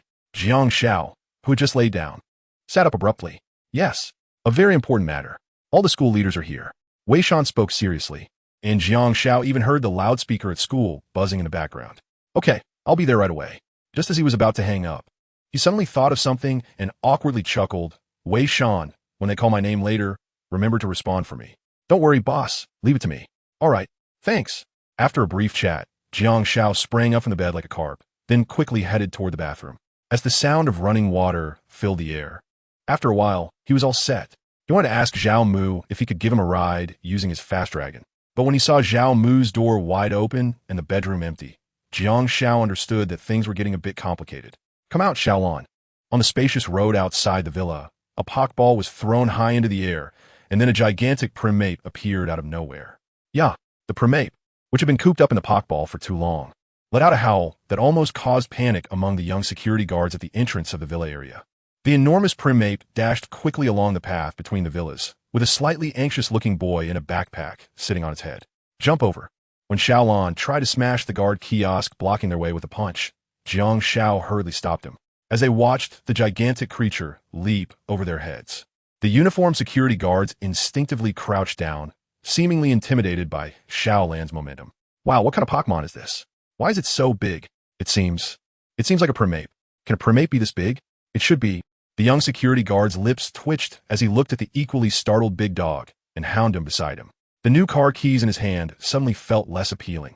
With such a gigantic primeape as a mount, who would still buy a car? On the streets of Tianwu City, the appearance of a gigantic primeape momentarily drew everyone's attention, causing them to dodge to the sides of the street in shock. Fortunately, the creature showed no intention of rampaging or attacking. Otherwise, the police station would have been flooded with emergency calls today. Meanwhile, the playground of Tianwu City Primary School was filled with teachers and students from various classes. Mr. Tang, the homeroom teacher class 1, was among them. He pushed up his glasses on the bridge of his nose, holding the class roster in his hands, calling out names one by one. Dougal. Mr. Tang stood on tiptoe, tried to identify their students among the sea of heads.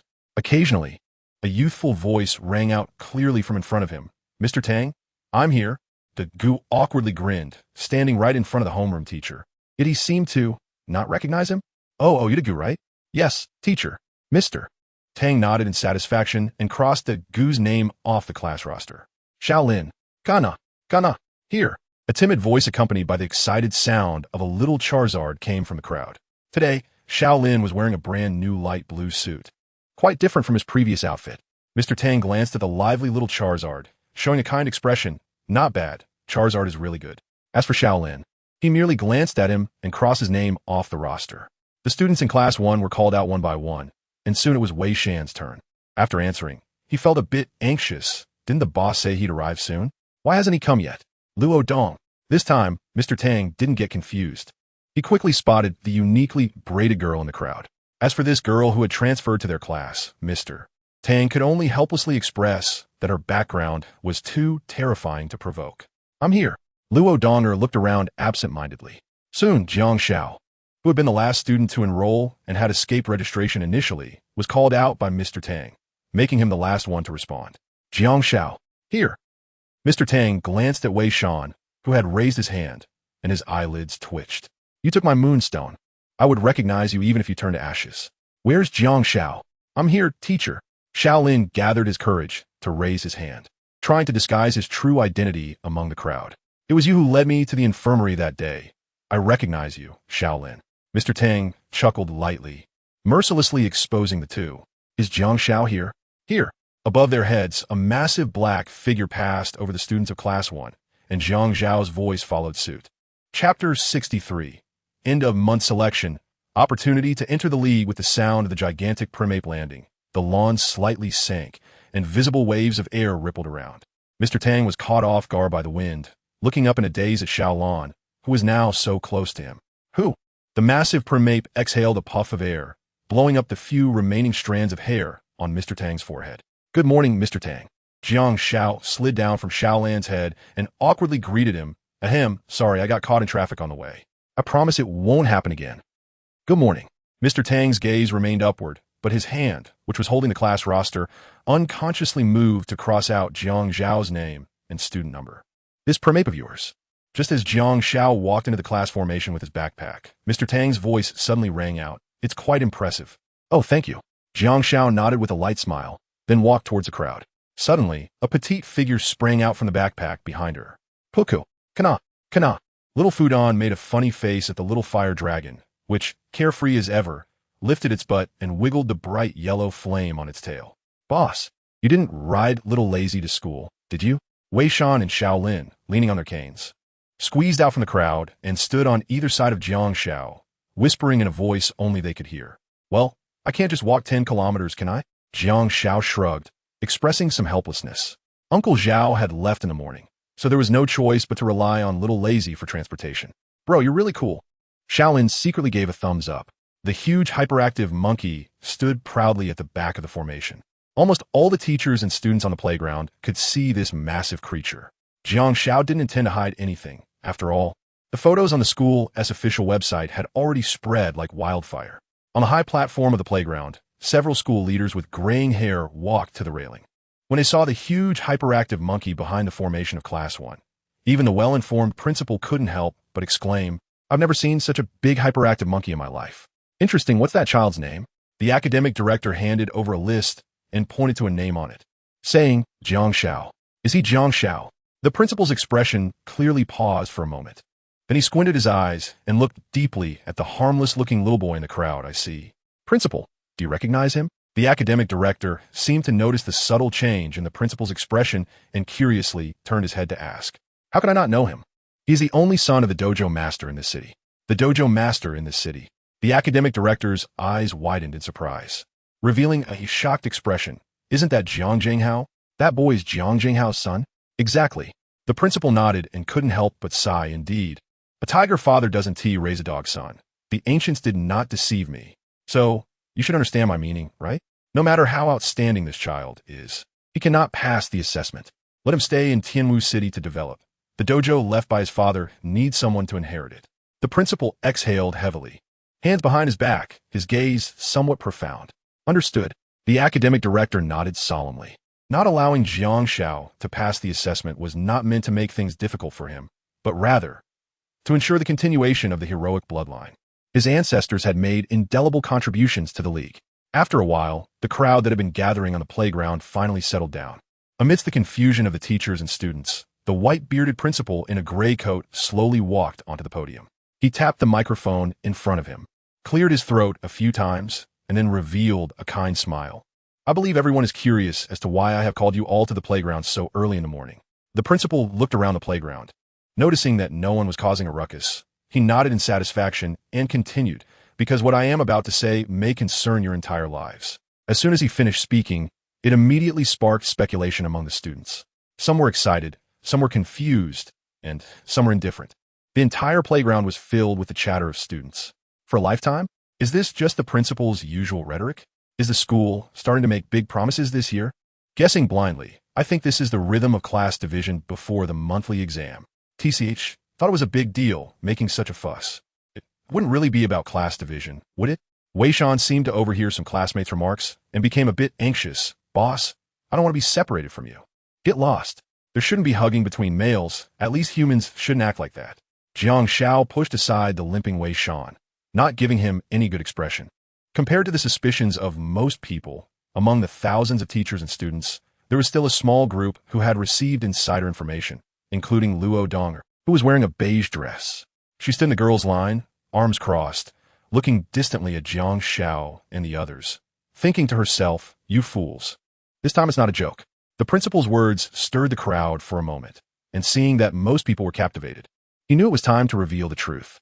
"All right, everyone quiet down. Let me finish speaking.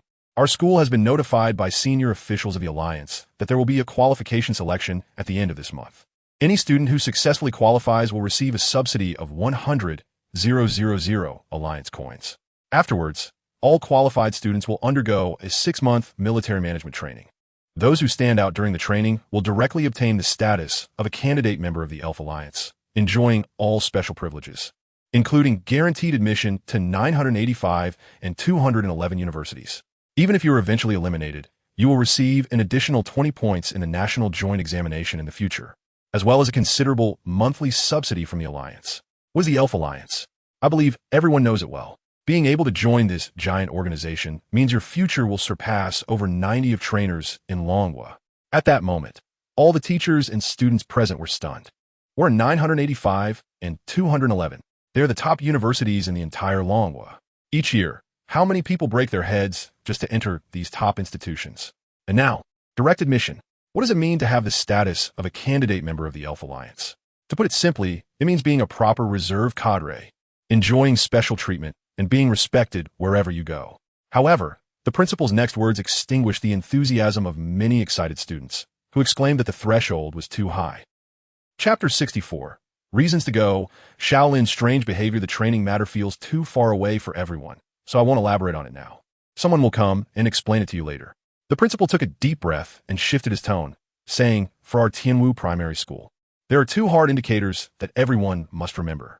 If you do not meet the standards, you won't even qualify for the training. First, You must have a Pokémon with a potential value of B grade or above, and its level must be above 10. Second, the trainer's bone age must not exceed 10 years. If you cannot achieve this by the end of the month, I'm sorry to tell you. You will remain at Tianwu Primary School for your classes. The principal stroked his beard as he noticed many faces showing signs of disappointment. B grade? Isn't that a bit too high of a requirement? It seems our class only has 2 students with B grade potential Pokémon, and a grade is out of the question, not a single one.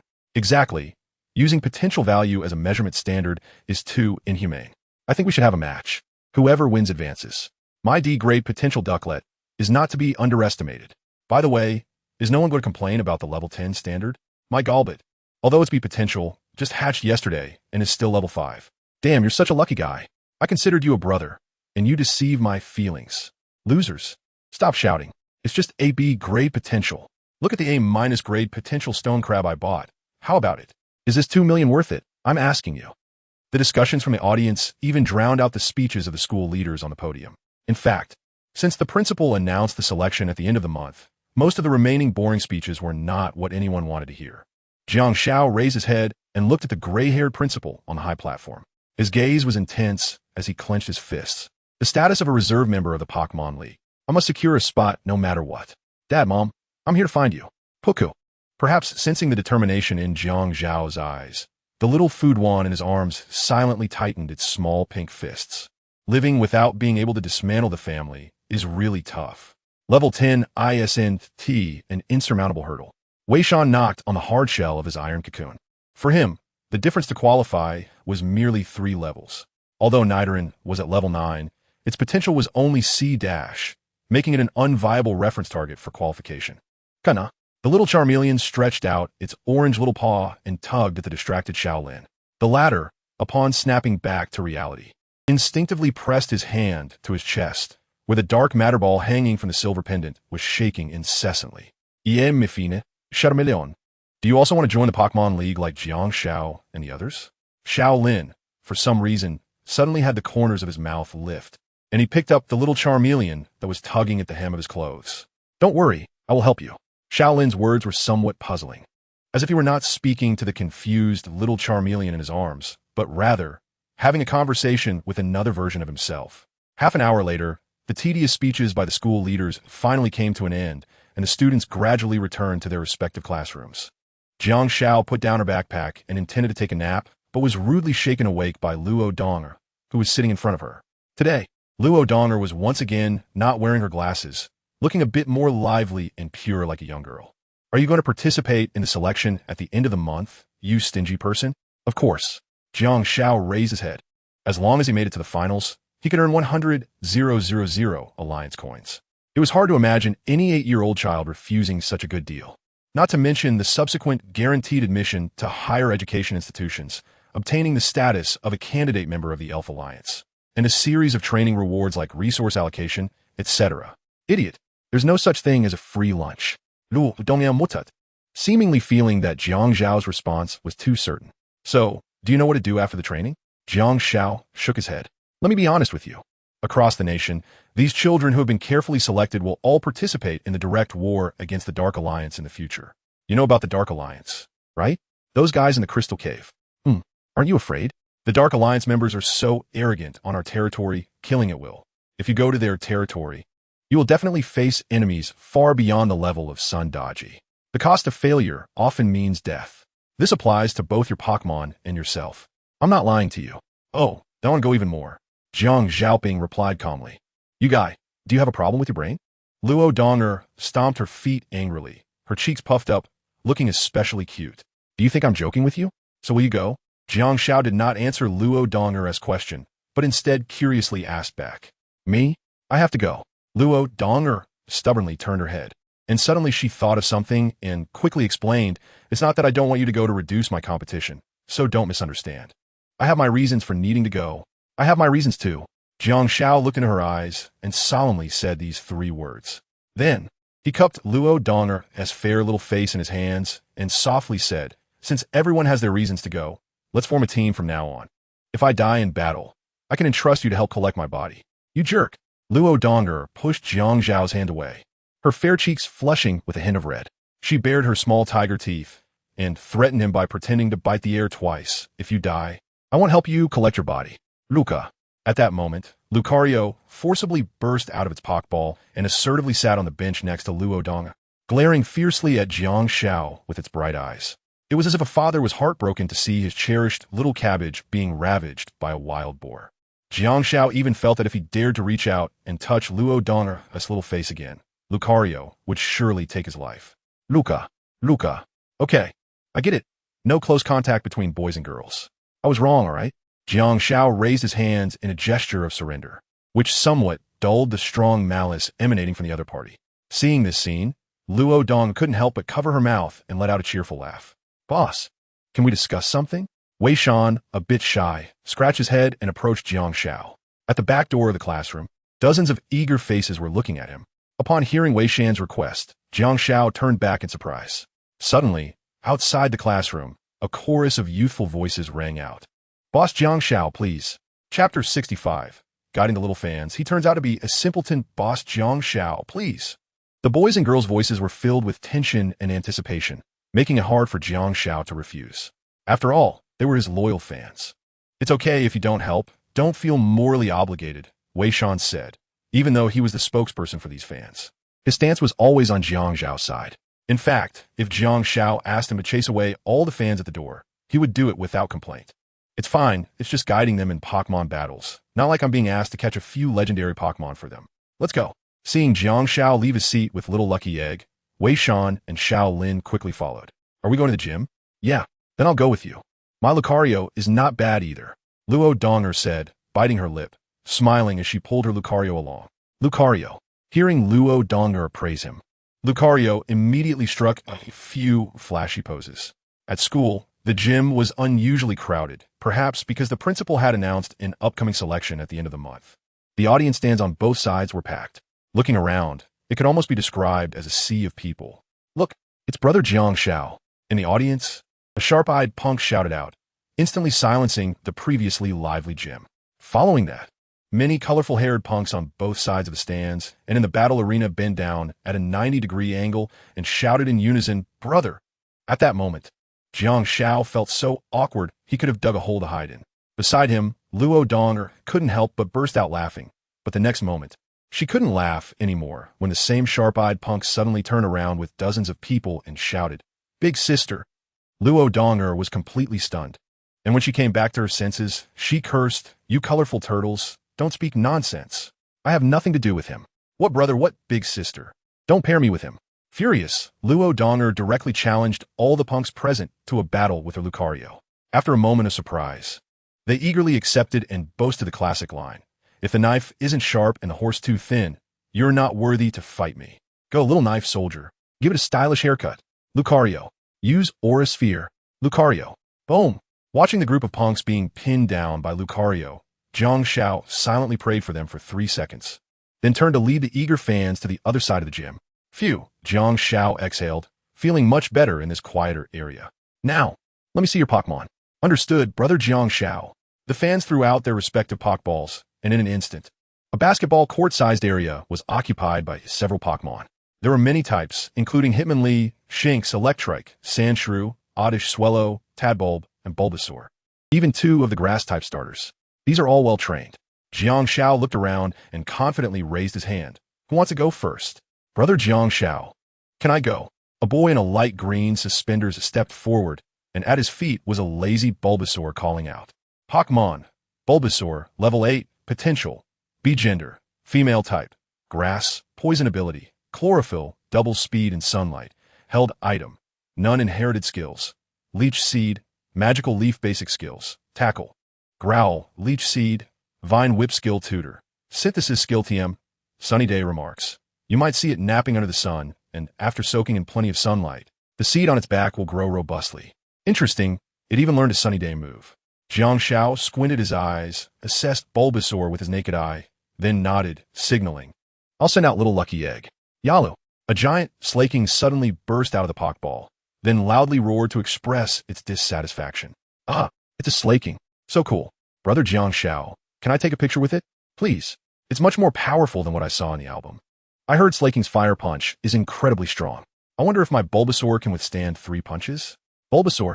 Bulbasaur protested strongly, indicating that it was being underestimated. Brother Jiang Shao, can Bulbasaur battle your slaking? It's always been my dream. Please. The boy in the green suspenders bowed deeply to Jiang Shao, making him feel overwhelmed. Are you sure? Jiang Shao tried to mediate. After all, being punched by Xiaolan is not a pleasant experience. Please. Yalu. All right then. Everyone disperse. Don't hurt the innocent. Jiang Shao threw a pleading glance at Shaolin and Wei Shan in the audience. After all, they were the administrators of that fan group, and their words carried some weight. Everyone stepped back, avoiding the battlefield. Wei Shan hobbled down with a cane to maintain order, while Shaolin quickly ran towards the referee area with Little Fire Dragon, getting back to his old job. 1v1 friendly match, just a point, no switching Pokémon midway, and no healing items allowed. Are both sides ready? I'm ready, big brother Jiang Shao. The excited boy in suspenders shouted. Then let's start. Seeing the other side so excited, Jiang Shao could only brace himself and fight him. Both trainers are ready, so let the battle begin.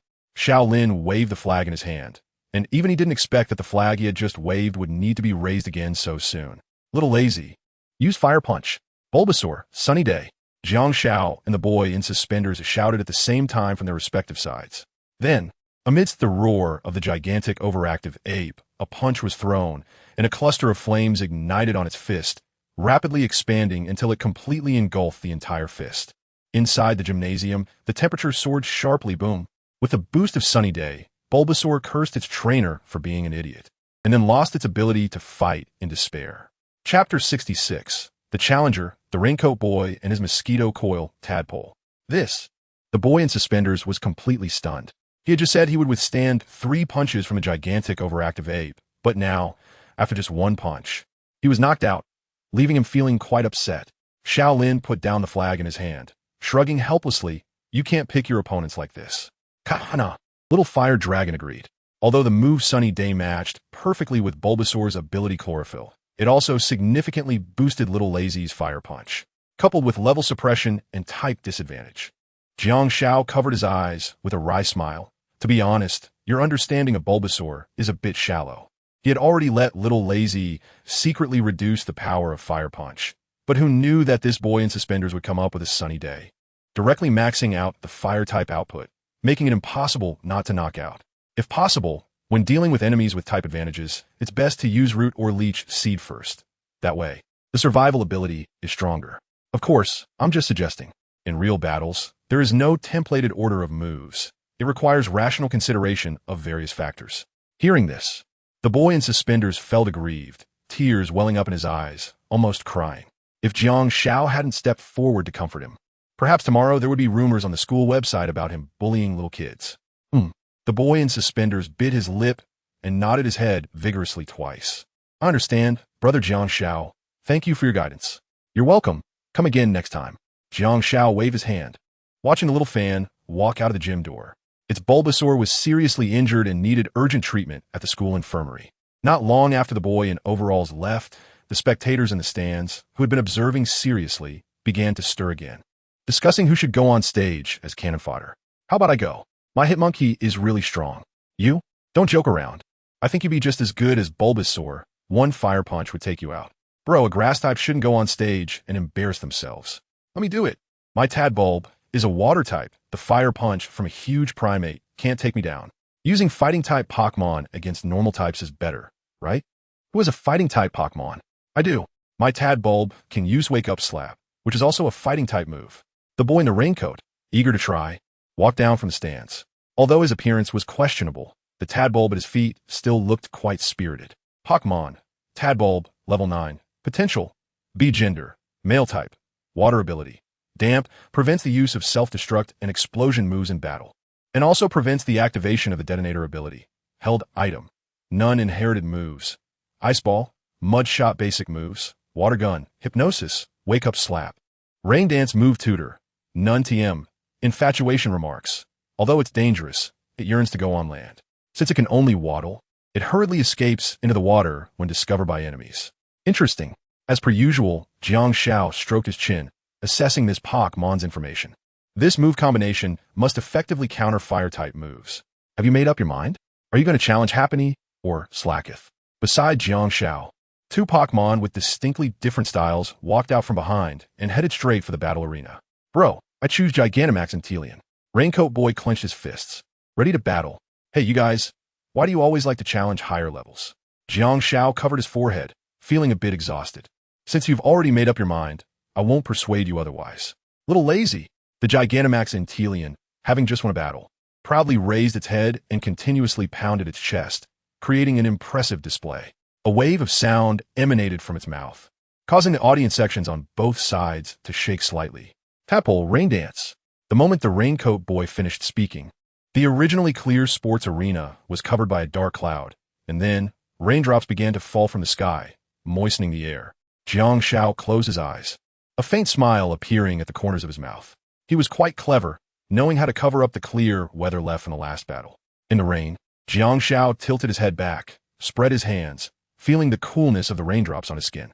He took a deep breath of the humid air and then suddenly opened his eyes wide. Xiaolon, use loud noise. Yalu. Raindrops fell, soaking the ground. On the battlefield, the gigantic hyperactive ape roared at the sky, the visible sound waves dispersing the rain curtain, allowing the flames that had extinguished on its right fist to reignite. The raindrops landed on the flames, creating large plumes of white mist. Amid the swirling mist, the impressive hyperactive ape stepped through the puddles, slowly approaching the mosquito coil tadpole. It actually used sound waves to disperse the rain curtain. Jiang Shao was truly remarkable. Could it really be done this way? The Raincoat Boy was refreshed by the scene before him. But why did the gigantic hyperactive ape still choose to attack with Fire Punch? Fire types are weak against water types, and the power of the rain also weakened Fire Punch. What was the reason? Never mind. When soldiers come, block. When water comes, cover. The Raincoat Boy watched as Xiaolon gradually approached, gritted his teeth, and made up his mind. Mosquito coil, tadpole, jump into the puddle and cover your body with water. Splash! The mosquito coil tadpole shook its banana leaf-shaped tail and leaped into the puddle in front of it, rolling around until it formed a layer of water film on its body, then felt at ease. Mudshot! Yup. A stream of brown mud shot out from the mosquito coil tadpole's mouth, heading straight for the gigantic hyperactive ape, which seemed to have no intention of dodging, brazenly holding up its burning fire fist and walking steadily. This little bit of mud couldn't restrict the hyperactive ape's steps. In the distance, Jiang Shao, drenched in rain, suddenly laughed. Perhaps due to its large size, the mud shot out by the mosquito coil tadpole only covered the back of Xiaolan's right foot. The latter lightly stomped, and all the mud on its foot was shaken off. The effect of mudshot was a bit lacking. Damn, the coverage was too small. It couldn't affect it at all. The Raincoat Boy clenched his fists, looking somewhat anxious. The current situation was quite frustrating. The gigantic hyperactive ape walked closer, holding its fire fist, neither dodging attacks nor approaching quickly, as if it was plainly telling him, "I'm coming to hit you. Hurry up and stop me." But precisely because of this, the mosquito coil tadpole couldn't stop it, which was the most irritating. As the saying goes, desperate times call for desperate measures. After several setbacks, perhaps the Raincoat Boy developed this mentality. Seeing the gigantic hyperactive ape was almost within reach, he hurriedly shouted out a line that made Jiang Shao break into a sweat. Mosquito coil tadpole, use confusion. Chapter 67. The Burning Pure Man's Fist. This joke has gone too far. Mosquito coil tadpole, use confusion. Wait, confusion? Can a male use confusion on another male? Jiang Shao frowned and took a deep look at the mosquito coil tadpole, which seemed a bit off. In the puddle, the mosquito coil tadpole, less than half a meter tall, suddenly jumped back to the ground. Then, under the astonished gazes of everyone, it began to pose in various strange and eye-catching ways, looking particularly eye-searing. Yet, a heart-shaped flying kiss was thrown, wobbling towards the chest of the gigantic hyperactive ape. Hey, Xiaolin, if I remember correctly, isn't that gigantic hyperactive ape of the boss a male? Wei Shan tilted his head, asking the referee area. Xiaolin, also looking a bit dazed, subconsciously nodded. Xiaolon was indeed male, and if I'm not mistaken, the Raincoat Boy's mosquito coil tadpole should also be male. Hearing this, Wei Shan and Xiaolin exchanged glances, then both covered their mouths and chuckled. Come and duel with me. On the battlefield, for a moment, the seductive poses of the mosquito coil tadpole contrasted sharply with the silent, gigantic hyperactive ape, which was clenching its fists in the rain. Gulp. As a trainer, Jiang Shao instinctively swallowed. He sensed an intense flame aura gathering on the surface of the hyperactive ape. This was bad. Xiaolon seemed to be completely enraged by the mosquito coil tadpole. Ja! Raindrops fell on the hyperactive ape's white fur, producing a piercing, burning sound. The air was filled with swirling white mist, and the hyperactive ape's demeanor underwent a dramatic change, shifting from its initial laziness to an icy coldness. This was a pure man's righteous counterattack against the peach. Yalu! Suddenly, the gigantic hyperactive ape howled at the sky. Clusters of blazing flames surged around its body, instantly covering it entirely. The towering fire pillars tore through the dark clouds, and the drizzling rain in the sky evaporated. The entire gymnasium suddenly heated up. What the hell? It's so hot. In the audience, many students training Pokémon at the gym shouted and began to take off their jackets. It was supposed to be late autumn. It felt more unbearable than the summer heat. Look over there. It's the gigantic hyperactive ape. Why is it on fire? It looked just like when it battled Super Lucario that day. The blazing yellow fire pillars. The towering fire ape. Was this the stance of the gigantic hyperactive ape when it unleashed its power? Truly a heart-pounding force. This sudden scene drew exclamations from many students present, with some even taking out their phones to film and upload it to the school website. Here it is, the gigantic hyperactive ape on fire. The raincoat boy felt immensely shocked as well. He tilted his head back, his wide eyes reflecting this unforgettable scene. On the battlefield, a burning giant foot stomped into the puddle, instantly evaporating the standing water, turning the puddle into scorched earth covered in burn marks. Feeling that its dignity was insulted, the hyperactive ape roared, raising its massive fire fist, coming down directly to strike the ground. Xiaolon, stop! In a moment of crisis, Jiang Xiao hurriedly waved his hand, shouting, trying to stop Xiaolan's attack. However, it was all too late. The gigantic fist wrapped in unquenchable flames had already swung down, heading straight for the mosquito coil tadpole. At that moment, everyone's hearts tightened in unison. This inevitable strike was something it could never dodge. It's over. Just then, a brilliant burst of colorful light illuminated a corner of the gymnasium. Then, Mega Evolution Super Lucario flashed in front of the mosquito coil tadpole, gritting its teeth, holding two ghostly blue bone clubs crossed in front of itself, bracing against the descending fire fist. It stopped. An unexpected scene unfolded. The explosive flames did not erupt, and even the initially speculated collision did not occur. Just as the flame fist was about to make contact with the Mega Lucario's bone club, the gigantic primate proactively halted its attack. Standing in the center of the battlefield, like a statue with its fist extended. Below it, the Mega Lucario, with two bone clubs in hand, felt a bead of cold sweat slide down its forehead at that moment. Mega Lucario sighed in relief. Through the power of the aura, it could see that the fiery energy concentrated in the gigantic primate's right fist was dissipating, as if it had regained its senses. The gigantic primate extended its right hand forward, and as it approached the forehead of the tadbulb, it suddenly flicked it away, sending it flying several meters. When it landed on the ground, it had completely lost its fighting ability. In fact, it had already been scared silly the moment the gigantic primate swung its fist. In the pool of unknown liquid beneath, it was the best proof. In the referee area, the stunned Charmander still had its mouth agape, while Kobayashi next to it took the flag from its claws, then took a deep breath and shouted loudly. The tadbulb has lost its fighting ability. So the winner of this battle is first-year Jiang Xiao and his gigantic primate. Yay! The gigantic primate, in a victorious pose, stood in the arena, repeatedly pounding its chest and roaring wildly. Amidst the cheers from the crowd, the raincoat-clad boy silently put away his tadbulb and sincerely bowed to the approaching Jiang Xiao, thanking him for the guidance. You made me see the gap in strength. Ahem. Jiang Xiao awkwardly scratched the back of his head, waving his hand apologetically. I almost caused a disaster just now. I'm really sorry. Little Lazy can be quite impulsive at times. Outmatched, I can't complain about losing. The raincoat boy sighed and said this before hurriedly heading towards the exit.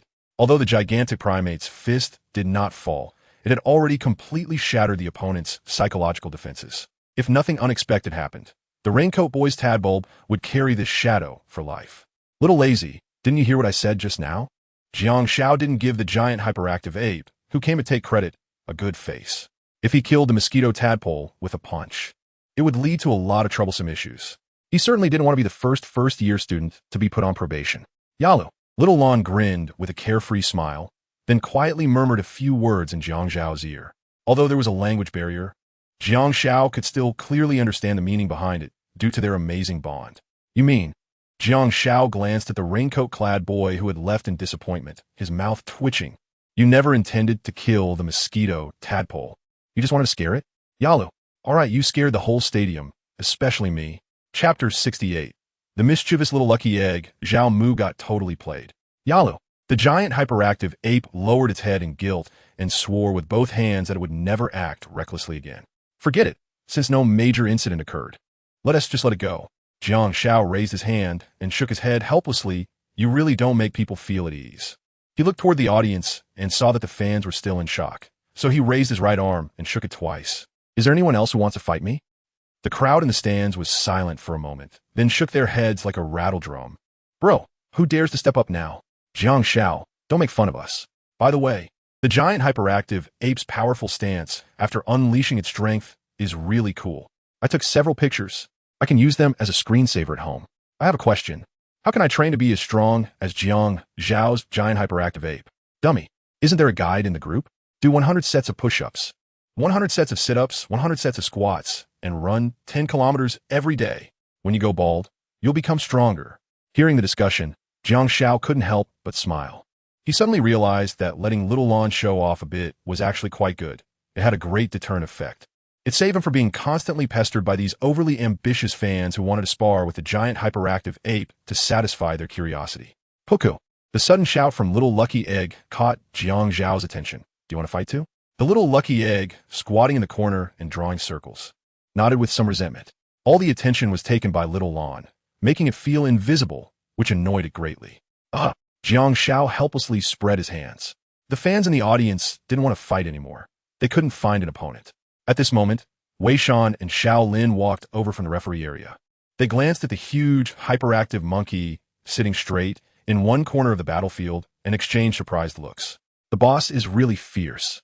He managed to tame the huge, hyperactive monkey so quickly. Well, after all, it's Jiang Shao.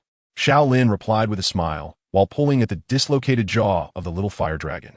Who would have thought that in the next moment? A pink figure zipped past them, followed by an orange little paw grabbing the little fire dragon and throwing it over the shoulder.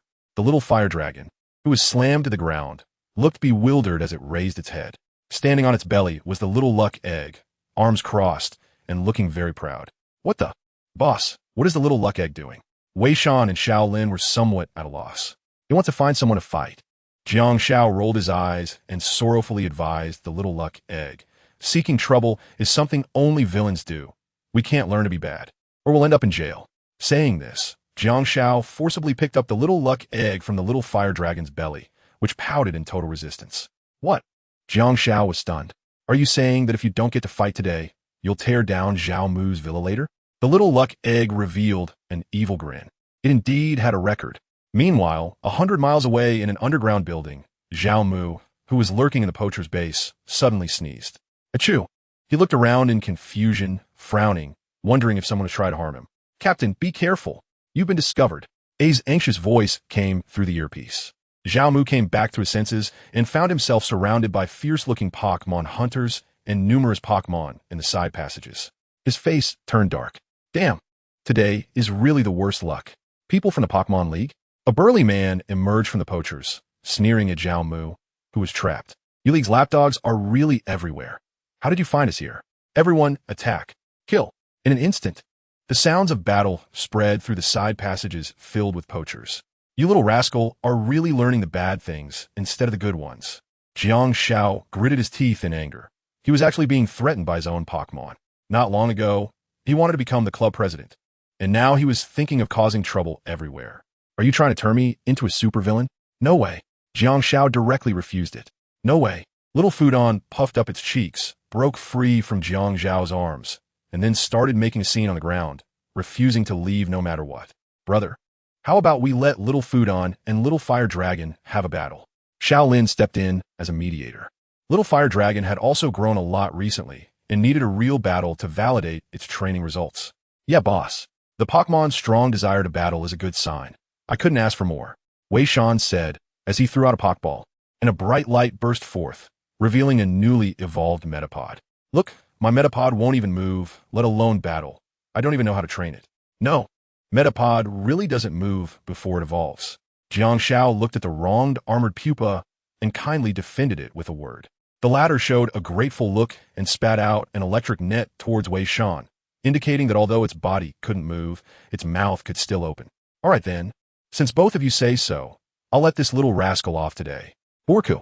Upon hearing Jiang Zhao's words, the little lucky egg that had been lying on the ground just now sprang up like a carp and stood up, then carefreely pouted and headed towards the battlefield. This guy. Jiang Zhao sighed helplessly. Little fire dragon, let's go too. Today's opponent is Little Fu Egg, so you must show your greatest ability. Shaolin encouraged, patting the little fire dragon's bald head. Kaka. Pokémon. Little fire dragon, level 9 potential. Gender, male type. Fire ability, blaze, when HP is low. The power of fire type moves increases. Held item, charcoal, fuel for burning, increases the power of fire type moves when held. Inherited moves, flame punch. Dragon pulls basic moves, growl move tutor. None TM. Sunny Day, Flamethrower, Dragon Claw, Payback, Shadow Clone, Swords Dance, Substitute, Brick Break, Fire Blast. Rock Slide Note. It was born with flames burning on its tail. When the flames go out, its life will also end. As for the friendly match between brothers, there's no need to find a referee. If anyone can't hold on, just speak up early. Jiang Zhao sat down on a small stool from the audience, looking particularly relaxed. Shaolin replied, but his eyes were filled with intense fighting spirit. I will give my all. Chapter 69, Brother Battle. The little fire dragon is not what it used to be. Hey, green hair turtle, why are those two fighting? Luo Donger squeezed out from the crowd with her arms crossed, followed by the now restored Lucario. And that bastard Jiang Zhao, have you seen him? She then glanced at the ready-to-go Little Fu Egg and Little Fire Dragon on the battlefield, slightly puzzled. Isn't the boss just sitting over there? Wei Shan rolled his eyes, somewhat displeased with the term green hair turtle. What do you want with him? What do you think I want with him? Luo Donger was filled with anger, clenching her silver teeth fiercely. Of course, I want to get him to reimburse the medical expenses. Lucario got hurt trying to stop the fire punch from that hyperactive monkey. Look, there's still a burnt spot on the back of its right hand. Luca. At Luo Donger's gesture, Lucario extended its right fist, and sure enough, there was a burn marked the size of fingernail on the back of its hand. Wei Shan looked up at the serious-looking girl in a dress in front of him, stunned for a moment, then said something that made her face turn red. If you like the boss, just confess to him directly. There's no need to go through so much trouble to get close to him. What? Who likes him? Luo Donger widened her eyes, her face turning crimson. She suddenly crossed her arms and turned her head away, looking as if she would rather die than admit it. If he battles Shaolin, I won't disturb him, but I will remember this medical bill. Let's go, Lucario. After saying that, Luo Donger hurriedly ran towards the gym's entrance and soon disappeared from sight. Leaning against the wall, Jiang Zhao on the side of the battlefield was completely unaware of what was happening overhead. However, he vaguely heard a few unreasonable voices from a girl. He scratched the back of his head and didn't pay much attention. Are you ready, Shaolin? Jiang Zhao stepped forward a few paces with the small stool, ensuring his view covered the entire arena clearly. Let me see the results of your training these days. Don't let me down. Brother Jiang Zhao, let's start. Little Fire Dragon. Use Sunny Day. The half-person tall orange Little Fire Dragon raised its small claws in the arena. In an instant, the sunlight above the gym became even more intense, the blinding sunlight causing the flames on its tail to rise even higher. Kaka. The Little Fire Dragon tilted its head back and let out a stream of flames, its emotions exceptionally high. This was completely different from the Sunny Day released by the previous Bulbasaur. Jiang Zhao extended his hand, feeling the scorching heat of the sunlight on his skin. He smiled knowingly. One was the warm sun of winter, and the other was the scorching sun of summer. The same move could have different characteristics when released by Pokémon with different natures, which was a fascinating discovery. Everyone is getting stronger. Jiang Zhao stared intently at the battlefield, and under the sunlight, he suddenly clenched his fist. Little Fu Egg, shrink your body. Puku. The Little Fu Egg, standing on a rock surface, continuously rubbed its round belly stone, visibly shrinking in size. At that moment, a hot pillar of fire swept overhead, crashing directly into the giant rock behind it. Flames rolled back, and waves of heat surged, causing the exploded giant rock to scatter debris everywhere, falling gently to the ground. Due to its size reduction, the Little Fire Dragon's flamethrower was cleverly dodged. Taking advantage of the explosion's aftermath, the Little Fu Egg charged forward like a bullet, crashing into the Little Fire Dragon's belly. Bang! From a distance, a sound of cracking rock echoed, and the Little Fire Dragon, knocked back, stumbled up from the rock's base. baring its teeth in pain. It raised its small paw with difficulty, reaching forward. The next moment, several silver-white stones suddenly appeared in midair, crashing directly into the charging little Fu egg, interrupting its psychic headbutt, and a dozen falling stones buried it entirely. "Well done, little fire dragon," Xiao Lin exclaimed excitedly, raising his fist. "Use swords dance." Kaka! The little fire dragon spread its arms, and beside it, dozens of white sword shadows slowly formed, an astonishing momentum radiating from it, spreading outward. "Trying to stack swords dance? I won't let you succeed." On the other side, Jiang Shao narrowed his eyes, a dangerous aura emanating from him. "Little Fu egg, use gravity in reverse."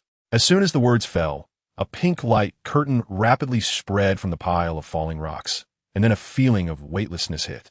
Dozens of rocks piled on the ground miraculously rose and dispersed, and among them, the little Fu egg, with eyes glowing pink, also floated in midair like those rocks. "This is..." Xiao Lin was directly stunned, memories surging in his mind, seemingly overlapping with the scene before him. Anti-gravity, just like back then. Truly worthy of the boss, stealing the tactic to counter the little Fu egg from the crow leader. Outside the arena, Wei Shan, leaning on his cane, couldn't help but smile after his initial surprise, the scene from the crystal cave vividly coming to mind. Whoosh!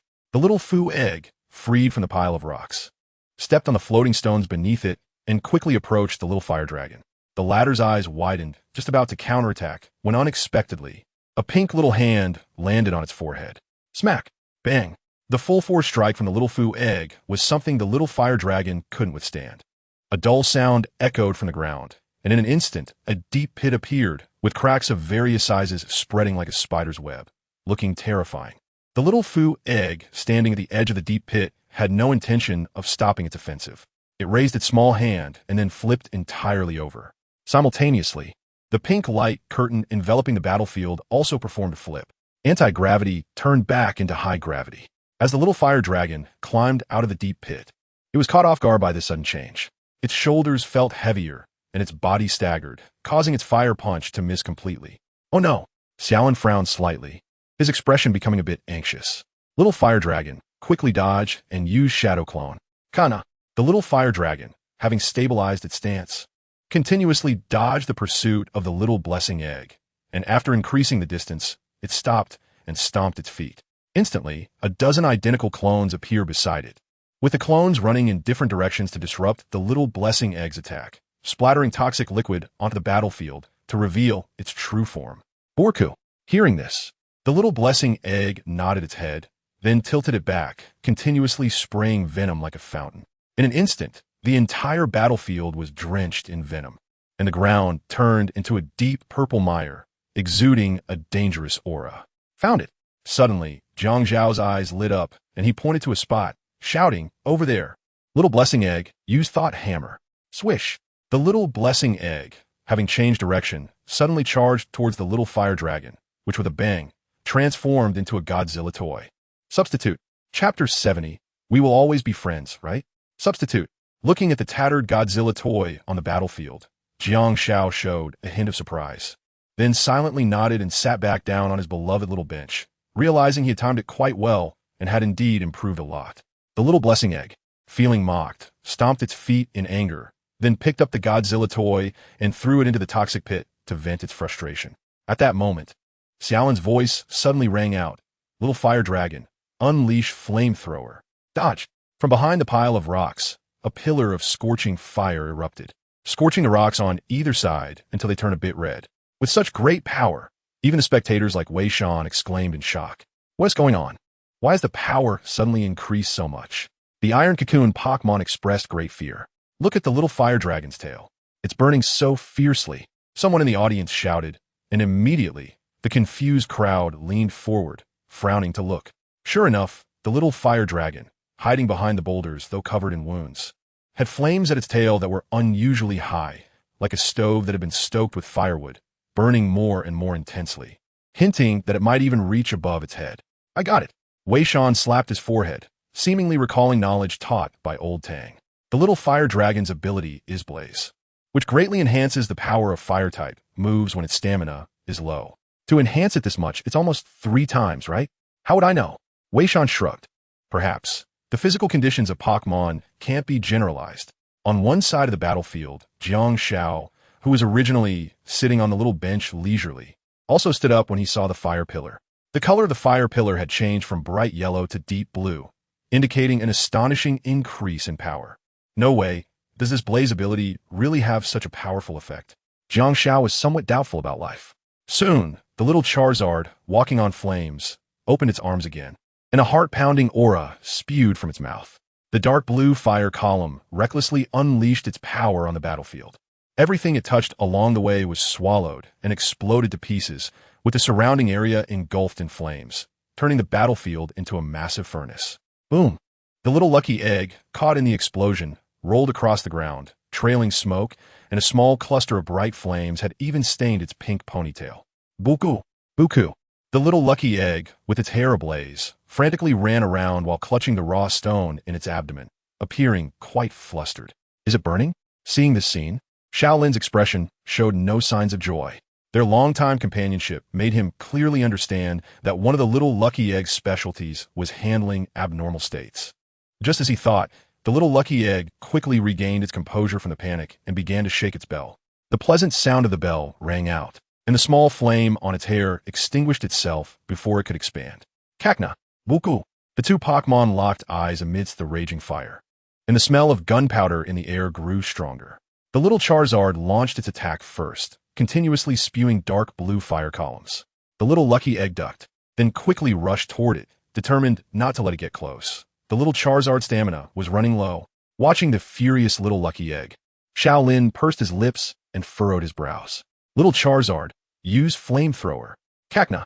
The little Charizard, which had been spraying flames, suddenly stopped, took a deep breath, and the flames at its tail shrank, indicating that it was gathering even more powerful energy. The next moment, the same dark blue flames erupted from its mouth, but this time, they were even hotter, with temperatures capable of melting rock. Imitate its move. We also use flamethrower. Buku! Boom! The two differently colored flames collided in the air above the arena, followed by a violent explosion that sent waves of heat rolling, and the air around them swirled as flames formed two large characters in the sky. The imitated flamethrower, though not as powerful as the dark blue original, was enough to negate a large portion of its power. Little Charizard, use Fire Punch. Double back. The two sides collided again, with the little lucky egg taking the enhanced Fire Punch head-on, emanating a pink aura. The aura then gathered in its palm, counterattacking with a single strike. Cack! The ground beneath them shattered repeatedly, sending countless fragments wrapped in dark blue flames flying. On one side of the battlefield, the little Charizard, exhausted, fell to the ground, and its once vibrant flames diminished significantly. Little Charizard, Xiaolin slightly parted his lips, reaching out with his hand, his eyes unknowingly sinking into endless darkness. Are you willing to lose to him like this? You are clearly the most outstanding student in this school. You possess the power to destroy the entire Tianwu City. You know it. You are better than anyone else. Why not use the Pokémon on your chest? Your so-called big brother, no matter how powerful he is, will never be a match for it. Xiaolin silently lowered his head, his eyes dark. The dark matter ball hanging beneath his silver pendant was shaking continuously, as if something wanted to burst out. Xiaolin slowly opened his mouth, his expression turning desperate. Yes, just like that. Don't resist. I will help you. I just want to rely on my own strength. Foolish.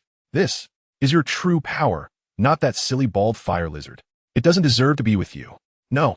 Xiaolin's eyes began to grow firm. I am different from you. My partner is the little Charizard. I cannot abandon the little Charizard, nor can I hurt my friend. Xiaolin slowly loosened his grip on the dark matter ball. You can go. I don't need your help.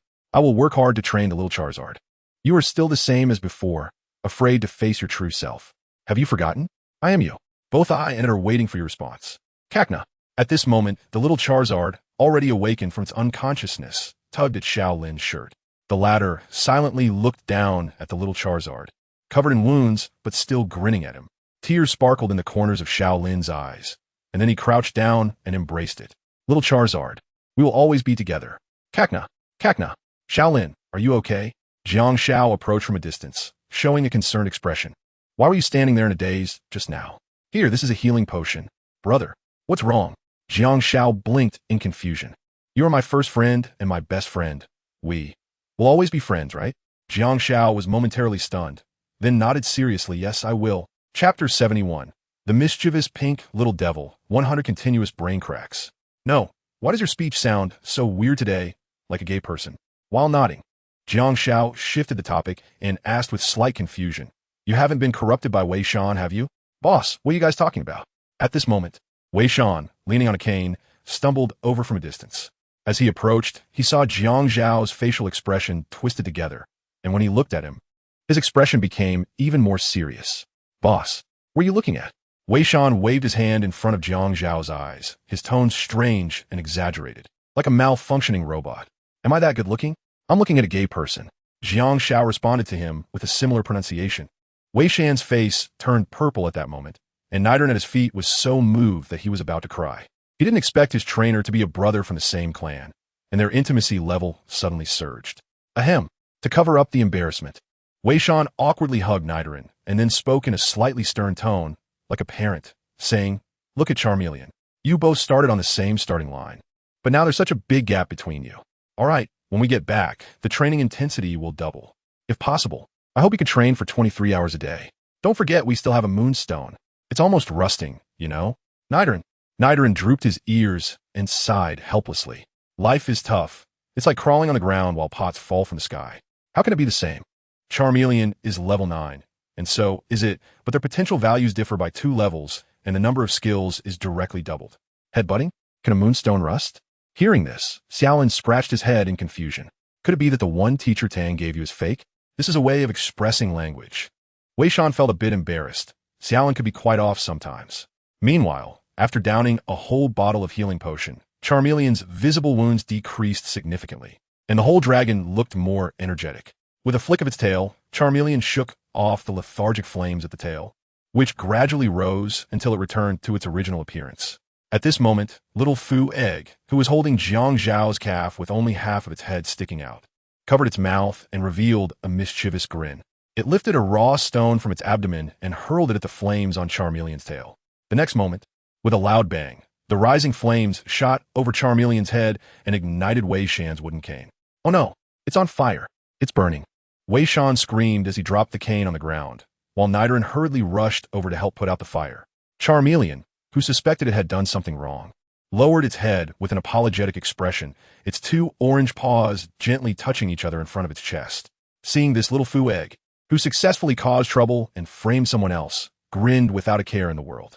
Why did the flames suddenly become so much stronger? Jiang Shao, who also saw this scene, frowned and instinctively looked down at his feet. The pink little demon was covering its mouth, trying to suppress its laughter. You little rascal. It couldn't be you, right? Jiang Shao flicked little Fu Egg on the forehead, saying, I remember the move Helping Hand, just like that time in the Crystal Cave when you helped the Super Lucario use Aura Sphere. Puku. Little Fu Egg covered its forehead with its hands, pouting its little mouth, looking quite pitiful. Did I misunderstand it? Jiang Shao, somewhat taken aback, rubbed little Fu Egg's forehead and then opened the system notification page to check. After watching the battles of Bulbasaur and Tadbulb, your Pokémon little Fu Egg developed a strong sense of jealousy and urgently needed a battle to prove it was not inferior to the mighty ape. This was from before, it still needed to be adjusted for the current time. Jiang Shao frowned and continued to browse. Little Fu Egg defeated its formidable opponent, Charmeleon, which became incredibly strong after activating its Blaze ability, and its level increased to 11. Little Fu Egg's move, headbutt, and gravity proficiency significantly improved. Through the battle, little Fu Egg realized its fire resistance might not be as good as it originally thought, so it decided to engage in targeted training after returning home. Little Fu Egg saw its rival, the fire-type Charmeleon. Little Fu Egg developed an evil idea. Little Fu Egg used the Helping Hand move to enhance Charmeleon's tail flame. Helping proficiency 1, successfully causing trouble. Little Fu Egg's happiness value 100. You successfully hit Little Fu Egg's forehead with a headbutt. Little Fu Egg's happiness value -1. Good boy. It really was you. Jiang Zhao's expression turned serious as he picked up Little Fu Egg, who had just been pretending to be pitiful. Today, let me show you my power. Saying this, Jiang Shao unleashed a series of headbutts on Little Fu Egg's forehead. Beside him, Wei Shan, who had taken back the charred cane, was shocked. He didn't expect that the pink little demon, fierce as a tiger in battle, would be begging for mercy from the seemingly harmless Jiang Shao. This reminded him of the huge figure sitting straight in the corner. Yalu. The mighty ape looked at the brutal scene in the distance and instinctively swallowed hard, looking particularly anxious. After my master finishes with the pink little demon, will he come and hit me next? What should I do? Waiting online. Thinking this, it straightened its body even more. Puku. Little Fu Egg blinked its big watery eyes, indicating it would no longer cause trouble, while Jiang Shao continued to execute the headbutt punishment with a serious face, determined to leave a deep impression on it. Bang! Little Fu Egg's happiness value -1. Time passed quickly, and soon it was the happy time for school to end. Jiang Shao got up from his seat and opened his backpack. On the desk, a little food wand with a pouting mouth and a slightly red forehead jumped in, looking quite aggrieved. When they reached the school gate, Jiang Shao took out a Pokeball from his waist and threw it on the ground. In the next moment, a huge hyperactive ape appeared with a flash. Yalu. The giant hyperactive ape reached out and lifted Jiang Shao, then carefully placed him on its forehead. It seemed that today's demonstration had scared it quite a bit, as it walked with less bumpiness, and the comfort level of the ride was a solid 5 stars. See you tomorrow. Bye. Little Lin and Wei Shan, who were carrying their backpacks, waved in the direction Jiang Shao was leaving, somewhat enviously saying in unison, "When will you evolve?" Beside them, Nidoran and Charmander awkwardly scratched the back of their heads and chuckled. After returning to the villa area, Jiang Shao looked at the police cars filling the courtyard, lost in thought. He had just learned from Miss Junsha an unbelievable piece of news. Zhao Mu was missing. Chapter 72. Zhao Mu's disappearance, the bug-catching boy as a guide. In the villa's living room on the first floor, Uncle Zhao. How could he be missing? Jiang Shao sat on the sofa, with the worried Miss Junsha beside him. After all, he was the highest-ranking official of the Alliance stationed in Tianwu City, and his Dragonite could hold its own against even the cadres of the Dark Alliance, fighting back and forth. How could a few poachers possibly defeat him? Jiang Shao was perplexed, although he hadn't had the chance to closely observe Zhao Mu's Dragonite. His intuition told him that the Dragonite's strength was enough to reach the champion level, even more formidable than his father's Gardevoir and Fiero. I don't know, Miss Junsha said, covering her beautiful face with her hands, revealing a pained expression. After learning that Zhao Mu was missing, the Tianwu City police had dispatched a large number of officers to search the entire city, but the news was not optimistic.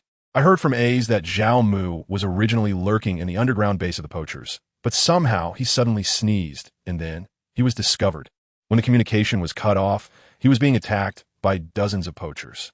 As Miss Junsha spoke, her face was tear-streaked. She and Zhao Mu were in a romantic relationship, having just gone on a date last weekend, and now. Is there any news? Jiang Shao suddenly spoke up in silence. Didn't the Alliance team already chase down to the poacher's base? Miss Junsha shook her head, her face pained. When they arrived, the entire base was in ruins, the passage was covered in blood, and they found Zhao Mu's communication device at the base's exit, suspecting he ran into the northern mountains. Hearing this, Jiang Shao lowered his head. If that was the case, Uncle Zhao's fate was still uncertain. Woof, woof. Big hair? Junsha raised her head in surprise. A fluffy herdier was barking at her, then nudged its head against the middle of the sofa. Was this its usual spot? After moving aside, the herdier named Big Hair squeezed into the middle of the sofa, sniffing Zhao Mu's lingering scent with a low whimper. Jiang Shao saw this, and his eyes lit up. Dumao, can you find Uncle Zhao? Use your nose to locate him. Although it's really difficult, you're the only one who can do it now. Woof. Dumao the dog nodded heavily. Great. Then let's go. Jiang Shao ran to Zhao Mu's bedroom and took the Pokeball he left behind. Last time, he took his cardigan dog to the commercial street, and Zhao Mu left the Pokeball for Big Fur at home for Jiang Zhao's convenience when taking the dog out in the future. No, wait. Miss Junsha grabbed Jiang Shao by the back of his collar and then gently shook her finger twice, saying, "You stay here. I'll take the cardigan dog to find it." After saying that, she called over the police car that was left in the small courtyard and, regardless of Jiang Zhao's opinion, hurriedly drove away. One police car after another followed closely behind, with the wailing sirens and flashing red and blue lights, making the roads on both sides particularly eye-catching. Buku. Holding a bottle of Tulunsum milk, the little Fudon blinked and jumped off the sofa. Then he walked to Jiang Zhao's back, tugged at his pant leg, seemingly inviting him to dinner. Jiang Shao turned around and suddenly hugged Xiaofuden, running towards the door. A Pokeball was thrown high into the air, revealing a gigantic slaking. "Sorry to trouble you again, Xiaolan." Yalu. The gigantic slaking scratched its head, laughing as it nodded. The bottle of milk that Xiaofuden was halfway drinking fell into the small courtyard of the villa. Jiang Shao had it tucked under his armpit. reaching out to grab the delicious fried chicken legs on the dining table. Borku, eat dinner before leaving. In the outskirts forest, a boy wearing a green hat and carrying a bug-catching net walked out from the lush forest. Looking at the newly captured Heracross at his feet, he smiled sincerely. With Heracross, I can just walk straight through this forest. The two fierce horns on Heracross's head touched each other, and its eyes curved into crescent shapes. Make way. At this moment, a huge figure suddenly rushed out from the narrow path leading to the city, followed by a childish voice. Please make way. The childish voice rang out again. With a loud bang, the gigantic Slaking and Heracross collided, sending the latter flying 10 meters and crashing hard to the ground beneath a large tree. Heracross! The bug-catching boy shouted behind him. Are you okay? Heracross's eyes spun around, and it took a while to regain consciousness. Upon seeing that the boy was fine, the bug-catching boy couldn't help but breathe a sigh of relief. He then looked towards the huge figure and was stunned. So big. A boy carrying a backpack climbed down from the back of the giant Slaking. He seemed flustered as he turned to rummage through his backpack, soon pulling out several bottles of healing medicine and energy cubes. I'm really sorry for bumping into your Heracross. Jiang Shao smiled apologetically, then handed over the medicine in his hand. Oh, it's nothing. The bug-catching boy was slightly taken aback, his gaze fixed on the huge hyperactive ape beside Jiang Shao. When he saw Jiang Shao sit back on top of the giant ape, he hurriedly approached and called out, Hey, are you in such a hurry to go into the forest to wait for the nighttime bug-type Pokémon? No, I'm planning to pass through the forest to the mountains in the north. Jiang Shao shook his head, not intending to stay here for long. Unexpectedly, the bug-catching boy excitedly ran up to the lazy one, looking up and waving his hand repeatedly. I'm very familiar with this forest. I know a shortcut to the mountains. Trust me, it's definitely much faster than going on your own. I can take you there. Jiang Shao looked at the enthusiastic boy in the green hat with suspicion. What do you want? No, don't get me wrong. I'm just really curious about your hyperactive ape. Can I have a battle with my Kairyu? Just one battle, please. Oh, I see. Jiang Shao lowered his eyebrows and thought. If he could really take a shortcut, it might be quite worthwhile. Besides, that Kairos doesn't seem that strong either. All right then, I hope you're not lying to me. I'm really in a hurry right now. Don't worry.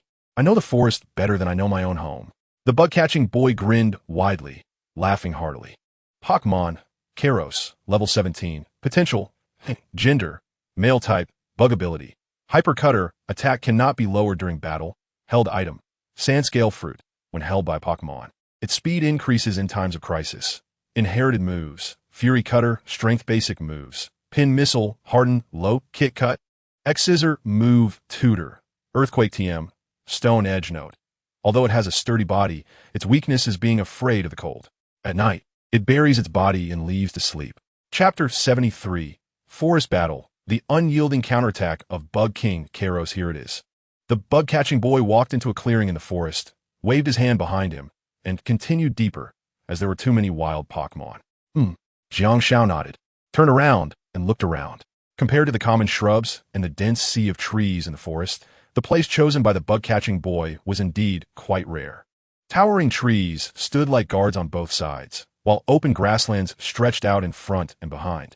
The area was dotted with shrubs, large trees, mossy rocks, and rivers, forming a pure, natural battleground. Similarly, after seeing this masterfully crafted woodland, Jiang Shao felt more convinced by what the bug-catching boy had said. He was truly very familiar with this forest. Let's get started. I'm in a hurry. Jiang Shao stared at the bug-catching boy on the other side of the forest, his tone slightly light. The evening glow slanted from the horizon, cascading over the boy's side profile, outlining his sharp features and resolute gaze. We've even underestimated Kairos. The bug-catching boy grinned, a smile on his face, but his expression and tone carried a hint of dissatisfaction as he raised the bug-catching net on his shoulder and swung it forward with a whoosh. Go for it, Kairos. Don't disgrace the title of Bug King. Use a flurry attack. Kawaii. A terrifying aura erupted from Kairos, feeling quite indignant at being underestimated, and he glared, quickly charging towards the giant hyperactive ape in the distance. I didn't mean to underestimate you. It's just, I'm really in a hurry. Jiang Shao coldly looked at the charging Heracross, then stood still, lightly raising his finger. Go, Xiaolan. Finish it quickly.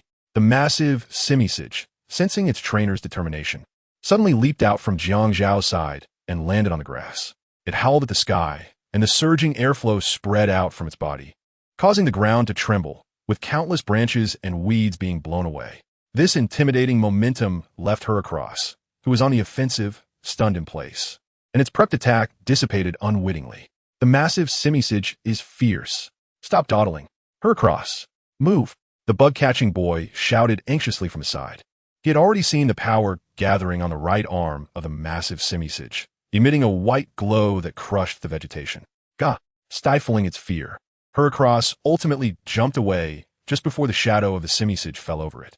Immediately after, the massive Simisage slammed its fist into the forest, creating a deep pit in the ground, with spiderweb-like cracks clearly visible. Even so, Heracross, who had dodged in advance, was still knocked back several meters by the shockwave of the punch. In the air, Xiao Lan's attack struck again, from a distance of more than 10 meters.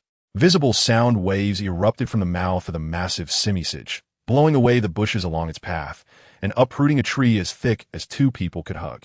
Watch out! The bug-catching boy had already been frightened by the attacks of this gigantic creature several times.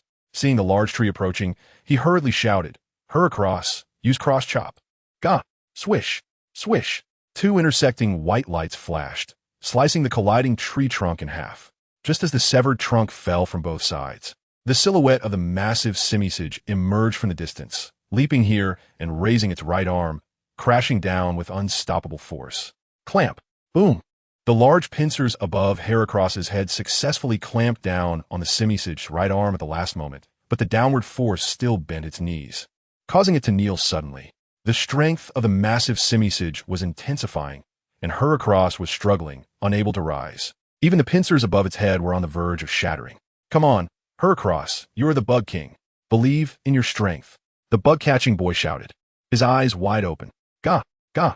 Perhaps the trainer shout successfully inspired the kneeling Heracross. With a fierce roar, it slowly stood up, several broken pincers rolling off its head. That's it, Heracross. Clamp down on the Simisage's right hand. The bug-catching boy's shout rang out again, urging it on. Bet your name on it. Take it down. At that moment, Heracross miraculously turned the tide. In Jiang Zhao's view, the massive Simisage was lifted entirely by Heracross, which was nearly 5 times smaller, and then, using the momentum, it fell backward in a beautiful shoulder throw. Xiaolan, break its pincers. Seeing the situation tilt slightly, Jiang Xiao immediately stepped up to command. Then, the massive Simisage, regaining its senses, sat up from the forest, rubbed its dazed head a few times, and then fixed its gaze on its right arm, where determined Heracross was clamping down on its wrist. Swish! The massive Simisage slammed a palm down on Heracross's pincers, and a crisp cracking sound was heard as a prominent crack appeared on the right pincer atop Heracross's head. Not good. Quickly let go. Don't let it escape, Xiaolan. Use Fire Punch. Gah! A fist engulfed in raging flames came crashing down, accurately striking Heracross in the face, causing it to stumble and fall to the ground. Just as a second Fire Punch was about to descend, Heracross suddenly opened its eyes wide, stood up, and ran towards the distant river. The Fire Punch missed, but the splashing flames ignited Heracross's body. With a splash, it leaped into the water, extinguishing the flames. Does hiding in the water help? Jiang Xiao smiled gently at the disheveled Heracross. Xiaolan, use Destruction Beam. The massive Simisage, standing not far from the riverbank, took a deep breath. Invisible energy particles gathered in its mouth, emitting a dazzling white light. Heracross, Stone Edge. In the river, towering boulders rose up, attempting to withstand this immensely powerful attack. However, Xiaolan's Destruction Beam could even pierce through mountains. How could a few rocks possibly hold up? The surging white beam penetrated the rising rocks, continuously enlarging in Heracross's eyes. Boom! In the forest, the river exploded violently, the surging energy encompassing a space of several meters like an inverted bowl. Once the waves calmed down, among the receding water, the unconscious Heracross was washed out. Heracross! The bug-catching boy shouted and rushed over anxiously, using his bug-catching net to fish Heracross out from the surface of the water onto the riverbank. Phew! The bug-catching boy sighed in relief as the Heracross lying on the bank slowly opened its eyes after downing a few bottles of healing medicine.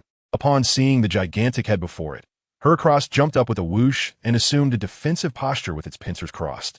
It seemed that Xiaolan's Destruction Beam had left a significant shadow on it, one that could not be erased in a short time. Chapter 74.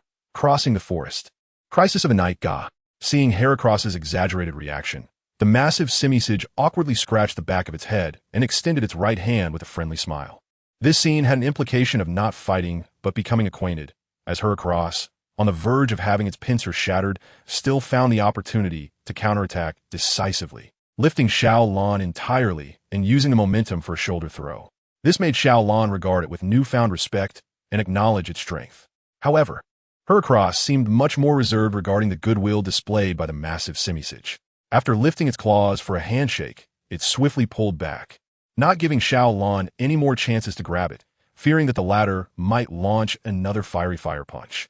Bro, your simisage is really strong.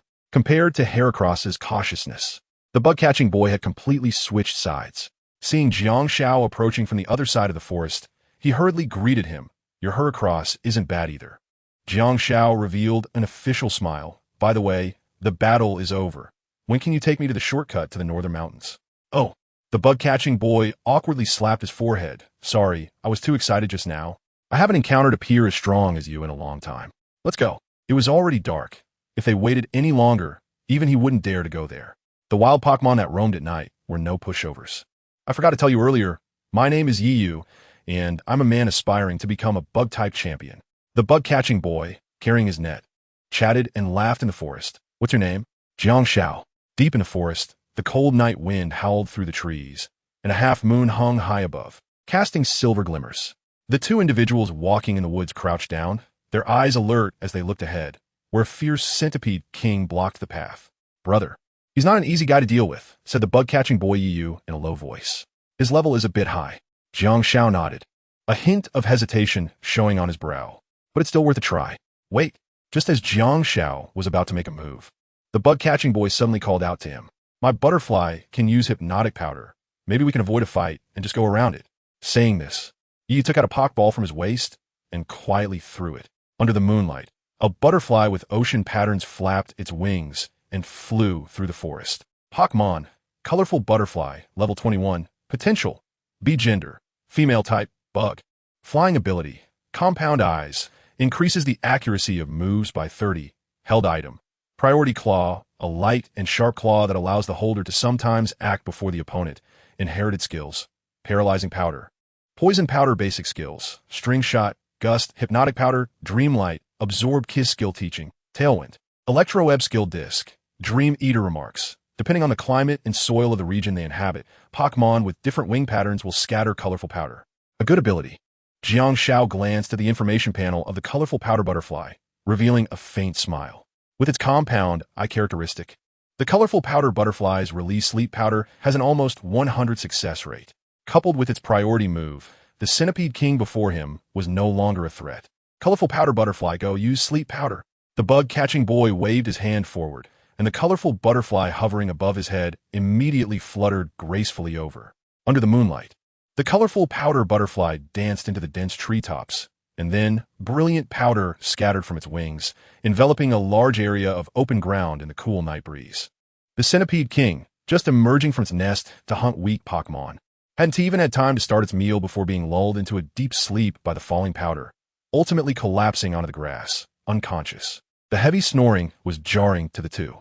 Well done, colorful powder butterfly. The bug-catching boy grinned with his porcelain white teeth. Let us go. But be careful not to wake it up. This thing has a terrible morning mood. Jiang Xiao nodded and let go of the hand he had on his waist. Suddenly, a little Fudangian popped its head out of his backpack, its pink ponytail swaying slightly. As they passed the sleeping centipede king, the little pink demon had a mischievous idea. It giggled as it picked up a raw stone from its belly and gestured twice at the centipede king's head. Bang! Before the little Fudangian could lower its hand, a precise headbutt landed heavily on its forehead. Jiang Xiao looked at it with an unfriendly gaze, his right hand poised in the air, flicking twice as if to threaten or warn, no messing around. Jiang Xiao's expression was serious. The threatened little Fudangian pouted, silently put the raw stone back down, covered its forehead with one hand, and slowly zipped up the backpack with the other, completely retreating back into Jiang Xiao's backpack, disappearing from sight. Bro, hurry up.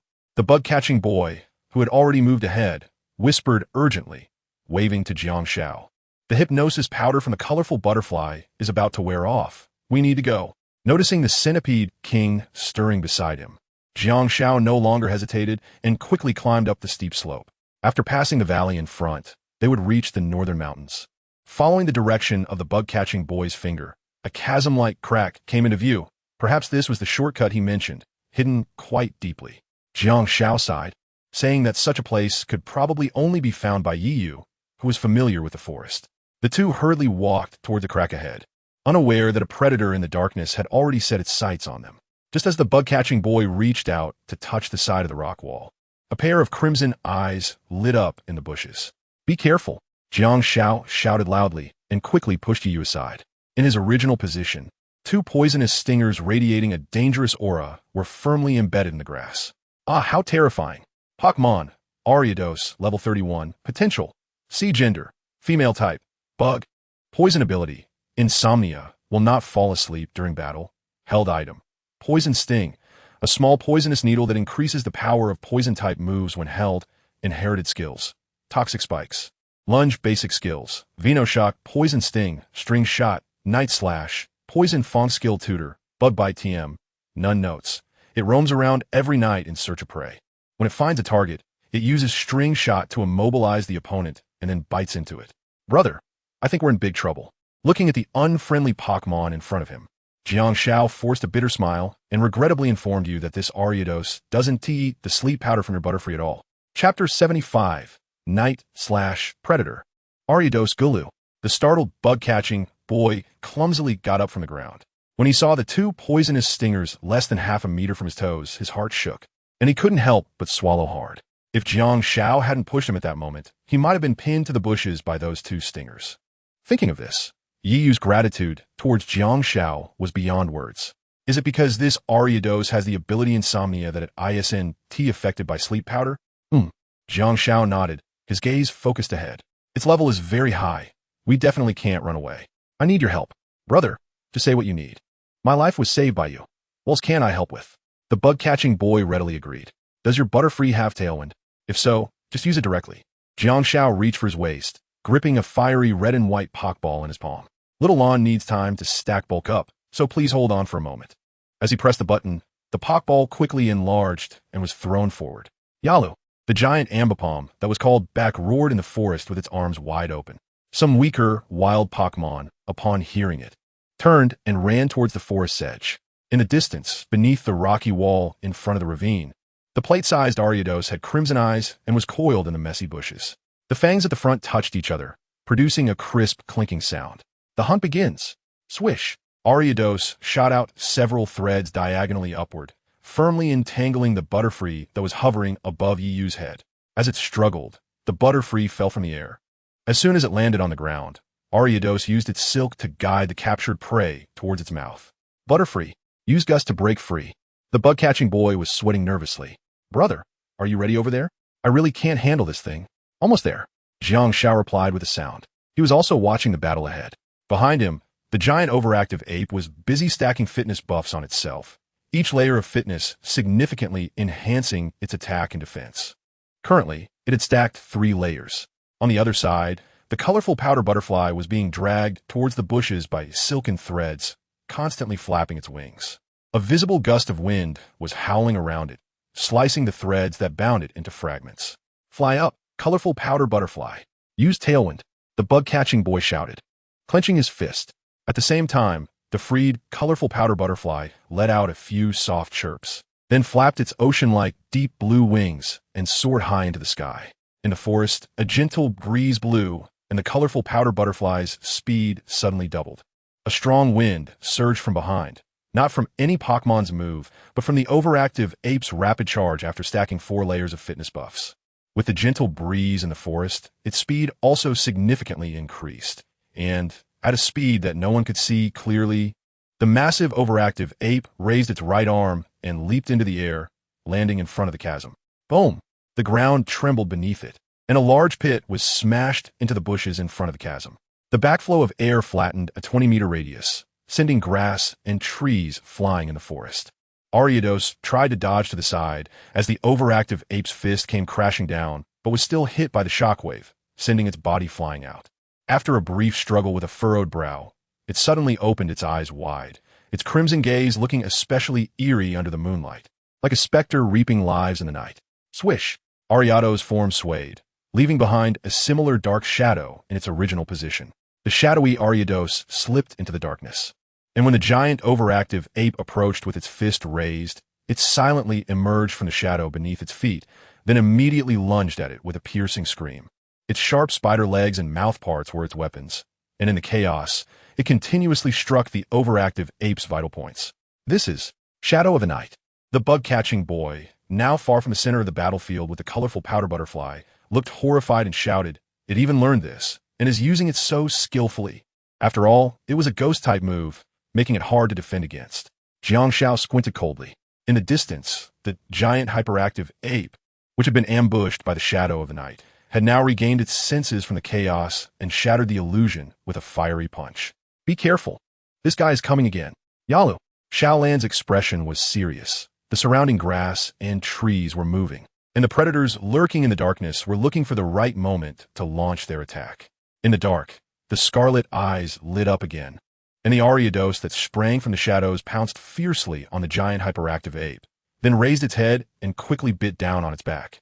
At the same time, Ariados' forelegs glowed with a dangerous light purple, and its two poisonous strikes hit perfectly, leaving numerous purple spots on Xiaolan's back. Poisoned? Jiang Xiao frowned slightly and then shouted coldly, "Xiaolan, hold on like this. Use your grit." Yalu. The hyperactive ape's eyes turned crimson, and an endless aura emanated from its massive body, nearly overwhelming the Ariados clinging to it with a sudden surge of power. Feeling the danger, it couldn't help but release its grip with its spider legs, trying to escape. Ariados spat out silk to firmly entangle itself to the treetops, then swung through the woods, running farther and farther away. On the ground, visible toxic spikes were scattered everywhere, and even under some dead leaves, several venom traps were buried deep to hinder pursuers. Trying to escape?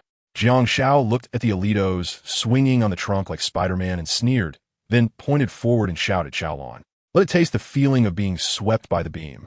Destructive death ray." Yalu. In the darkness, a brilliant white light suddenly illuminated, and the energy drifting in the forest continuously gathered toward Xiaolan's mouth.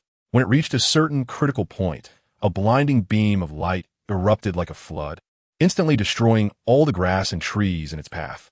In the forest, a prominent ravine extended from the steep slope in front of the crack to the dense woods 100 meters away. A giant ape stomped through the woods, stepping on dry leaves, and then it grabbed the remaining half of Alitos' body and turned to walk back. The sharp horn on the latter's forehead emitted a purple sheen, looking extraordinary. Chapter 76. The Disdained Poison Needle, Investigating the Poacher's Base.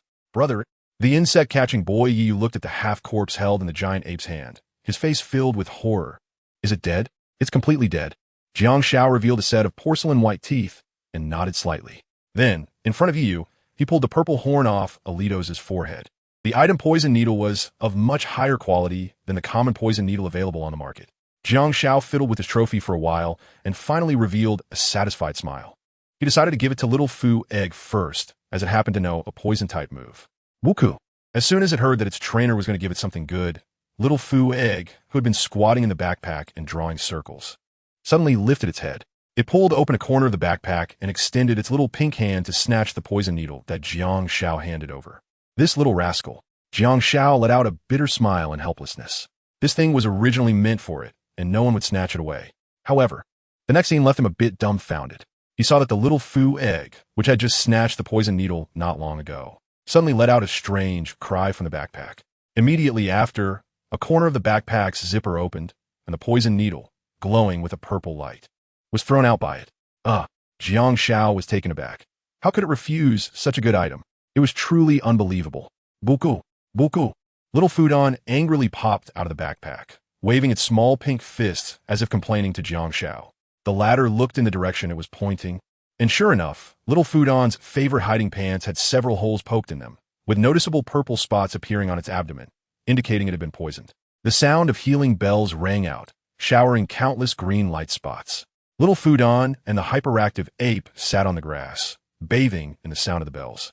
As the purple poison spots on their bodies visibly faded at a noticeable speed, Yalu, the massive hyperactive ape, sat up from the grass, casually stretching its arms and yawning. It finally felt much more comfortable. It had been hit by Ariados' poison earlier, and that feeling was truly unbearable. If no one wants it, I'll just use it to prop up the table. Jiang Xiao asked once more in a tempting tone. Really, does nobody want it? Both Little Lon and Little Fudon shook their heads vigorously, their expressions particularly disdainful. Do you want it, Yu? Consider it a reward for guiding me. After all, this journey has been quite dangerous. The bug catcher boy showed a bit of struggle on his face, but in the end, he resolutely shook his head as if having made a firm decision. Bro, Ariados was defeated by your Pokémon, and you even saved my life. How can I take your item? Furthermore, the color butterfly has priority claw, and Kairos doesn't have any poison-type moves. It wouldn't be suitable to wear it. Seeing that everyone more or less had their reasons for not wanting the poison needle, Jiang Xiao had no choice but to comply with their wishes, placing the poison needle in the compartment of his backpack, planning to consider its ownership after returning. In the forest rift, brother, passing through this crack in front of us will lead directly to the northern mountains. Thank you, and sorry for the trouble along the way. A promise is a promise. I will definitely keep my word. The bug catcher boy waved goodbye to Jiang Xiao, who was walking further away, along with Kairos and the color butterfly. See you next time. If there's a chance, I will challenge you again with Kairos. By then, we will become even stronger. At the entrance of the northern mountains, after half an hour of trekking, Jiang Xiao successfully traversed the entire rift, stepping from the lush forest into the Rocky Mountains. The mountain range undulated, and the bright moon hanging overhead cast a dim, cold gray layer over it, making the entire mountain appear desolate and ruined from a distance. Junsha and Katie Dog should have already started searching the mountains by now, right? Jiang Xiaoing walked through the stone forest. He raised his head and looked toward the distant peaks, where a few abandoned vehicles were left behind, and he could vaguely make out the flashing red and blue police lights above them. It was indeed them. Jiang Xiao stroked his chin, then climbed onto the head of the giant hyperactive ape and ordered it to run towards the hillside where the police car was parked. The giant hyperactive ape took 10 meters with each step, and after a short while, they arrived in front of the police car. Looking at the empty vehicle, Jiang Xiao's heart felt hollow. He hated the feeling of being left behind. But soon, he made a new discovery. Behind a huge rock was a partially concealed cave entrance. Inside the entrance was not the primitive rock wall or corridor, but rather a nearly modern steel and concrete structure. It was another poacher base hidden within a mountain. Quite interesting. This couldn't be their regional headquarters, could it?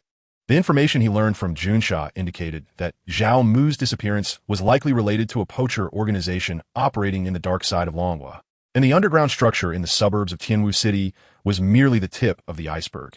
Poachers could be found in almost every city in Longhua. They had a complete industrial chain, ample funding, and many wealthy individuals willing to spend large sums to hire entire teams of poachers to capture precious Pokémon for them. Poachers, also known as Pokémon hunters, were born for profit. Their organizations were loosely structured, but most of them were quite powerful. Normal captures of wild Pokémon, or even transactions, would not attract the attention of the Pokémon Alliance. The reason poachers were hated by many was largely due to their actions after capturing Pokémon. They classified the captured Pokémon into 3 categories. The lowest tier consisted of edible Pokémon, which, once confirmed, would be sent to black market slaughterhouses to be killed and ultimately end up on the tables of criminals. The middle tier consisted of trade Pokémon, which either met certain potential standards or were sufficiently rare, causing most of them to flow into the black market for auction. The top tier consisted of VIP Pokémon, which were sold individually, each possessing unique value, whether it was excellent taste, precious fur, high potential, or special colors, sizes, or rare species. It was rumored that a top billionaire in the country specialized in purchasing shiny Pokémon to make specimens. When he was caught, 127 specimens made from different types of shiny Pokémon were found in his basement. There was also news reporting that the number of scallion ducks eaten each year due to poachers could circle the blue star 3 times. If it weren't for the Pokémon Alliance's timely crackdown on poacher organizations, scallion ducks would have been driven to extinction. As for the poachers willing to assist these pathological individuals, they naturally became targets of disdain for many. Chapter 77. The Raven's Mouth Opens. Truly encountering the villain leader Junsha and the others should have been inside for quite a while, right? Jiang Xiao frowned as he looked at the shoe prints at the entrance of the passage. But why was there still no movement? With a feeling of unease, Jiang Xiao fell silent for a moment, ultimately deciding to step inside. In the alternating light and darkness of the passage, the boy with the backpack and the giant hyperactive ape walked side by side on the cold metal floor. As their footsteps faded away, their figures disappeared from view. Inside the poacher base, woof, woof. The cutty dog, protected in the middle of the crowd, suddenly barked twice towards the dark passage ahead. Yunshe, seeing a glimmer of hope, quickly rushed forward, continuously calling out Zhao Mu's name. Zhao Mu? Is that you? Zhao Mu. Jun Sha pushed open the iron door in front of her and entered, but she was quickly frightened into a sitting position on the ground, trembling uncontrollably. In a large warehouse, hundreds and thousands of iron cages were piled up. These cages were originally used to imprison Pokémon that had been abducted by poachers, but now, all the captured Pokémon were dead. The cages had been torn apart by an unknown force, and the Pokémon inside had their necks sliced or their bellies ripped open, dying in a horrific manner. Bright red blood dripped from the cages, nearly staining the entire warehouse red. At that moment, police officers and members of the Pokémon Alliance also entered the warehouse and were shocked by the scene before them, their eyes wide and their hands and feet trembling involuntarily. The air was thick with a lingering stench of blood, causing many of the younger police officers from Tianwu City to turn pale and lean against the wall, gagging. Owo, the cutty dog lowered its tail and began to whimper, looking very angry. Are you okay? Ace walked over to Jun Sha, who was collapsed by the door, and help her up. You should go outside. The situation here is a bit complicated. In addition to the expected poachers, it seems there is a third-party force mixed in. A's brows were tightly furrowed, and he silently recalled a certain name in his mind. Who else could commit such cruel acts and take pleasure in it but the Dark Alliance? These guys really are a persistent evil. Jun Sha, supported to the corridor outside, slowly raised her head, biting her lip, looking pitiful. Do you think Zhao Mu, is he still alive? After saying this, she seemed to have exhausted all her strength, slumping against the wall. Sister, I know the captain's strength. His Dragonite even defeated the Dark Alliance's executives. How could he possibly fall here? I believe my brother is still alive. Ace confidently patted his chest and assured her. Sister, you should rest here for a bit. I'll take a few brothers from the Alliance to check ahead. You have so many police officers here, so if anything happens, they can respond in time. Okay. Receiving such a reassuring answer, Jun Sha's expression improved slightly as she silently nodded in agreement.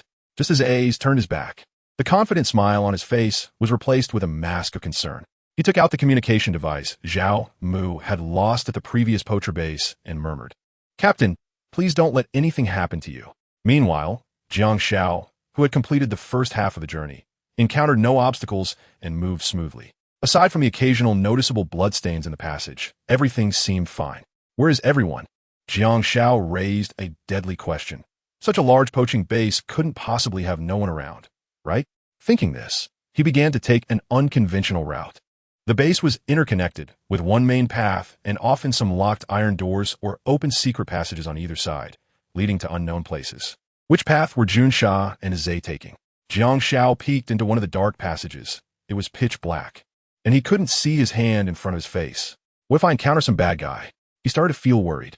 If he stumbled around recklessly, wouldn't that be walking right into a tiger's den, effectively strangling himself in the cradle?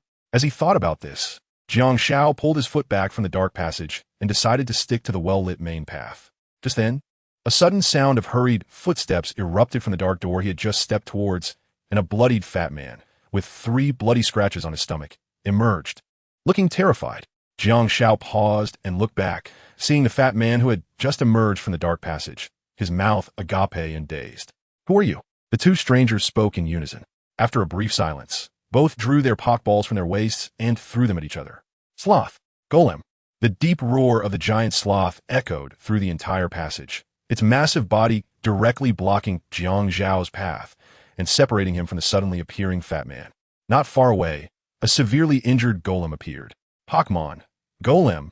Level 47. Potential. A gender. Male type. Rock. Ground ability. Sturdy. Will not be knocked out in one hit. Even when hit by a damage rebounding move. Held item. Leftovers restores a small amount of HP in battle. Inherited skills. Rock climb. Heavy slam basic skills. Body slam. Rock polish. Explosion. Earthquake. Stone edge. Takedown taught skills. Iron defense. Bulk up. Thunder punch. Fire punch TM. Dig sleep. Sandstorm note. It no longer sheds its skin when it gets old. The exterior of a golem that has lived a long life will be covered in moss and turn green. Golem let out a painful roar, seemingly heavily injured, and stumbled, half kneeling on the ground shortly after entering the battle. What the hell? Jiang Xiao glanced at Golem's info panel and immediately felt terrible. What is this thing? I really have a bad feeling about this, and I've run into the leader of the bad guys. In the blink of an eye, the previously arrogant man quickly climbed onto the back of the giant sloth, patting its head and urging it to flee with all its might. Sloth.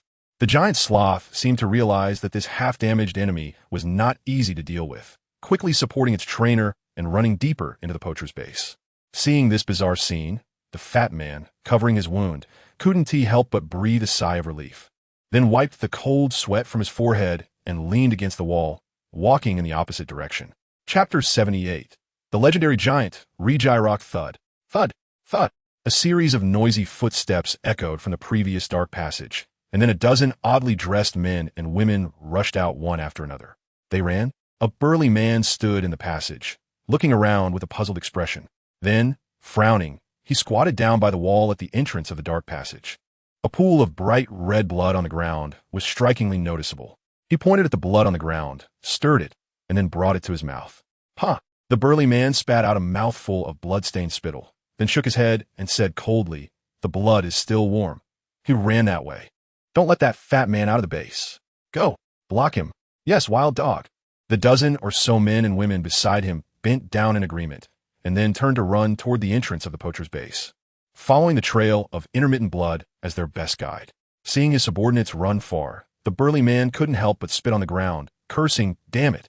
How come this poacher's base is like an ant nest, with so many paths? My head is about to spin." Suddenly, behind him, a metal wall tore open, and a massive dinosaur head poked through, biting on a half a corpse, blood dripping everywhere. Graveler. Pokémon. Graveler, level 55, potential. A gender. Male type. Rock. Dragon ability. Sturdy, will not be knocked out in one hit, even when hit by a damage rebounding move. Held item. Life Orb, decreases HP slightly with each attack, but increases the power of moves. Inherited skills. Dragon Dance, Ice Fang basic skills. Roar, Stomp, Stealth Rock, Crunch, Dragon Claw, Earthquake, Dual Chop, Taunt skills. Outrage, Head Smash. Bulk Up TM, Rock Polish, Sleep Note. An ancient king, its jaw strength is incredible, capable of easily crushing cars. Let's go. Let's check other dark doors. This base still hides quite a few people. Even the Pokémon League's people have come. This is interesting. I hope I can take down a few. The burly man was picking his ears with one hand while beckoning with the other, and Graveler immediately spat out the half-corpse in its mouth and charged towards the iron door diagonally across. Bang! The 5-centimeter thick, full metal door crumpled like paper under Graveler's head and broke through with a single thrust. Seeing this, the burly man twisted his slick head a couple of times, then put his hands in his pockets and walked into the darkness with a cold smile. Phew! Jiang Xiao, who had already run far away, leaned against the wall of the passage and let out a sigh of relief. The level 47 golem had truly scared him. Even though Sloth had reached level 19 after defeating Ariados, there was still a full 28 level gap. This was no longer something that could be overcome with a few layers of bodybuilding. If he wasn't too careful, he could be knocked out in one hit. However, as he calmed down and thought, Jiang Zhao's brows suddenly furrowed. He stretched his neck to look at the dimly lit passage in the distance and muttered, "By the way, that golem seemed to be seriously injured, and that fat man too." Jiang Xiao pinched his nose bridge, trying hard to recall the scene at that time. The fat man who came out from the secret door had a colorful belly with 3 bloody claw marks, and the writhing intestines were even visible. "Can I counterattack?" Jiang Xiao shook his head and began to mock himself. "Counterattack my ass. Such a strong fat man was beaten to the brink of death. If I went up there, wouldn't that be seeking death? It seems I need to be more cautious in the future. If I encounter a strong enemy, I should be able to escape in time. There must be beings in this base stronger than that fat man." Just like that, Yaru, the huge hyperactive ape sitting next to the boy, nodded in agreement. Then, at Jiang Zhao's call, Xiaolon sat up from the cold floor and followed his footsteps. The two walked steadily and cautiously, almost making no sound even a few meters apart, which was quite different from how they walked halfway through the base before.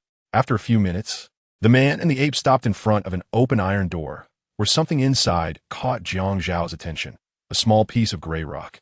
Surrounding the rock were broken iron chains and a cage. In fact, this room was originally used to imprison some Pokémon. Jiang Xiao walked slowly into the iron gate, while Xiaolon stayed at the entrance to keep watch. The reason he was drawn to this rock was due to the system's identification. It was a special stone from the Stone Age, and it seemed to be a part of a legendary giant. The Stone Age, a legendary giant? Jiang Shao furrowed his brows and muttered softly, then bent down to pick up the gray rock in front of him. The rock was small enough to be held in one hand, and he seemed to have some kind of impression. The boy tapped the rock gently against his forehead a few times, as if trying hard to recall some memories from a past life. Suddenly, the boy's eyes widened, and he exclaimed, "I've remembered. The legendary giant, one of the three pillar gods representing the Stone Age, Rock King Rijirok." Jiang Shao shouted loudly, and even the giant hyperactive ape guarding the entrance couldn't help but peek inside with curiosity. Rijirok. It turns out that the legendary three guardians were once imprisoned here. Does that mean? Suddenly, Jiang Shao narrowed his eyes, and the rock in his hand tightened a bit. It might still be in this base. Gulp.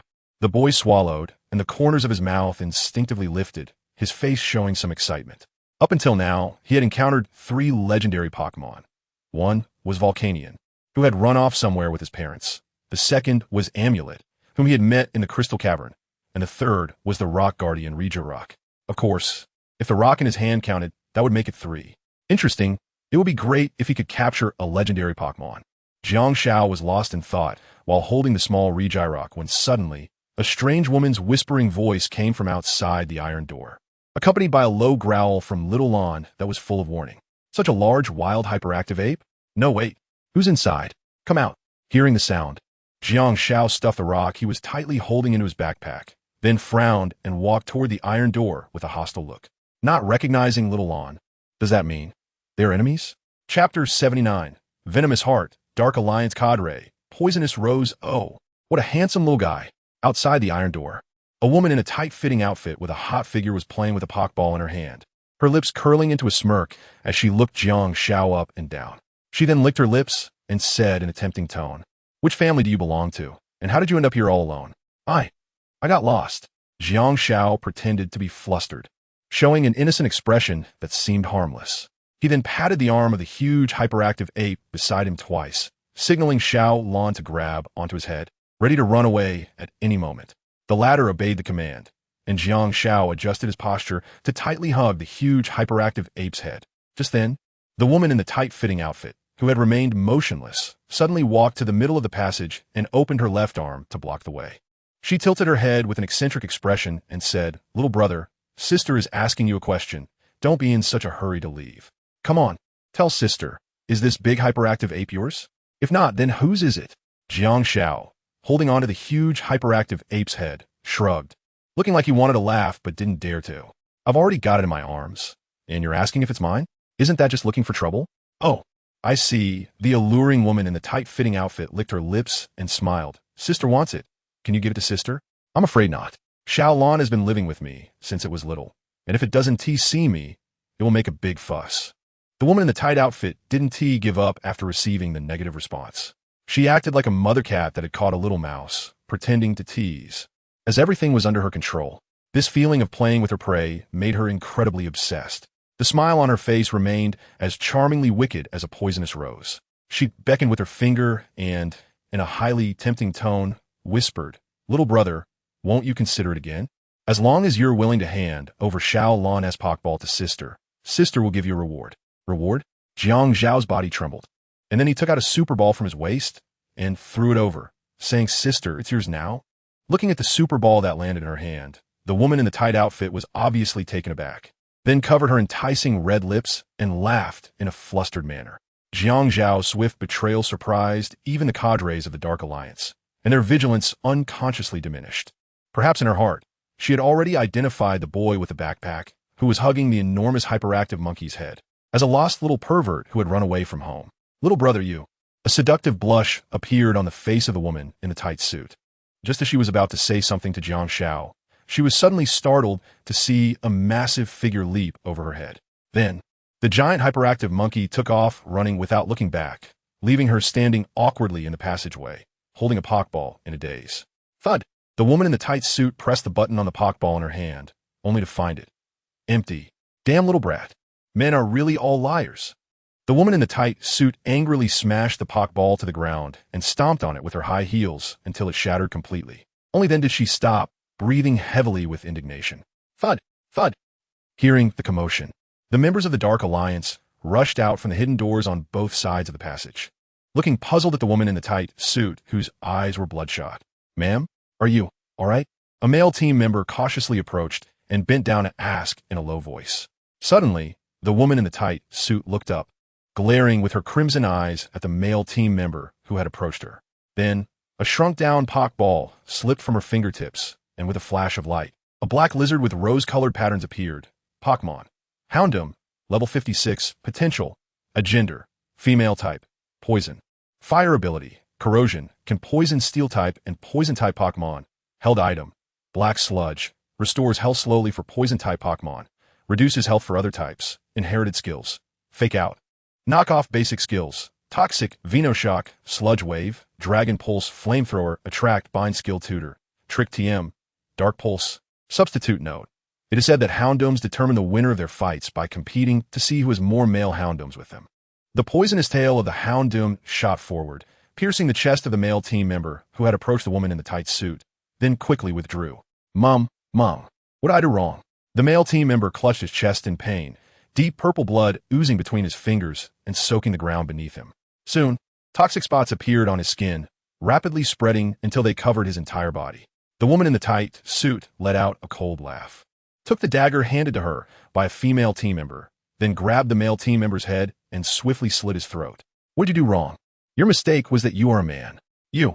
The male team member wanted to curse, but the blood flowing from his throat choked him, and he could barely manage to utter a "you." Thud. The unfortunate male team member collapsed in his own toxic blood, his face filled with regret, unable to close his eyes in death. Go. Find him for me. The woman in the tight suit wiped the toxic blood from her pretty face, her eyes red. With a wicked smile, a boy with a giant hyperactive monkey, a little liar with a mouth full of lies. Find him for me, and bring him to me alive. Yes. Understood. Poison Rose. Dozens of terrified Dark Alliance members all bent down to agree, fearing that the enraged Poison Rose would turn her wrath on them. Little brat, you'd better pray you don't fall in my hands, or else. Sister is very scary.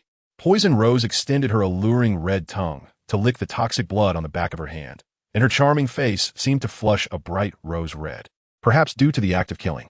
At the same time, Jiang Xiao, who had run far on the giant hyperactive monkey's head, looked back and was instantly alarmed.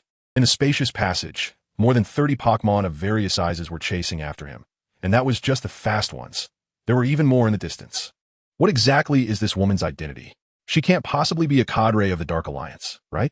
Jiang Zhao's face was filled with frustration as he sighed helplessly. Even though I'm handsome, I don't want to be chased like this. I'm still young. Wait until I grow up. Little lazy. Hurry up. This base is too deep. We should leave quickly. Yuru. The giant hyperactive monkey nodded vigorously and then laughed proudly. I too have been chased by dozens of Pokémon at once. Chapter 80. The Pursuit of the Cadre Wild Dog. Here's a gift for you. Catch it well. He ran towards the base gate. One of the Dark Alliance members chasing Jiang Xiao suddenly shouted, Quick, inform Wild Dog that his men are very close to the gate. We will sandwich him and directly surround him. Good. Immediately, the people behind pressed their earpieces and contacted another cadre, Wild Dog, who was far away. A few minutes later, Wild Dog, having received the news, hung up the communication device while laughing. Hey, did you hear that? Wild Dog punched a dead poacher, grinning widely. Ha, this is too funny. That Poison Rose was actually played by a man, and he's just a little kid under 10. What guts? Wild Dog sat up from the pile of corpses behind him, surrounded by the bodies of poachers and their Pokémon. Let's go, Jawbreaker. This prey will be very interesting. Poison Rose actually wants to capture him alive. Could be that she wants. Wild Dog's smile took on a deep meaning as he licked his cracked lips, admiringly saying, she really is a venomous woman, not even sparing a child under 10. I like it. If I help her catch the prey, maybe I'll get a taste of something too. Huh, what do you think, Jawbreaker? Jawbreaker, a massive Pokémon beside him, let out a low growl with a sinister grin. And at the same time, the frenzied Wild Dog burst into laughter. Wild Dog walked out of the dark passage, gently adjusting the earpiece on his right ear. Hey boys, get close to the main road. A prey is about to run over. Block him for me. Capturing him comes with a heavy reward. What does he look like? Wild Dog impatiently twirled his pinky in his ear and replied, riding a giant hyperactive monkey, carrying a backpack, an 8 or 9-year-old little. At this point, Wild Dog suddenly froze. His left hand, which was digging in his ear, stopped involuntarily. In the distance, a large hyperactive monkey was running towards him, with a little boy carrying a backpack on its head. Damn it. Wild Dog was momentarily stunned, putting down his left hand. I said this kid has guts, daring to run so boldly on the main road. What guts? So damn gutsy. In the headset, the shouts of the team members continued, but at this moment, the Wild Dog no longer cared about these guys. It immediately cut off communication and waved its arm towards the dark passage.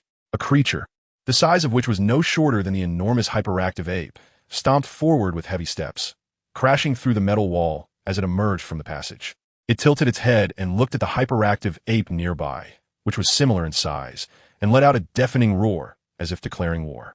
Jiang Xiao, riding on the little lazy one and rushing towards the base exit, naturally saw the nearly double-sized creature from the same family, the monstrous jaw dragon. He squinted his eyes to begin assessing the situation. After a brief gaze, Jiang Xiao felt like crying without tears, thinking, I'm really in deep trouble. Why do I keep running into all these dangerous creatures? First, it was the level 47 Rumble Rock and the injured Fatty, then that seemingly troublesome bodysuit woman. And now a level 55 monstrous jaw dragon and a bald man. Is there no way to survive this? Jiang Xiao let out a heartfelt shout. Perhaps this time, he really shouldn't wade into the murky waters. Xiaolon, come back. Seeing the situation was dire, Jiang Xiao decisively retracted the huge hyperactive ape beneath him and then walked towards the open secret passage. The poacher's base was intricate and interconnected. His small stature allowed him to navigate through it like a fish in water, moving freely. In the darkness, Jiang Xiao vaguely heard the roar of the burly man behind him in the corridor. No guts. Really no guts. I just praised you a moment ago. If you have the guts, stand up like a man and fight me one-on-one.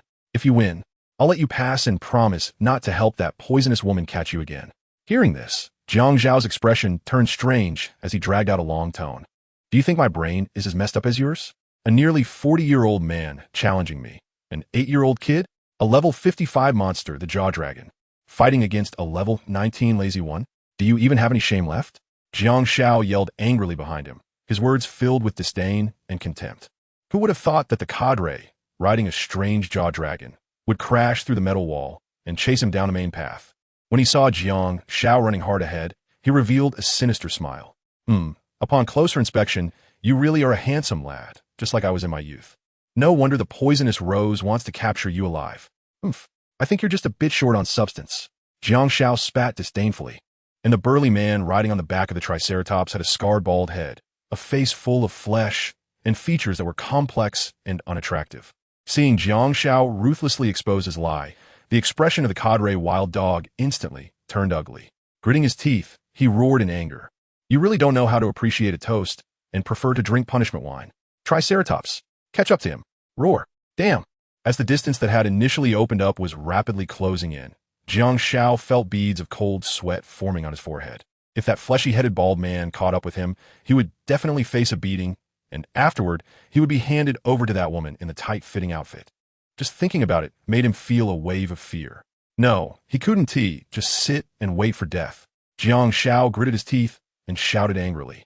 Xiaolon, stop sleeping. Your master is about to be finished, and you won't have any fruit, candy, or snacks to eat in the future. As soon as he said this, the cadre Wild Dog immediately saw Jiang Zhao's backpack shake a couple of times, and then a pink figure with fiery eyes poked its head out from the backpack. Burp. Little fortune egg, send him a few gifts. Semi-gifts? The burly man was taken aback, then burst out laughing. You little brat, do you think giving me gifts will make me let you go? Don't joke around. I'm a cadre of the Dark Alliance. What can I have? Just as he finished speaking, several beautifully packaged gift boxes were actually tossed over from the front. Filled with curiosity and confusion, the cadre Wild Dog, riding the Triceratops, caught all the gifts that little fortune egg had thrown out. The burly man was about to open it when he suddenly noticed that the gift boxes in his arms had become swollen. It seemed like he remembered something, and he widened his eyes in shock, throwing the gift box to the side. Boom! The gift exploded. Chapter 81. Three-way competition. Underlying currents in the poacher's base tick-tock. In the dusty, dark passage, a drop of blood slid down from the burly man's forehead, followed by more and more blood gushing out, staining the ground beneath him a bright crimson. The cadre Wild Dog sat amidst the ruins. His drooping head suddenly moved a couple of times. Then, slowly coming back to his senses from the explosion, the burly man raised his head, grinning to reveal a mouthful of blood-stained white teeth. His gaze calm enough to send chills down one's spine. Even though he had multiple fractures all over his body, even though that explosion had nearly cost him his life. Even though he was being toyed with by a child under 10 years old, the cadre wild dog still wore his usual strange expression, his eyes indifferent. Hiss! It really hurts. Lying on the ruins, the burly man gritted his teeth and got up. I can't believe I was toyed with by that little brat. Gifts? Huh. So this is what you call gifts. The cadre wild dog twisted his somewhat deformed wrist, enduring the pain to straighten it out. He took off his blood-stained jacket, revealing his muscular body covered in scars. That little brat had already run far away. What a nuisance. It took so much effort to find him. Let's go. It's time to find him and take revenge. If he falls into that woman's hands, it will be difficult for us to kill him directly later. Hee hee. I really want to twist that little brat's head off right now. Dragging his battered body, the burly man stepped out of the dark passage, with the injured Triceratops following him closely behind. In the poacher's base, somewhere, a boy hiding among the clutter dropped his backpack. Suddenly, a small figure poked out half of its pink head from inside. Burp. Thank you, I wasn't caught. Jiang Shao pulled out a handful of fruit candies from his pocket and stuffed them into little Fortune Egg's hands. But unfortunately, we are lost. The boy felt like crying. Yes, during his escape, he had turned left and right, drilling into every hole just to create enough distance from the bald man riding the Triceratops. Now the distance was created, but he had completely forgotten the way back. The Dark Alliance? What a detestable bunch. Jiang Shao sat among the clutter, took a sip of water from his backpack to moisten his dry throat, wondering why there were so many Dark Alliance members in the poacher's base, including 2 cadres. The large number of people under Poison Rose and the Triceratops under Wild Dog indicated they held a different status. At the very least, the ordinary peripheral members of the Dark Alliance should be similar to the Sun de Ji he encountered in the Crystal Cave, and they couldn't be this strong. Could it be because of the rock pillar god, Rock? Jiang Shao recalled the gray stone he had unexpectedly picked up while passing by a certain room. He casually took it out from his backpack. The stone, about the size of a baby's fist, was quite heavy and faintly emitted a strange aura. They were indeed fixated on the divine beast. So, that means, the attackers on Uncle Zhao were not poachers but rather Dark Alliance spies planted among the poachers, as well as 2 Dark Alliance officials who had come to clear the base after learning about the divine beast. No wonder. I thought, how could Uncle Zhao possibly lose to a group of poachers? Having sorted out the ins and outs of Zhao Mu's disappearance case, Jiang Shao suddenly had a clear understanding. He slapped his palm, his eyes brightened. The 2 Dark Alliance officials hadn't left, and Dark Alliance members were everywhere in the base. That rock pillar god, Rock, likely took the opportunity to flee amidst the chaos.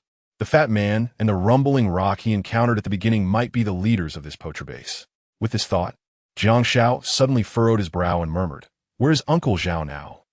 In the deepest part of the poacher base, the construction area, this was a newly developed area that the elf hunters had not yet participated in building.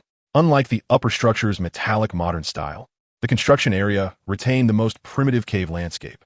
In the dim underground space, a few clusters of fluorescent crystals dotted the surroundings, and the heavy roar of a dragon accompanied by a pungent smell of blood shattered the dark silence.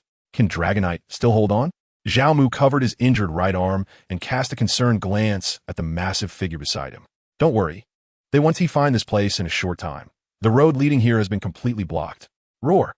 The blood-soaked Dragonite let out a few low growls, and as its small wings behind it flapped slightly, pure white feathers silently fell from above. Then, a visible layer of green light appeared around Dragonite's body, and the gaping wounds gradually closed under the green light.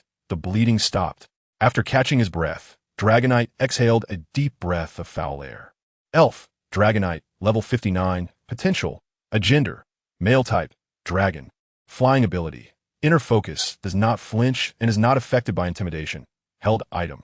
Thick club, protects the holder from spikes, toxic spikes, and stealth rock damage, inherited skills, extreme speed, iron tail base skills, quick attack, dragon dance, roost, fire punch, water tail, light of ruin, dragon ascent skill tutor, ice punch, clear smog, dual wing beat skill TM, dragon claw, earthquake note.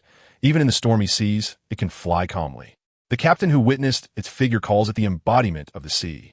Rip. Zhao Mu used his teeth to tear off the fabric from his shoulder, then used the torn strip to bind his bleeding right arm. Today has really been unlucky, Zhao Mu muttered in frustration, his expression helpless, thinking that investigating the poachers outside Tianwu City would be a simple task. Damn, how could it involve the Dark Alliance? Those bastards, they could be encountered anywhere.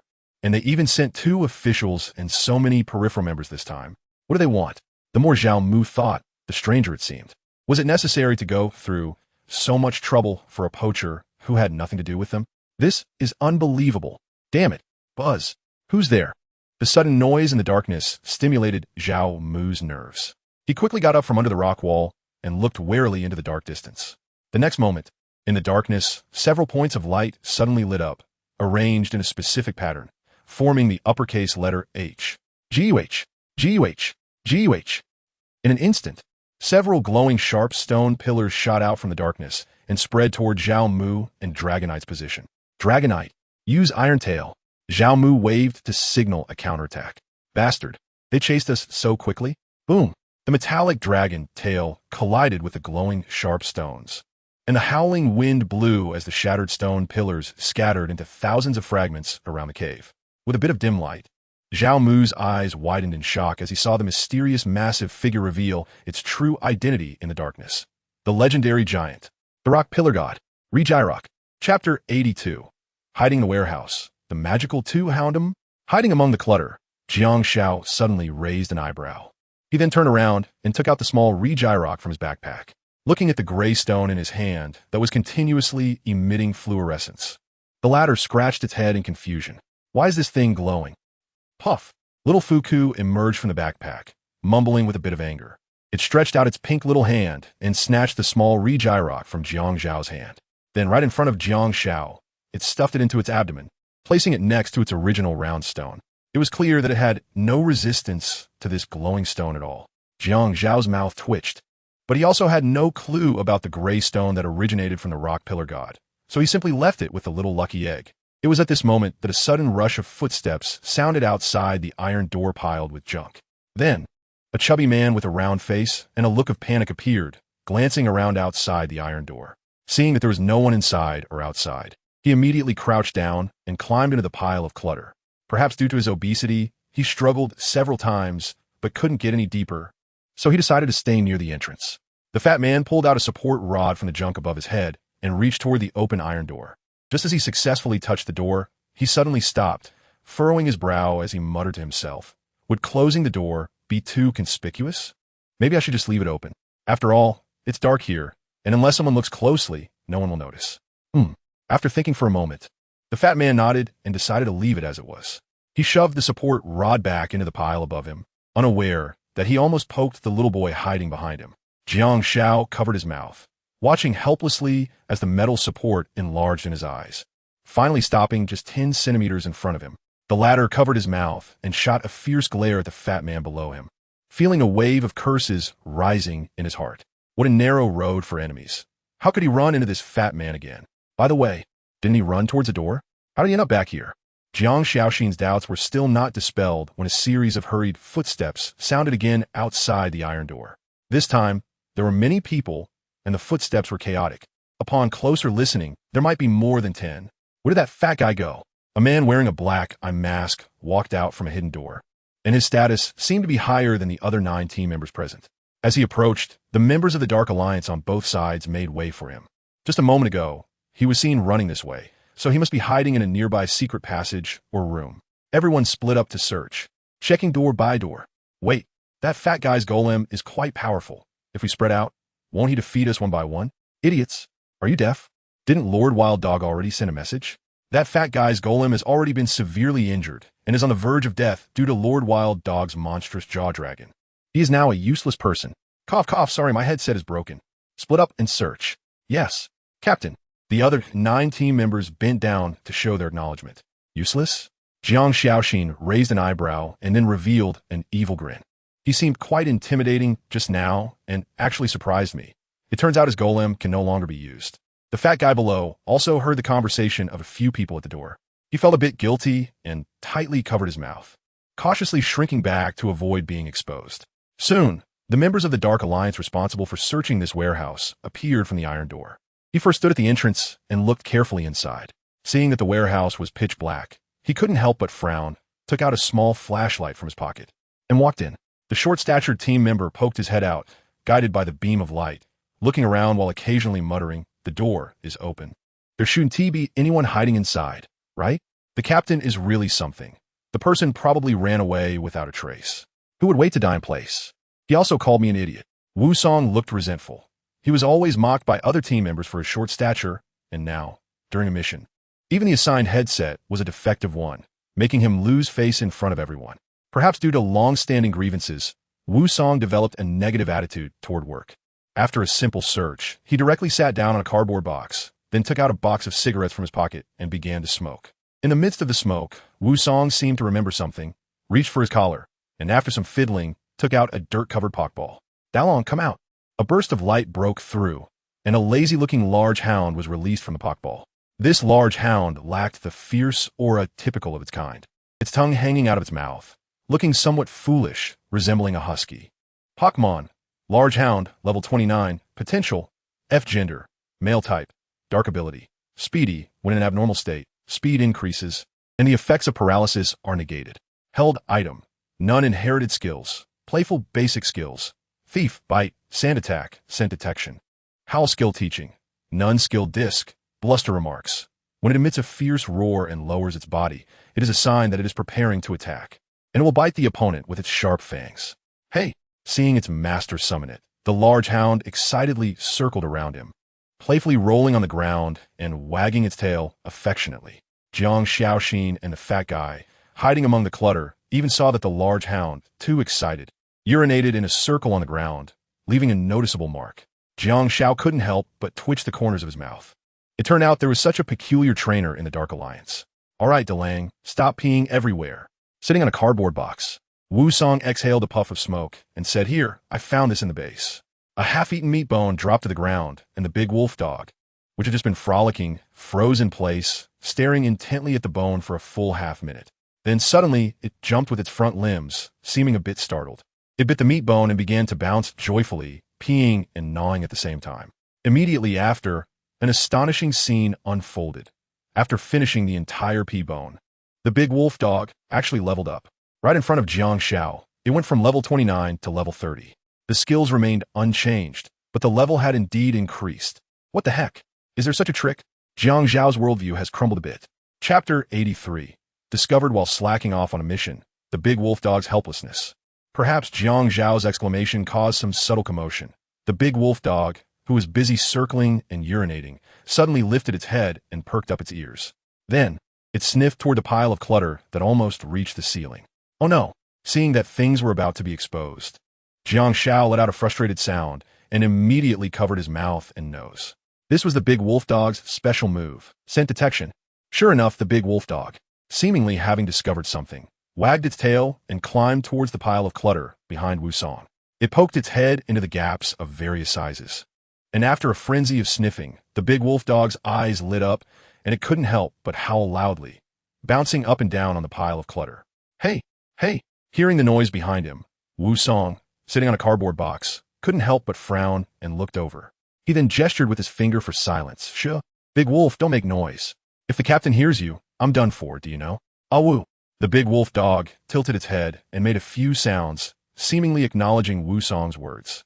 The latter smiled in satisfaction upon seeing the big wolf dog quiet down, and then went back to smoking and slacking off. In the pile of clutter, two sighs of relief were heard as Jiang Shao, up high, and the fat guy below wiped the cold sweat from their foreheads and patiently waited, seeing that its discovery was ignored by its owner. The big wolf dog was not discouraged. Instead, it happily wandered around the pile of clutter. It first ran to the hole where the fat guy had initially crawled in, then lay down and started to crawl inside. This scene scared the fat guy, and he hurriedly covered his mouth and crawled deeper, but halfway through, the hard clutter got his belly stuck. The fat guy chuckled bitterly, thinking to himself that he must lose weight in his next life. However, the big wolf dog's next move completely caught him off guard. The big wolf dog, already behind the fat guy, seemed to have discovered something fun. It began to paw at the fat guy's hind legs with its front paws and even licked them with its slippery tongue. The fat guy felt like laughing but dared not, so he bit his arm to hold it in, his body shaking. The big wolf dog seemed to realize the fat guy didn't want to play with it and let out a pitiful whimper, then bit the fat guy's left foot, pulling off his shoe. After finishing everything, the big wolf dog backed away and squeezed out from the pile of clutter, holding the fat guy's left shoe in its mouth and bouncing towards Wu Song. Big wolf, looking at the big wolf dog, which was sticking out its tongue and seeking praise, Wu Song's face immediately darkened. I've told you so many times, don't chew on shoes. Your owner is very poor and can't afford to buy new shoes. Saying this, Wu Song picked up the stinky shoe that was on the ground and suddenly threw it onto the pile of clutter behind him. The big wolf dog whined twice in grievance and pawed at the shoe on Wu Song's foot, which was full of bite marks. This completely annoyed Wu Song, and he lowered his voice to angrily question, "How can you still be pawing at it? I've only worn these shoes for a few days, and you've already chewed them up like this. Go play somewhere else. I finally found some time to slack off. Can I have a little peace?" "Awa." The big wolf dog, having been scolded, looked a bit downcast, but thinking that there was another interesting creature hidden in the pile of clutter. It immediately shook its head and bounced back up onto the pile. "Go, play somewhere else." Jiang Shao looked at the large dog in front of him, panting and sticking its tongue out, and didn't give it a good expression. He waved his hand towards the outside, but the dog was indifferent. Rummaging through a pile of junk and finding an old baseball, which it nudged towards Jiang Shao with its nose. "Hey!" The large dog wagged its tail, eager to play. Its eyes filled with anticipation. As the saying goes, you don't hit a dog with a smiling face. Looking at this completely harmless large dog, Jiang Shao could only sigh helplessly. He then threw the old baseball that had rolled to his side. The baseball rolled quickly off the pile of junk, and the large dog excitedly chased after it, barking occasionally, unabashedly conveying its joy. Wu Song, who was smoking a cigarette, turned to look back and saw a baseball rapidly enlarging in his sight. He was momentarily stunned and was about to dodge when unexpectedly, the large dog leaped up, biting onto the baseball, but in the process, it crashed down onto Wu Song. Bang! A dull sound echoed in the darkness, followed by Wu Song's heart-wrenching scream. He curled up on the ground, clutching his leg tightly, his face contorted in pain. "It's broken."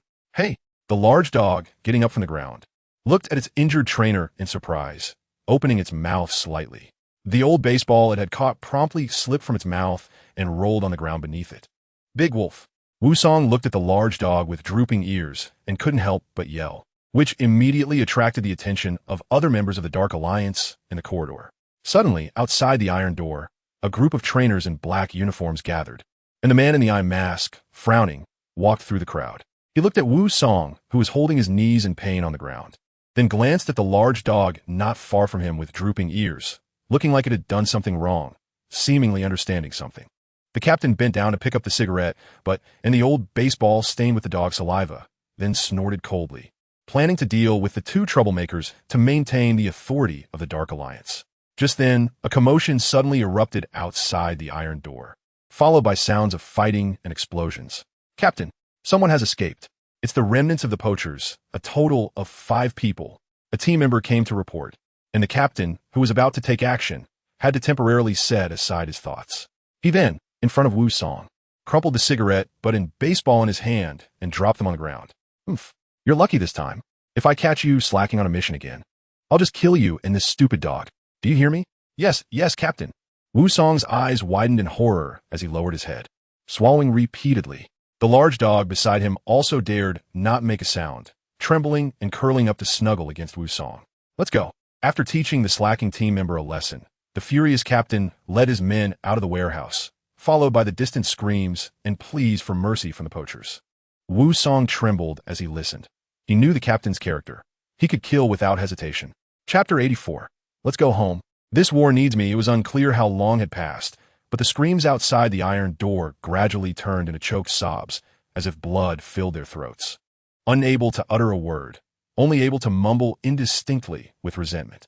Then came the sounds of knives cutting flesh and the dull thuds of bodies hitting the ground. Wu Song, kneeling in the warehouse with a face full of terror, shuddered unexpectedly.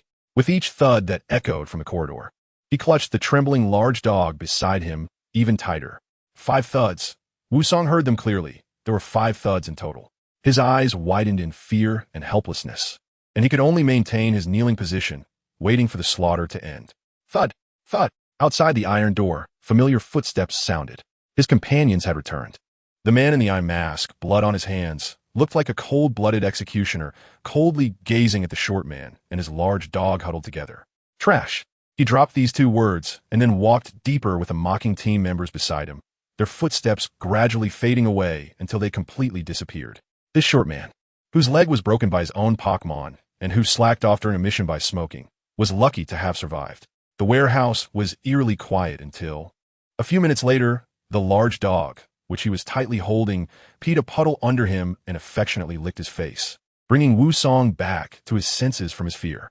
He looked at the empty doorway, limping with a leg, and slowly walked over. On the corridor outside the iron door, 5 bloody corpses were starkly visible. He felt a bit at a loss, stumbled backward, then painfully covered his head and cried out in anguish. "Hey!" The large dog, trembling and still urinating, shook its tail and approached him, then poked its head into Wu Song's arms, affectionately nudging. The dog's actions looked very funny, but this scene carried an indescribable sadness. The man and dog embraced each other and cried for a long time until Wu Song's tears ran dry. In a panic, he got up, ignoring the tearing pain in his leg, and pulled the large dog's front limbs, dragging it towards the iron door. "We're going home," Wu Song muttered in a daze. It seemed to be his last belief. "Can we go home, big dog? Let's leave this place and never come back." Suddenly, a pink light curtain unfolded from the pile of junk, covering the entire warehouse. An invisible force pinned Wu Song, who was near the door, tightly against a cardboard box, rendering him unable to move. On one side, the large dog, which had been trembling, stood up at that moment, bracing against the weight and standing in front of the fallen man. "Hey!" The large dog bared its teeth, assuming an aggressive stance, its eyes fierce. "Please let us go." Wu Song struggled to speak, his spirit broken and having lost the courage to fight. Even though the person standing in front of him was just a child under 10 years old, he chose to clasp his hands together and humbly plead for mercy. The boy standing on top of the junk pile looked down indifferently, his eyes slightly narrowed. "Tell me your purpose, everything. I'll tell you. Just don't kill us. I'll say anything." Wu Song seemed to see a glimmer of hope for survival and hurriedly spoke, revealing everything he knew. But this only filled in a small part of the blanks Jiang Xiao had about the Dark Alliance. His status was even the lowest in a peripheral team, and the information he possessed was even less than what Jiang Xiao already knew. "Sir, this is all I know. Please show mercy and let us go." Wu Song's eyes were pleading, his expression panicked and fearful. "I have one last question for you." The little boy, who had been staring at Wu Song for a while, suddenly spoke. "Have you ever killed an innocent person?" "No, sir. Please believe me, I haven't killed anyone. I was recruited into the Dark Alliance. They told me that as long as I joined them, I would receive a salary every month. I was just too poor, so I joined them." "Recruited?" Jiang Xiao furrowed her brows and asked, "Where are you from?" "Sir, I am from Licheng." "Licheng?" Jiang Xiao was filled with confusion. Based on his understanding of Long Kingdom, there was no place named Licheng. Is it a location outside of Long Kingdom? Could it be that my dad and mom have gone abroad? Jiang Xiao had already begun to have some guesses in his heart. He raised his eyebrows and looked at Wu Song, who was crushed by gravity. He casually patted the backpack on his back and said, "Little Fudon, remove the gravity." With a whoosh, in an instant, the pink light curtain covering the entire warehouse retreated at a visibly fast speed until it completely disappeared. Wu Song, who was timid, hung his head down, still maintaining the posture of being crushed, not daring to look up or get up. Jiang Xiao walked up to him, and the large wolf dog that blocked the space between them pressed its front limbs down and let out a low growl full of warnings. The little boy ignored the warning from the large wolf dog, picked up the tattered baseball that had been trampled on the ground, and then suddenly threw it outside the iron gate. "Don't let me see you again. Go home and take good care of your big wolf dog." Wu Song, who was lying on the ground, suddenly stopped trembling. He raised his head and stared blankly at the boy who was turning to leave, tears rolling down his eyes. Wu Song solemnly nodded, gritted his teeth, and bowed 3 times to Jiang Xiao's departing back. Blood began to seep from the ground.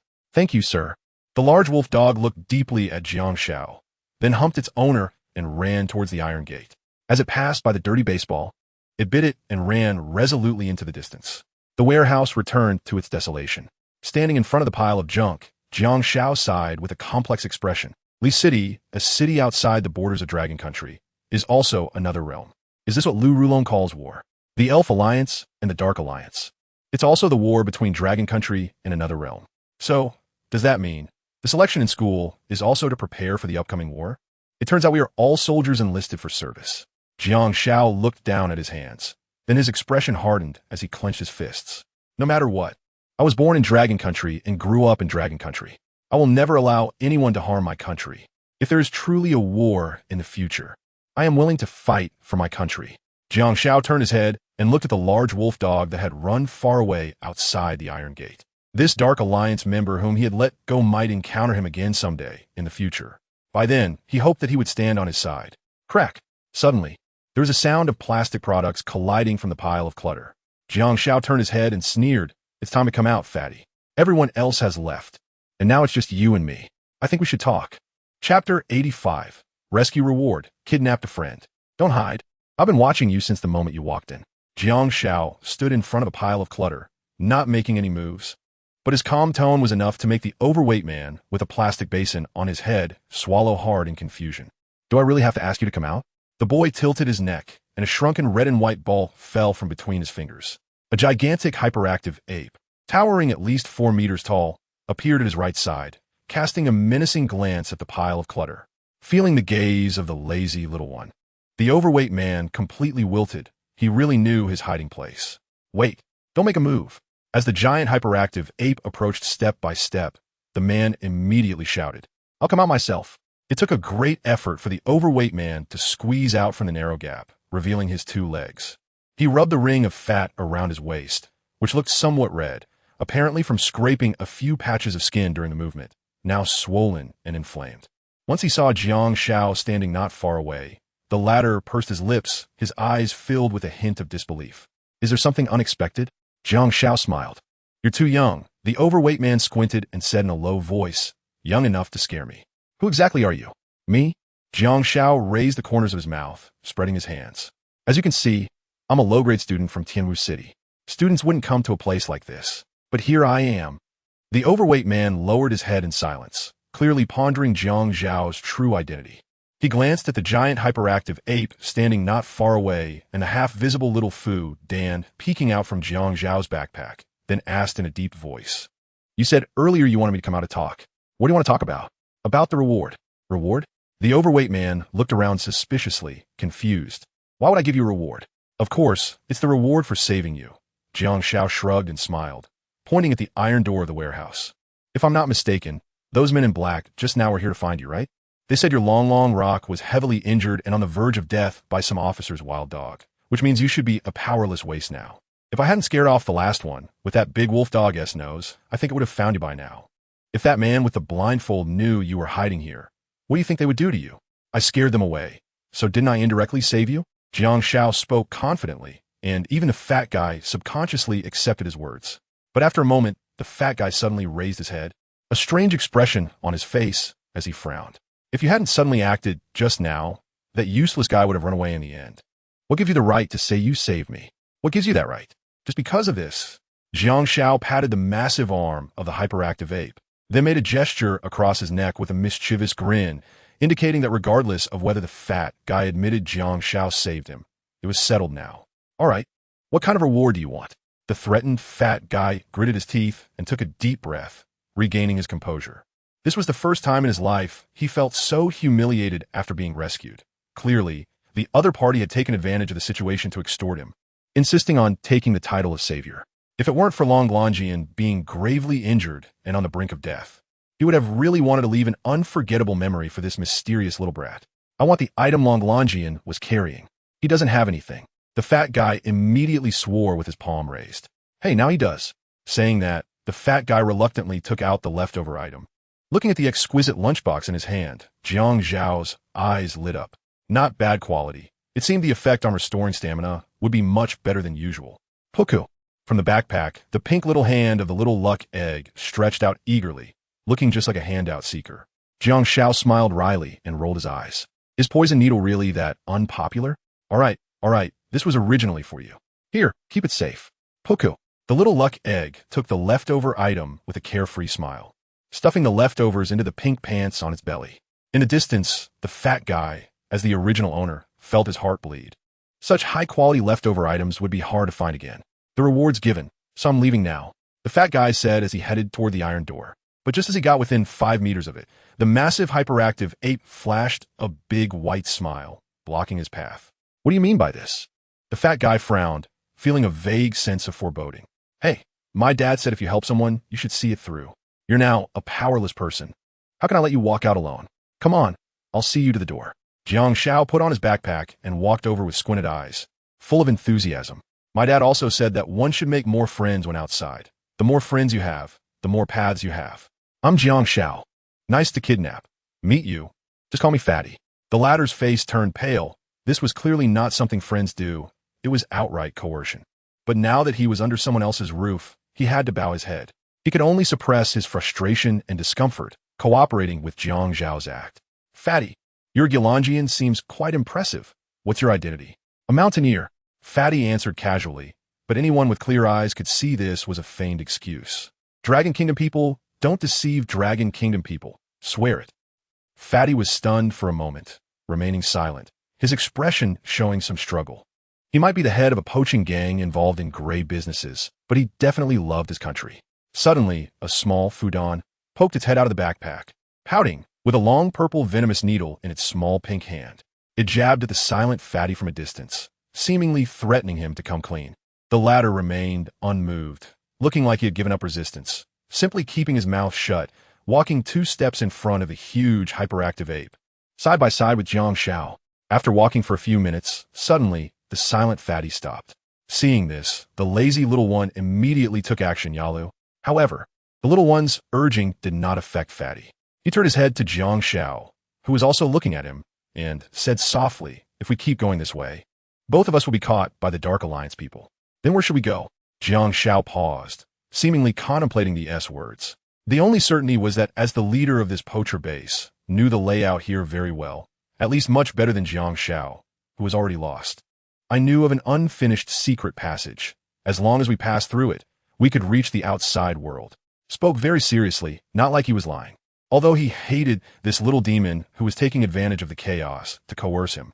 He hated even more the idea of the Dark Alliance clearing out the entire base. He didn't want to die. He wanted to survive and take revenge. All right, I'll go with you. After a moment of contemplation, Jiang Zhao looked up and replied. Chapter 86, The Real and Fake. The Mountain King who appeared out of nowhere. How much longer until we arrive? While running, Jiang Zhao furrowed his brows and glanced to the side. The goddess of fortune wouldn't favor us too many times. If we encountered the Dark Alliance again, I wouldn't save you. I couldn't even save myself. Soon, gritted his teeth, drenched in sweat. Not long ago, they had encountered 3 waves of Dark Alliance members, with the 3rd encounter being the most dangerous. If it hadn't been for Xiaolon breaking through the wall to help them escape, perhaps the 2 of them would have already become corpses by now. Oh no, wait, it should be 1 corpse. Jiang Zhao is a captive specifically named by the cadre Poison Rose, and most likely will be beaten to a pulp and sent to that poisonous woman. However, if he is caught by the cadre Wild Dog, the situation will be quite the opposite, turning into 3 corpses because the other party has said before that they want to tear him in half. Is it almost over? The little boy was speechless. This was already the 7th time the fat guy had said almost over. The last time he said almost over, he was confidently thumping his chest, only to be entangled by a monster bursting out from the side door the next second. And it was only thanks to little Fudan's mental hammer that he was saved from the monster's jaws. This time it's really almost over. The fat guy clenched his teeth. The muscles in his jaw tensed, and it seemed that after running for a while, his stamina was about to run out. Just then, clear footsteps suddenly echoed from the passage ahead, and then a guy who looked like a carbon copy of the fat guy stood dazed in the middle of the road. He seemed just as puzzled, wondering why the guy in front of him, who was running for his life with gritted teeth, looked so much like him. Your brother? Jiang Zhao asked. I don't know him. Look at his clothes. The fat guy, somewhat exhausted, stopped, supporting his knees and gasping for breath. There's only 1 person from the Dark Alliance. I know. Jiang Zhao nodded and asked again, is he your brother? I told you he is not. The fat guy impatiently lifted his head, his breathing becoming steadier. The guy across from him, who bore a 70 resemblance to him, had snapped out his daze and then darkened his face, throwing out a pockball from his waist. Captain, I made a discovery here. The fake fat guy pressed the switch on his earpiece to report to his superior. Yes, it's that little boy mentioned by Lord Poison Rose. And there's also one that seems to be the fat guy the Wild Dog cadre has been pursuing. Not me. After saying this, the fake fat guy added, understood, Captain. I've already intercepted them. That fat guy has no combat ability, just a little brat under 10 years old. I can handle him easily.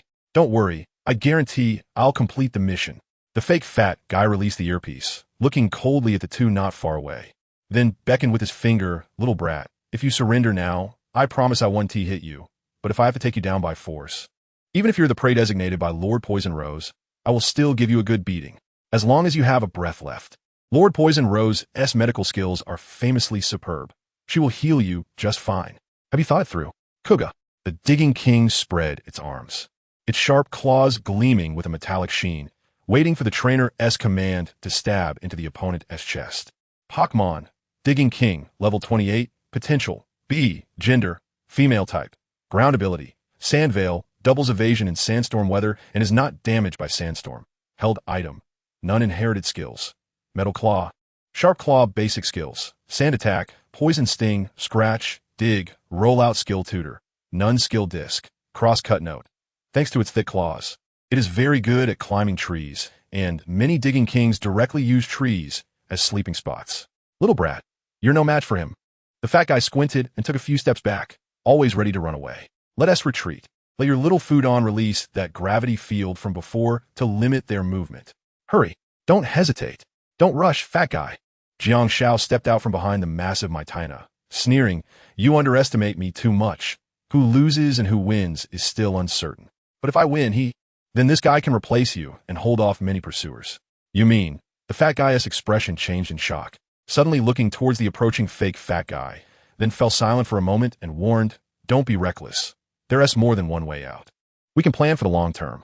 I don't want to die here. Don't worry. I value my life even more than you do. I'm only 8 years old and don't want to die young, Jiang Shao said, walking straight up, and at the same time, the massive Maitina behind him moved as well. You don't look like you're 8. Watching Jiang Shao with a smile at the corner of his mouth. The fat guy couldn't help but mutter, and soon, the corners of his mouth also lifted into a smile. Why does this little brat feel more dangerous than the guys from the Dark Alliance? Have you made up your mind? Little brat, don't regret it. The fake fat guy smiled with a hint of malice, seemingly annoyed by Jiang Shao's decision. Am I right? Jiang Shao sneered, suddenly swinging his hand, little lazy. Clear out everyone blocking our way. Yalu. The sound of a nameless wind rose in the not-so-wide passage, and a huge figure leaped out behind Jiang Shao. The massive Maitina charged forward with a roar, giving the opponent a show of strength. Ignorant little brat, you will pay an unforgettable price for the decision you made today. Digging King. Sand Attack. Kuga. This place was already very close to the unconstructed area of the poacher's base, with the surrounding walls returning from modern cold gray metal to a primitive state, and the ground was hard rock with a strong sense of touch. Seeing the massive Maitina about to leap here, the Digging King suddenly dug its sharpened claws into the ground, grabbing enough rubble before pulling it up and throwing it into the air. The massive Maitina, covered by dirt and stones, roared angrily, striking down with its palm like a knife towards the ground. However, due to the obstructed view, the attack fell straight onto the ground beside the Digging King, leaving a deep gash. Little brat is just a little brat. Do you think you can defeat me with just a special Maitina? Ha! What a joke. Digging King. Show him your power. Metal Claw. Kuga. Chomp. Taking advantage of the massive Maitina's random smashing, the Digging King honed its claws again, then raised both claws. A layer of metallic sheen appearing, cold and sharp, revealing its sharpness. Swish! The metal claw hit perfectly, and the heavily injured Maitina let out a cry of pain, gritting its teeth and turning to punch back, pushing the Digging King that was about to attack again away. Not good. Chapter 87. I'll be your eyes. Leaving two claws not good. Standing far away and watching the battle, the fat guy frowned and muttered under his breath. Although the massive Maitina was large, its movements were too clumsy to keep up with the Digging King's agility. Currently, the latter had sharpened its claws twice, raising both attack power and accuracy, while the Maitina, due to the sand attack, had its vision obstructed and could only attack randomly, relying entirely on luck to hit, making this already difficult battle even more challenging. Thinking of this, the fat guy looked worriedly at Jiang Shao, but the expression on the latter's face made him stunned for a moment, feeling somewhat confused. Why was this little brat still so calm? Little lazy. Listen to me. Use arm thrust on your left front. Yalu. The massive hyperactive ape calmed down upon hearing Jiang Zhao's voice, nodding seriously. It suddenly swung its fist towards the Pangoro, who was trying to sharpen its claws, catching it off guard. Watch out! The faux fat man, who was holding his arms and raising his head, suddenly changed his expression.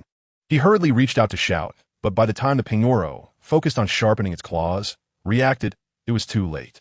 The gigantic hyperactive ape's massive fist came crashing down, and at that moment, the Pangoro even caught a glimpse of the mocking smirk on the ape's sand-covered face. Ugh! The tunnel shook violently, small stones continuously falling from above. A strong reverse airflow pushed the three individuals, who were about 20 meters apart, to the sides. forcing them to raise their arms to shield their eyes from the sand. Fatty Xiaolan, it's not just me fighting, Jiang Shao said with a smile, looking directly at the shocked fat man. Since you can't see, let me be your eyes. Xiaolan, go for the critical hit. Yalu. Amidst the dust, the massive hyperactive ape echoed back, already regaining some advantage. It closed its eyes confidently and stood in front of Jiang Shao, the trust between them evident. Then, it quickly launched an attack, hitting the Pangoro in the abdomen, sending it crashing into the wall, where it painfully opened its eyes, clutching its belly and leaning against the wall. A 2-finger-wide crack was clearly visible on the rock wall behind it. You split again. Pangoro, dig underground to avoid this hit. The faux fat man shouted angrily. If it suffered consecutive heavy blows, even if the Pangoro's level was higher than the massive hyperactive ape by 9 levels, it wouldn't be able to stand its ground. Kuga. Following the trainer's command, the Pangoro, enduring the pain in its abdomen, dove towards the ground, its claws sharp like knives, continuously digging into the soil, occasionally disappearing from sight. The massive hyperactive ape's slash unexpectedly missed again. Under your feet. Jump, Xiaolan. Pangoro. Cross-cut. 2 voices rang out in succession. A bulge slightly raised under the massive hyperactive ape's feet, and the Pangoro burst out from the ground with a sharp shriek, crossing its claws in a cross shape. However, the leaping massive hyperactive ape saw through it instantly and immediately launched a fire punch downwards, clashing head-on with the Pangoro.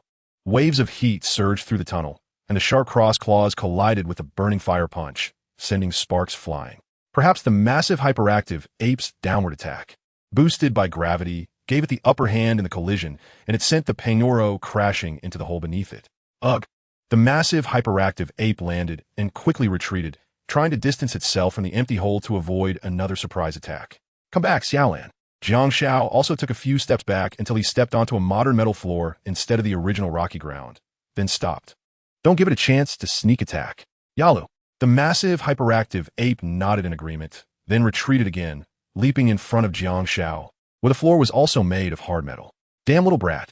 Perhaps realizing that their scheme had been exposed, the faux fat man gritted his teeth in frustration and then darkened his expression, shouting, "Don't think hiding there will help. Pangoro, use metal claw." The metal floor beneath them suddenly tore apart, and 2 sharp claws extended from within, easily piercing through the floor towards the massive hyperactive ape. The latter remained unfazed, making no move. Xiaolan now, grab its claws, then use Destruction Death Light. Yalu. The massive hyperactive ape took half a step back, reaching down to firmly grasp the Pangoro's claws that had extended through the metal plate.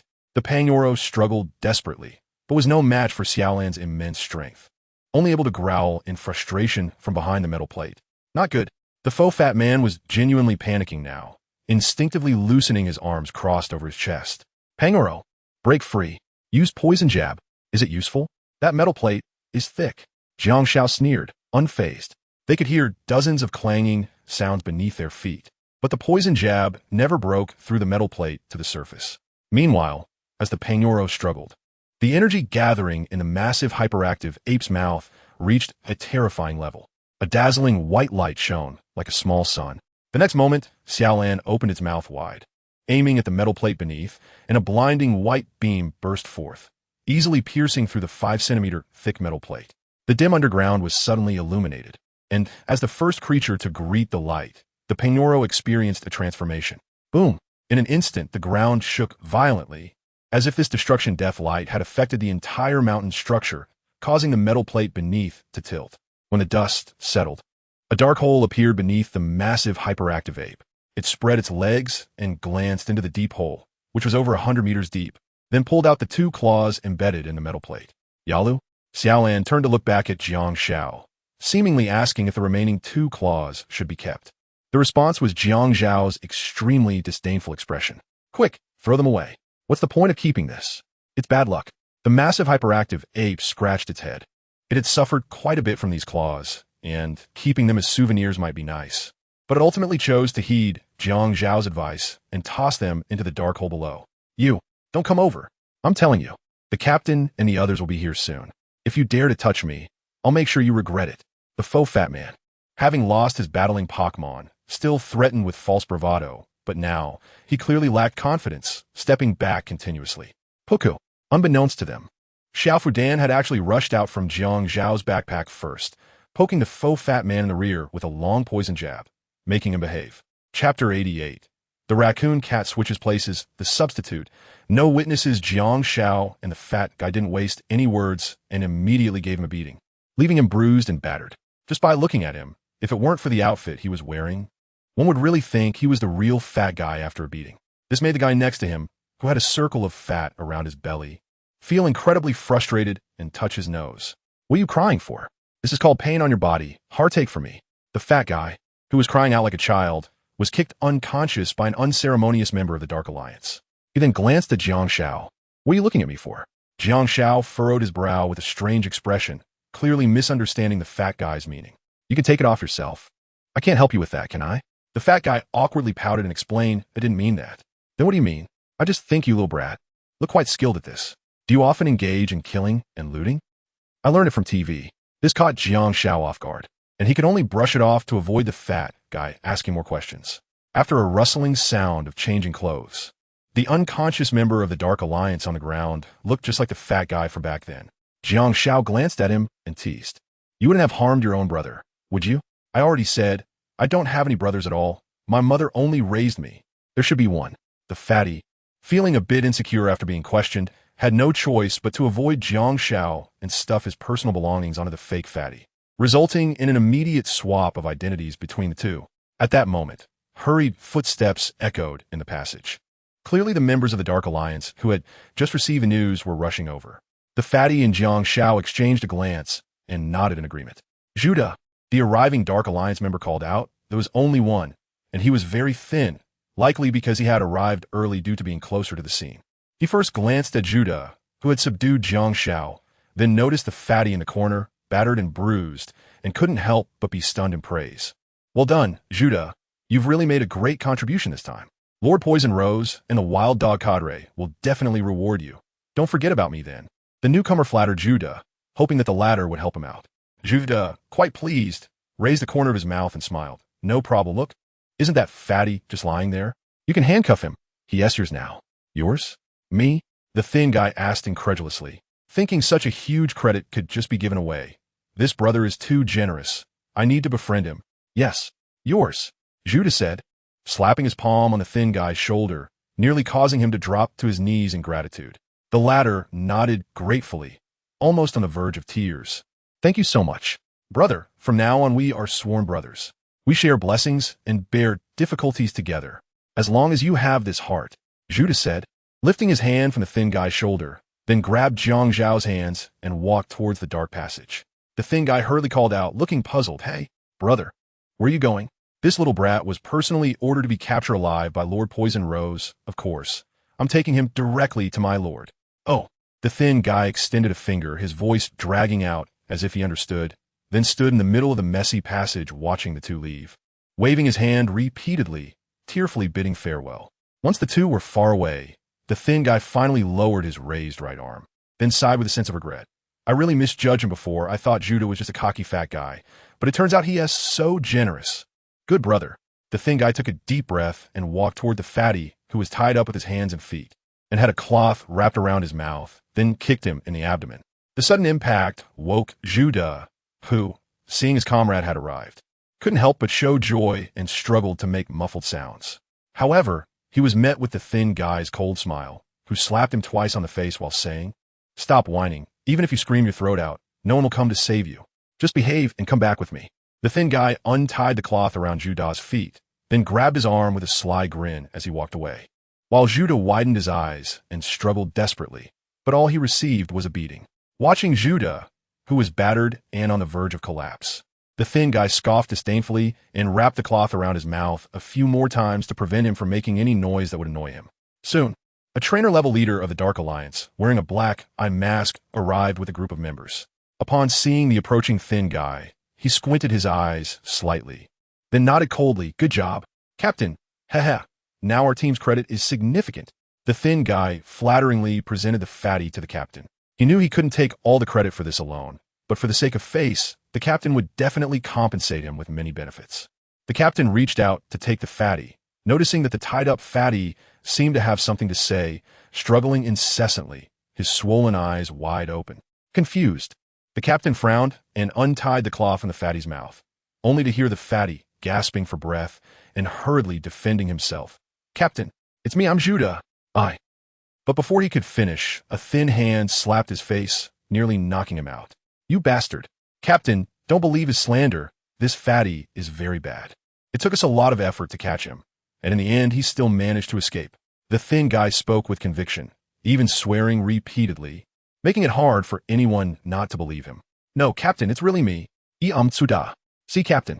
Judah, with disbelief, looked down and saw a cold dagger already plunged into his abdomen, blood gushing out, and the hand gripping the dagger's handle belonged to the indifferent masked man before him. Puff! The dagger sank deeper by a few inches. "Captain." The masked man supported the collapsing Judah, then leaned close to his ear and whispered, "It doesn't matter whether you are fatty or not anymore. Once you die, you will be fatty." Puff! Puff! The dagger continued to stab into Judah's abdomen, the bright red blood dripping incessantly. Chapter 89, Escaping Pursuit. Zhao Mu unconscious in the big pit in the poacher's base, in the deep, unconstructed area. Hey, why are you still handcuffed?" Jiang Shao, whose hands were cuffed behind, swung his arms a couple of times, signaling the fatty to uncuff him.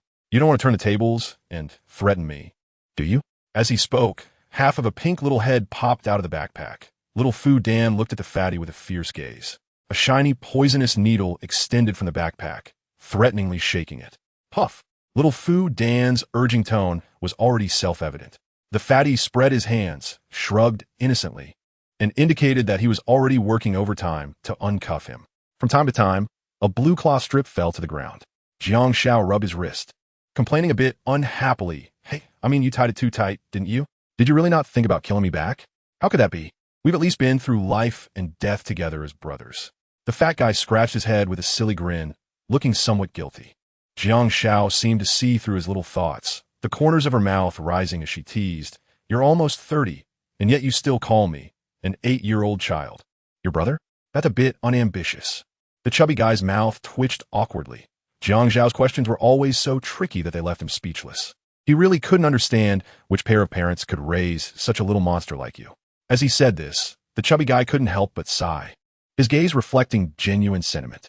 Jiang Shao is the most extraordinary child he has ever seen in his life. Whether it's the battle skills expected of a trainer or his courage, intelligence, and mindset, he far surpasses his peers and even many adults. My dad and mom are much stronger than me. If I'm a little monster, then they are big monsters. Jiang Shao smiled and replied, and in her eyes appeared the image of a scruffy man and a woman holding a rolling pin. The fat man squinted and nodded, seemingly pondering Jiang Zhao's true background. From time to time, they walked a distance into the pitch-black cave, and the surrounding space suddenly widened, with many glowing crystal clusters appearing on the walls. "Here we are again." The fat man stood still, looking frustrated and melancholy, thinking that if it weren't for that guy, they wouldn't have ended up in this situation. They really shouldn't have dug down. "What are you talking about?" Jiang Shao tilted his head and squinted at the fat man. "Nothing." It seemed that the matters here touched a nerve with the fat man. He frowned and silently walked away. Seeing his state, Jiang Shao could only shrug and force a smile, thinking it's fine, I can guess it anyway. Saying this, he opened his hands to little Fu Dan, asking for little Regirock. The latter reluctantly pouted, cheeks puffed up, as if saying that things given away shouldn't be taken back. "Come on, hurry up." Finally, little Fu Dan succumbed to Jiang Zhao's pressure and handed over the little Regirock hidden in its abdomen. Looking at the gray stone emitting a glow in his hand, Jiang Shao revealed a satisfied smile. It was just as he had guessed. He then looked up at the vast underground cave and whispered, "Is this where Regirock sleeps?" It really is well hidden. He truly didn't know whether those poachers were lucky or unfortunate. They originally just wanted to dig a base and ended up breaking into Regirock's home. Then, they were bloodbathed by the Dark Alliance. Innocent people suffer because of their treasures. That's quite fitting. Jiang Shao recalled an ancient saying from his previous life and couldn't help but sighed out loud. Following the dejected fat man, Jiang Shao walked into the darkness ahead, anticipating the secret passage he mentioned that led to the outside world. However, before they found the passage, the fat man suddenly stopped. "Why aren't you moving? You don't want to settle down here, do you?" Jiang Shao urged from behind, then followed the fat man's gaze ahead. With the dim glow of the crystal clusters, the fat man raised an eyebrow and blinked. How could there be signs of a battle here? These battle marks are new. Not ones I left behind. The fat man squatted down, carefully observing, his expression growing more vigilant. Someone was just here. Hearing this, Jiang Xiao squinted and pondered for a moment, then nodded and squatted down behind a broken rock. How could someone have been here? Didn't you say only you knew about this place? It's true that only I know, but it doesn't rule out the possibility of others discovering a new entrance. The fat man explained.